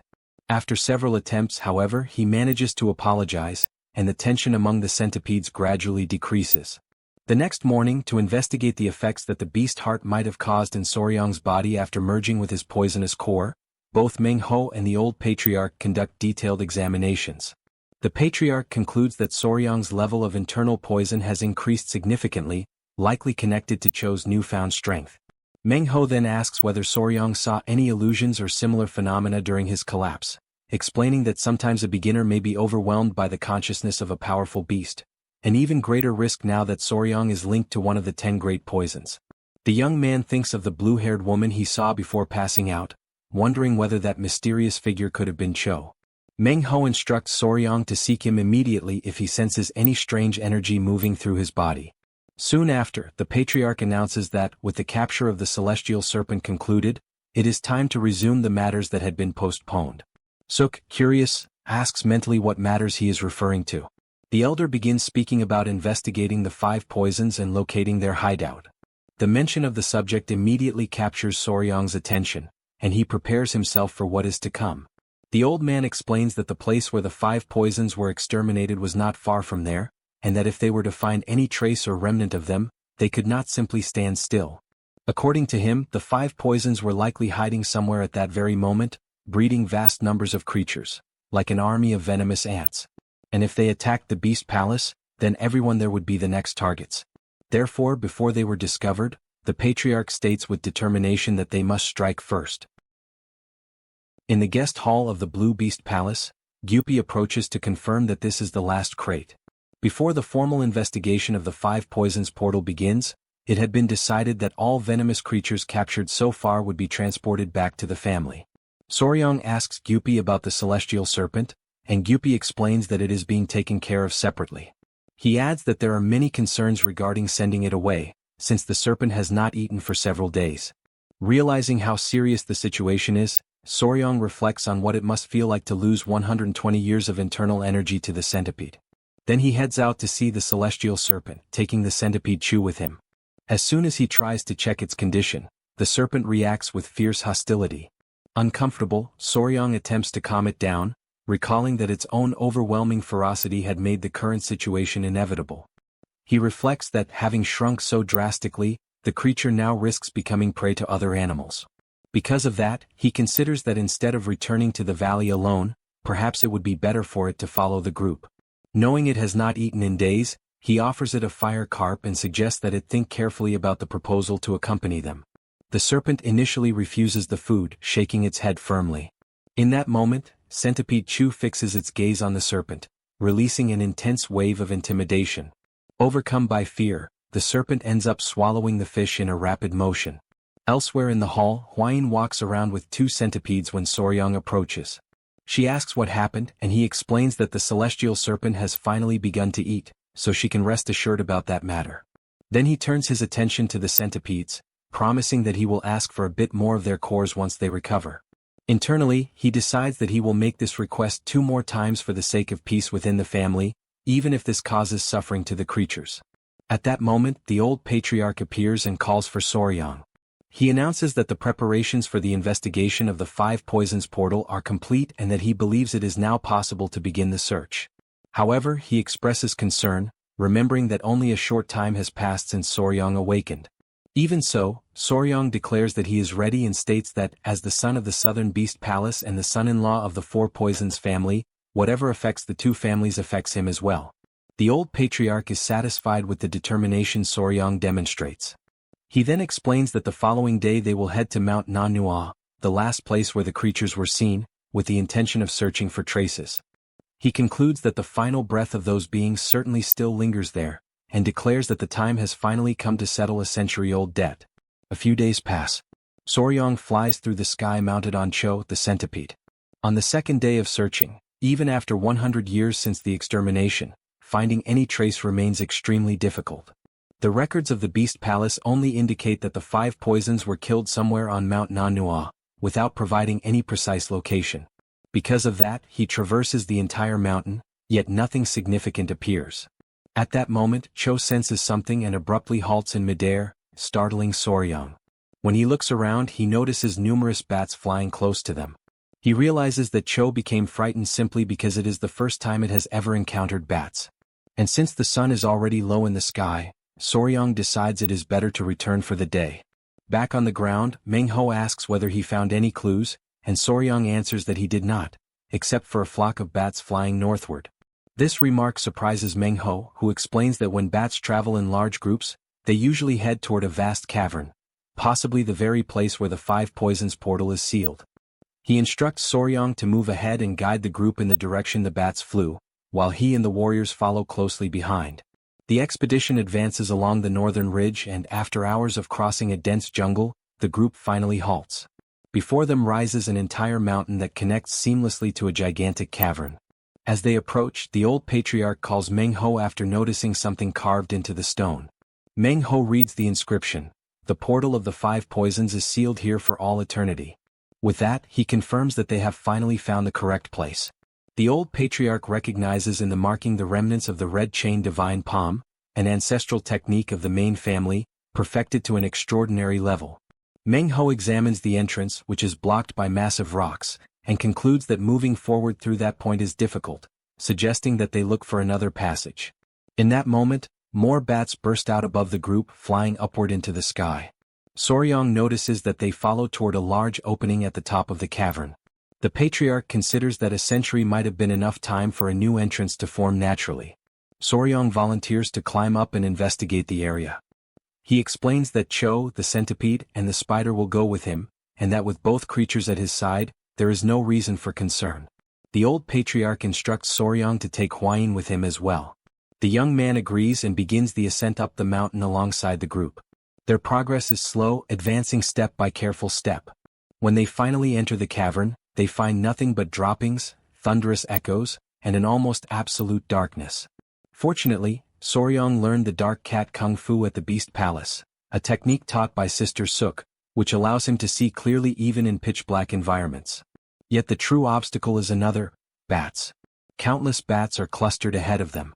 Although Soryong likes all creatures without discrimination, he admits that bats stir in him a deep, instinctive sense of repulsion. He wonders how he will manage to get through. Cho calls his attention and releases a sharp, piercing sound that reverberates throughout the cavern. The effect is immediate. The bats freeze completely, falling dead in total silence. Suk recognizes the phenomenon and recalls that Cho, being one of the 10 great venomous creatures, possesses the ability to release a murderous intent. Soryong watches in awe, steps closer to Cho, and admires its ability, recognizing its strength. He notices that the other 2 centipedes appear eager to demonstrate their own power, as if they too wish to unleash their murderous intent. Meanwhile, Suk notices something above them. She points toward the upper part of the cavern, drawing the group's attention. When Soryong lifts his gaze, he sees a distant glimmer, a small light at the end of the tunnel. As they move closer, he realizes it is a gate. Numerous skulls lie scattered around it, previously hidden by the swarm of bats. He concludes that this must be the site of the final battlefield of the 5 poisons. At the center of the structure, he notices 5 figures fixed around the lock, each recalling the form of a different creature, and he wonders whether they might be the original 5 poisons themselves. The group faces the ancient door in silence. Hwayin studies the structure carefully and wonders inwardly whether this truly is the key connected to the 5 poisons.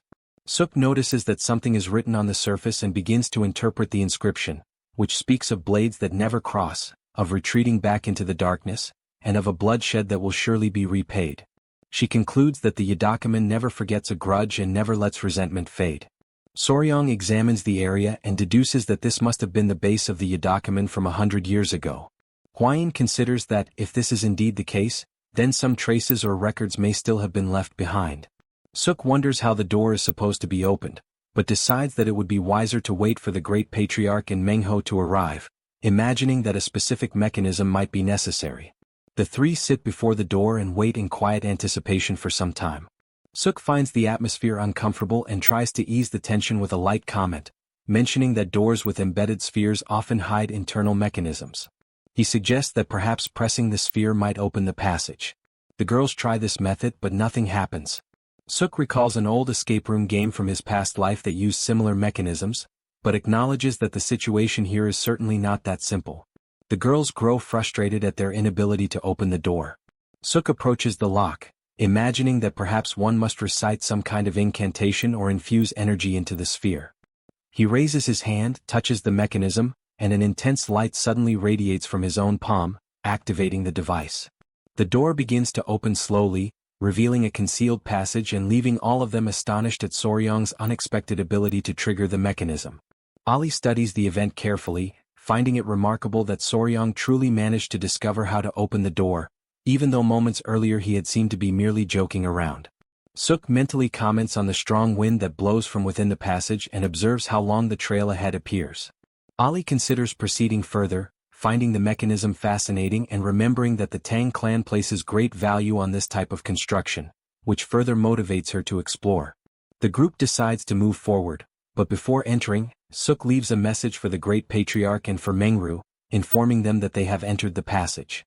Feeling a rising excitement, almost as if they were about to begin a genuine treasure hunt, they pass through the door while holding their lanterns. As soon as they enter, the door closes automatically behind them. They are startled but conclude that this is nothing more than a security mechanism. Soryong reassures himself by remembering that they left a note outside, ensuring that someone will know exactly where they started their exploration. He imagines that some members of the Odakumin must have used this very path to escape long ago. The group continues walking until they encounter walls filled with small openings, resembling the mouths of caves. Suk examines the wide chamber, and Soryong is impressed by the sheer number of small caverns carved into the sides. Noticing something etched on the wall, Suk asks for Hwain's lantern. Hwain shines the light on the area, and the group realizes that the inscription is a chant related to the divine technique of Odokaji Ivan.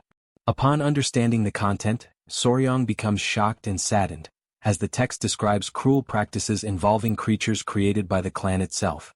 He finds it revolting and decides to erase the words completely, burning the inscription until nothing remains. He states that they must inspect every inch of the place for similar writings, promising to explore each of the small caverns thoroughly. A few hours later, after examining every small cave, each resembling a tiny room, they discover only one passage that leads deeper inside. The group gathers again in the central plaza. Hwain comments that the area she inspected contained some large rooms, but all were destroyed, filled with broken furniture and scorch marks. Suk concludes that everything was most likely burned after the extermination of the Odakumin a century earlier. Hwain then turns her attention to Soryong, watching him in quiet anticipation as he contemplates the situation. Soryong recalls a trip from his past life, when he once visited the Siu Chi tunnels in Vietnam as a tourist. He remembers the guide explaining that the clay-like soil mixed with limestone allowed tunnels to be carved easily, yet once the earth dried, it became extremely hard, an ideal composition for constructing long underground passages. He reflects that the tunnel before them might be much longer than it initially appears and that continuing forward could be dangerous. Even so, he keeps his focus on the path, carefully calculating the possibilities while the rest of the group waits silently for his decision. Soryong studies the seemingly endless tunnel and concludes that since the group has come this far, they must press onward.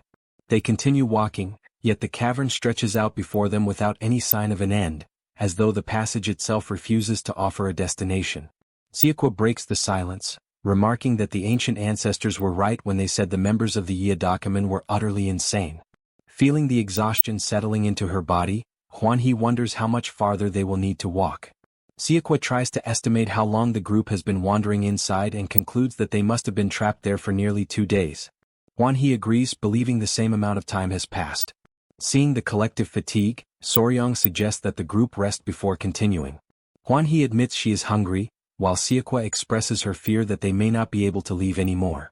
Hwanhee tries to comfort her, imagining the future moment when they all manage to escape that suffocating place and finally enjoy a delicious meal together.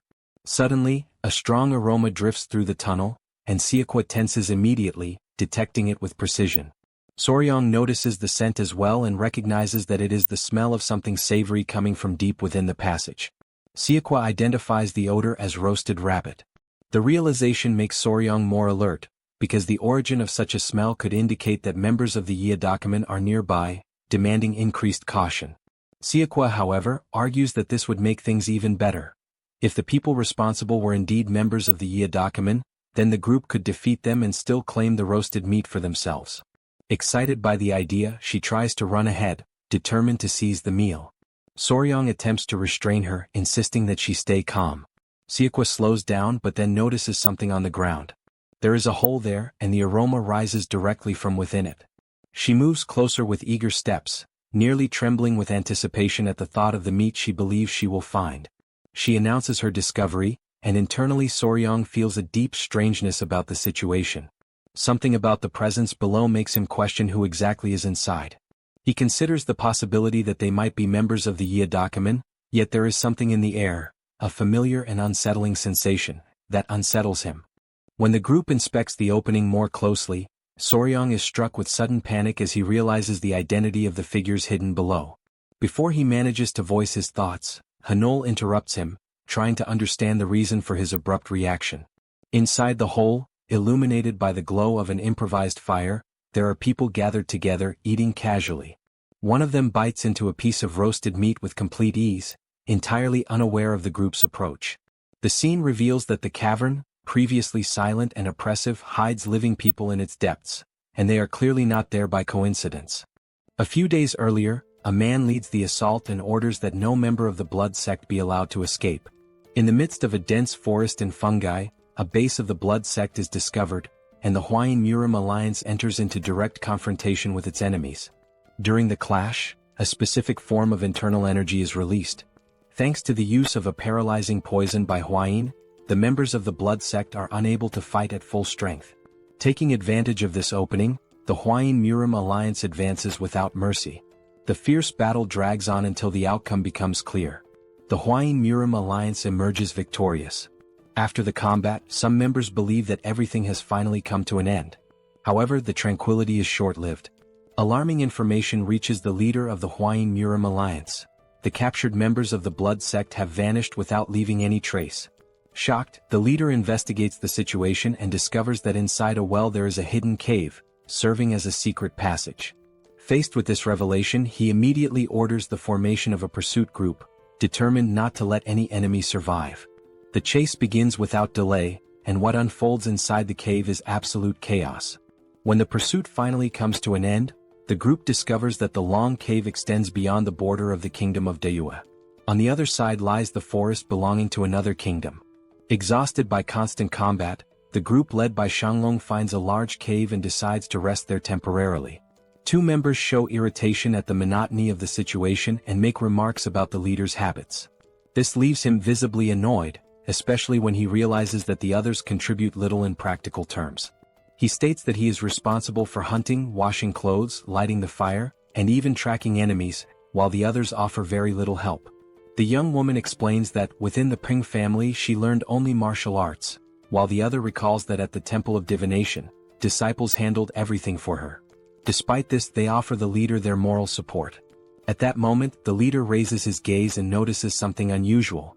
A gigantic centipede appears before him. The sheer size of the creature shocks him and he wonders what exactly that thing is. Before he can react, a voice speaks up, asking for permission.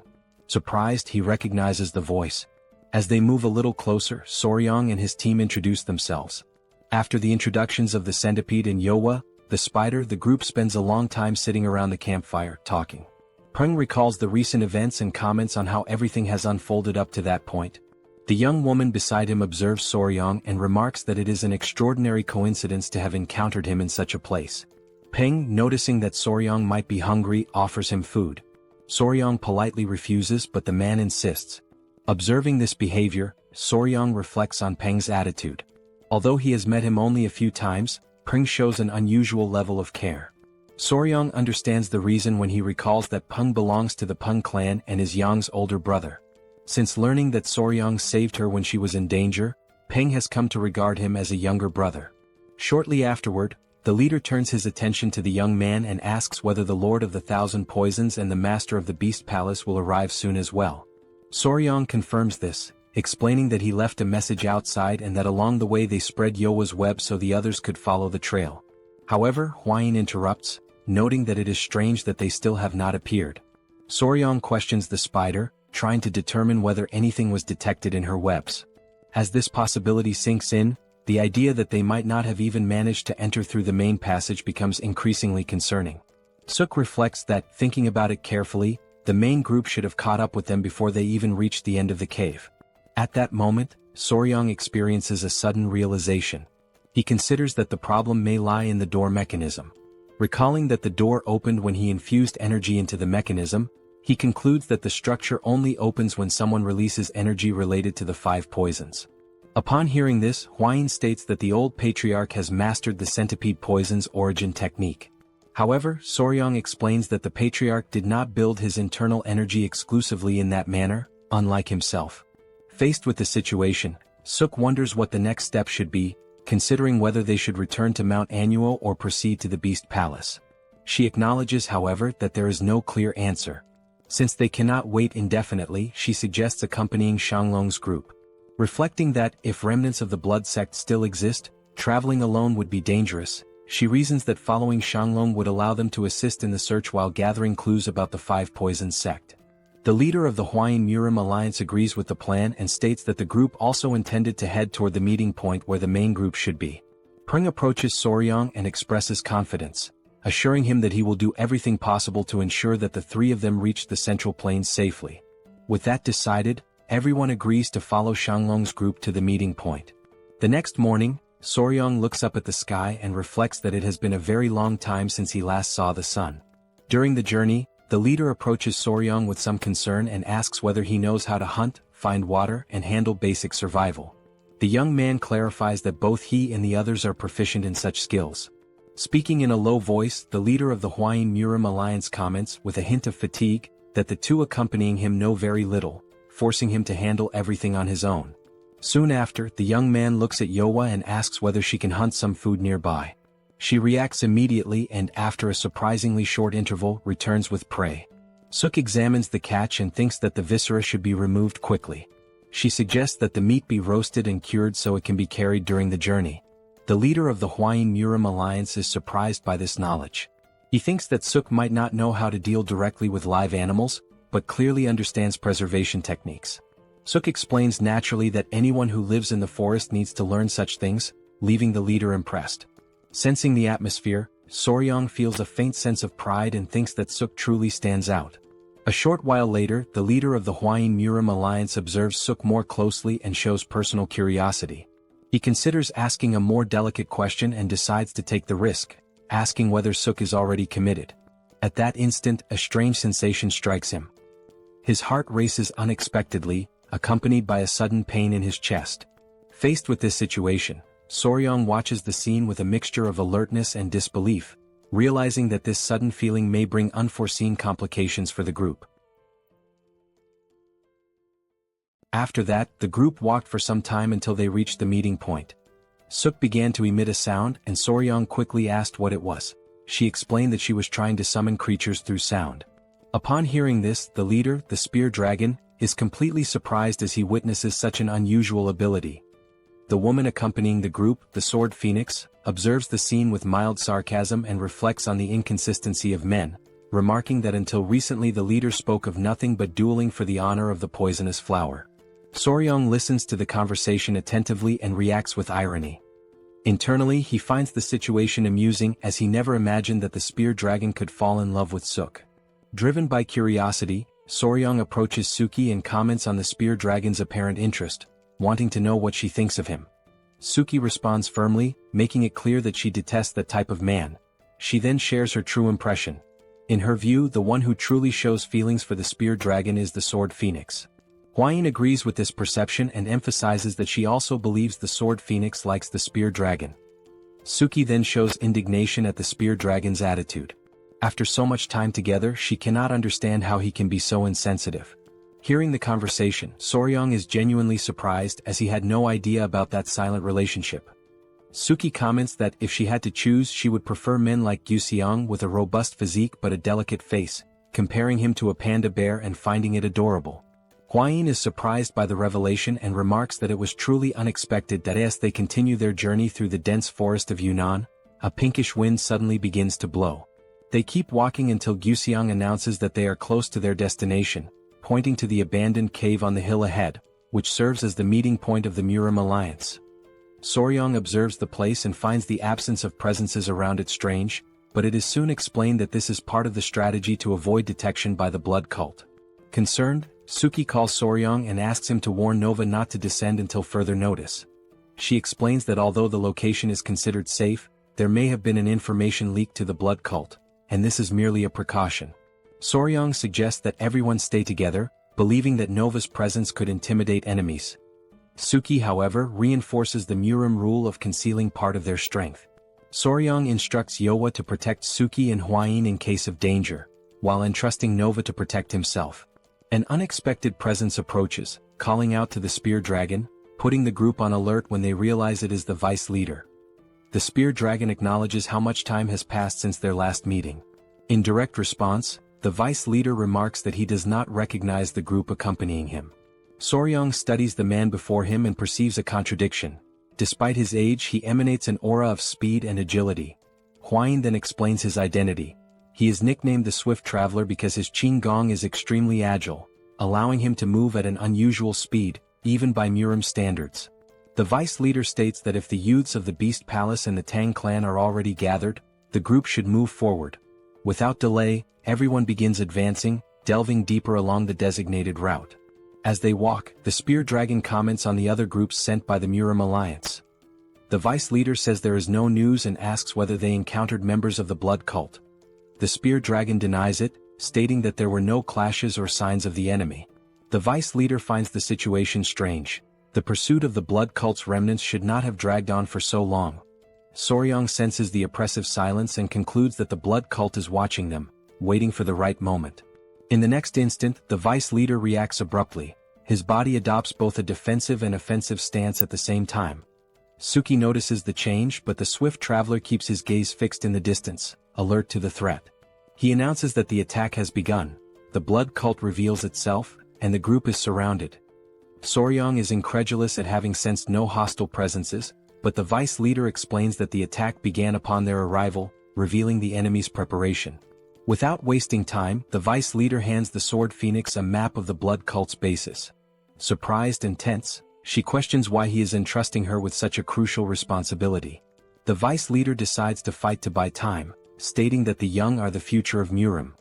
With the blood cult about to attack, the Spear Dragon supports the decision, orders an immediate retreat, and assures them that they will reunite at the Murim Alliance headquarters.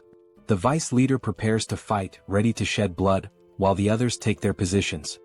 Juxiang leads the retreat, ordering an immediate withdrawal to the south, keeping the group together, and everyone follows him despite their apprehension. The strategy was to advance south, defying the enemy's expectations. However, a figure appears, blocking their path. The north was merely a distraction. The shock is immediate. The man reveals that the north was nothing more than a decoy. It is Grandmaster Jiufeng Shao, leader of the Blood Demon unit. Jiufeng Shao shows satisfaction, stating that the wait in the south was worth it. He sweeps the group with a cruel gaze and declares that no one will come to save them, as the other Murim Alliance groups must already be dying in the blood cult's prisons. Upon hearing this, terror spreads through the group. Without wasting time, the leader of the Blood Demon unit orders his subordinates to kill all the men and capture the women. The order is received and everyone advances immediately, ready to massacre anything in their path. At the moment when the tension reaches its breaking point, someone asks the group to wait. Soryong steps forward and declares that he will handle the situation on his own. The group tries to stop him, urging him not to move forward recklessly, but he ignores all warnings. For Soryong, there is no reason for hesitation, remembering that he has Nova, his centipede, at his side. That as soon as the call is made, the creature's presence manifests in an overwhelming manner. The men of the Blood Demon unit are left completely stunned. Suki, recognizing what is happening, feels a chill run through her body. She realizes that Soryong is activating the Wild Beast Heart technique, a dangerous method that directly connects the cultivator's essence to that of his bonded creature. Soryong maintains a firm stance and calls out to Nova once more. Without showing the slightest doubt, he delivers his order with absolute clarity: kill all those motherfuckers. Without hesitation, he reinforces his order, demanding that Nova finish everyone off. The members of the blood cult panic in the face of the creature's overwhelming presence. The leader of the Blood Demon unit tries to remain calm, claiming it is nothing more than a giant centipede, but his conviction falters the moment he truly faces it. Before he can react, the sky above suddenly changes, and rain begins to fall. It is not ordinary water, but a substance that descends like a liquid mist. Within moments, screams spread, followed by chaotic collapses. Bodies give way, dissolving rapidly upon contact with the substance. Huayin watches the scene with restrained horror and wonders whether it can truly be called poisonous rain. The answer becomes unmistakably clear to everyone. In a matter of moments, everything ends. The Sword Phoenix surveys the silent battlefield and confirms that all enemies have been annihilated at once. The Spear Dragon acknowledges the terrifying power he has just witnessed. Soryong watches in silence, witnessing for the first time a poison of such a level. The ground corrodes, the bodies vanish, and only clothes and weapons remain. He recalls his grandfather's words, yet in the face of such power, a faint sense of fear arises within him. Without wasting time, Juxiang warns that the opportunity cannot be squandered, as other troops may arrive, and the group departs immediately. 1 hour later, new figures arrive at the battlefield and realize that even Grand Master Jiufeng Shao has been defeated, all signs pointing to the use of an extremely powerful poison. Upon hearing this conclusion, the man realizes that the situation has completely spiraled out of control and decides that this time he must act personally. His name is Maichagui, known as the Flying Serpent of the Bloodstained Wind. Maichagui reflects on the gravity of the loss.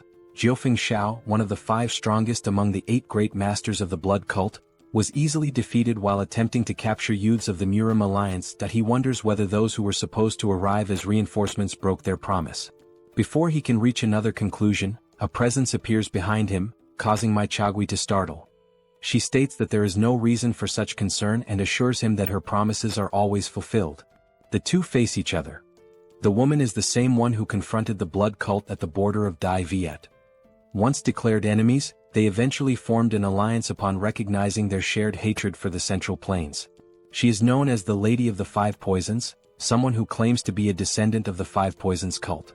Without beating around the bush, she remarks that she almost gave up on answering the call, but that the current situation changes things. She then hands Maichagui the antidote he had previously requested. That he receives it carefully and questions whether the preparation was truly that fast. The Lady of the 5 Poisons replies that the analyzed poison was that of the tiger snake. She reminds him that this had already been stated before and points out that his martial arts are riddled with weaknesses. Next, Maichagui turns to the Lady of the 5 Poisons and asks what kind of poison it is that still permeates the land. She approaches one of the bodies and brings a small amount to her tongue. At that very instant, her eyes widen. The shock is immediate. She recognizes without a doubt the poison of the first poisonous lord. Despite the perpetrator being very young, there is no mistake. Regaining her composure, she asks how long ago the group departed. He replies that it was recent and that they cannot be far. A faint smile appears on the face of the Lady of the 5 Poisons. To her, it is a sign from the heavens. She summons her squad of toads and decides to pursue Soryang's group, determined not to let them disappear. Meanwhile, the group continues its flight, and Soryang assures Guxiang that he is fine. Despite the extreme exhaustion, the situation is more bearable than he had imagined. After Nova's evolution, his internal energy increased, allowing him to better withstand the fatigue.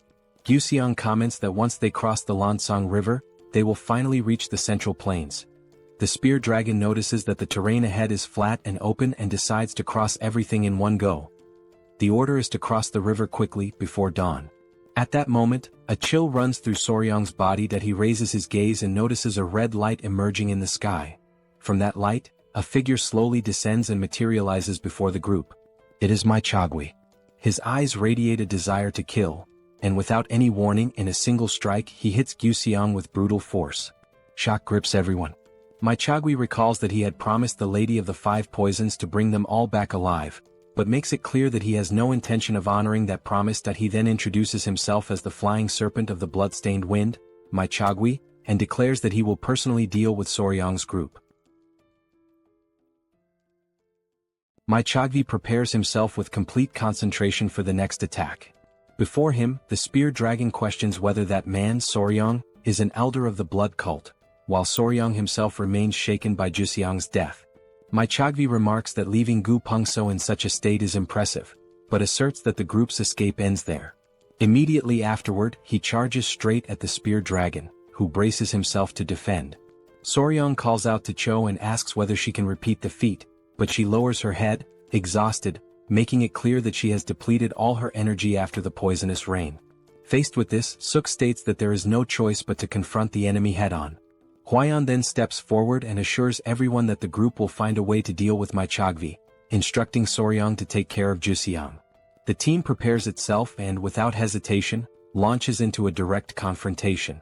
Everyone attacks Maichagui at the same time, without mercy and with total focus. Maichagui considers it foolishness and releases a power that spreads through the ground in invisible branches, destabilizing his opponents and leaving everyone momentarily disoriented. Even so, Huayin declares that it is useless and hurls a dagger that pierces Maichagui's chest. He recognizes the poison flower and realizes that she is the one who attacked him. Huayin states that the poison will soon block his internal energy while the dagger remains embedded in his body. Maichagui reacts with fury, tearing the dagger from his own chest without showing any sign of pain. He mocks the idea of being defeated by poison, claiming that he already drank the antidote and that, to him now, that miserable poison is no more than water. Huayin is startled upon hearing about the antidote, and Soryang also questions it silently. Mai Chogvi then vows to inflict pain so intense that his enemies will beg for death. However, when he opens his eyes, something strange occurs. Mai Chogvi feels that his blood is no longer circulating properly, as his internal energy fails to respond. Confused, he wonders if this is poison, but quickly dismisses the thought, certain that he took the antidote. At that moment, Soryang stands up. He observes the situation and remarks that it is unfortunate, as Mai Chogvi must have become emotionally distracted while preparing the antidote. Bewildered, Mai Chogvi demands an explanation. Soryang clarifies that this was not the venom of the quicksand sand serpent of the lakeshore. He recalls hours earlier when the spear dragon was holding a vial and saying it was not bad, and Soryang had questioned what was wrong with it. The spear dragon explained that all the venom had been used since the beginning of the mission to subdue the blood cult. Reflecting on this, Soryang states that even if it was not that poison, they could still create something similar. Huayin recalls that the poison used against the blood cult was prepared entirely by Soryang, which surprises the spear dragon. Soryang explains that the Martial Alliance kept this information under absolute secrecy, but confirms that if poison is needed, he can produce it. He then calls for the spider and asks whether she brought what was requested. The spear dragon watches in confusion, unable to understand what is happening. Soryang holds what the spider brought on his arm. It moves rapidly and then falls to the ground. He asks everyone to remain calm and reveals that it is a dew-wasp nest. The atmosphere changes instantly, and the group shows visible unease.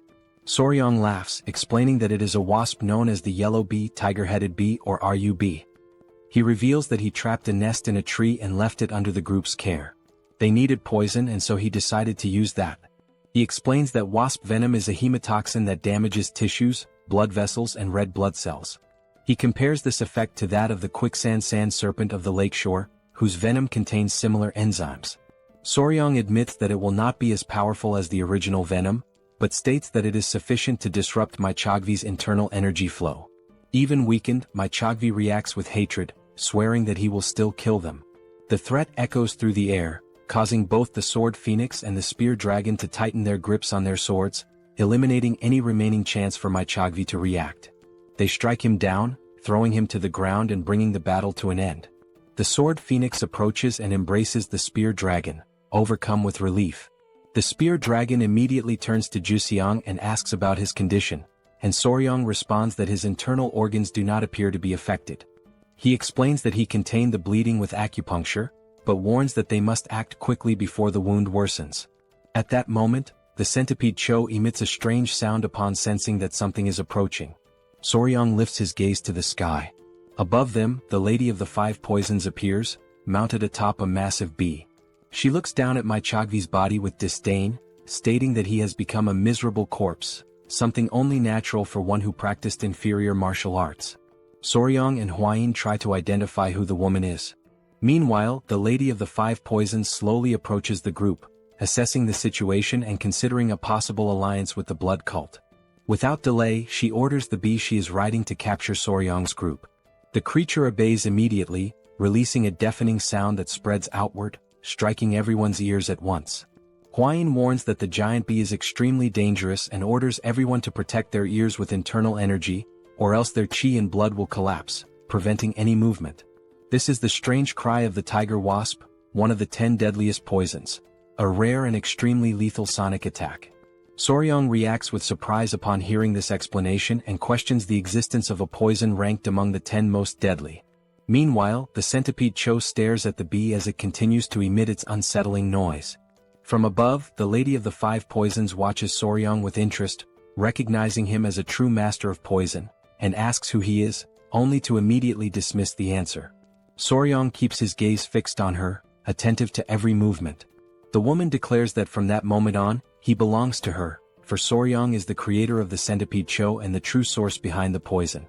The Lady of the Five Poisons slowly descends from the great bee, and everyone watches her in tense silence. Huayin warns Soryang about the danger. Although the woman may not be as strong as his grandfather, she displays power comparable to that of the patriarch. The woman notices the whisper between the two and comments with irony that it fills her with jealousy. She then orders the great bee Zhang to restrain them. Immediately, Soryang urges Shou to teach that woman a lesson. Shou faces the giant bee and the two collide at once. However, Shou is violently attacked. Soryang sees the bee gripping her and panics. He reflects that, although centipedes are venomous, the true enemy is the giant wasp, far too powerful for Shou to face alone at that moment. Without hesitation, Soryang asks Yowa, the spider, for help.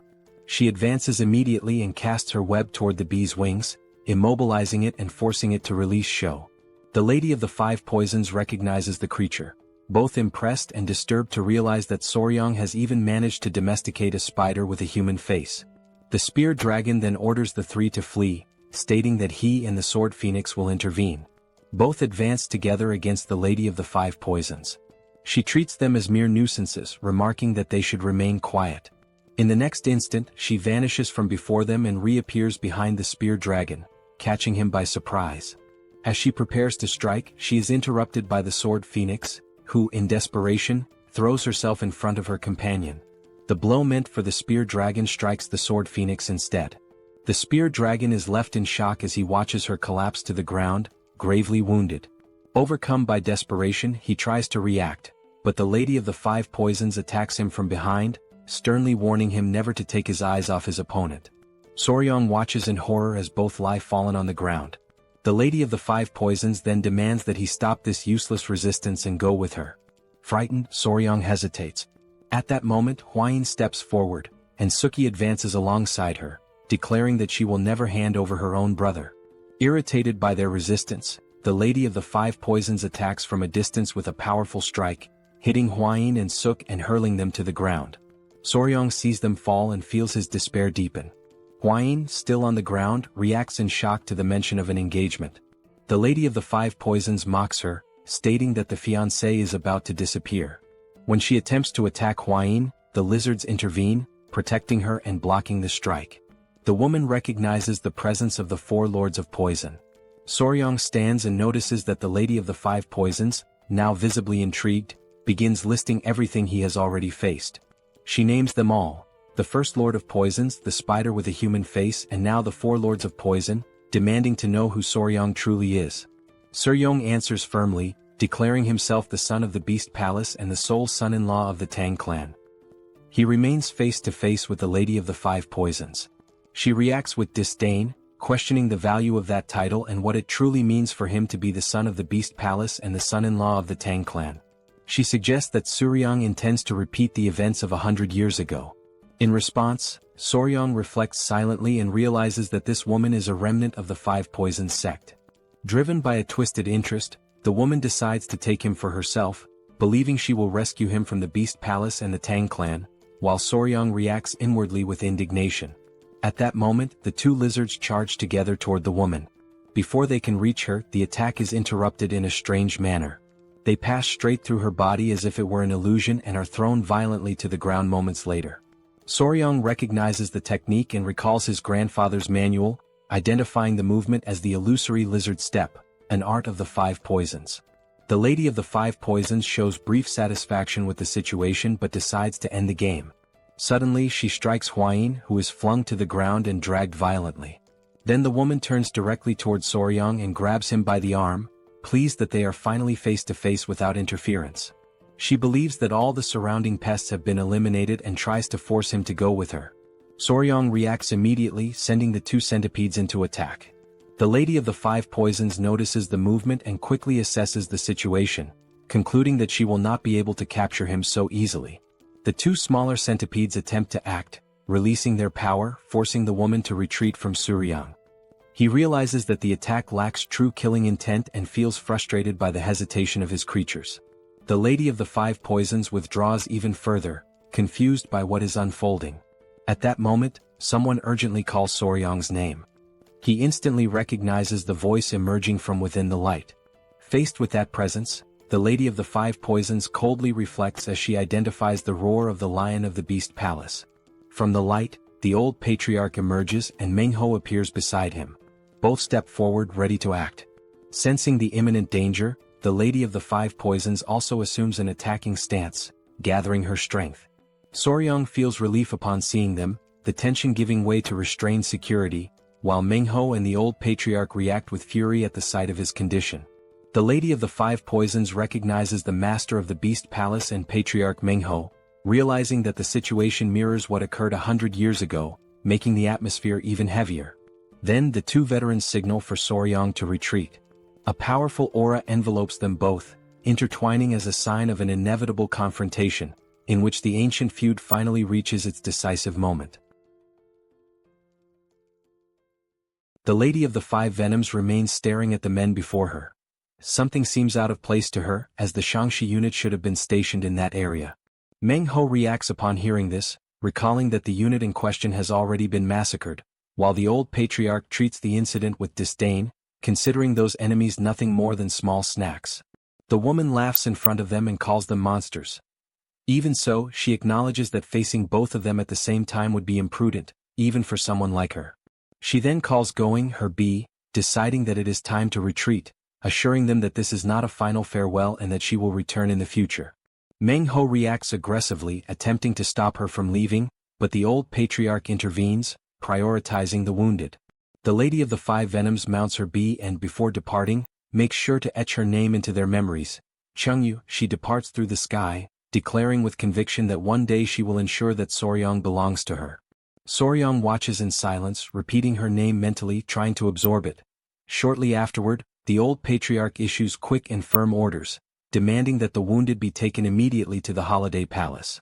Meanwhile, Soryang continues to gaze at the sky, following the Lady of the Five Venoms as she retreats. It is at that moment that he notices something strange. A golden needle embedded in the bee's head and another in the woman's own neck. The realization shocks him deeply. This is, without a doubt, his first encounter with Chengyu. With the help of Meng Ho and the old patriarch, the group is safely rescued and taken to the holiday palace. However, the Sword Phoenix's condition is critical, and Guxiang is also suffering from a severe wound that pierced through his body. Suk and Huayin suffer from contusions and internal injuries. Everyone except Soryang is confined to bed and begins receiving constant treatment. Despite the pain of seeing the group in such a state, something draws Soryang's attention even more. Point 2 of Cho's legs, the centipedes, fell off after the battle against the strange cry of the tiger wasp. He approaches her, observing her condition. Soryang reflects that as a centipede, Cho is capable of regenerating her legs after molting. Even so, he hates the feeling of simply waiting to speed up the molting process. He knows that he must feed her something truly nutritious. At that moment, the small divine serpent makes a sound, drawing his attention. Soryang looks at it, confused by its behavior. The creature extends its tongue and, upon it, offers a remaining inner core. Soryang immediately recognizes what it is. The flying divine serpent is spitting out its own inner core for Cho's sake. He quickly offers the core to Cho, hoping that it will aid her recovery. As soon as she consumes it, his expectation is confirmed. Cho immediately begins the molting process. Soryang watches closely, aware that a centipede's carapace becomes extremely soft right after molting. Any pressure could permanently deform it. For that reason, he decides to remain by her side, ensuring that the process proceeds without any issues. As Cho momentarily leaves his thoughts, his concern turns to Hyang and Bin. He reflects on what happened during the fight. Even though he directed all of his killing intent at that woman, they realized they had been deceived, as Chengyu did not even move. Upon realizing this, they panicked and fled in tears to the old patriarch. At that moment, Soryang opens the door and encounters Huayin and Suk, asking how they are doing. They explain that they are fine, though still a bit dizzy. Huayin then shows concern and asks about Cho's condition, the centipedes. Soryang clarifies that he has just visited her and that she is in the process of regenerating, explaining that the flying divine serpent even helped her trigger another molt. Huayin feels relieved upon hearing this and thinks that being a mother means suffering more from a child's pain than from any wound on one's own body. Soon after, sadness turns into anger and determination. She reproaches herself and vows to become stronger, as failing to protect her own children feels unforgivable to her. Soryang responds to her words in a gentler tone, advising her not to be so harsh on herself. He then shifts the focus of concern and admits that he is uneasy about the other two centipedes, who are deeply upset. Not knowing how to make it up to them, he asks Suk for a suggestion. She replies simply that good meat usually solves almost everything. At that moment, someone appears at the door and politely announces that there is a visitor waiting. Shortly afterward, a figure approaches. It is the spear dragon, still visibly weakened as he enters the room. Huayin immediately scolds him and makes it clear that even if he has feelings for Suk, he must respect her. Barging into her quarters is unacceptable. He tries to explain himself, but the confusion is quickly cleared when he states that he is looking for Soryang. Before he can say anything else, the spear dragon drops to his knees before him. The scene leaves Soryang unsettled, prompting him to ask the man to stand up as he is still injured. The spear dragon then mentions the sword phoenix. Soryang asks what happened to her, believing that she is fine. However, the spear dragon, completely beside himself, remains kneeling and reveals that the sword phoenix confessed her feelings for him. The spear dragon becomes completely disoriented by the situation, while Suk, Soryang and Huayin remain frozen, unable to react for a few moments. Even so, the spear dragon admits that he does not know what to do in the face of this situation and begs for help. Faced with this, everyone remains motionless, trying to process the absurdity of the scene and reflecting on what, after all, could be done with that desperate man. Elsewhere, the sword phoenix rests. She sighs irritably, consumed by anger as she thinks about that embarrassing situation and the complete idiot involved in it. The spear dragon begins to recount what happened and he recalls the immediate relief he felt upon hearing that her life was no longer in danger, admitting that he had been deeply worried about the possibility that something terrible might have occurred. Curious, he questions the reason why she intervened and took that blow in his place. The sword phoenix remains silent for a few moments, visibly hesitant. When she finally responds, she returns the question, wanting to know what he believes the reason to be. The spear dragon, insecure, suggests that perhaps it is because they are friends. The response triggers an immediate reaction. A wooden pillow strikes him on the head, drawing a cry of pain from him. Confused, he questions why she is throwing that at him. Her irritation overflows as she grits her teeth, and overtaken by anger she explodes, stating that she could not bear to watch the person she loves die before her eyes. The declaration leaves him completely stunned, and he questions whether she truly loves him. Her fury only intensifies. Regretting that she exposed herself, she says that she should have let him die, calls him an idiot and throws him out of the room. Upon hearing this account, Soryang is momentarily left without a reaction. Still incredulous, he comments that the spear dragon was truly thrown out in such a manner. Huayin reacts with coldness and irony, stating that a strike with a poison dagger would have been better. Suk agrees, adding that poison would have been more effective. Soryang sighs and asks how exactly the spear dragon expects him to help, since the confession of feelings has already happened and there does not seem to be much more that can be done. The spear dragon explains that this was the first time a woman has ever confessed to him and that he does not know how to react, especially because it is the sword phoenix. Soryang thinks for a few moments until an idea comes to him that he asks the spear dragon to simply follow him for now. He then opens a door and the two enter another room where Yova, the spider, is present. Soryang calls her and asks for her help. Even while acknowledging that she may not like the idea, he asks whether she is able to absorb a bit of that man's yang energy. Although irritated, she does so, while Soryang continues, explaining that by absorbing this energy, she will be able to transform into the woman the man considers the most beautiful. As soon as Yova absorbs the spear dragon's yang energy, her form begins to change. Within moments she assumes the exact appearance of the sword phoenix. The sight leaves the spear dragon completely shocked, while Soryang watches the scene attentively and confirms his hypothesis. To him, this proves that the spear dragon also harbors feelings for the sword phoenix. Grateful, the spear dragon runs out of the room, calling out for the sword phoenix. Soryang watches the scene and comments with a certain pride that he can now begin to be called a cupid. Afterward, Soryang approaches Cho, notices that the molting process has been completed without any issues, and decides to go retrieve the other two centipedes at the old patriarch's residence. At that moment, something catches his attention that he notices a large shed skin left behind by Cho after the molt.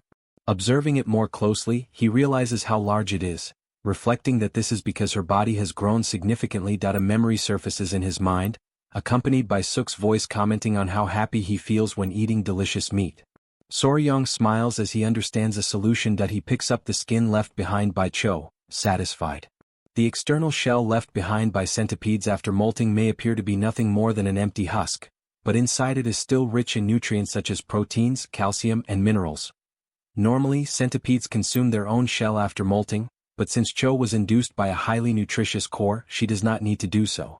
This means that the two small centipedes were also unable to absorb those nutrients on their own. Soryong then asks for the skin to be cut into small pieces. Meanwhile, at the old patriarch's residence, the two small centipedes are causing complete chaos, breaking everything around them. The stressed old patriarch tries to scold them, threatening to send them back to Soryong's house if they do not behave. Soryong observes the scene and reflects that the old patriarch is suffering more than he lets on. He approaches and announces his arrival. The old patriarch asks him to take the two away immediately, stating that he is exhausted. Soryong laughs, but then notices that the small centipedes refuse to go with him. They hide behind the old patriarch's legs, clinging to him.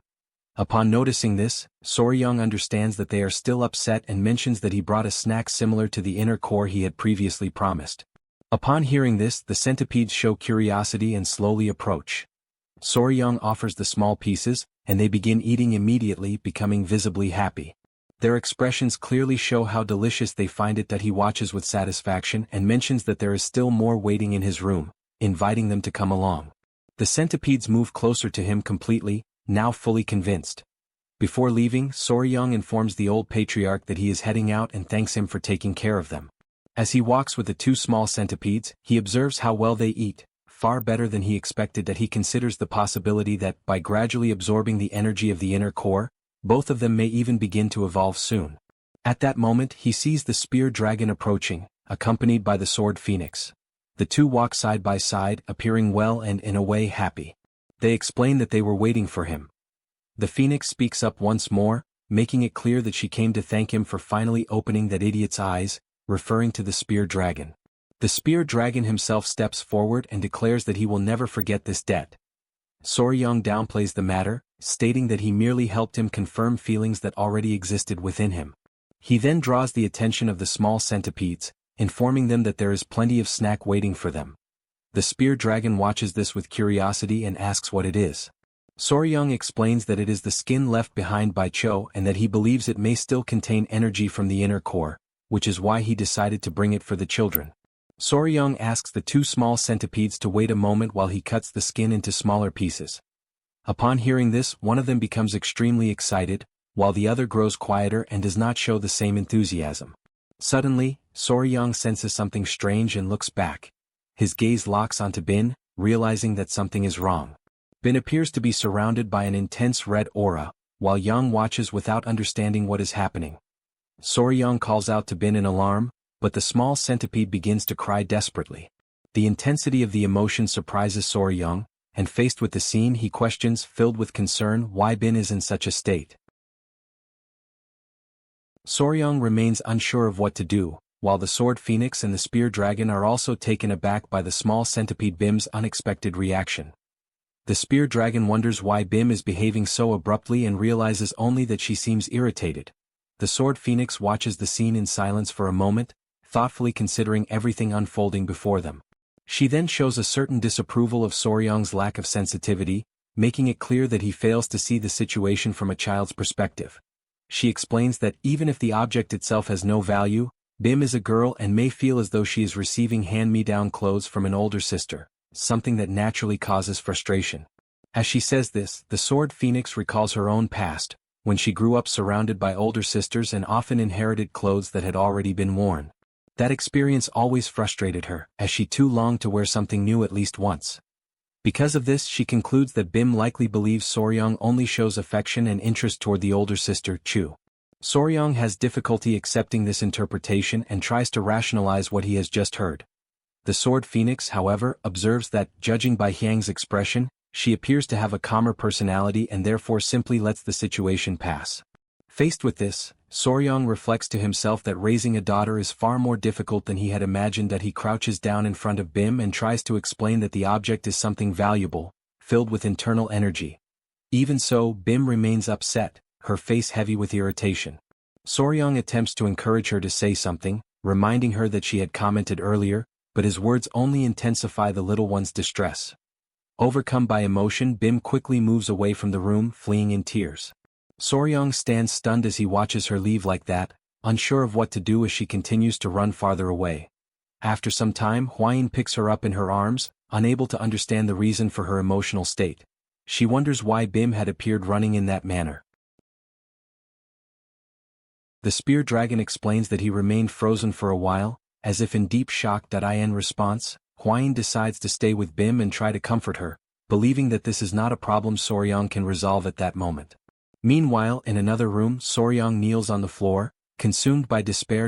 In an awkward impulse, he asks the fierce celestial serpent whether by any chance she possesses an internal core. The question provokes the celestial serpent, who becomes intensely enraged, releasing a terrifying pressure that makes Soryang tremble. Frightened, he hastily apologizes and states that he takes back everything he said. He begins to reflect in silence. To him, that creature has already had her internal core torn out twice, and yet she does not display a hatred comparable to that of the small centipede. This leads him to conclude that the celestial serpent may be more sensitive than she appears. Soryang then approaches more cautiously and asks whether she has already decided to live with them. He admits that, although their first encounter was far from pleasant, he intends to treat her well from now on and invites her to become part of the family. The celestial serpent stares at him for a few moments, takes a deep breath, and finally nods her head. Convinced, he decides that he cannot keep her restrained like that and removes her from the container in which she was confined, carefully holding the celestial serpent in his arms. He states that from that moment on, she is under their care. Soon after, he realizes that he needs to give her a name, as he cannot continue calling her merely the celestial serpent. Observing the creature attentively, Soryang comments that, since she is connected to the 24 celestial poisons, her name should reflect that. He tries to decide whether the name should be masculine, but when he lifts the serpent's tail to check, he ends up provoking her fury. The serpent reacts violently, striking him with her tail and throwing him to the ground. Flames spread around her, leaving everyone frightened, especially Soryang. Confused and dazed, Soryang concludes that she is female. He hurriedly apologizes, but the celestial serpent seems even more irritated. With no alternative, he decides that he will need to choose a more delicate name. As he observes her emerald-colored mane, he considers calling her Yundu. The celestial serpent responds by nodding her head, showing her approval. Soryang rejoices at this and declares that from that moment on, that is her name. Yundu shows a slight embarrassment, but does not reject the choice. Soon after, Soryang realizes that he forgot to include the term that signifies heaven in the name. He reflects a little more and, remembering that strange names are often associated with long lives, decides on the full name Yundu Cheon. The next day at the Palace of Beasts, the spear dragon reports that this was the mission assigned to them and apologizes for burdening the place with so many responsibilities. He explains that, since Soryang's group was unable to leave the palace for a time due to the intense training they received, it fell to them to pass along the information left by the Divine Wanderer. In addition, it was necessary to inform the Wulin Alliance about the alliance between the Blood Sect and the Five Venoms Sect, as well as about the creation of an antidote. In light of this, it becomes evident that the forces they must face are growing stronger. For this reason, they decide to take the opportunity for the Palace of Beasts to officially join the Wulin Alliance. Suk also decides to accompany them on this journey, marking the beginning of a new stage. Soryang's group bids farewell. They leave the Palace of Beasts and resume their journey, now with the objective of preparing the Blood Sect and developing a new poison. To that end, they decide to begin with the Tang Clan. Upon reaching their destination, Soryang confirms that they have finally arrived at the clan. Suk reacts with surprise and admiration upon realizing that this is the legendary Tang Clan. Soryang reflects in silence that, coming from the interior of Yunnan, Suk behaves like someone visiting a large city for the first time, enchanted by everything around her. However, the tranquil atmosphere is suddenly shattered when Huayin comes to a halt, seized by a sudden shock. When questioned, Huayin reveals that Bim, the centipede, has disappeared. She insists that Bim was there just an instant earlier and cannot understand how she could have vanished so suddenly. Confusion spreads through the group as Huayin wonders where she could have gone. Soryang is immediately alarmed, completely beside himself at the news. His heart races, and an unsettling thought forces its way into his mind: the possibility that Bim has run away from home. 4 hours pass since Bim's escape, and everyone plunges into a relentless search. Even so, no trace of her is found. Amid the turmoil, Soryang wonders whether Bim might already be entering adolescence, whether her thoughts and desires are quietly changing beyond his understanding. Suk remarks that there is a limit to searching without direction and suggests that he try to reach her through the heart of beasts. In response, Soryang concentrates and closes his eyes, activating his spiritual energy. An aura begins to envelop his body as, in his thoughts, he calls out to Bin, warning her that the world outside is dangerous. Suddenly, a sharp snap runs through his mind, as if something has pierced the distance between them. He grows desperate while Huayin asks what has happened. According to him, Bin declared that she will not return home until she grows up and becomes more beautiful than her sister Cho. The revelation strikes everyone like thunder, leaving Huayin in shock, unable to react. Even Cho, accompanied by the other spiritual centipede, feels the weight of those words. Meanwhile, near the summit of the Tang clan's mountain, Bin survives on her own, handling her loneliness with remarkable shrewdness. At a certain moment she looks back and memories surge with force. Memories of Soryang and Huayin by her side, bringing tears streaming down her face. Distracted by those memories, she loses focus and tries to cling to the rock, but fails. Her body plunges downward, and a cry of fear echoes across the mountain. The fall ends in an isolated area inhabited by numerous serpents. Bin continues to cry, trembling, while the snakes stare at her. However, one by one, the serpents begin to retreat and hide, as though they fear her presence. At that moment, something captures Bin's attention. Before her, a strange and dark manifestation begins to form, twisting and intertwining in the air. She attempts to speak, but the words die in her throat. The purple mass slowly begins to move toward her, approaching as if intending to envelop her.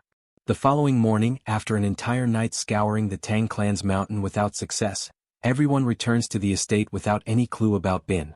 Suk tries to console Soryang, reminding him that despite her youth, Bin possesses superior strength and endurance. At that moment, something unusual catches Suk's attention. He looks up at the sky and questions what is happening with the small golden bees. His distress deepens as he recognizes the presence of the golden-haired queen bee, wondering why she would be there. One of the bees flies directly toward Soryang's face as if embracing him. Startled, he instinctively pushes it away, questioning the sudden intimacy. He reflects that it may be an attempt at trophallaxis, a phenomenon common among social insects, in which they share food mouth to mouth not only for nourishment but also to communicate trust and strengthen bonds. He concludes that the queen may be trying to feed him honey after sensing his exhaustion. The bee approaches again. At that instant, the other centipede is lifted and placed between them, interrupting the contact. The moment grows awkward, and Soryang realizes that he cannot continue refusing the trophallaxis, as doing so might cause the colony to lose trust in him. He reflects that he would like to bind the queen to his heart of beasts, but he is already connected to 3 spiritual creatures and knows he cannot risk forming another bond. His train of thought is interrupted as they turn upon hearing hurried footsteps behind them. The old patriarch approaches at a run, visibly agitated, demanding to know what happened and why Bin ran away. He considers the situation far too serious to have been concealed, stating that he should have been informed immediately, even if it had been in the middle of the night. He declares that the search must resume at once and orders the Poison Blood Squad to scour every inch of Tang Mountain. The Poison Blood Squad spreads across the mountain with relentless discipline. With the assistance of the golden-haired queen bee, who flies over the mountain and sends her workers into hard-to-reach places, nearly the entire mountain is turned upside down. 3 days pass without any sign of Bin, yet Soryang continues trying to sense her through the heart of beasts. Suk observes his persistence and asks whether there is any response, and he admits that he receives no reaction at all. Suk finds the situation strange and explains that when there is a bond through the heart of beasts, there should always be some form of response. Soryang begins to fear that some creature of the mountain may have attacked Bin. Suk explains that if something serious had happened, whoever is bound would feel a strong mental shock at the very moment it occurred. He adds that the only time there is no response is when the creature is asleep. Soryang tries to cling to that possibility and reflects that Bin has always been a heavy sleeper. At that moment, the old patriarch returns and asks whether any clues have been found, and Soryang confirms that there are still no results. The patriarch declares that although they have not yet found Bin, they cannot afford to waste any more time there. He acknowledges that Soryang's heart is heavy, but reminds him that he must prepare to go to the Wulin Alliance and in addition, must create a new poison. Soryang then reveals that among the venomous creatures brought from Yunnan, there is an ideal candidate waiting in the poison garden. He explains that the team should be beginning the extraction at that very moment. He states that the yellow wasp's venom is potent but difficult to collect in large quantities. The new creature, however, has greater potential, though it is difficult to control, and he admits that he does not know whether everything is proceeding smoothly. In the poison garden, members of the Tang clan surround a large jar used in the extraction process. From the container, a thick smoke emerges, rising slowly and taking on a shape that seems almost to possess a will of its own. The team members watch with growing caution and astonishment as the substance continues to materialize. Later in the poison garden, the smoke rising from the jar thickens and swirls in an unstable manner. The old patriarch arrives quickly at the scene and demands to know whether that is the specimen that was mentioned. Soryang confirms that it is and explains that the creature was captured in a southern region called Sanjiu. The patriarch repeats the name carefully and studies the vessel with an analytical gaze. The creature before them is a Russell's viper, one of the most lethal serpents in existence. It is notoriously responsible for a high percentage of snakebite deaths in Southeast Asia. An aggressive and unpredictable snake, it is capable of striking without warning, which compels even experienced specialists to exercise extreme caution. Before Soryang can finish his explanation, he is interrupted. Gupai approaches carrying the chicken blood that had been requested earlier. Under Soryang's guidance, a single drop of the viper's venom is placed into the bowl containing the blood. The effect is immediate. The blood coagulates in an instant, forming a thick clot before the astonished eyes of those present. Soryang then explains that if Rabinusa's venom acts as a hemorrhagic toxin, thinning the blood and dispersing qi by interfering with the blood vessels, the viper's venom functions in the opposite manner. It solidifies the blood, blocks the vessels and prevents the proper circulation of internal energy. He adds that because the Russell's viper gives birth to live young rather than laying eggs, its reproduction is more efficient, making it easier to increase the number of specimens. The patriarch decides that warriors must be sent to Yunnan once again to capture as many of these serpents as possible. For a brief moment, Soryang recalls his adversaries, and those memories motivate him to press forward. At that moment, Huayin rushes into the area, visibly alarmed. She reports that something terrible has happened. One lizard is attacking the other, and at that rate, serious damage could occur. Without wasting time, Soryang and Huayin run toward the site of the confrontation. As he runs, Soryang asks how the fight began. Huayin explains that she had gathered the young ones in the pavilion and was speaking with them. At first, she believed they were merely playing, but suddenly Bing began biting Seol, especially at the nape of the neck. The mention of the nape immediately sparks a thought in Soryang's mind. When they arrive, he and Huayin are momentarily stunned by the scene. Bing is mounted over Seol's body. After a few seconds of careful observation, Soryang understands the situation. He reassures Huayin, explaining that it is not a fight, but part of the natural mating process. When two adult lizards meet, it does not begin with gentle courtship, but with the male physically dominating the female. Surprised, Huayin begins to imagine the possibility of becoming a grandmother. Soryang reinforces that although it appears violent, it is a common event in nature and even indicates that the two are adapting well to one another. However, after reflecting for a few moments, he realizes that this creates a new complication. Huayin asks what the problem might be, and Soryang concludes that under these circumstances, he will not be able to depart for the Wulin alliance. Shortly afterward, at the patriarch's residence, the news provokes indignation. The old patriarch reacts with restrained fury, questioning why Soryang will not fulfill his departure to the Wulin alliance. He reminds him that he has already ordered the clan's warriors to continue the search for Bin and makes it clear that, in his view, nothing prevents the mission from proceeding. Soryang takes a deep breath before explaining. He reveals that Seol and Bing united and mated for the first time that day. He calculates that the eggs will be laid in 2 weeks at the earliest, or in 1 month at the latest. He explains that if the lizards accompany them and lay the eggs along the way, there is a risk that they may rot. Therefore, he believes it is better for him to remain in the clan to supervise. Soon, Soryang begins to doubt his own decision and reflects on whether he has been too bold in refusing such an important mission. The patriarch finally asks whether this is truly the case. Upon receiving confirmation, his expression changes, satisfied that the poison garden was opened only recently and the clan is already breeding spiritual creatures. Soryang realizes that this reaction is not what he expected.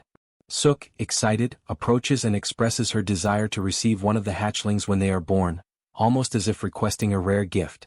Suddenly, a sharp sound cuts through the air, a flying arrow. It strikes forcefully into the table before Soryang. The blade vibrates slightly as it embeds itself in the wood, startling everyone with the sudden movement. The patriarch reacts immediately, demanding to know who dares to fire upon the gate of the Tang clan. Soryang notices that a letter is tied to the shaft of the arrow. Suk opens it and as she reads the contents, her expression changes. She announces that the message declares the arrival of someone intending to capture Soryang. The revelation falls like a shock. Meanwhile, elsewhere, far from there, a girl stands holding a bow. Her eyes burn with the color of fire, revealing that far greater forces are moving in the shadows. Some time ago, in an alley of Xinhuan, the leader of the Murim alliance is found. Together with the young man leading the efforts, he observes the problem of the celestial silkworm larvae, which refuse to feed and gradually wither away. The young man explains that he gathered every renowned silk artisan he could find in the Central Plains and kept them confined for months in an abandoned temple. He succeeded in making the celestial silkworm eggs hatch, but the newly born larvae rejected every leaf offered to them and ultimately starved to death. Convinced that he has made a mistake, he admits his failure, yet insists that the issue is not technical, but rather a lack of knowledge regarding the insect's habits. For that reason, he says they need a specialist. The leader of the Murim alliance recalls Sichuan, known for his unparalleled expertise in this field, but hesitates to mention the name. In his mind lingers the discomfort of allowing a thief to approach someone he truly respects. The young man notices his elder brother's hesitation and impatiently urges him to say what is on his mind. At that moment, something draws both of their attention, and they turn their heads, momentarily interrupting the tension. The conversation shifts direction, and the leader of the Murim alliance expresses curiosity about the silkworm technique, deducing that the young man's disciple is no ordinary individual. The young man confirms that it is Yong Ryun and explains that at first, he had been concerned because she was a woman. However, he soon recognized her flexibility, agility, and exceptional talent. He states that in time she will surpass him by far and that, as the future successor to the title of goddess thief, she shows no sign of difficulty whatsoever. Convinced of her ability, the leader of the Murim alliance plans to assign the young woman the mission of bringing the insect specialist, Soryang. He questions whether, even if the specialist belongs to one of the 9 great sects or the 7 great families, Yong Ryun will be capable of completing the mission.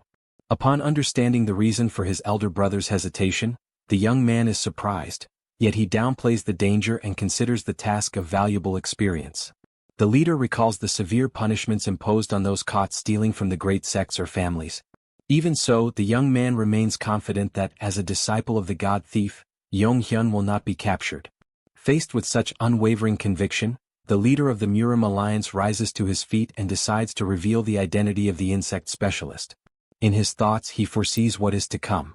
To him, it will be a grand spectacle, an opportunity to witness the true ability of the new goddess thief. At the patriarch's residence, everyone sits at the table in an atmosphere of restrained tension. On the wooden surface rests a firm hand holding 3 grains. It is Huayin's hand, lifting the grains as she explains that a letter with jujubes tied to an arrow is the sacred symbol of the venerable god thief, Tudi. Soryang is startled upon hearing the name. The title sounds contradictory to him, and he questions whether it does not simply mean an ordinary thief. Huayin reminds Soryang that he has already met the beggar king, one of the 3 greats and 5 emperors. Like the god thief, he lives on the margins, yet is regarded as a chivalrous outlaw. She explains that, in the Central Plains, the jujube symbolizes speed. That is why the venerable god thief uses it as his sacred symbol. Soryang does not understand why someone so important would kidnap him, and Huayin explains that the god thief follows a strict principle. Nothing can be received without first being stolen. For that reason, when he desires something from the 9 great sects or the 7 great families, he sends prior notice and promises a reward greater than the item's value, leading many families to leave the object outside. Surprised, Soryang concludes that the Central Plains harbor peculiar individuals, and from the back of the room, the patriarch observes that Soryang himself is not ordinary either. At that moment, Huayin rises and announces that she will raise the guard banner. The patriarch repeats her words in surprise, while the old patriarch observes that she appears to be truly furious. Without understanding, Soryang asks what the guard banner is.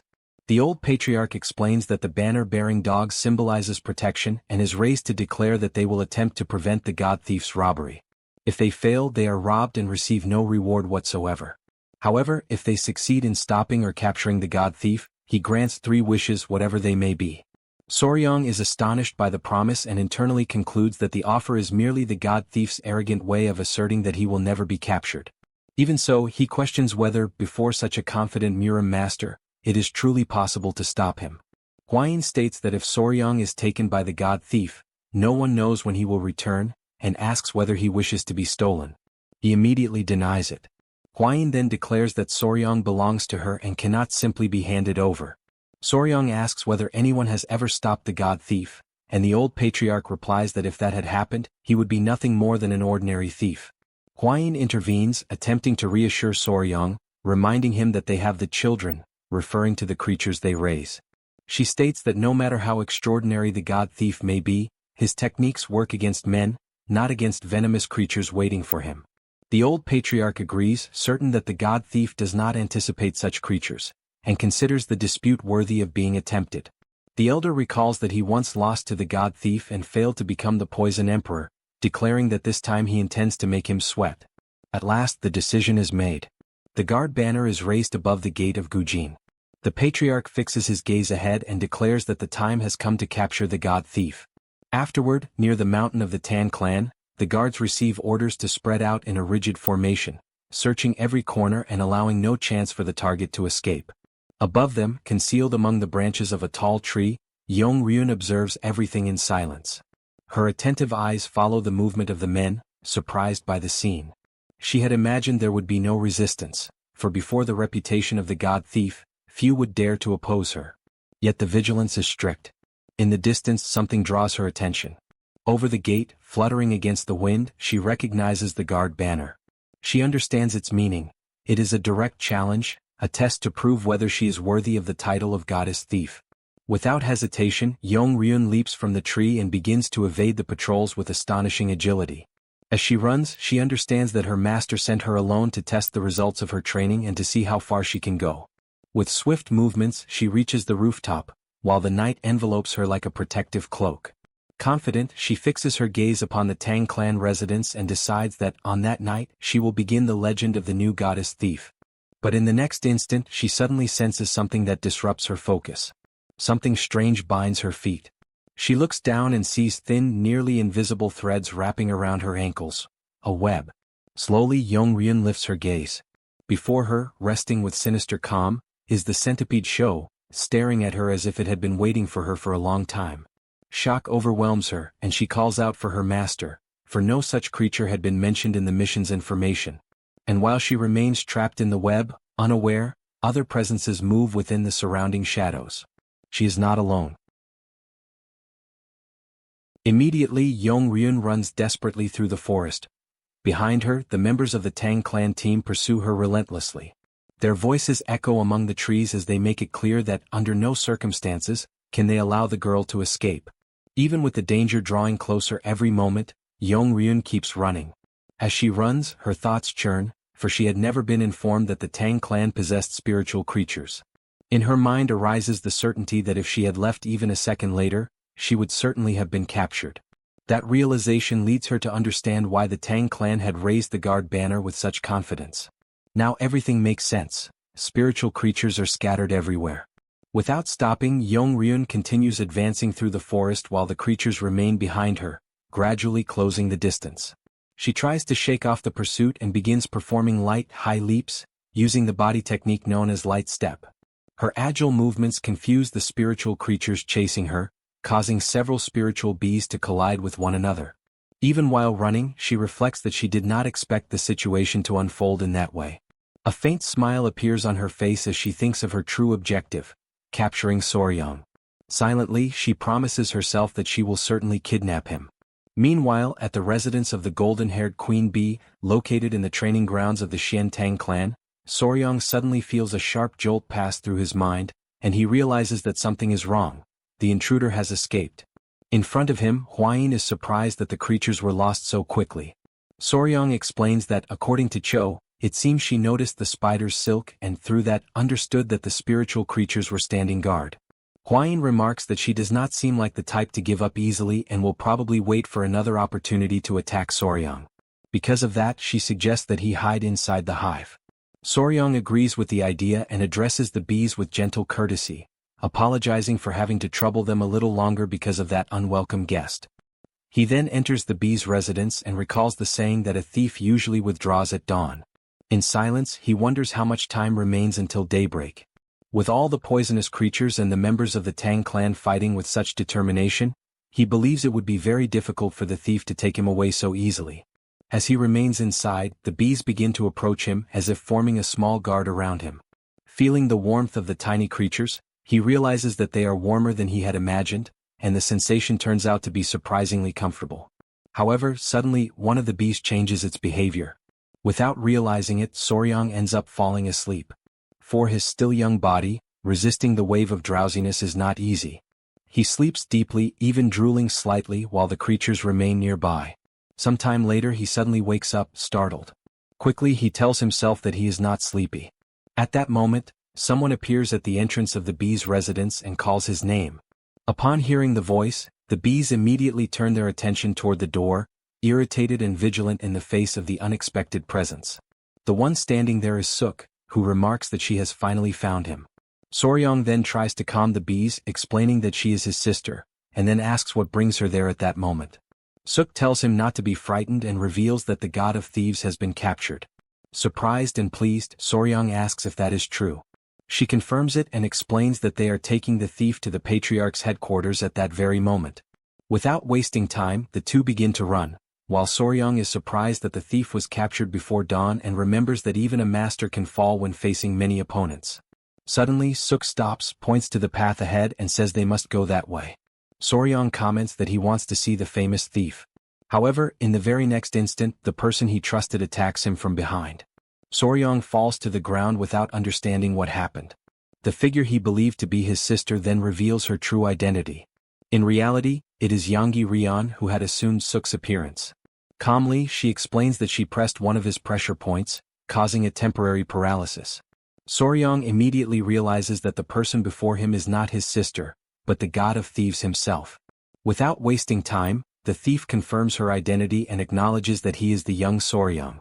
Paralyzed, Soryang can only think desperately that he needs help so that he will not be kidnapped at that very moment. Suddenly, something begins to move inside his clothes. The celestial serpent emerges from within his garments and attacks the thief's hand. The strike is sudden and precise, causing intense pain in Yanggi Rian's finger. Soon after, a strange sensation begins to spread throughout her body, as the creature's venom has already begun to take effect. Strength quickly leaves her body, and unable to support herself, she loses her balance and falls. Her body collapses directly on top of Soryang. He notices that the thief remains motionless over him and concludes that the celestial serpent's venom is only a weak paralytic, and that she probably only fainted for a moment. In his thoughts, he decides that later he will need to teach the little creature not to bite people without thinking. Despite everything, he concludes that, somehow, they managed to capture the god of thieves, even if not exactly in the way that had been planned. As he organizes his thoughts, Soryang remembers a martial art capable of changing both voice and appearance. Even so, he never imagined that the thief would disguise herself as Suk. At that moment, a soft aroma reaches his nose. He notices a pleasant scent coming from somewhere nearby and imagines that perhaps the thief used some kind of perfume. As he observes the unconscious figure, the celestial serpent moves and pulls at a hidden piece of cloth, which comes loose like a mask. Soryang is immediately alarmed.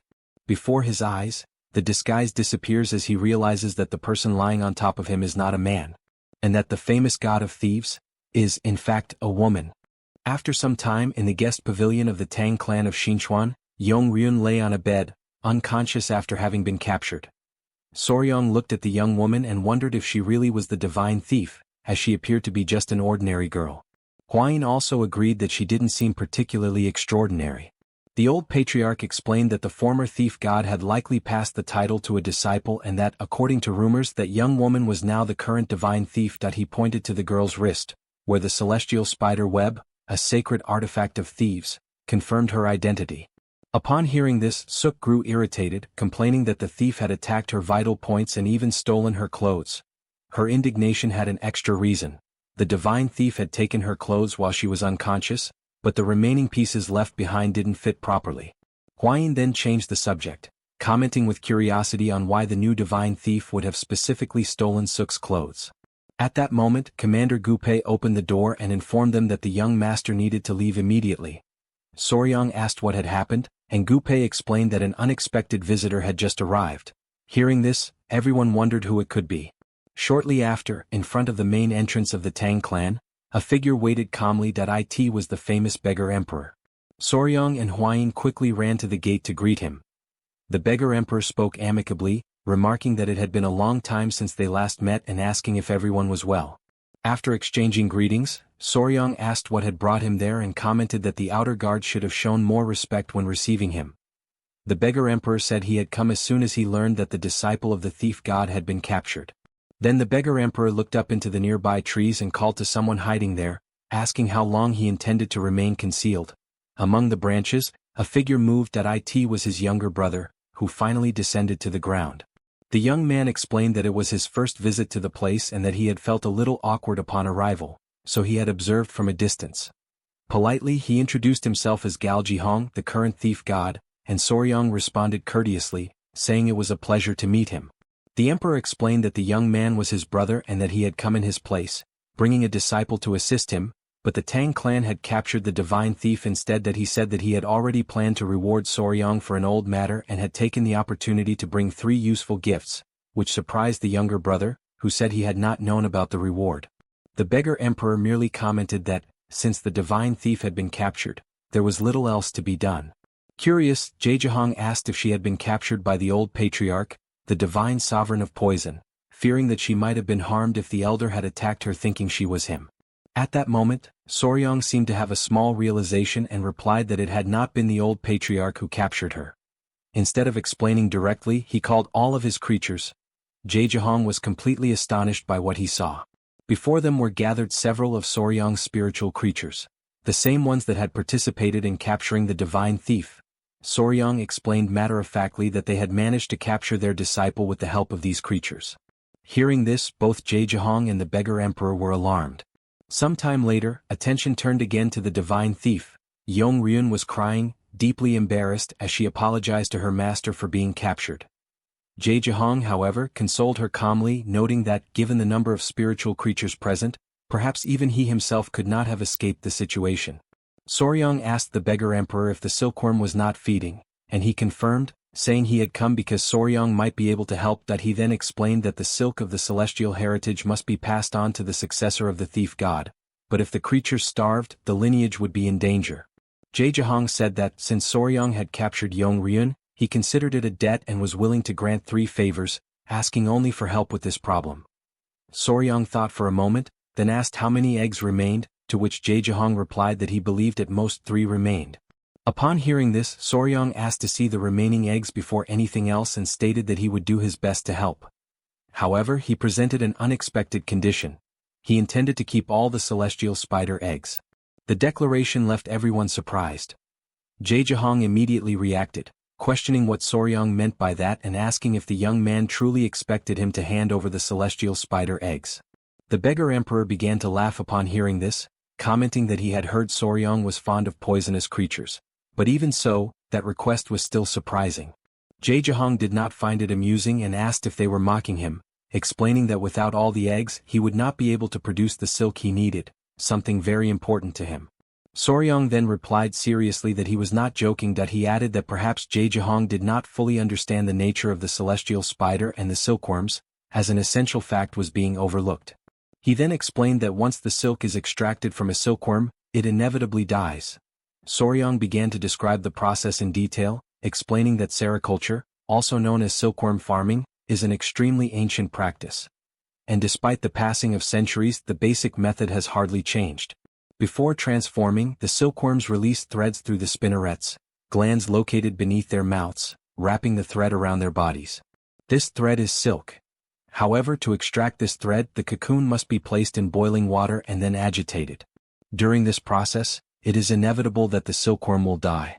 Jejihong said he knew this method and understood that without killing the silkworm, it was impossible to extract the thread, asking what Soryang wanted him to do. Soryang pointed out the problem. Only 3 eggs remained, and even if they fed again, it did not guarantee sufficient silk nor the continuity of the lineage.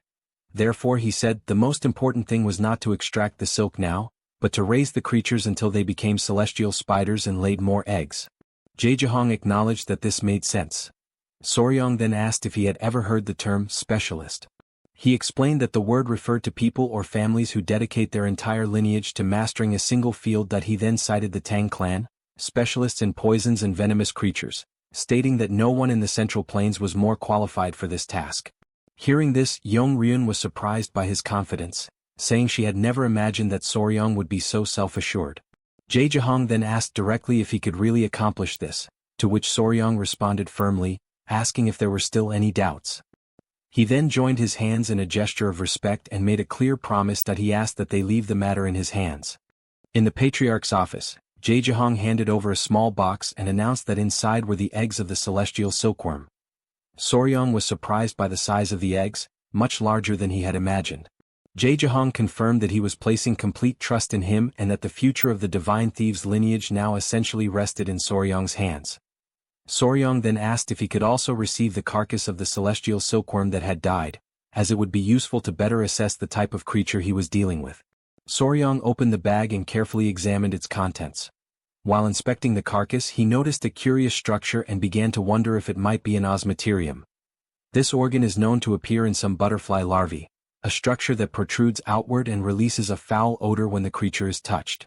As Soryong analyzed the material, the old patriarch intervened, saying that he needed the divine thief for certain tasks and would not be able to assist at that moment. The grandfather said they needed to go to the Murim alliance and that, since the delay had been the thief's fault, she must take responsibility. Jehong then asked if Soryong had discovered anything about the eggs. Soryong said he still needed to investigate and might not be able to help immediately, which irritated Jehong, who complained that he had delivered the celestial silkworm eggs only to receive an uncertain answer. Soryong explained that he had been delayed for a very important appointment because of the letter they had sent. That he then briefly recounted what had happened in Yunnan. Upon hearing the explanation, the beggar emperor expressed surprise, as he had not known that something of that magnitude had occurred. Soryong confirmed that, because of this, they were about to depart for Wuhan, where the Murim alliance headquarters was located. The beggar emperor said there was no time to waste and that they should depart immediately. That he reminded Jehong that the delay had been their fault, so he must take them to Wuhan. Jehong sighed resignedly and agreed, saying he would take them to Wuhan in 3 days and asked them not to worry. Soryong added that he would not be traveling alone. His sisters Suk and Ain would accompany him. Upon hearing this, Jehong was completely astonished. That he protested that 3 people were impossible, as carrying 2 women exceeded his limits and his disciple was still unable to run while carrying 2 people. Suk reacted immediately, declaring that she had no intention of being carried by that woman and that she could walk on her own. The discussion began to heat up, while Jehong remarked that if there were another method of transport, they could resolve the problem. Hearing this, Soryong seemed to have an idea. That he asked the thief god if he knew how to fly a kite. After a while, Jehong appeared holding a rope. In the sky, a curious scene unfolded. Cho was in the air holding Suk. Soryong explained matter-of-factly that he intended to tie Suk with a rope, like a human kite, calling the technique the giant centipede kite. Jehong observed the situation and concluded that somehow the problem had been solved, but Hwayin raised a new concern. She asked if everything would be fine with the creatures, and Soryong assured her that it would, as they would travel quickly and return before the creatures laid eggs. As for the celestial serpent, it did not seem to react much, perhaps because it had not yet developed a strong attachment. The real problem, however, was another. The Iova spider was clearly distressed, showing great discontent at not being able to accompany them. Soryong approached and tried to console it, promising that his older brother would return before it even realized. Observing the scene, Jehong noted that this was beginning to look like a major problem. The divine thief approached Soryong and asked him to give her a small piece of the line he had used to seal her mouth. Then she requested that he and the spider extend their arms for a moment. Both complied with her request. Soryong watched curiously and asked what she was doing. Hwayin explained that it was the thread of fate, a legend about 2 people connected by an invisible thread who are never separated. She added that, since she had tied the threads to their wrists, it acted as a promise that Soryong would certainly return. The spider seemed a little enchanted by the situation and after a moment yielded. Soryong and Hwayin exchanged a strange glance, as the situation seemed somewhat odd. Soryong told the spider that he loved poisonous creatures, but that this might be going too far, and asked for permission to depart. The spider finally agreed. With that, everyone left the place, leaving the spider behind. 3 days later, the group arrived at the Murim alliance. Upon arrival, they reported everything that had happened and delivered the letter entrusted by Lord Peng to the Emperor of Fists. Seated at the table, he listened to the report and concluded that all involved had died, except for a few who would need about 3 months to recover fully. A man admitted that he should have mobilized more masters for that mission and said that was his mistake. But the leader interrupted, stating that it was not the time to seek blame, that he reminded everyone that the Tang clan's new poison had worked and that the Beast Palace had managed to recover. Therefore the situation also brought good news. He said that the most important thing was to prevent the enemy's blood path from awakening, and thanked Soryang that he suggested that the duo must be tired from the journey and recommended that they eat something first. Soryang and Hwayin stood and left the hall. At that moment, someone called out to her, leaving her slightly surprised. It was Jiryang. He greeted her, remarking that it had been a long time since they last met.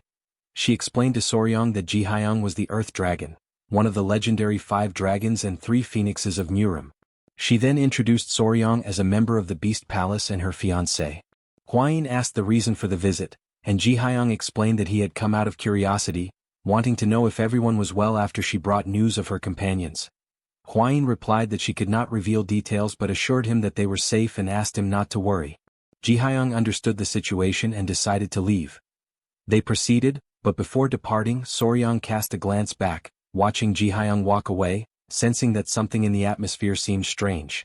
Later, during the meal, Jejahong offered wine and asked Soryang to try it, saying it was a wine aged for 10 years. Suddenly someone interrupted the conversation, urgently calling for Soryang. It was a general, running in completely out of breath, that he begged for immediate help and explained that his nephew, Jihyang, had suddenly collapsed. The news surprised everyone, who immediately asked how it had happened. The general replied that he was not sure but believed that someone had attempted to poison him. In Jigel's room, Jihyang remained in a weakened state, while a young woman beside him held his hand, watching him with visible concern. At that moment, the door opened and Soryang's group entered the room. The sudden arrival caught the young woman's attention. She turned toward them and in desperation, pleaded for Soryang's help. Remaining calm, he immediately recognized the severity of the situation. Hwayin explained that the young woman Yuanbang was a member of the 3 dragons and 3 phoenixes and Jihyang's lover. In response to her plea, Hwayin stated that she would conduct a preliminary examination with Soryang's assistance, acknowledging his extensive knowledge of poisons. As they prepared to examine Jihyang, a man explained that at first they had believed it to be a common illness, but a specialist had raised the suspicion of poisoning. Shortly afterward, he introduced himself as Wangyu and recalled that he had once served as a physician for the main family, having been sent to the Murim lineage. He stated that, as a member of the Tang clan, his examination indicated poisoning. He further explained that before Jihyang's pressure points had been sealed, he had exhibited disordered speech and convulsions, yet the exact poison could not be identified. Faced with this, Hwayin took the lead in the examination. Holding Gao Jinhong's hand, she focused her energy and confirmed the presence of poison. As she deepened her analysis, Hwayin identified the possible agent as Hong. Soryang associated the term with mercury poisoning and suggested that Jihyang might have ingested it through medicines or elixirs, but Yuanbang denied any knowledge of such a possibility.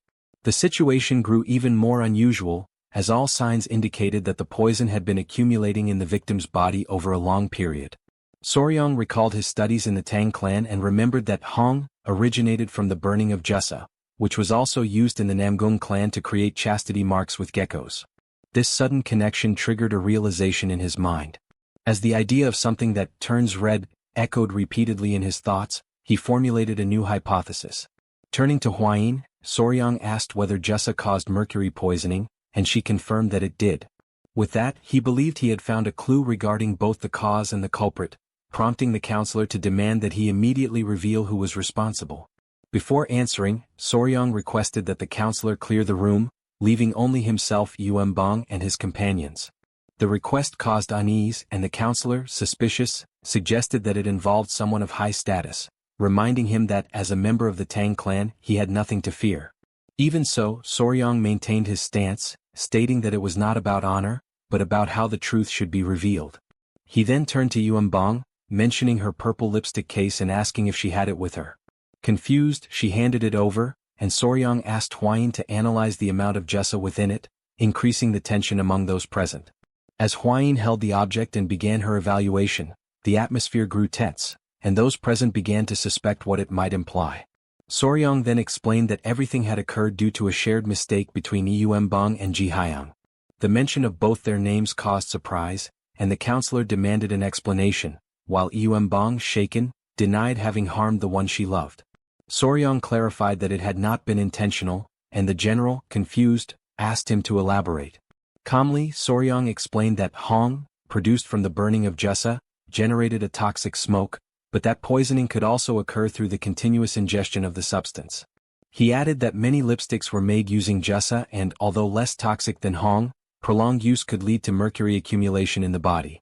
The counselor questioned how Ji Hyang could have ingested the substance so frequently, and Soryang revealed that the poisoning had occurred through intimate contact with Yuem Bong, shocking everyone present.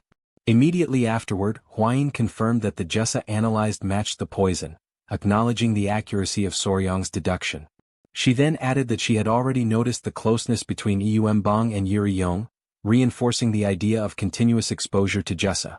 In silence, Soryang reflected and realized that Huayin's cold demeanor had a reason. She had noticed something the others had not. Still confused, the counselor questioned how something only mildly toxic could cause such severe poisoning.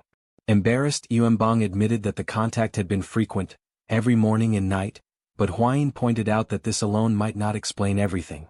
Under pressure, she revealed that it had happened even more often, causing the atmosphere to become increasingly awkward.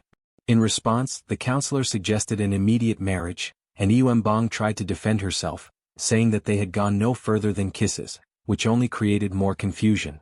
Realizing the misunderstanding, Yuem Bong denied everything and, embarrassed, struck Ji Hyang as he lay in bed. Soryang reflected on the irony of the situation. While one was being saved, the other was in danger. In the end, the case was treated as an accident caused by excessive intimacy, resulting in an immediate marriage. A few days later, with the help of the legendary thief god, who brought along Soryang's grandfather, Ji Hyang was able to fully recover. At the same time, Lady Yuem Bong was also treated, successfully eliminating any remaining traces of the poison from her body. After his recovery, Soryang asked Ji Hyang how he felt, and now much better, he expressed his gratitude for having his life saved and for Yuem Bong being protected. Soon after, someone opened the door to the room. 3 young men entered, Quan Riyong, Jianbong and Gungbong, clearly showing concern. Quan Hyang greeted Soryang with respect, and during their conversation, a nickname was suggested for Ji Hyang, marking the recent incident. Then suddenly Yuem Bong began to play her flute, letting a melody echo through the room. 2 of those present immediately collapsed, overcome by an intense sensation that directly affected their minds. Surprised, Soryang asked what was happening, and Yuem Bong explained that it was her martial art, a melody that used qi to paralyze and induce sleep as a form of punishment. Upon analyzing it, Soryang realized it was an advanced technique, superior to the resonant tiger insect. After ending the demonstration, Yuem Bong commented that she might no longer be able to use that cosmetic, and Ji Hyang assured her that he would find an alternative. At that moment, Soryang intervened, gently holding Yuem Bong's hand and asking for a future favor, saying that he would need her martial arts. This displeased Ji Hyang. Unshaken, Soryang then offered to create a special case that would allow the couple to be close without risk, leaving both of them embarrassed yet interested. Later, Huayin approaches Soryang while he organizes some preparations and, out of curiosity, asks whether he truly intends to create a cosmetic that would allow the couple to kiss without restrictions. Soryang confirms that he made a promise, but explains that it depends on Yuem Bong's help in a future task, capturing the resonant tiger insect. He adds that it is not just an ordinary lipstick, but a new compound free from toxins such as the mercury found in cinnabar, which benefits the skin, almost like a preventive measure though not exactly a medicine. Even so, Huayin shows concern, reminding him that they are in the Murim alliance and questioning how he intends to produce such a substance there. Soryang calmly replies that, with the necessary materials, it is possible, and adds that the counselor has authorized the use of the infirmary. The 2 then head to the location, and upon entering they are greeted by the physician in charge, who asks what brings them there. Soryang explains that he intends to prepare a remedy for Ji Hyang, and the physician offers to gather the ingredients. Soryang lists what he needs: pearls, earthworms, dragons of the earth, as well as honey, cinnamon, and a mortar. The physician, surprised, agrees and goes to retrieve them. While they wait, Huayin comments that the materials are unusual, and Soryang explains that pearls provide shine, while the extract from earthworms has moisturizing properties. Confused, Huayin makes a curious remark about using them on Ji Hyang, which leads Soryang to notice with amusement the irony of the situation. Soon, the physician returns with the items and Soryang thanks him. Holding the container, he states that one final component is still missing, and Huayin becomes curious. Soryong reveals that it is responsible for the red coloration. Huayin remarks that red materials are rare and dismisses the use of cinnabar. Soryong then says he will use cochineal and explains, naturally, that it is part of his expertise with insects. The next morning in the courtyard of the Murim estate, Soryong and Huayin set out in search of the raw material. Huayin still doubts that such an insect exists there, but Soryong insists that it may be known by other names. While searching, Soryong finds something on a tree trunk and asks Huayin to observe a whitish area. She approaches and sees small organisms clustered together like white dust. Soryong explains that it is cochineal, whose female contains the acid responsible for an intense red coloration, used since ancient times. He adds that they live in groups on tree trunks and in some regions are called blood clots. Surprised, Huayin questions whether he truly intends to use that in a cosmetic. Soryong confirms without hesitation and reflects that, although it may seem repulsive, the insect is already used even in food and is safe, far better than mercury or cinnabar. Huayin agrees, though still reluctant. With everything gathered, Soryong decides to return and prepare the product for the couple. The following day in Jihyung's room, Soryong presents the result, a new lipstick. Yuanbong receives it with curiosity. As Soryong explains that she can use it without concern, even when kissing, as it is non-toxic and even sweet, the young woman opens the container and applies it to her lips while the others watch. After testing it, she asks for their opinion. Soryong states that the shade suits her perfectly, and the others agree, praising her appearance. He also remarks, with admiration, how a natural ingredient can create such a radiant effect. While everyone reacts positively, Huayin remains silent, observing. Uncomfortable, she changes the subject and mentions the divine thief, saying that it is already time for them to return to the Tang clan.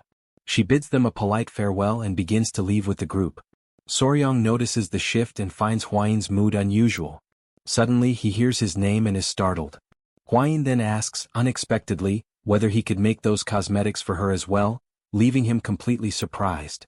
Quickly, she clarifies that she does not want to be misunderstood, saying she simply wishes to take better care of her lips. Even so, Soryong becomes extremely embarrassed, his heart racing, but manages to say that they can talk about it later. A few days later, as they leave the Murim alliance and return to the Tang clan, the group is greeted by familiar faces. Among them, Yova runs toward Soryong, unable to contain her longing. She wraps him in a tight, almost desperate embrace, as if she had been waiting for a long time. Her energy seems unstable, on the verge of breaking, and Soryong tries to calm her. He explains that he was delayed while saving someone and asks for her understanding. In the background, Gupai approaches, relieved to see him. Soryong then asks about the disappearance of Bin. Gupai replies that they have searched the entire Tang clan area but have found no trace. Upon hearing this, Soryong falls into thought, believing that the creature is merely dormant somewhere as before, but he cannot understand where. While he reflects, Gupai notices something strange. A liquid begins to run from Soryong's nose. Everyone becomes alarmed and asks if he is all right, suggesting calling a physician. However, as Soryong feels the change, he tries to understand what is happening and gradually the sensation becomes familiar, as if it were connected to something. After a brief moment, he reaches a disturbing conclusion. It is, without a doubt, the activation of the beast heart technique.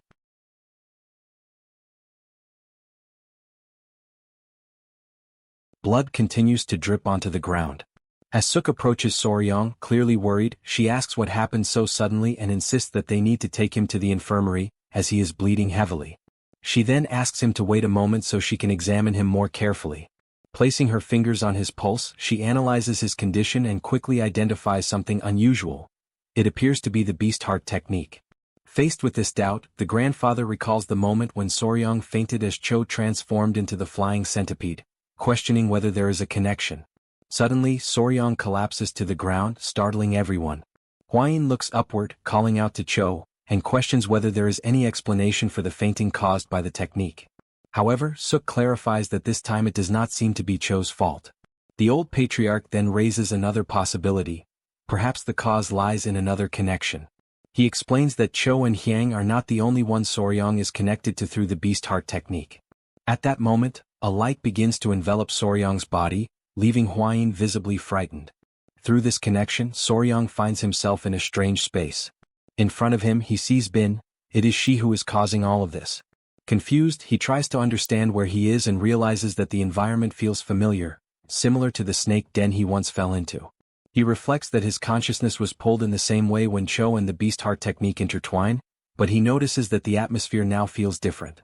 He recalls what he learned. When connecting with a powerful spiritual creature like Cho, there is a risk of having one's mind consumed. Suddenly, something appears before him. Soryong senses a presence and tries to identify who is there. As he approaches, he sees a girl standing in front of him and wonders if it might be something malicious. Without warning, the girl opens her arms and embraces him. In that instant he realizes, it is Bin. While all of this is happening within his mind, in the real world Soryong remains unconscious, surrounded by the group. Then he finally wakes up, and Hwain explains that he needs to rest, as he lost consciousness for a moment due to the beast heart technique. Suddenly, Soryong has a realization and clearly remembers what happened, stating that he encountered Bin within his mind, within his mental image. Right after that, he warns that something is heading toward the Gujin gate. At that very moment, Bin appears, bursting through the gate with force and destroying everything in her path. Soryong is overjoyed to see her in front of him, under the sunlight. Bin also shows happiness as she approaches him. He gently strokes her, moved by her return, while the others however watch with suspicion, questioning whether that truly is Bin. The old patriarch, cautious, raises the hypothesis that this form might be Ian and orders all the warriors to step back so he can examine it more carefully. Soryong, confused, does not fully understand what is happening and says that he needs to retrieve something. A short while later he returns carrying a book and hands it to Soryong. He explains that it is the secret record of the Tang Clan, a document containing information about all the venomous creatures of the heavens. Opening the book, he points to a specific passage, the Hwon of the 24 venomous branches, known as the Black Phantom Centipede. It is an extremely powerful creature, ranked among the most dangerous, capable of hearing the voices of all things on earth with precision and even breaking through solid rock. Upon hearing the explanation, Soryong realizes that Bin has evolved into this legendary form. Impressed, he praises her, saying she has returned even more incredible and beautiful, even comparing her to her older sister, Cho. Upon hearing this, Cho approaches, clearly displeased. Soryong tries to ease the situation, suggesting that Cho is also happy about Bin's return. At that moment he notices something surprising. He can hear Bin's thoughts and in his mind she boasts, saying she is more beautiful since father said so. Surprised, Soryong reflects that he can not only feel, but also hear the two communicating with each other, and realizes that this ability has also evolved along with the technique.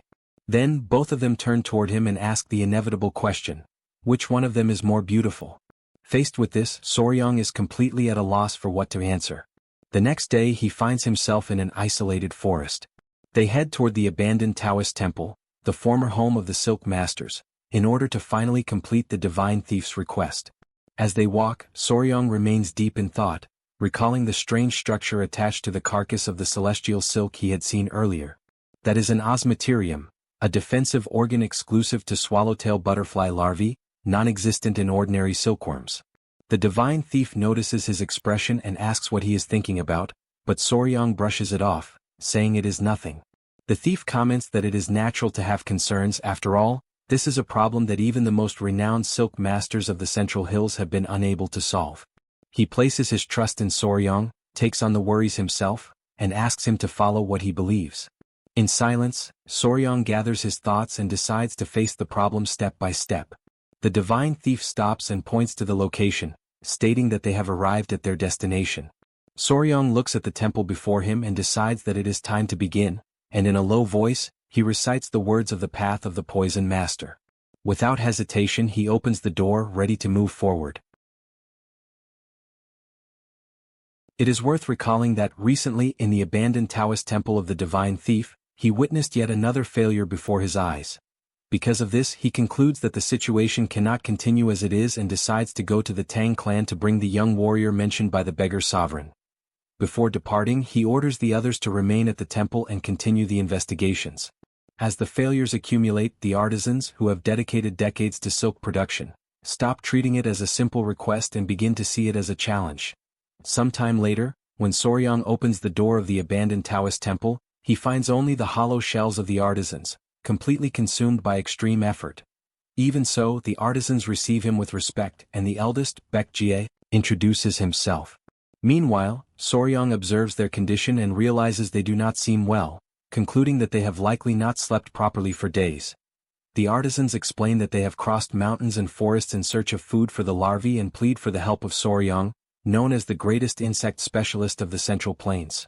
Surprised, he tells them to stand, promises to investigate, and asks for details about the foods they have tested. The artisans report that they have tested virtually every plant, ranging from mulberry leaves to stems, roots, and species from the central forests, but nothing works and the cause of the failure remains unknown. Upon hearing this, Soryang reflects and identifies a pattern. They are indiscriminately testing all kinds of plant-based food. Based on this observation, he formulates a hypothesis using a method of reverse inference, similar to that used in modern biology. He explains that a true artisan must be able to get straight to the point, identifying not only the food but also the environment in which it is found. That he describes how the celestial silkworm, upon fully developing, spins an extremely durable thread to form its cocoon. This thread, stronger than steel, cannot be cut even by the energy of a sword, indicating that its function goes beyond simple protection against predators. Additionally, the insect's yellow horn manifests as an evident defense mechanism when there is a threat. Thus, Soryang concludes that there is something dangerous near the insect's habitat and that by identifying it, he will also find the larvae's food source. The artisans recognize the logic of his explanation and agree that the place where cocoons are formed usually contains an abundance of food. Soryang then questions the divine thief about the origin of the celestial silkworms. That he explains that he found them in a rocky mountain called the Red Rock Forest. Upon visiting the place personally, Soryang finds only empty cocoons and some eggs, with no signs of adult moths or dangerous creatures. That he concludes that this is the creature's habitat, since eggs and cocoons appear together, and decides to go there to confirm his suspicions. The divine thief immediately agrees and asks about the artisans, but Soryang requests that they be freed, assuring that he will handle the situation on his own. In response, the divine thief offers a reward as a sign of his sincerity and thanks everyone for their efforts, acknowledging the difficult demands he imposes. The artisans, moved, weep for not having been able to help more and express deep gratitude. Observing the scene, Soryang realizes that, contrary to what he had believed, the divine thief does not abduct indiscriminately and treats the artisans with consideration. With that, the divine thief indicates that it is time to depart. However, before leaving, Soryang recalls that the Red Rock Forest is very far away. That he worries about the journey, fearing that due to the distance he may not be able to return easily, especially because of the limitations of the spider accompanying him. The divine thief states that, in that case, it would be best to first contact the Tang clan to obtain permission. At that moment, one of the artisans interrupts and asks them to wait a moment, suggesting that they take a look at Soryang's band. When questioned, Soryang presents the object, arousing the fascination of those present. They analyze the material, amazed by its lightness, strength, and elasticity, remarking that they have never seen such a fiber in their entire lives. Intrigued, they ask what kind of silk was used, but Soryang hesitates as it is difficult to explain that it comes from venomous creatures. Even so, upon touching the thread, the artisans are moved and beg to use it to craft a piece of satin. They even go so far as to offer the divine thief's payment, for after decades devoted to silk, they cannot bear to miss such an opportunity. Soryang perceives the intensity of these men's passion for their craft. And although he feels uneasy, he accepts the proposal on the condition that they produce the most beautiful and magnificent satin in the world. Thus, everyone returns to the Tang clan accompanied by the three artisans. Upon arrival, they find the patriarch and the others gathered, while the spider Yova waits for Soryang. As he approaches, the patriarch questions why he has brought silk artisans, and Soryang explains that they wish to weave a satin using Yova's silk. The patriarch's wife observes that it is difficult to find skilled artisans and praises Soryang's ability, both in capturing venomous creatures and in bringing together the right people. However, upon noticing that Yova possesses human-like features, the artisans become frightened and call her a monster. Soryang corrects this impression, explaining that Yova is a special spider with a human face, capable of understanding human language and producing silk as requested. Despite this, Yova refuses immediately, and Soryang realizes that the situation is slipping out of his control in the face of the spider's clear resistance. He insists that she accept at least this once, but she reacts with irritation. Faced with this, he reflects that convincing her will be more difficult than he had imagined. Thus, he proposes an agreement. If Yova provides her silk, he will take her along on the next journey. The proposal completely changes the spider's attitude, and she shows enthusiasm and satisfaction. Observing the scene, Huayin realizes that Yova seems eager for everyone to leave, as if she were ready to begin producing the silk immediately. Before they move away, the artisans call out to Soryong once more. One of them observes that the threads wrapped around Yova's wrist are identical to those Soryong uses. The artisan then turns to his companions, reaffirming that his suspicion was correct. Finally, the three artisans show deep respect for Soryong, recognizing his skill and the uniqueness of what they have just witnessed. Soryong is surprised by their reaction, realizing how each person interprets the situation in their own way. Because of this, he hastens to clarify that she is not his companion, but rather a creature under his care. Yova, for her part, feels deeply embarrassed by all the confusion and withdraws in silence. With the agreements established and the objectives aligned, a new movement begins, and a different wind signals changes toward the next destination. After walking for half a day toward the Red Rock Forest, Huayin approaches Soryong and questions whether the decision to bring all the children was the right one, but Soryong replies that there had been no other option. Since Yova's participation in the journey had been decided, everything had changed. The children were no longer moving in an organized manner, and the plan with the divine thief had been completely ruined. Even so, since the forest was not far away and there was a risk that the celestial silkworm might have natural enemies, Soryong judged that accompanying them would be the best choice. Shortly afterward, the divine thief announces that they had reached their destination. Soryong observes the place in surprise, his mouth slightly open. Before them stretched the long-awaited Red Rock Forest, drawing the entire group closer, captivated by the striking landscape. As the name suggested, enormous reddish formations rose everywhere, making it hard to believe that creatures like celestial silkworms could inhabit such a place. The glass thief explains that he had previously found eggs and cocoons scattered across the ground in that area, but in recent days he had not seen anything else. Huayin, feeling uncertain, says that the place did not seem to have the necessary resources for the celestial silkworm, yet Soryong still decides to explore it further. He then asks the children for help, instructing them to search for round eggs or anything resembling poisonous creatures nearby. They all obey, and thus a long search begins. With each discovery, they run to show Soryong, who patiently explains that many of the items found are merely ordinary objects. As hours pass, fatigue sets in, and Huayin apologizes for the lack of results, while the divine thief admits that the search is more difficult than he had imagined. Soryong remains silent, reflecting on the situation as everything indicates that there is truly nothing there. However, his attention is suddenly drawn by one of his creatures. The creature is carrying something in its mouth, and when questioned, it spits it onto the ground, revealing a small living being. This causes Soryong to approach cautiously, intrigued, trying to understand exactly what is before his eyes. He picks up the small creature, still confused, and notices that it appears to be some kind of white insect, yet there are no trees nearby to justify its presence. Intrigued, he turns to his centipede and asks where it had found it. The connection between them allows him to understand the answer. There are many more like it nearby. At that moment, Soryong feels a strange impulse, almost a sudden tenderness, and suspects that the wild beast heart technique is affecting his emotions. Guided by his creature, the group follows in the indicated direction. Upon arriving, he examines the ground more closely and notices the presence of numerous ants, quickly realizing that there is a nest hidden beneath a rock. A sudden thought strikes him. He recalls the so-called cathedral termites, scientifically known as Nesudoterms triodii, a species typical of the desert regions of Australia. These insects receive that name because they build structures that can reach several meters in height, resembling cathedrals. However, something does not make sense. Why would such a species be present in that location? Then a conclusion forms in his mind.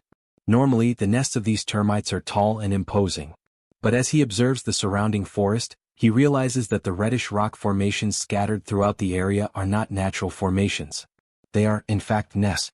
Huayin notices the change in Soryong's expression and asks if he has discovered something. Soryong hesitates for a moment, trying to find a way to explain something so unusual. In the end, he decides to simplify. Those creatures are known as pagoda termites, so called because they build structures resembling pagodas to protect themselves. The revelation causes widespread astonishment, as they realize that every peak in that forest is actually part of an enormous nesting system built by those creatures. The divine thief then raises a hypothesis. Could these be the natural enemies of the celestial silkworm? Soryong responds that this still needs to be confirmed. Determined to test the theory, Soryang asks Hwayin to infuse a bit of internal energy into a celestial silkworm egg. Hwayin concentrates her energy into the egg, and soon a crack appears on its surface. Shortly after, it breaks, revealing a small larva. As soon as it is placed on the ground, the creature begins to emit signals that attract the termites. In a short time, they begin to approach, as if instinctively responding to the larva's presence. Soryang carefully observes the scene, analyzing every detail, and confirms what he had already suspected. His hypothesis is correct. He concludes that celestial silkworms seem to share the same ecology as the double-tailed butterfly. He then explains that the species maintains a symbiotic relationship with ants. It lays its eggs near tunnels, the larvae are taken into the nest after hatching, and they begin to produce a sweet substance, causing the ants to raise and protect them in exchange for this food. Based on this, Soryang deduces that the celestial silkworm has developed resistance to withstand the termites and live within the nest, and he suspects that the eggs and cocoons found by the divine thief came from a collapsed nest. With this in mind, he concludes that the next step is to investigate the interior of one of these nests. Despite the discovery, a problem arises. How can they access such a solid, stone-like structure? The divine thief admits that he does not possess impact techniques for that. Soryang reflects that all the clues have finally come together, but a method to proceed is still missing. Just as uncertainty begins to settle in, one of his creatures suddenly acts. The centipede strikes the ground with force, causing an intense vibration. Within seconds, the ground begins to crack, opening a wide and deep fissure. Hwayin draws Soryang's attention to the newly formed opening. Both observe the centipede with admiration, recalling stories that such creatures are capable of breaking even rocks. Understanding what has just happened, the divine thief evaluates the opening and concludes that the space is sufficient for exploration. Without wasting time, the group decides to enter. As they descend through the tunnel, they encounter an unexpected environment. The interior of the nest is illuminated by bioluminescent fungi scattered everywhere, creating an almost surreal landscape. Upon observing the fungi, the group understands that they likely serve as food for the termites, showing that not all of them feed solely on wood.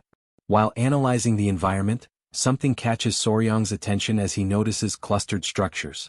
Moving further ahead and approaching, he confirms his suspicion. Before them lie numerous celestial silkworm cocoons, spread in large quantities. The divine thief immediately recognizes what they are, and excitement spreads through the group as they realize they have found dozens of them. The discovery brings relief and enthusiasm. With so many cocoons available, the search finally seems worthwhile.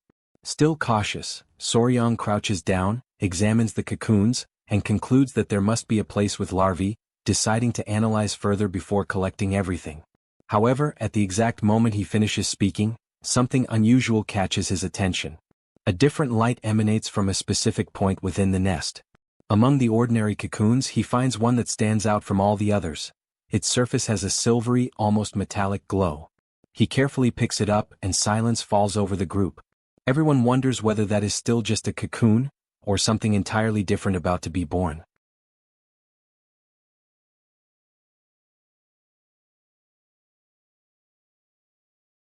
Holding the cocoon, Soryang remains in shock.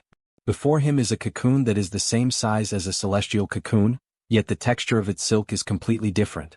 As he observes it, Soryang questions what it could be, considering whether it belongs to a different species. A small hole at the base indicates that an adult insect has already emerged, but even so, the thread displays an unusual resistance, being as hard as wire. Soryang turns to the divine thief and asks if he recognizes that silver glowing cocoon, emphasizing the unusual color and texture of the thread. However, the divine thief admits that he has never seen anything like it and raises the possibility that it could be a celestial cocoon. Suddenly, something happens and draws everyone's attention. Suk shows concern and questions whether the termite mound is about to collapse. At that moment, Soryang notices Bin approaching while carrying a large rock. The others ask what it is, and Soryang decides to examine it more closely.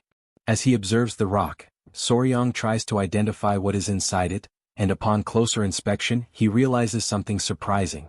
It is a red rock, and upon noticing termites peeking through small, it becomes evident that Bin has found the termite queen's egg chamber. The divine thief questions whether that is the place where the queen lays her eggs, while Hwayin praises Bin for his discovery.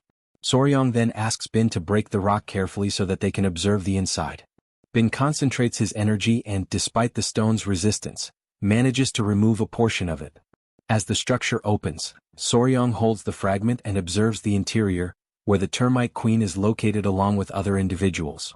Suk notes that the queen looks different from those they have seen before, and Hwain comments that she resembles a larva. Soryong agrees and explains that the queen spends her entire life in the reproductive chamber, laying eggs continuously, which causes her ovaries to develop abnormally. Next, Soryong asks Bin to take the structure outside and requests that the spider Yoa secure it firmly. The divine thief questions this decision, but Soryong explains that termites are beneficial insects and that he also intends to raise the celestial cocoon larvae, planning to care for both. With that, Soryong concludes that they have already secured both the food supply and the termites' reproductive chamber. He then decides to move deeper into the mound in search of the celestial cocoon larvae. Due to the narrowness and the conditions of the place, only Yang, being small and skillful, will accompany him, leaving her surprised to be the only one chosen. However, Soryong explains that the other girl's clothing would make passage difficult and reassures her, stating that Bin has already driven the termites away, ensuring temporary safety. Soryong encourages Yang to follow him quickly, saying that to become the future queen of thieves, she must face challenges like this. Thus, after walking for a long time through the interior of the mound with Yang still uneasy, they arrive at an area that resembles a food storage space, specifically a mushroom cultivation room. Yang notices something ahead and draws Soryong's attention. Upon closer observation, he confirms that they have found what they were looking for. Yang notices that a small creature is feeding on the larvae and questions the situation, but Soryong explains that this is common, as there is an exchange of nutrients. The bite marks on the surrounding mushrooms indicate that after finishing with the larvae, the creature will likely feed on them as well. Faced with this, Soryong identifies a problem. He explains that the initial termite colony will not be able to sustain the newly hatched larva before establishing the necessary mushroom cultivation. After reflecting for a moment, he concludes that they cannot take that creature at this time. Upon returning, Hwain asks about the celestial cocoon larvae. Soryong replies that they found them and then briefly explains the situation to the group. Frustrated, they decide to establish the termite colony first. Thus, they take only the 2 remaining eggs to raise them alongside the colony. Before leaving, Soryong looks back at the mountains and reflects that it would not be a bad idea to return one of the individuals to nature. However, he acknowledges that the 2 remaining eggs must form a pair. Setting aside this frustration, the group returns to their post. A few days later, behind the Tang Clan's mountain, the group gathers once again. The termite colony they brought is buried in an area full of dead trees, and within a few days, a new termite mound begins to take shape. Soryong addresses the group and explains that, to ensure the colony's healthy growth, he asks the members of the poisonous animals team to cultivate mushrooms. He emphasizes that if the termites are well fed, there will be no difficulty in expanding their population. The divine thief acknowledges that their collective effort has yielded several celestial cocoons and that, after being woven by eternal slumber, there will be new threads of celestial silk. Meanwhile, he decides to remain in the Tang Clan alongside Yang, stating that he does not know how to express his gratitude. Next, he mentions the silver cocoon found at the bottom of the mound and asks Soryong what he has discovered about it. Soryong explains that upon arriving at the Tang Clan, he decided to investigate the object, and by submerging the cocoon in water, separating its shell and shaping it, he was able to observe its original form. Even so, the divine thief finds the unusual energy it emitted strange, unlike anything he has ever seen before. At that exact moment, Hwain comes running, visibly shaken and out of breath. Her expression reveals an unusual level of stress, which immediately draws everyone's attention. Still trying to catch her breath, Hwain explains that, while thinking about the silver celestial cocoon, she decided to consult the secret record of poisons in search of information. Without wasting time, she opens the book to a specific page. In the record of rare creatures, within the classification of one of the 10 great poisonous creatures, appears the silver moth.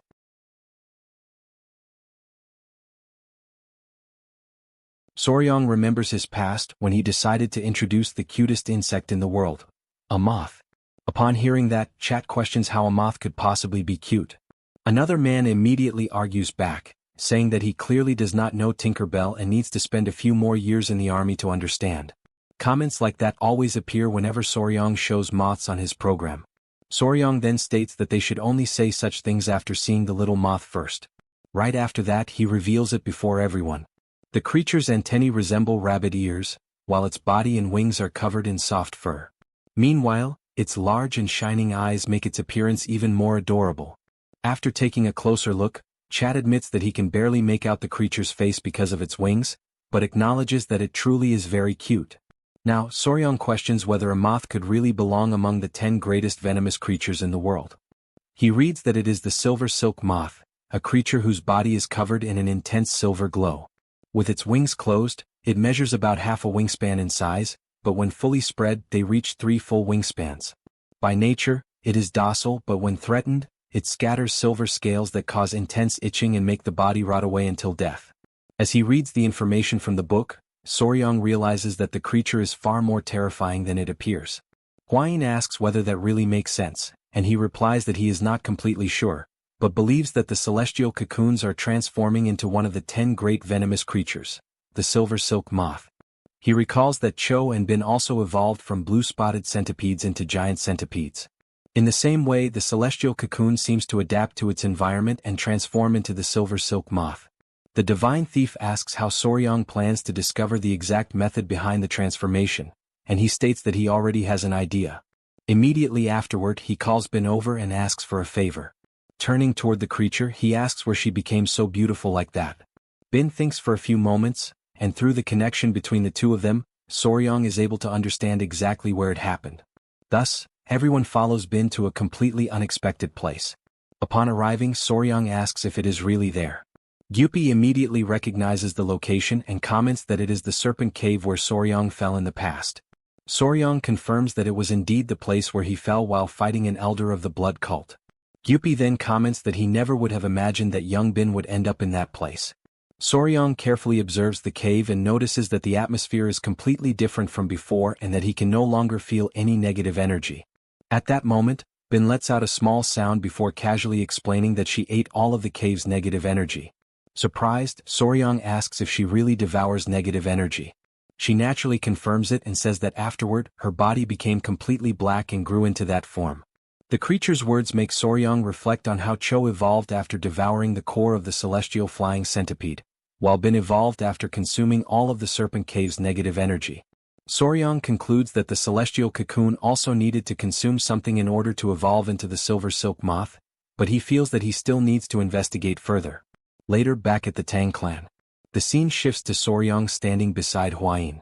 The old patriarch greets Soryong as soon as he sees him. The young man replies that he was already on his way to visit him and, upon noticing the object in the old man's hands, asks what it is. The old patriarch explains that he found it in the forest and comments that Soryong ended up discovering something quite curious. He emphasizes that, although the mushroom is inferior even to low-level spiritual herbs, it is still considered a spiritual herb because it contains a small amount of natural energy. The old patriarch explains that it is useless for humans, but can be highly beneficial for venomous creatures, which possess a greater affinity for natural energy.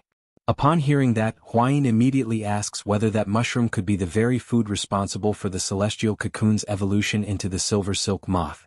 Soryong denies the possibility, stating that if it were truly something so simple, then the pagoda termite, which already feeds on that mushroom constantly, would have evolved before any other creature. However, immediately after saying that, something seems to strike his mind like lightning. He interrupts himself and begins reflecting deeply. The old patriarch notices his reaction and asks what surprised him so much. Soryong replies that an idea has just appeared in his mind. Without wasting any time, he asks his grandfather whether there is any way to immediately gather all the direct members of the clan in the patriarch hall. He then declares that, for the history of the Tang Clan, which has cultivated poisons for generations, that discovery will certainly mark the beginning of a new era. A short while later, all the clan members are already gathered in the patriarch hall. The patriarch asks what the sudden meeting is about. Soryong then reveals that he has discovered something truly astonishing. According to him, a spiritual creature that absorbs an enormous amount of energy evolves into a completely different state. The old patriarch is shocked and asks what he means by evolution. The young man explains that it is like a complete transformation, when someone surpasses their own limits and reaches a new stage of existence.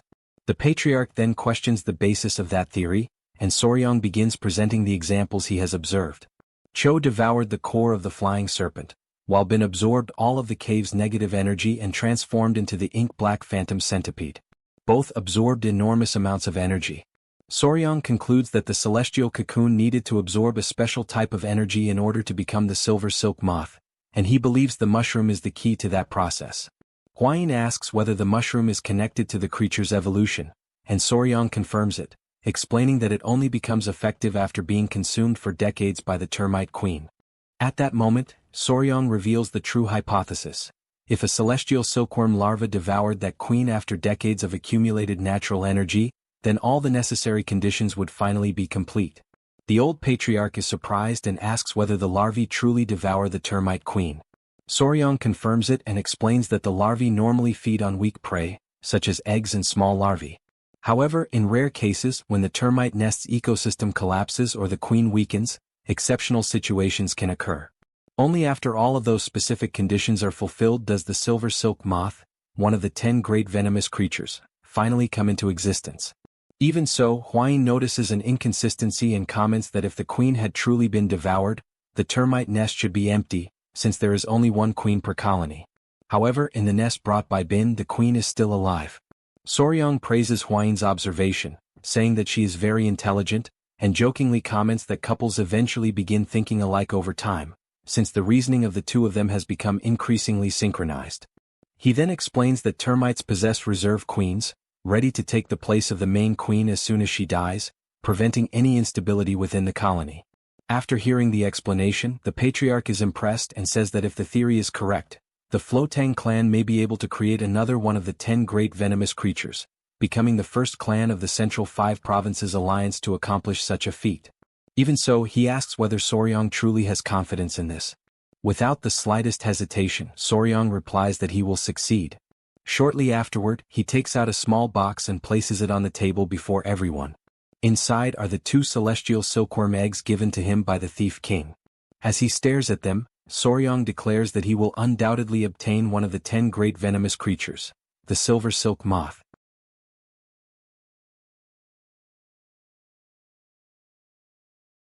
The next day they return to the Red Rock Forest to find more queen ants and test Soryang's hypothesis. After locating the creatures, they bring down another pillar to protect the worker ants. They then return to the Tang family with 2 new queen ants. Now all that remains is to try feeding the queen ants the special mushroom. As he observes the creatures, Hwayin comments that they are developing even better than expected. At that moment, something catches Soryang's attention. An intense light begins to emanate from the small creatures. The energy spreading throughout the area is extremely similar to the one that appeared when the celestial cocoon evolved for the first time. As everyone watches the scene, a surprising transformation takes place before their eyes. The moment he sees them, Soryang immediately recognizes their new form. They have become silver silkworms. Hwayin carefully observes the tiny creatures and remarks that they look as though they have been covered in liquid silver. Soryang then extends his hand and calls for them to come closer. The 2 little creatures climb onto his palm without hesitation, filling him with excitement. Hwayin then explains that if they are raised to adulthood, they will transform into the legendary silver silk moth. Everyone is delighted by the news, but Soryang does not seem equally excited. Hwayin then asks what is wrong and why he appears so downcast. Soryang admits that he became so focused on the creature's evolution that he forgot something extremely important. When Wayne asks what it is, Soryang explains that he spent all this time concentrating on the evolution of the spider and the silkworms and completely forgot that they still do not have names. The revelation leaves everyone utterly speechless. From that moment on, Soryang begins pondering possible names for the 2 creatures. And so, his suffering continues late into the night. Several days later at the Venomous Creature Gardens, the patriarch and the old patriarch visit Soryang to check on the silver silkworms. Upon arriving, the 2 discover an unusual structure installed in front of the boxes where the creatures live and, curious, ask what it is. Soryang explains that it is a habitat created specifically for the silver silkworms. He crushed stones from the Red Rock Forest, spread the material throughout the boxes, and waited for it to harden, recreating their natural environment. After observing the silkworms for several days, Soryang reveals that he has discovered new information that is not even recorded in the Compendium of Venomous Creatures. Interested, the patriarch asks what those discoveries are. In response, Soryang gently presses the cheek of one of the silver silkworms. Immediately, a light runs through the creature's body while its ears darken. He then gently pets the creature, and this time a soft glow spreads across its ears. Soryong explains that silver silkworms possess both pure qi and turbulent qi at the same time. The silver shine of their bodies comes from the coexistence of these two energies without them mixing together. However, that is not their only special characteristic. He then asks the patriarch to hold one of the creatures and circulate his internal energy. When the patriarch complies, a gentle stream of energy begins flowing through his body. Surprised, the old patriarch immediately notices the effect, as the patriarch's internal energy has begun to recover. Soryong explains that when silver silkworms emit pure qi, they also assist the circulation of qi and accelerate the recovery of the internal energy of anyone who comes into contact with them. Soryong then reveals another discovery. Just like Cho and the spider, the silver silkworms have begun feeding directly on the natural qi of their surroundings, greatly reducing their consumption of demonic ants and special mushrooms after evolving. With their feeding issue resolved, Soryong brought back the first one that hatched. After spending a long time in the wild, it absorbed a large amount of turbulent qi and became aggressive. In contrast, the two that were raised from birth are much gentler toward humans. Soryong believes this happened because they were nurtured with his energy from the moment they were born. Since they are still young, his priority is ensuring that they grow up healthy. After hearing the complete report, the patriarch is deeply impressed. To him, the abilities and characteristics displayed by the silver silkworms are simply extraordinary. He reveals the reason for his admiration. In only a few days, Soryong has discovered things about the silver silkworms that would normally require years of research. While the two elders continue their conversation, Soryong watches with curiosity, unable to understand exactly where the discussion is leading. A short while later, the patriarch and the old patriarch extend an object toward him and ask him to accept it. Soryong receives the gift and carefully examines it. It is a book. The patriarch then presents an unexpected proposal. Instead of merely studying the existing secret record of venomous creatures, he suggests that Soryong create his own record. The suggestion leaves him momentarily speechless. The old patriarch explains that the current record is limited and outdated. If Soryong documents his discoveries and continues expanding this knowledge, his work may one day surpass the existing book. Soryong remains silent for a few moments. His surprise soon gives way to excitement. The idea of recording his discoveries inspires him, and he decides to turn the book into a work worthy of preserving the knowledge of venomous creatures. Thus, Soryong enthusiastically accepts the responsibility, beginning his journey as a researcher of venomous creatures. Upon hearing this, both the patriarch and the old patriarch remark that, as expected, he has become completely excited about the idea. At that moment, Hwain turns to Soryong and states that he has chosen an excellent person to marry. Shortly afterward, Soryong begins writing the chapter he has in mind with great dedication, recording every word letter by letter. The title he chooses is Soryong's Record of Poisons. Meanwhile, at the Murim Alliance, someone carries 2 cups toward a table where 2 of the 3 emperors are seated. The mere sight of that scene would be enough to make anyone wonder what was going on. The beggar is the first to speak, asking why the Murim Alliance has sought him out. The other emperor replies that it is nothing more than a favor he wishes to request. The answer immediately sparks the beggar's curiosity. The Murim Alliance representative then explains that the imperial court has restricted the organization's military activities. The beggar asks whether there was not already a non-interference agreement between the imperial court and Murim. The man confirms that there is, but explains that the warning was issued because the Murim Alliance mobilized an enormous force to suppress the blood cult. However, during that period, a mysterious mass death incident occurred in Yuyang. According to the imperial court, if the case is resolved, they will allow the Murim Alliance forces to continue their mobilization. The problem is that all signs indicate the cause of the incident is connected to venomous insects. After explaining the situation, the emperor asks the beggar what he thinks and whether it would be a good idea to entrust the case to the young hero, Soryong. Meanwhile, back at the Tang Clan, completely unaware of that entire conversation, Soryong sleeps peacefully beside his 2 new creatures. Nearby, the centipede silently watches the newcomers while its master rests. Several days later, in the morning, Soryong awakens beside his creatures. Everyone present in the room wakes up along with him, and his attention immediately turns to the 2 newest creatures. He watches Thumb and Pinky, making sure both of them are doing well. These are the names he gave to the 2 mutant silkworms, inspired by their habit of climbing onto his hand and using his thumb and pinky finger as support. Besides being adorable, Thumb and Pinky are among the 10 most venomous creatures in existence and possess the ability to restore internal energy, leading Soryang to believe they could be of great help in the future. However, experts explain that the creatures are still very young, and communication with them is extremely difficult, making it hard to activate that ability. Even so, Soryang is not bothered.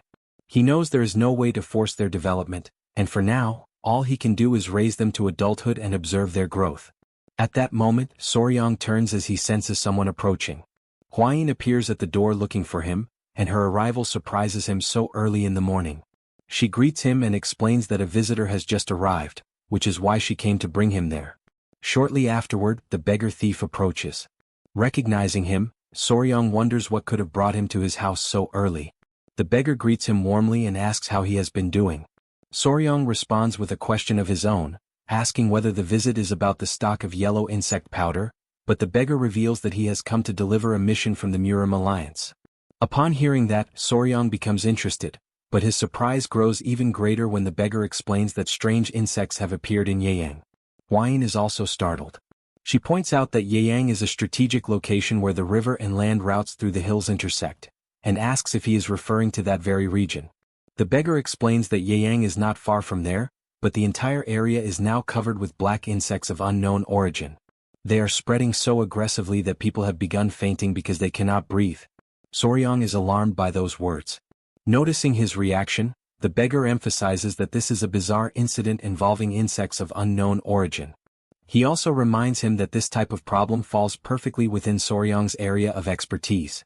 Shortly afterward, the beggar emperor begins explaining the situation in greater detail and hands him an official letter sent by the Murim Alliance.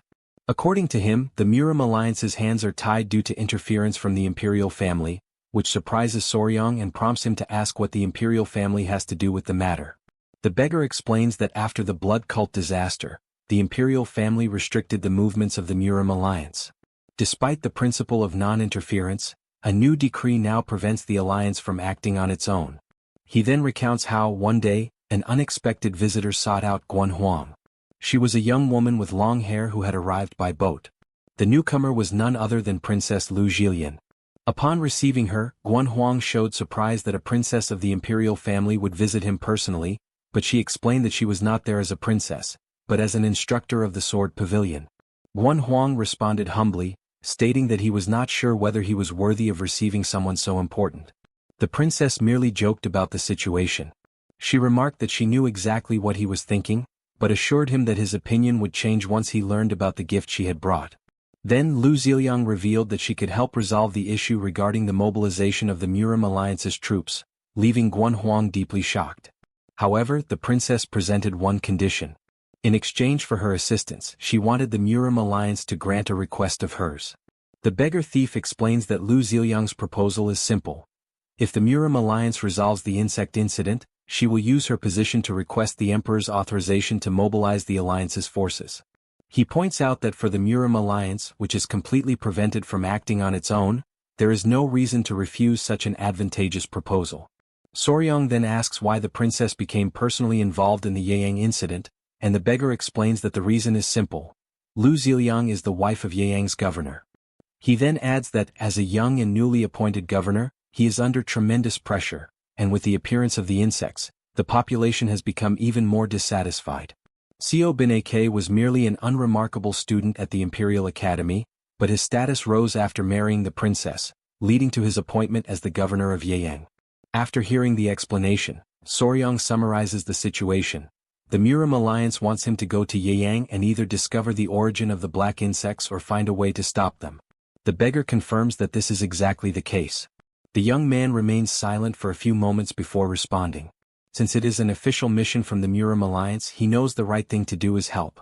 However, there is a problem and the beggar asks what the difficulty is. Soryang explains that after helping the thief god, he brought back the silver silkworms, which release venom if they remain away from him for too long, making long journeys extremely complicated. Furthermore, the snow lizards are about to hatch, and his other creatures also dislike being separated from him. Because of that, he would need to take them all along. Upon hearing this, the beggar assures him that there is no reason to worry. According to him, the general has just sent a transport vessel specifically for Soryang. This news leaves Soryang completely stunned. The beggar explains that the general has not forgotten that Soryang saved his son's life and as repayment, decided to gift him one of the fastest boats on the Yangtze River. With that, Soryong would no longer need to be separated from his precious venomous creatures during the journey. Noticing his reaction, the beggar points out that, in addition to helping the Murim alliance, this mission is also an opportunity to earn the goodwill of a member of the imperial family. Filled with excitement, Soryong respectfully clasps his hands together and loudly declares that he accepts the Murim alliance's mission. Soon afterward, he begins reflecting on the black insects and what kind of creatures they could be. Normally, insects that reproduce in massive numbers and harm people are flies, mosquitoes, cockroaches, or locusts. Even so, this situation seemed different. As he tries to find an explanation, hurried footsteps echo through the corridor. A few seconds later, Gu Pai and Huayin rush into the room. Seeing them so desperate, Soryong asks why they are in such a hurry and what happened. Gu Pai apologizes for the sudden interruption, while Huayin asks to borrow Soryong for a moment. Confused, he asks why they need him right now.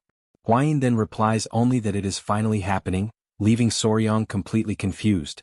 Euphoric, Huayin blurts out the news that Snow is giving birth, leaving Soryong utterly frozen in place. The shock written across his face is so great that he cannot utter a single word. The scene then shifts to Snow. Lying down, she repeatedly pushes while her body trembles in pain, under the attentive gaze of all the creatures gathered around her.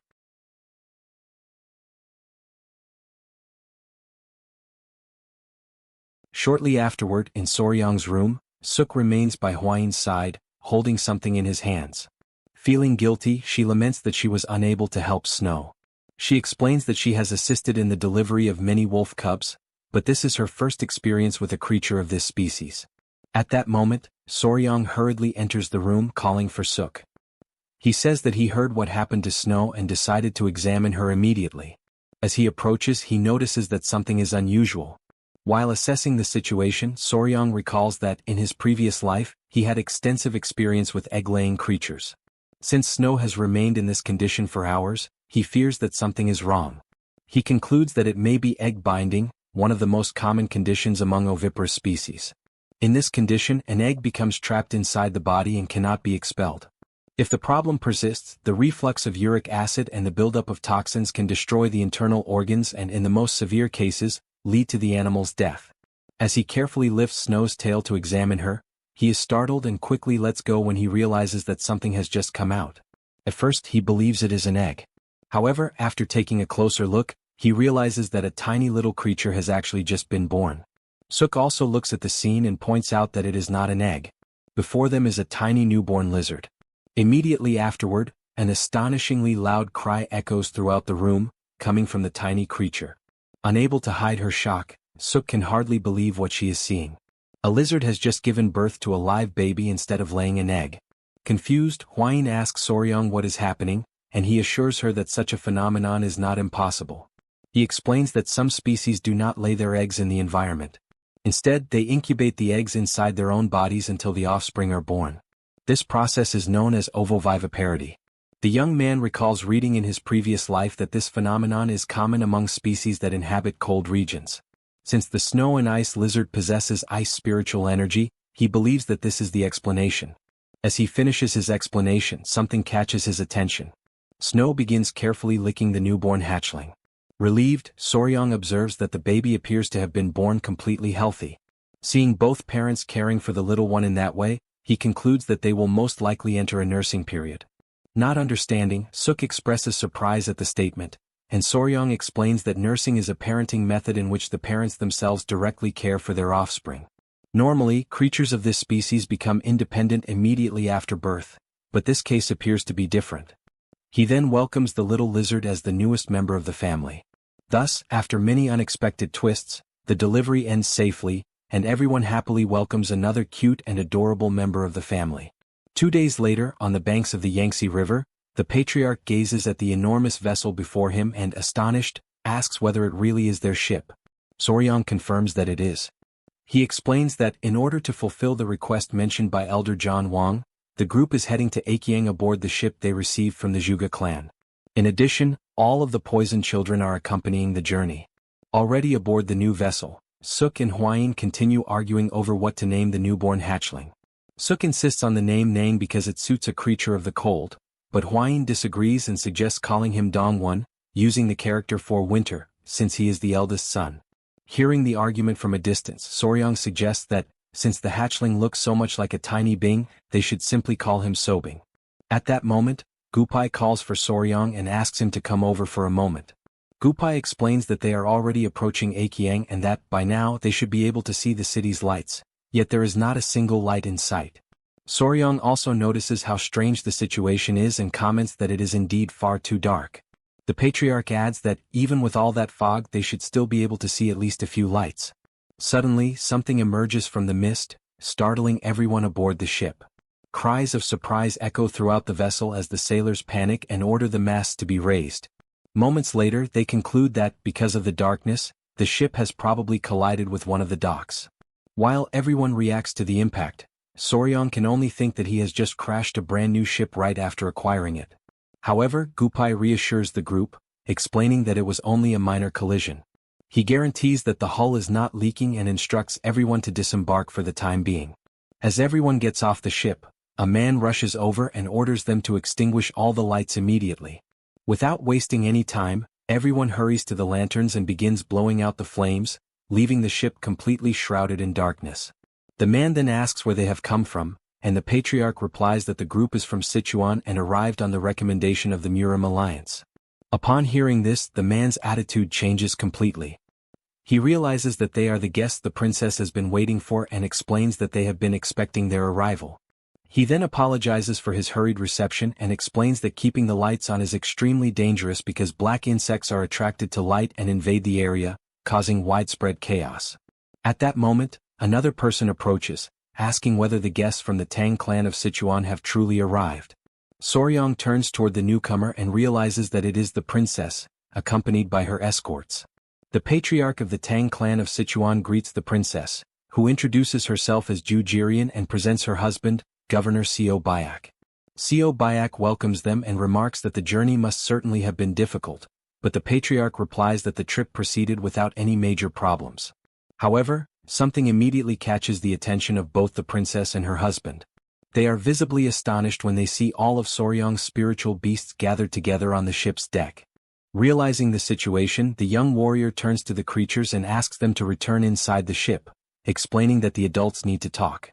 The patriarch reassures the princess, informing her that they are simply the spiritual beasts raised by the Tang clan. Surprised, the princess asks whether the clan raises spiritual beasts. She comments that she had requested the help of an insect specialist and feels greatly relieved by the presence of the patriarch of the Tang clan. However, the patriarch clarifies that he will not be the one solving the problem and emphasizes that the person in charge is the Tang clan's son-in-law, Soryang. Hearing this, Soryang simply glances discreetly over his shoulder. The princess is surprised to learn that such a young hero will be leading the mission, although she has already heard many stories of his accomplishments. The patriarch then explains that despite his young age, Soryang's knowledge of insects ranks among the finest in the entire Central Plains, and the princess apologizes for her hasty judgment. Without wasting any time, the young man asks for permission to personally observe those black insects, stating that he would rather see them with his own eyes. Moments later, a man lights a torch and raises it before the group. While holding the flame, he warns that the insects will appear within moments as soon as they notice the light, and he instructs everyone to keep their distance.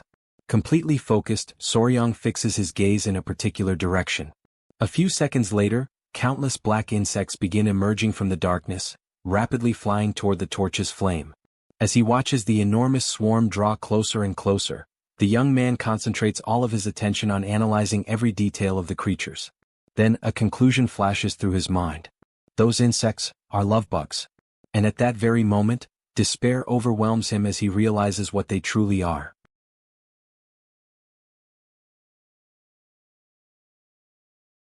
Soryang remains standing in the same spot, watching the dense cloud of insects drawing closer. The insects are love bugs, flies that belong to the genus Plesia from the family Bibionidae. They are known by that name because they constantly fly in pairs, often joined together at the ends of their abdomens, creating an unpleasant sight for anyone who sees them. As soon as he recognizes the insects, Soryang recalls his previous life, remembering the many articles he had read about entire cities that suffered major disruptions due to massive lovebug invasions. The man holding the torch notices the swarm's movement and quickly announces that the insects have begun to retreat. Huayin watches the spectacle in astonishment, admitting that she has never seen such an enormous number of insects in her entire life. Curious, the princess asks Soryong whether he can identify what kind of insect they are. The young warrior replies that he has figured out their identity, but admits that he feels somewhat embarrassed to reveal their name in front of a lady, especially a princess. Soryong then explains that those insects are famous for remaining attached while mating, which is precisely why they were given such a peculiar name. The revelation leaves both the princess and the prince completely stunned. Confused, the prince wonders what kind of shameless insects they could possibly be. Realizing the misunderstanding, Soryong quickly clarifies that he was not the one who came up with that name. After taking a deep breath and regaining her composure, the princess understands the situation and finally realizes why Soryong had hesitated so much. She then asks whether there is any way to repel the insects.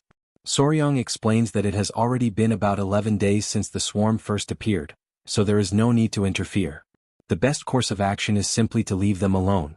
He further explains that those insects live for only about 10 days before dying naturally. The princess remains silent for a few moments, reflecting on his explanation. The old patriarch lets out a sigh of immense relief upon realizing that the problem will resolve itself without requiring any additional effort, while the prince remarks that the princess can finally rest easy. However, Soryong soon notices that there is something unusual about the expression on the princess's face. When he catches her gaze, he asks whether something is wrong. Without answering immediately, she places both hands on his shoulders and unexpectedly embraces him with surprising firmness. Leaning close to his ear, she quietly confesses that the idea of not having to do absolutely anything feels a little troubling to her. She then asks whether he could possibly find some kind of work for her to do, convinced that he will surely be able to think of something. Soryong is left completely bewildered by the request and silently wonders what exactly the princess is talking about. A moment later, she steps back, raises a finger to her lips, and makes a subtle gesture asking him to remain silent, as though nothing had happened. Not long afterward, the two find themselves facing each other in the reception hall of an inn in Yiyang.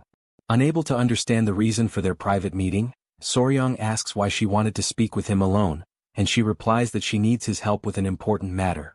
Before revealing any details, she demands that everything remain an absolute secret and warns that if the information were ever leaked, his life could be placed in serious danger. After picking up a teacup, she begins her story. She explains that everything began when she was only 6 years old. At that time, she would often watch the imperial guards training in the palace's sword courtyard. It was there that she fell in love with the sword for the very first time and began practicing every day with a wooden sword. Her dedication eventually caught the attention of Major Charlie, who decided to formally teach her the art of the sword.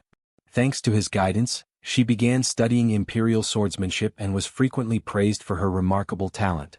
However, as the years passed and her training progressed, she gradually realized that no matter how hard she practiced, imperial swordsmanship never seemed to suit her body perfectly.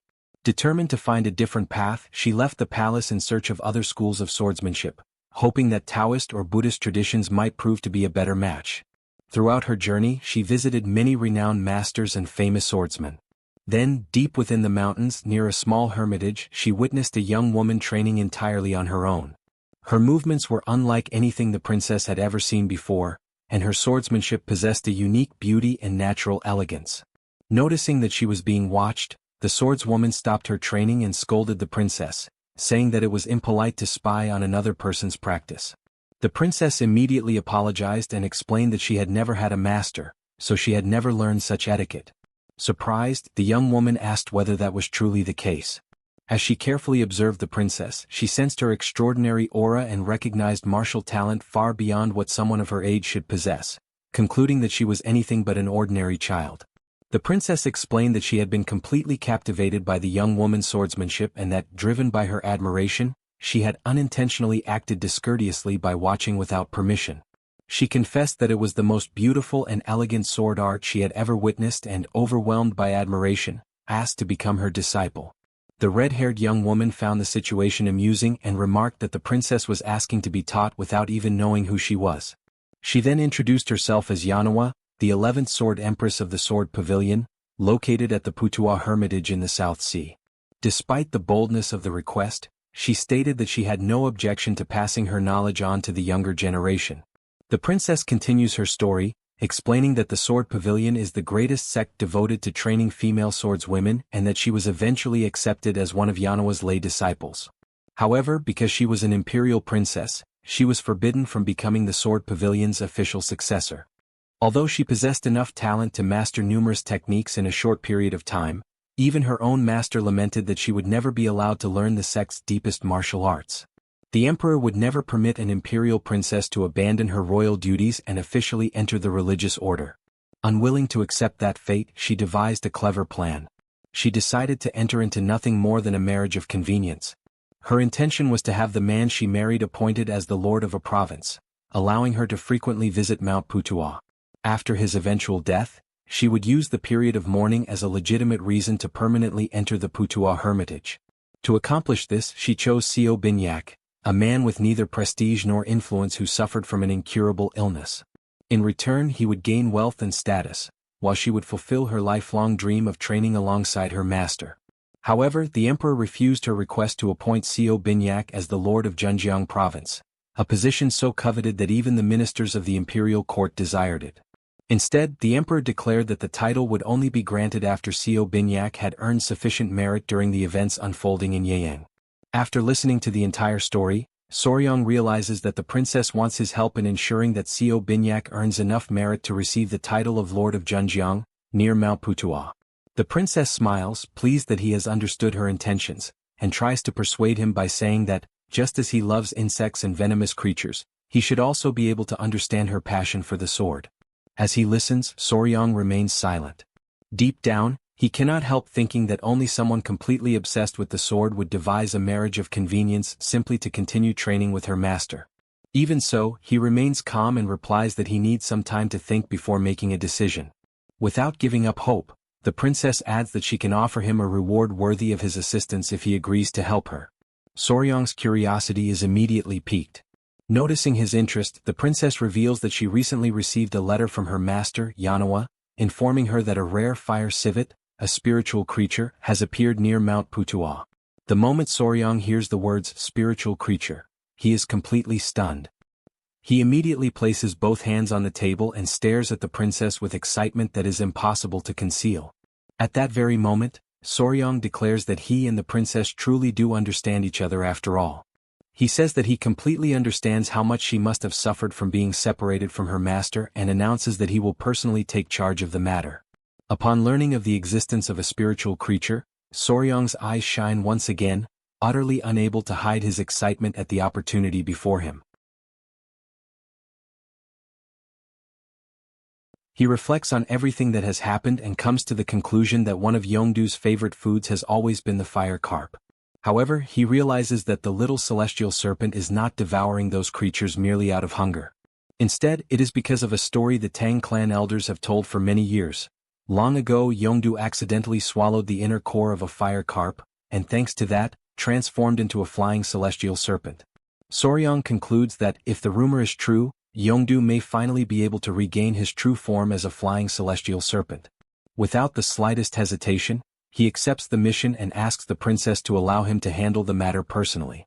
The princess reminds him that they still need to find a way to resolve the crisis convincingly while also turning it into a great achievement for the governor. After thinking for a few moments, Soryang asks for the governor to be summoned for a brief conversation, as he has just come up with a brilliant idea. A short while later, Binyak arrives, curious to know who has called for him. The princess warmly welcomes him and explains that her conversation with the young hero has ended in the best possible way. Relieved, Binyak considers it excellent news. The princess then asks Soryang why he requested the governor's presence and expresses her curiosity about his idea. The young man explains that his proposal is inspired by an ancient historical tale. He begins recounting the story of a kingdom devastated by a massive swarm of locusts. As a severe drought destroyed the crops, the plague consumed whatever harvest remained, and the people's resentment grew stronger with each passing day. Upon witnessing the suffering of his subjects, the king immediately performed a sacred ritual, pleading with the heavens to spare his people. He declared that if anyone deserved punishment, it should be him alone. Then, before his commanders could stop him, he picked up a locust and swallowed it whole. His attendants were horrified, questioning how someone of his status could consume such a vile insect, but the king declared that he intended to draw all of that calamity upon himself. Miraculously, as though the heavens had been moved by his devotion, the entire swarm vanished instantly. Deeply touched by the sovereign's noble sacrifice, The citizens bowed before him in absolute respect. After finishing the story, Soryang asks what the two of them think. The princess immediately recognizes the reference to the legend of Emperor Taizong of Tang. Meanwhile, Binyak considers the plan spectacular, believing that the story is perfect for presenting before the imperial court and for completely reversing public opinion in favor of the government. Convinced, he decides to begin the preparations for the ritual immediately. Soryang simply asks whether he is truly certain that he can fulfill his role, reminding him that he will have to swallow and chew the love bugs during the ceremony. The moment he hears that detail, Binyak freezes completely, his eyes trembling with sheer panic. He turns to Soryang and asks what exactly he means by that. Without showing the slightest compassion, the princess replies that the only way to prove his devotion is by swallowing the pests. Her words leave Binyak utterly speechless, barely able to breathe. The following day, an enormous crowd gathers in front of the Yeyang governor's office. While waiting for the ceremony to begin, the people comment among themselves that the governor is finally going to perform a prayer ritual. Many claim that the entire city blames Binyak for the infestation of the black insects and that he must do something to restore his reputation. Others remark that disasters like this always seem to occur whenever a new governor takes office. At that moment, standing before the crowd, Binyak solemnly begins his prayer. In a loud voice, he begs the heavens to stop punishing the innocent people of Yeyang and to accept his offering in exchange for the salvation of the people. Even during the speech, part of the crowd remains more interested in the ritual feast than in the ceremony itself, commenting that they have no intention of missing the food distributed afterward. Then Binyak makes a movement that completely captures everyone's attention. He stares at the crowd before him with utmost seriousness. As the people wonder what will happen next, Soryang realizes that the decisive moment has finally arrived. Standing just behind the governor, the princess discreetly encourages him to act while everyone is still watching. Covered in cold sweat, Binyak takes a deep breath and declares that if the wrath of heaven cannot be appeased, then let all the punishment fall upon him, the governor of Yeyang. Immediately afterward, he holds one of the insects up for everyone to see before bringing it to his mouth. The crowd watches in complete shock as Binyak actually devours the insect. Seeing this, Soryang can only think that he had merely instructed the governor to pretend by swallowing one or two insects, but that he had become far too carried away with his own performance. Without wasting a second, Soryang shouts to the entire crowd that the governor has just swallowed the black insects as a sacrifice for the sake of the people. His announcement draws even greater attention, while the infiltrated agitators seize the opportunity to spread that version of events throughout the crowd. The public's reactions quickly change, and many begin to believe that the governor is sacrificing himself to appease the wrath of heaven, admitting that they had judged him unfairly. Meanwhile, Binyak continues chewing insects with remarkable determination, his mouth completely full. At the same time, the princess remains by his side, discreetly trying to calm him down. Before long, the entire crowd repeatedly begins shouting Binyak's name, deeply moved by what appears to be an act of self-sacrifice. Satisfied to see that his plan has worked perfectly, Soryang simply watches as the deafening applause brings the ritual to its conclusion. 2 days later, the swarm of black insects disappears completely. A few days afterward, local residents visit the governor's residence carrying medicinal roots and herbs, wishing him a speedy recovery. Witnessing that display of affection, the princess is extremely pleased, realizing that the entire population genuinely believes in Binyak's sacrifice. She then informs Soryang that news of his heroic deed has already begun reaching the imperial court and that there will not even be any need to exaggerate his accomplishments. Despite the success of the plan, Soryang still expresses concern about the governor's condition, but the princess reassures him. She explains that the physician has confirmed that Binyak remains bedridden only because of the immense psychological trauma caused by the experience. Relieved, Soryang admits that an enormous weight has finally been lifted from his shoulders, while the princess declares that, thanks to the young hero's brilliance, the entire situation has been resolved flawlessly. Honoring the promise she made earlier, she guarantees her full support for the deployment of the Murim Alliance's troops. However, Soryang reminds her of their agreement regarding the spiritual fire carp. The princess smiles and hands him a sealed scroll. She explains that he must travel to the Putua hermitage and personally deliver the letter to her master, who will do everything possible to help him find what he is searching for. Surprised, Soryang asks about the Putua hermitage. The princess explains that an enormous spiritual fire carp lives on Mount Putua and assures him that all the necessary travel authorizations for Zhejiang have already been arranged. Grateful, Soryang says that the princess has exceeded all of his expectations. She replies that he is now her trusted confidant and that she hopes their partnership will continue. Carefully holding the scroll, Soryang can barely contain his excitement and silently vows that he will find the fire carp no matter the cost. However, just as he is preparing to depart, the princess remembers an extremely important detail. She explains that the sacred peak of Mount Putua, where the spiritual creature resides, is holy ground where the entry of men is strictly forbidden. Because of this, Soryang will have to make the journey completely disguised as a woman. The moment he hears those words, Soryang is left utterly frozen, as a devastating crisis threatens his very identity.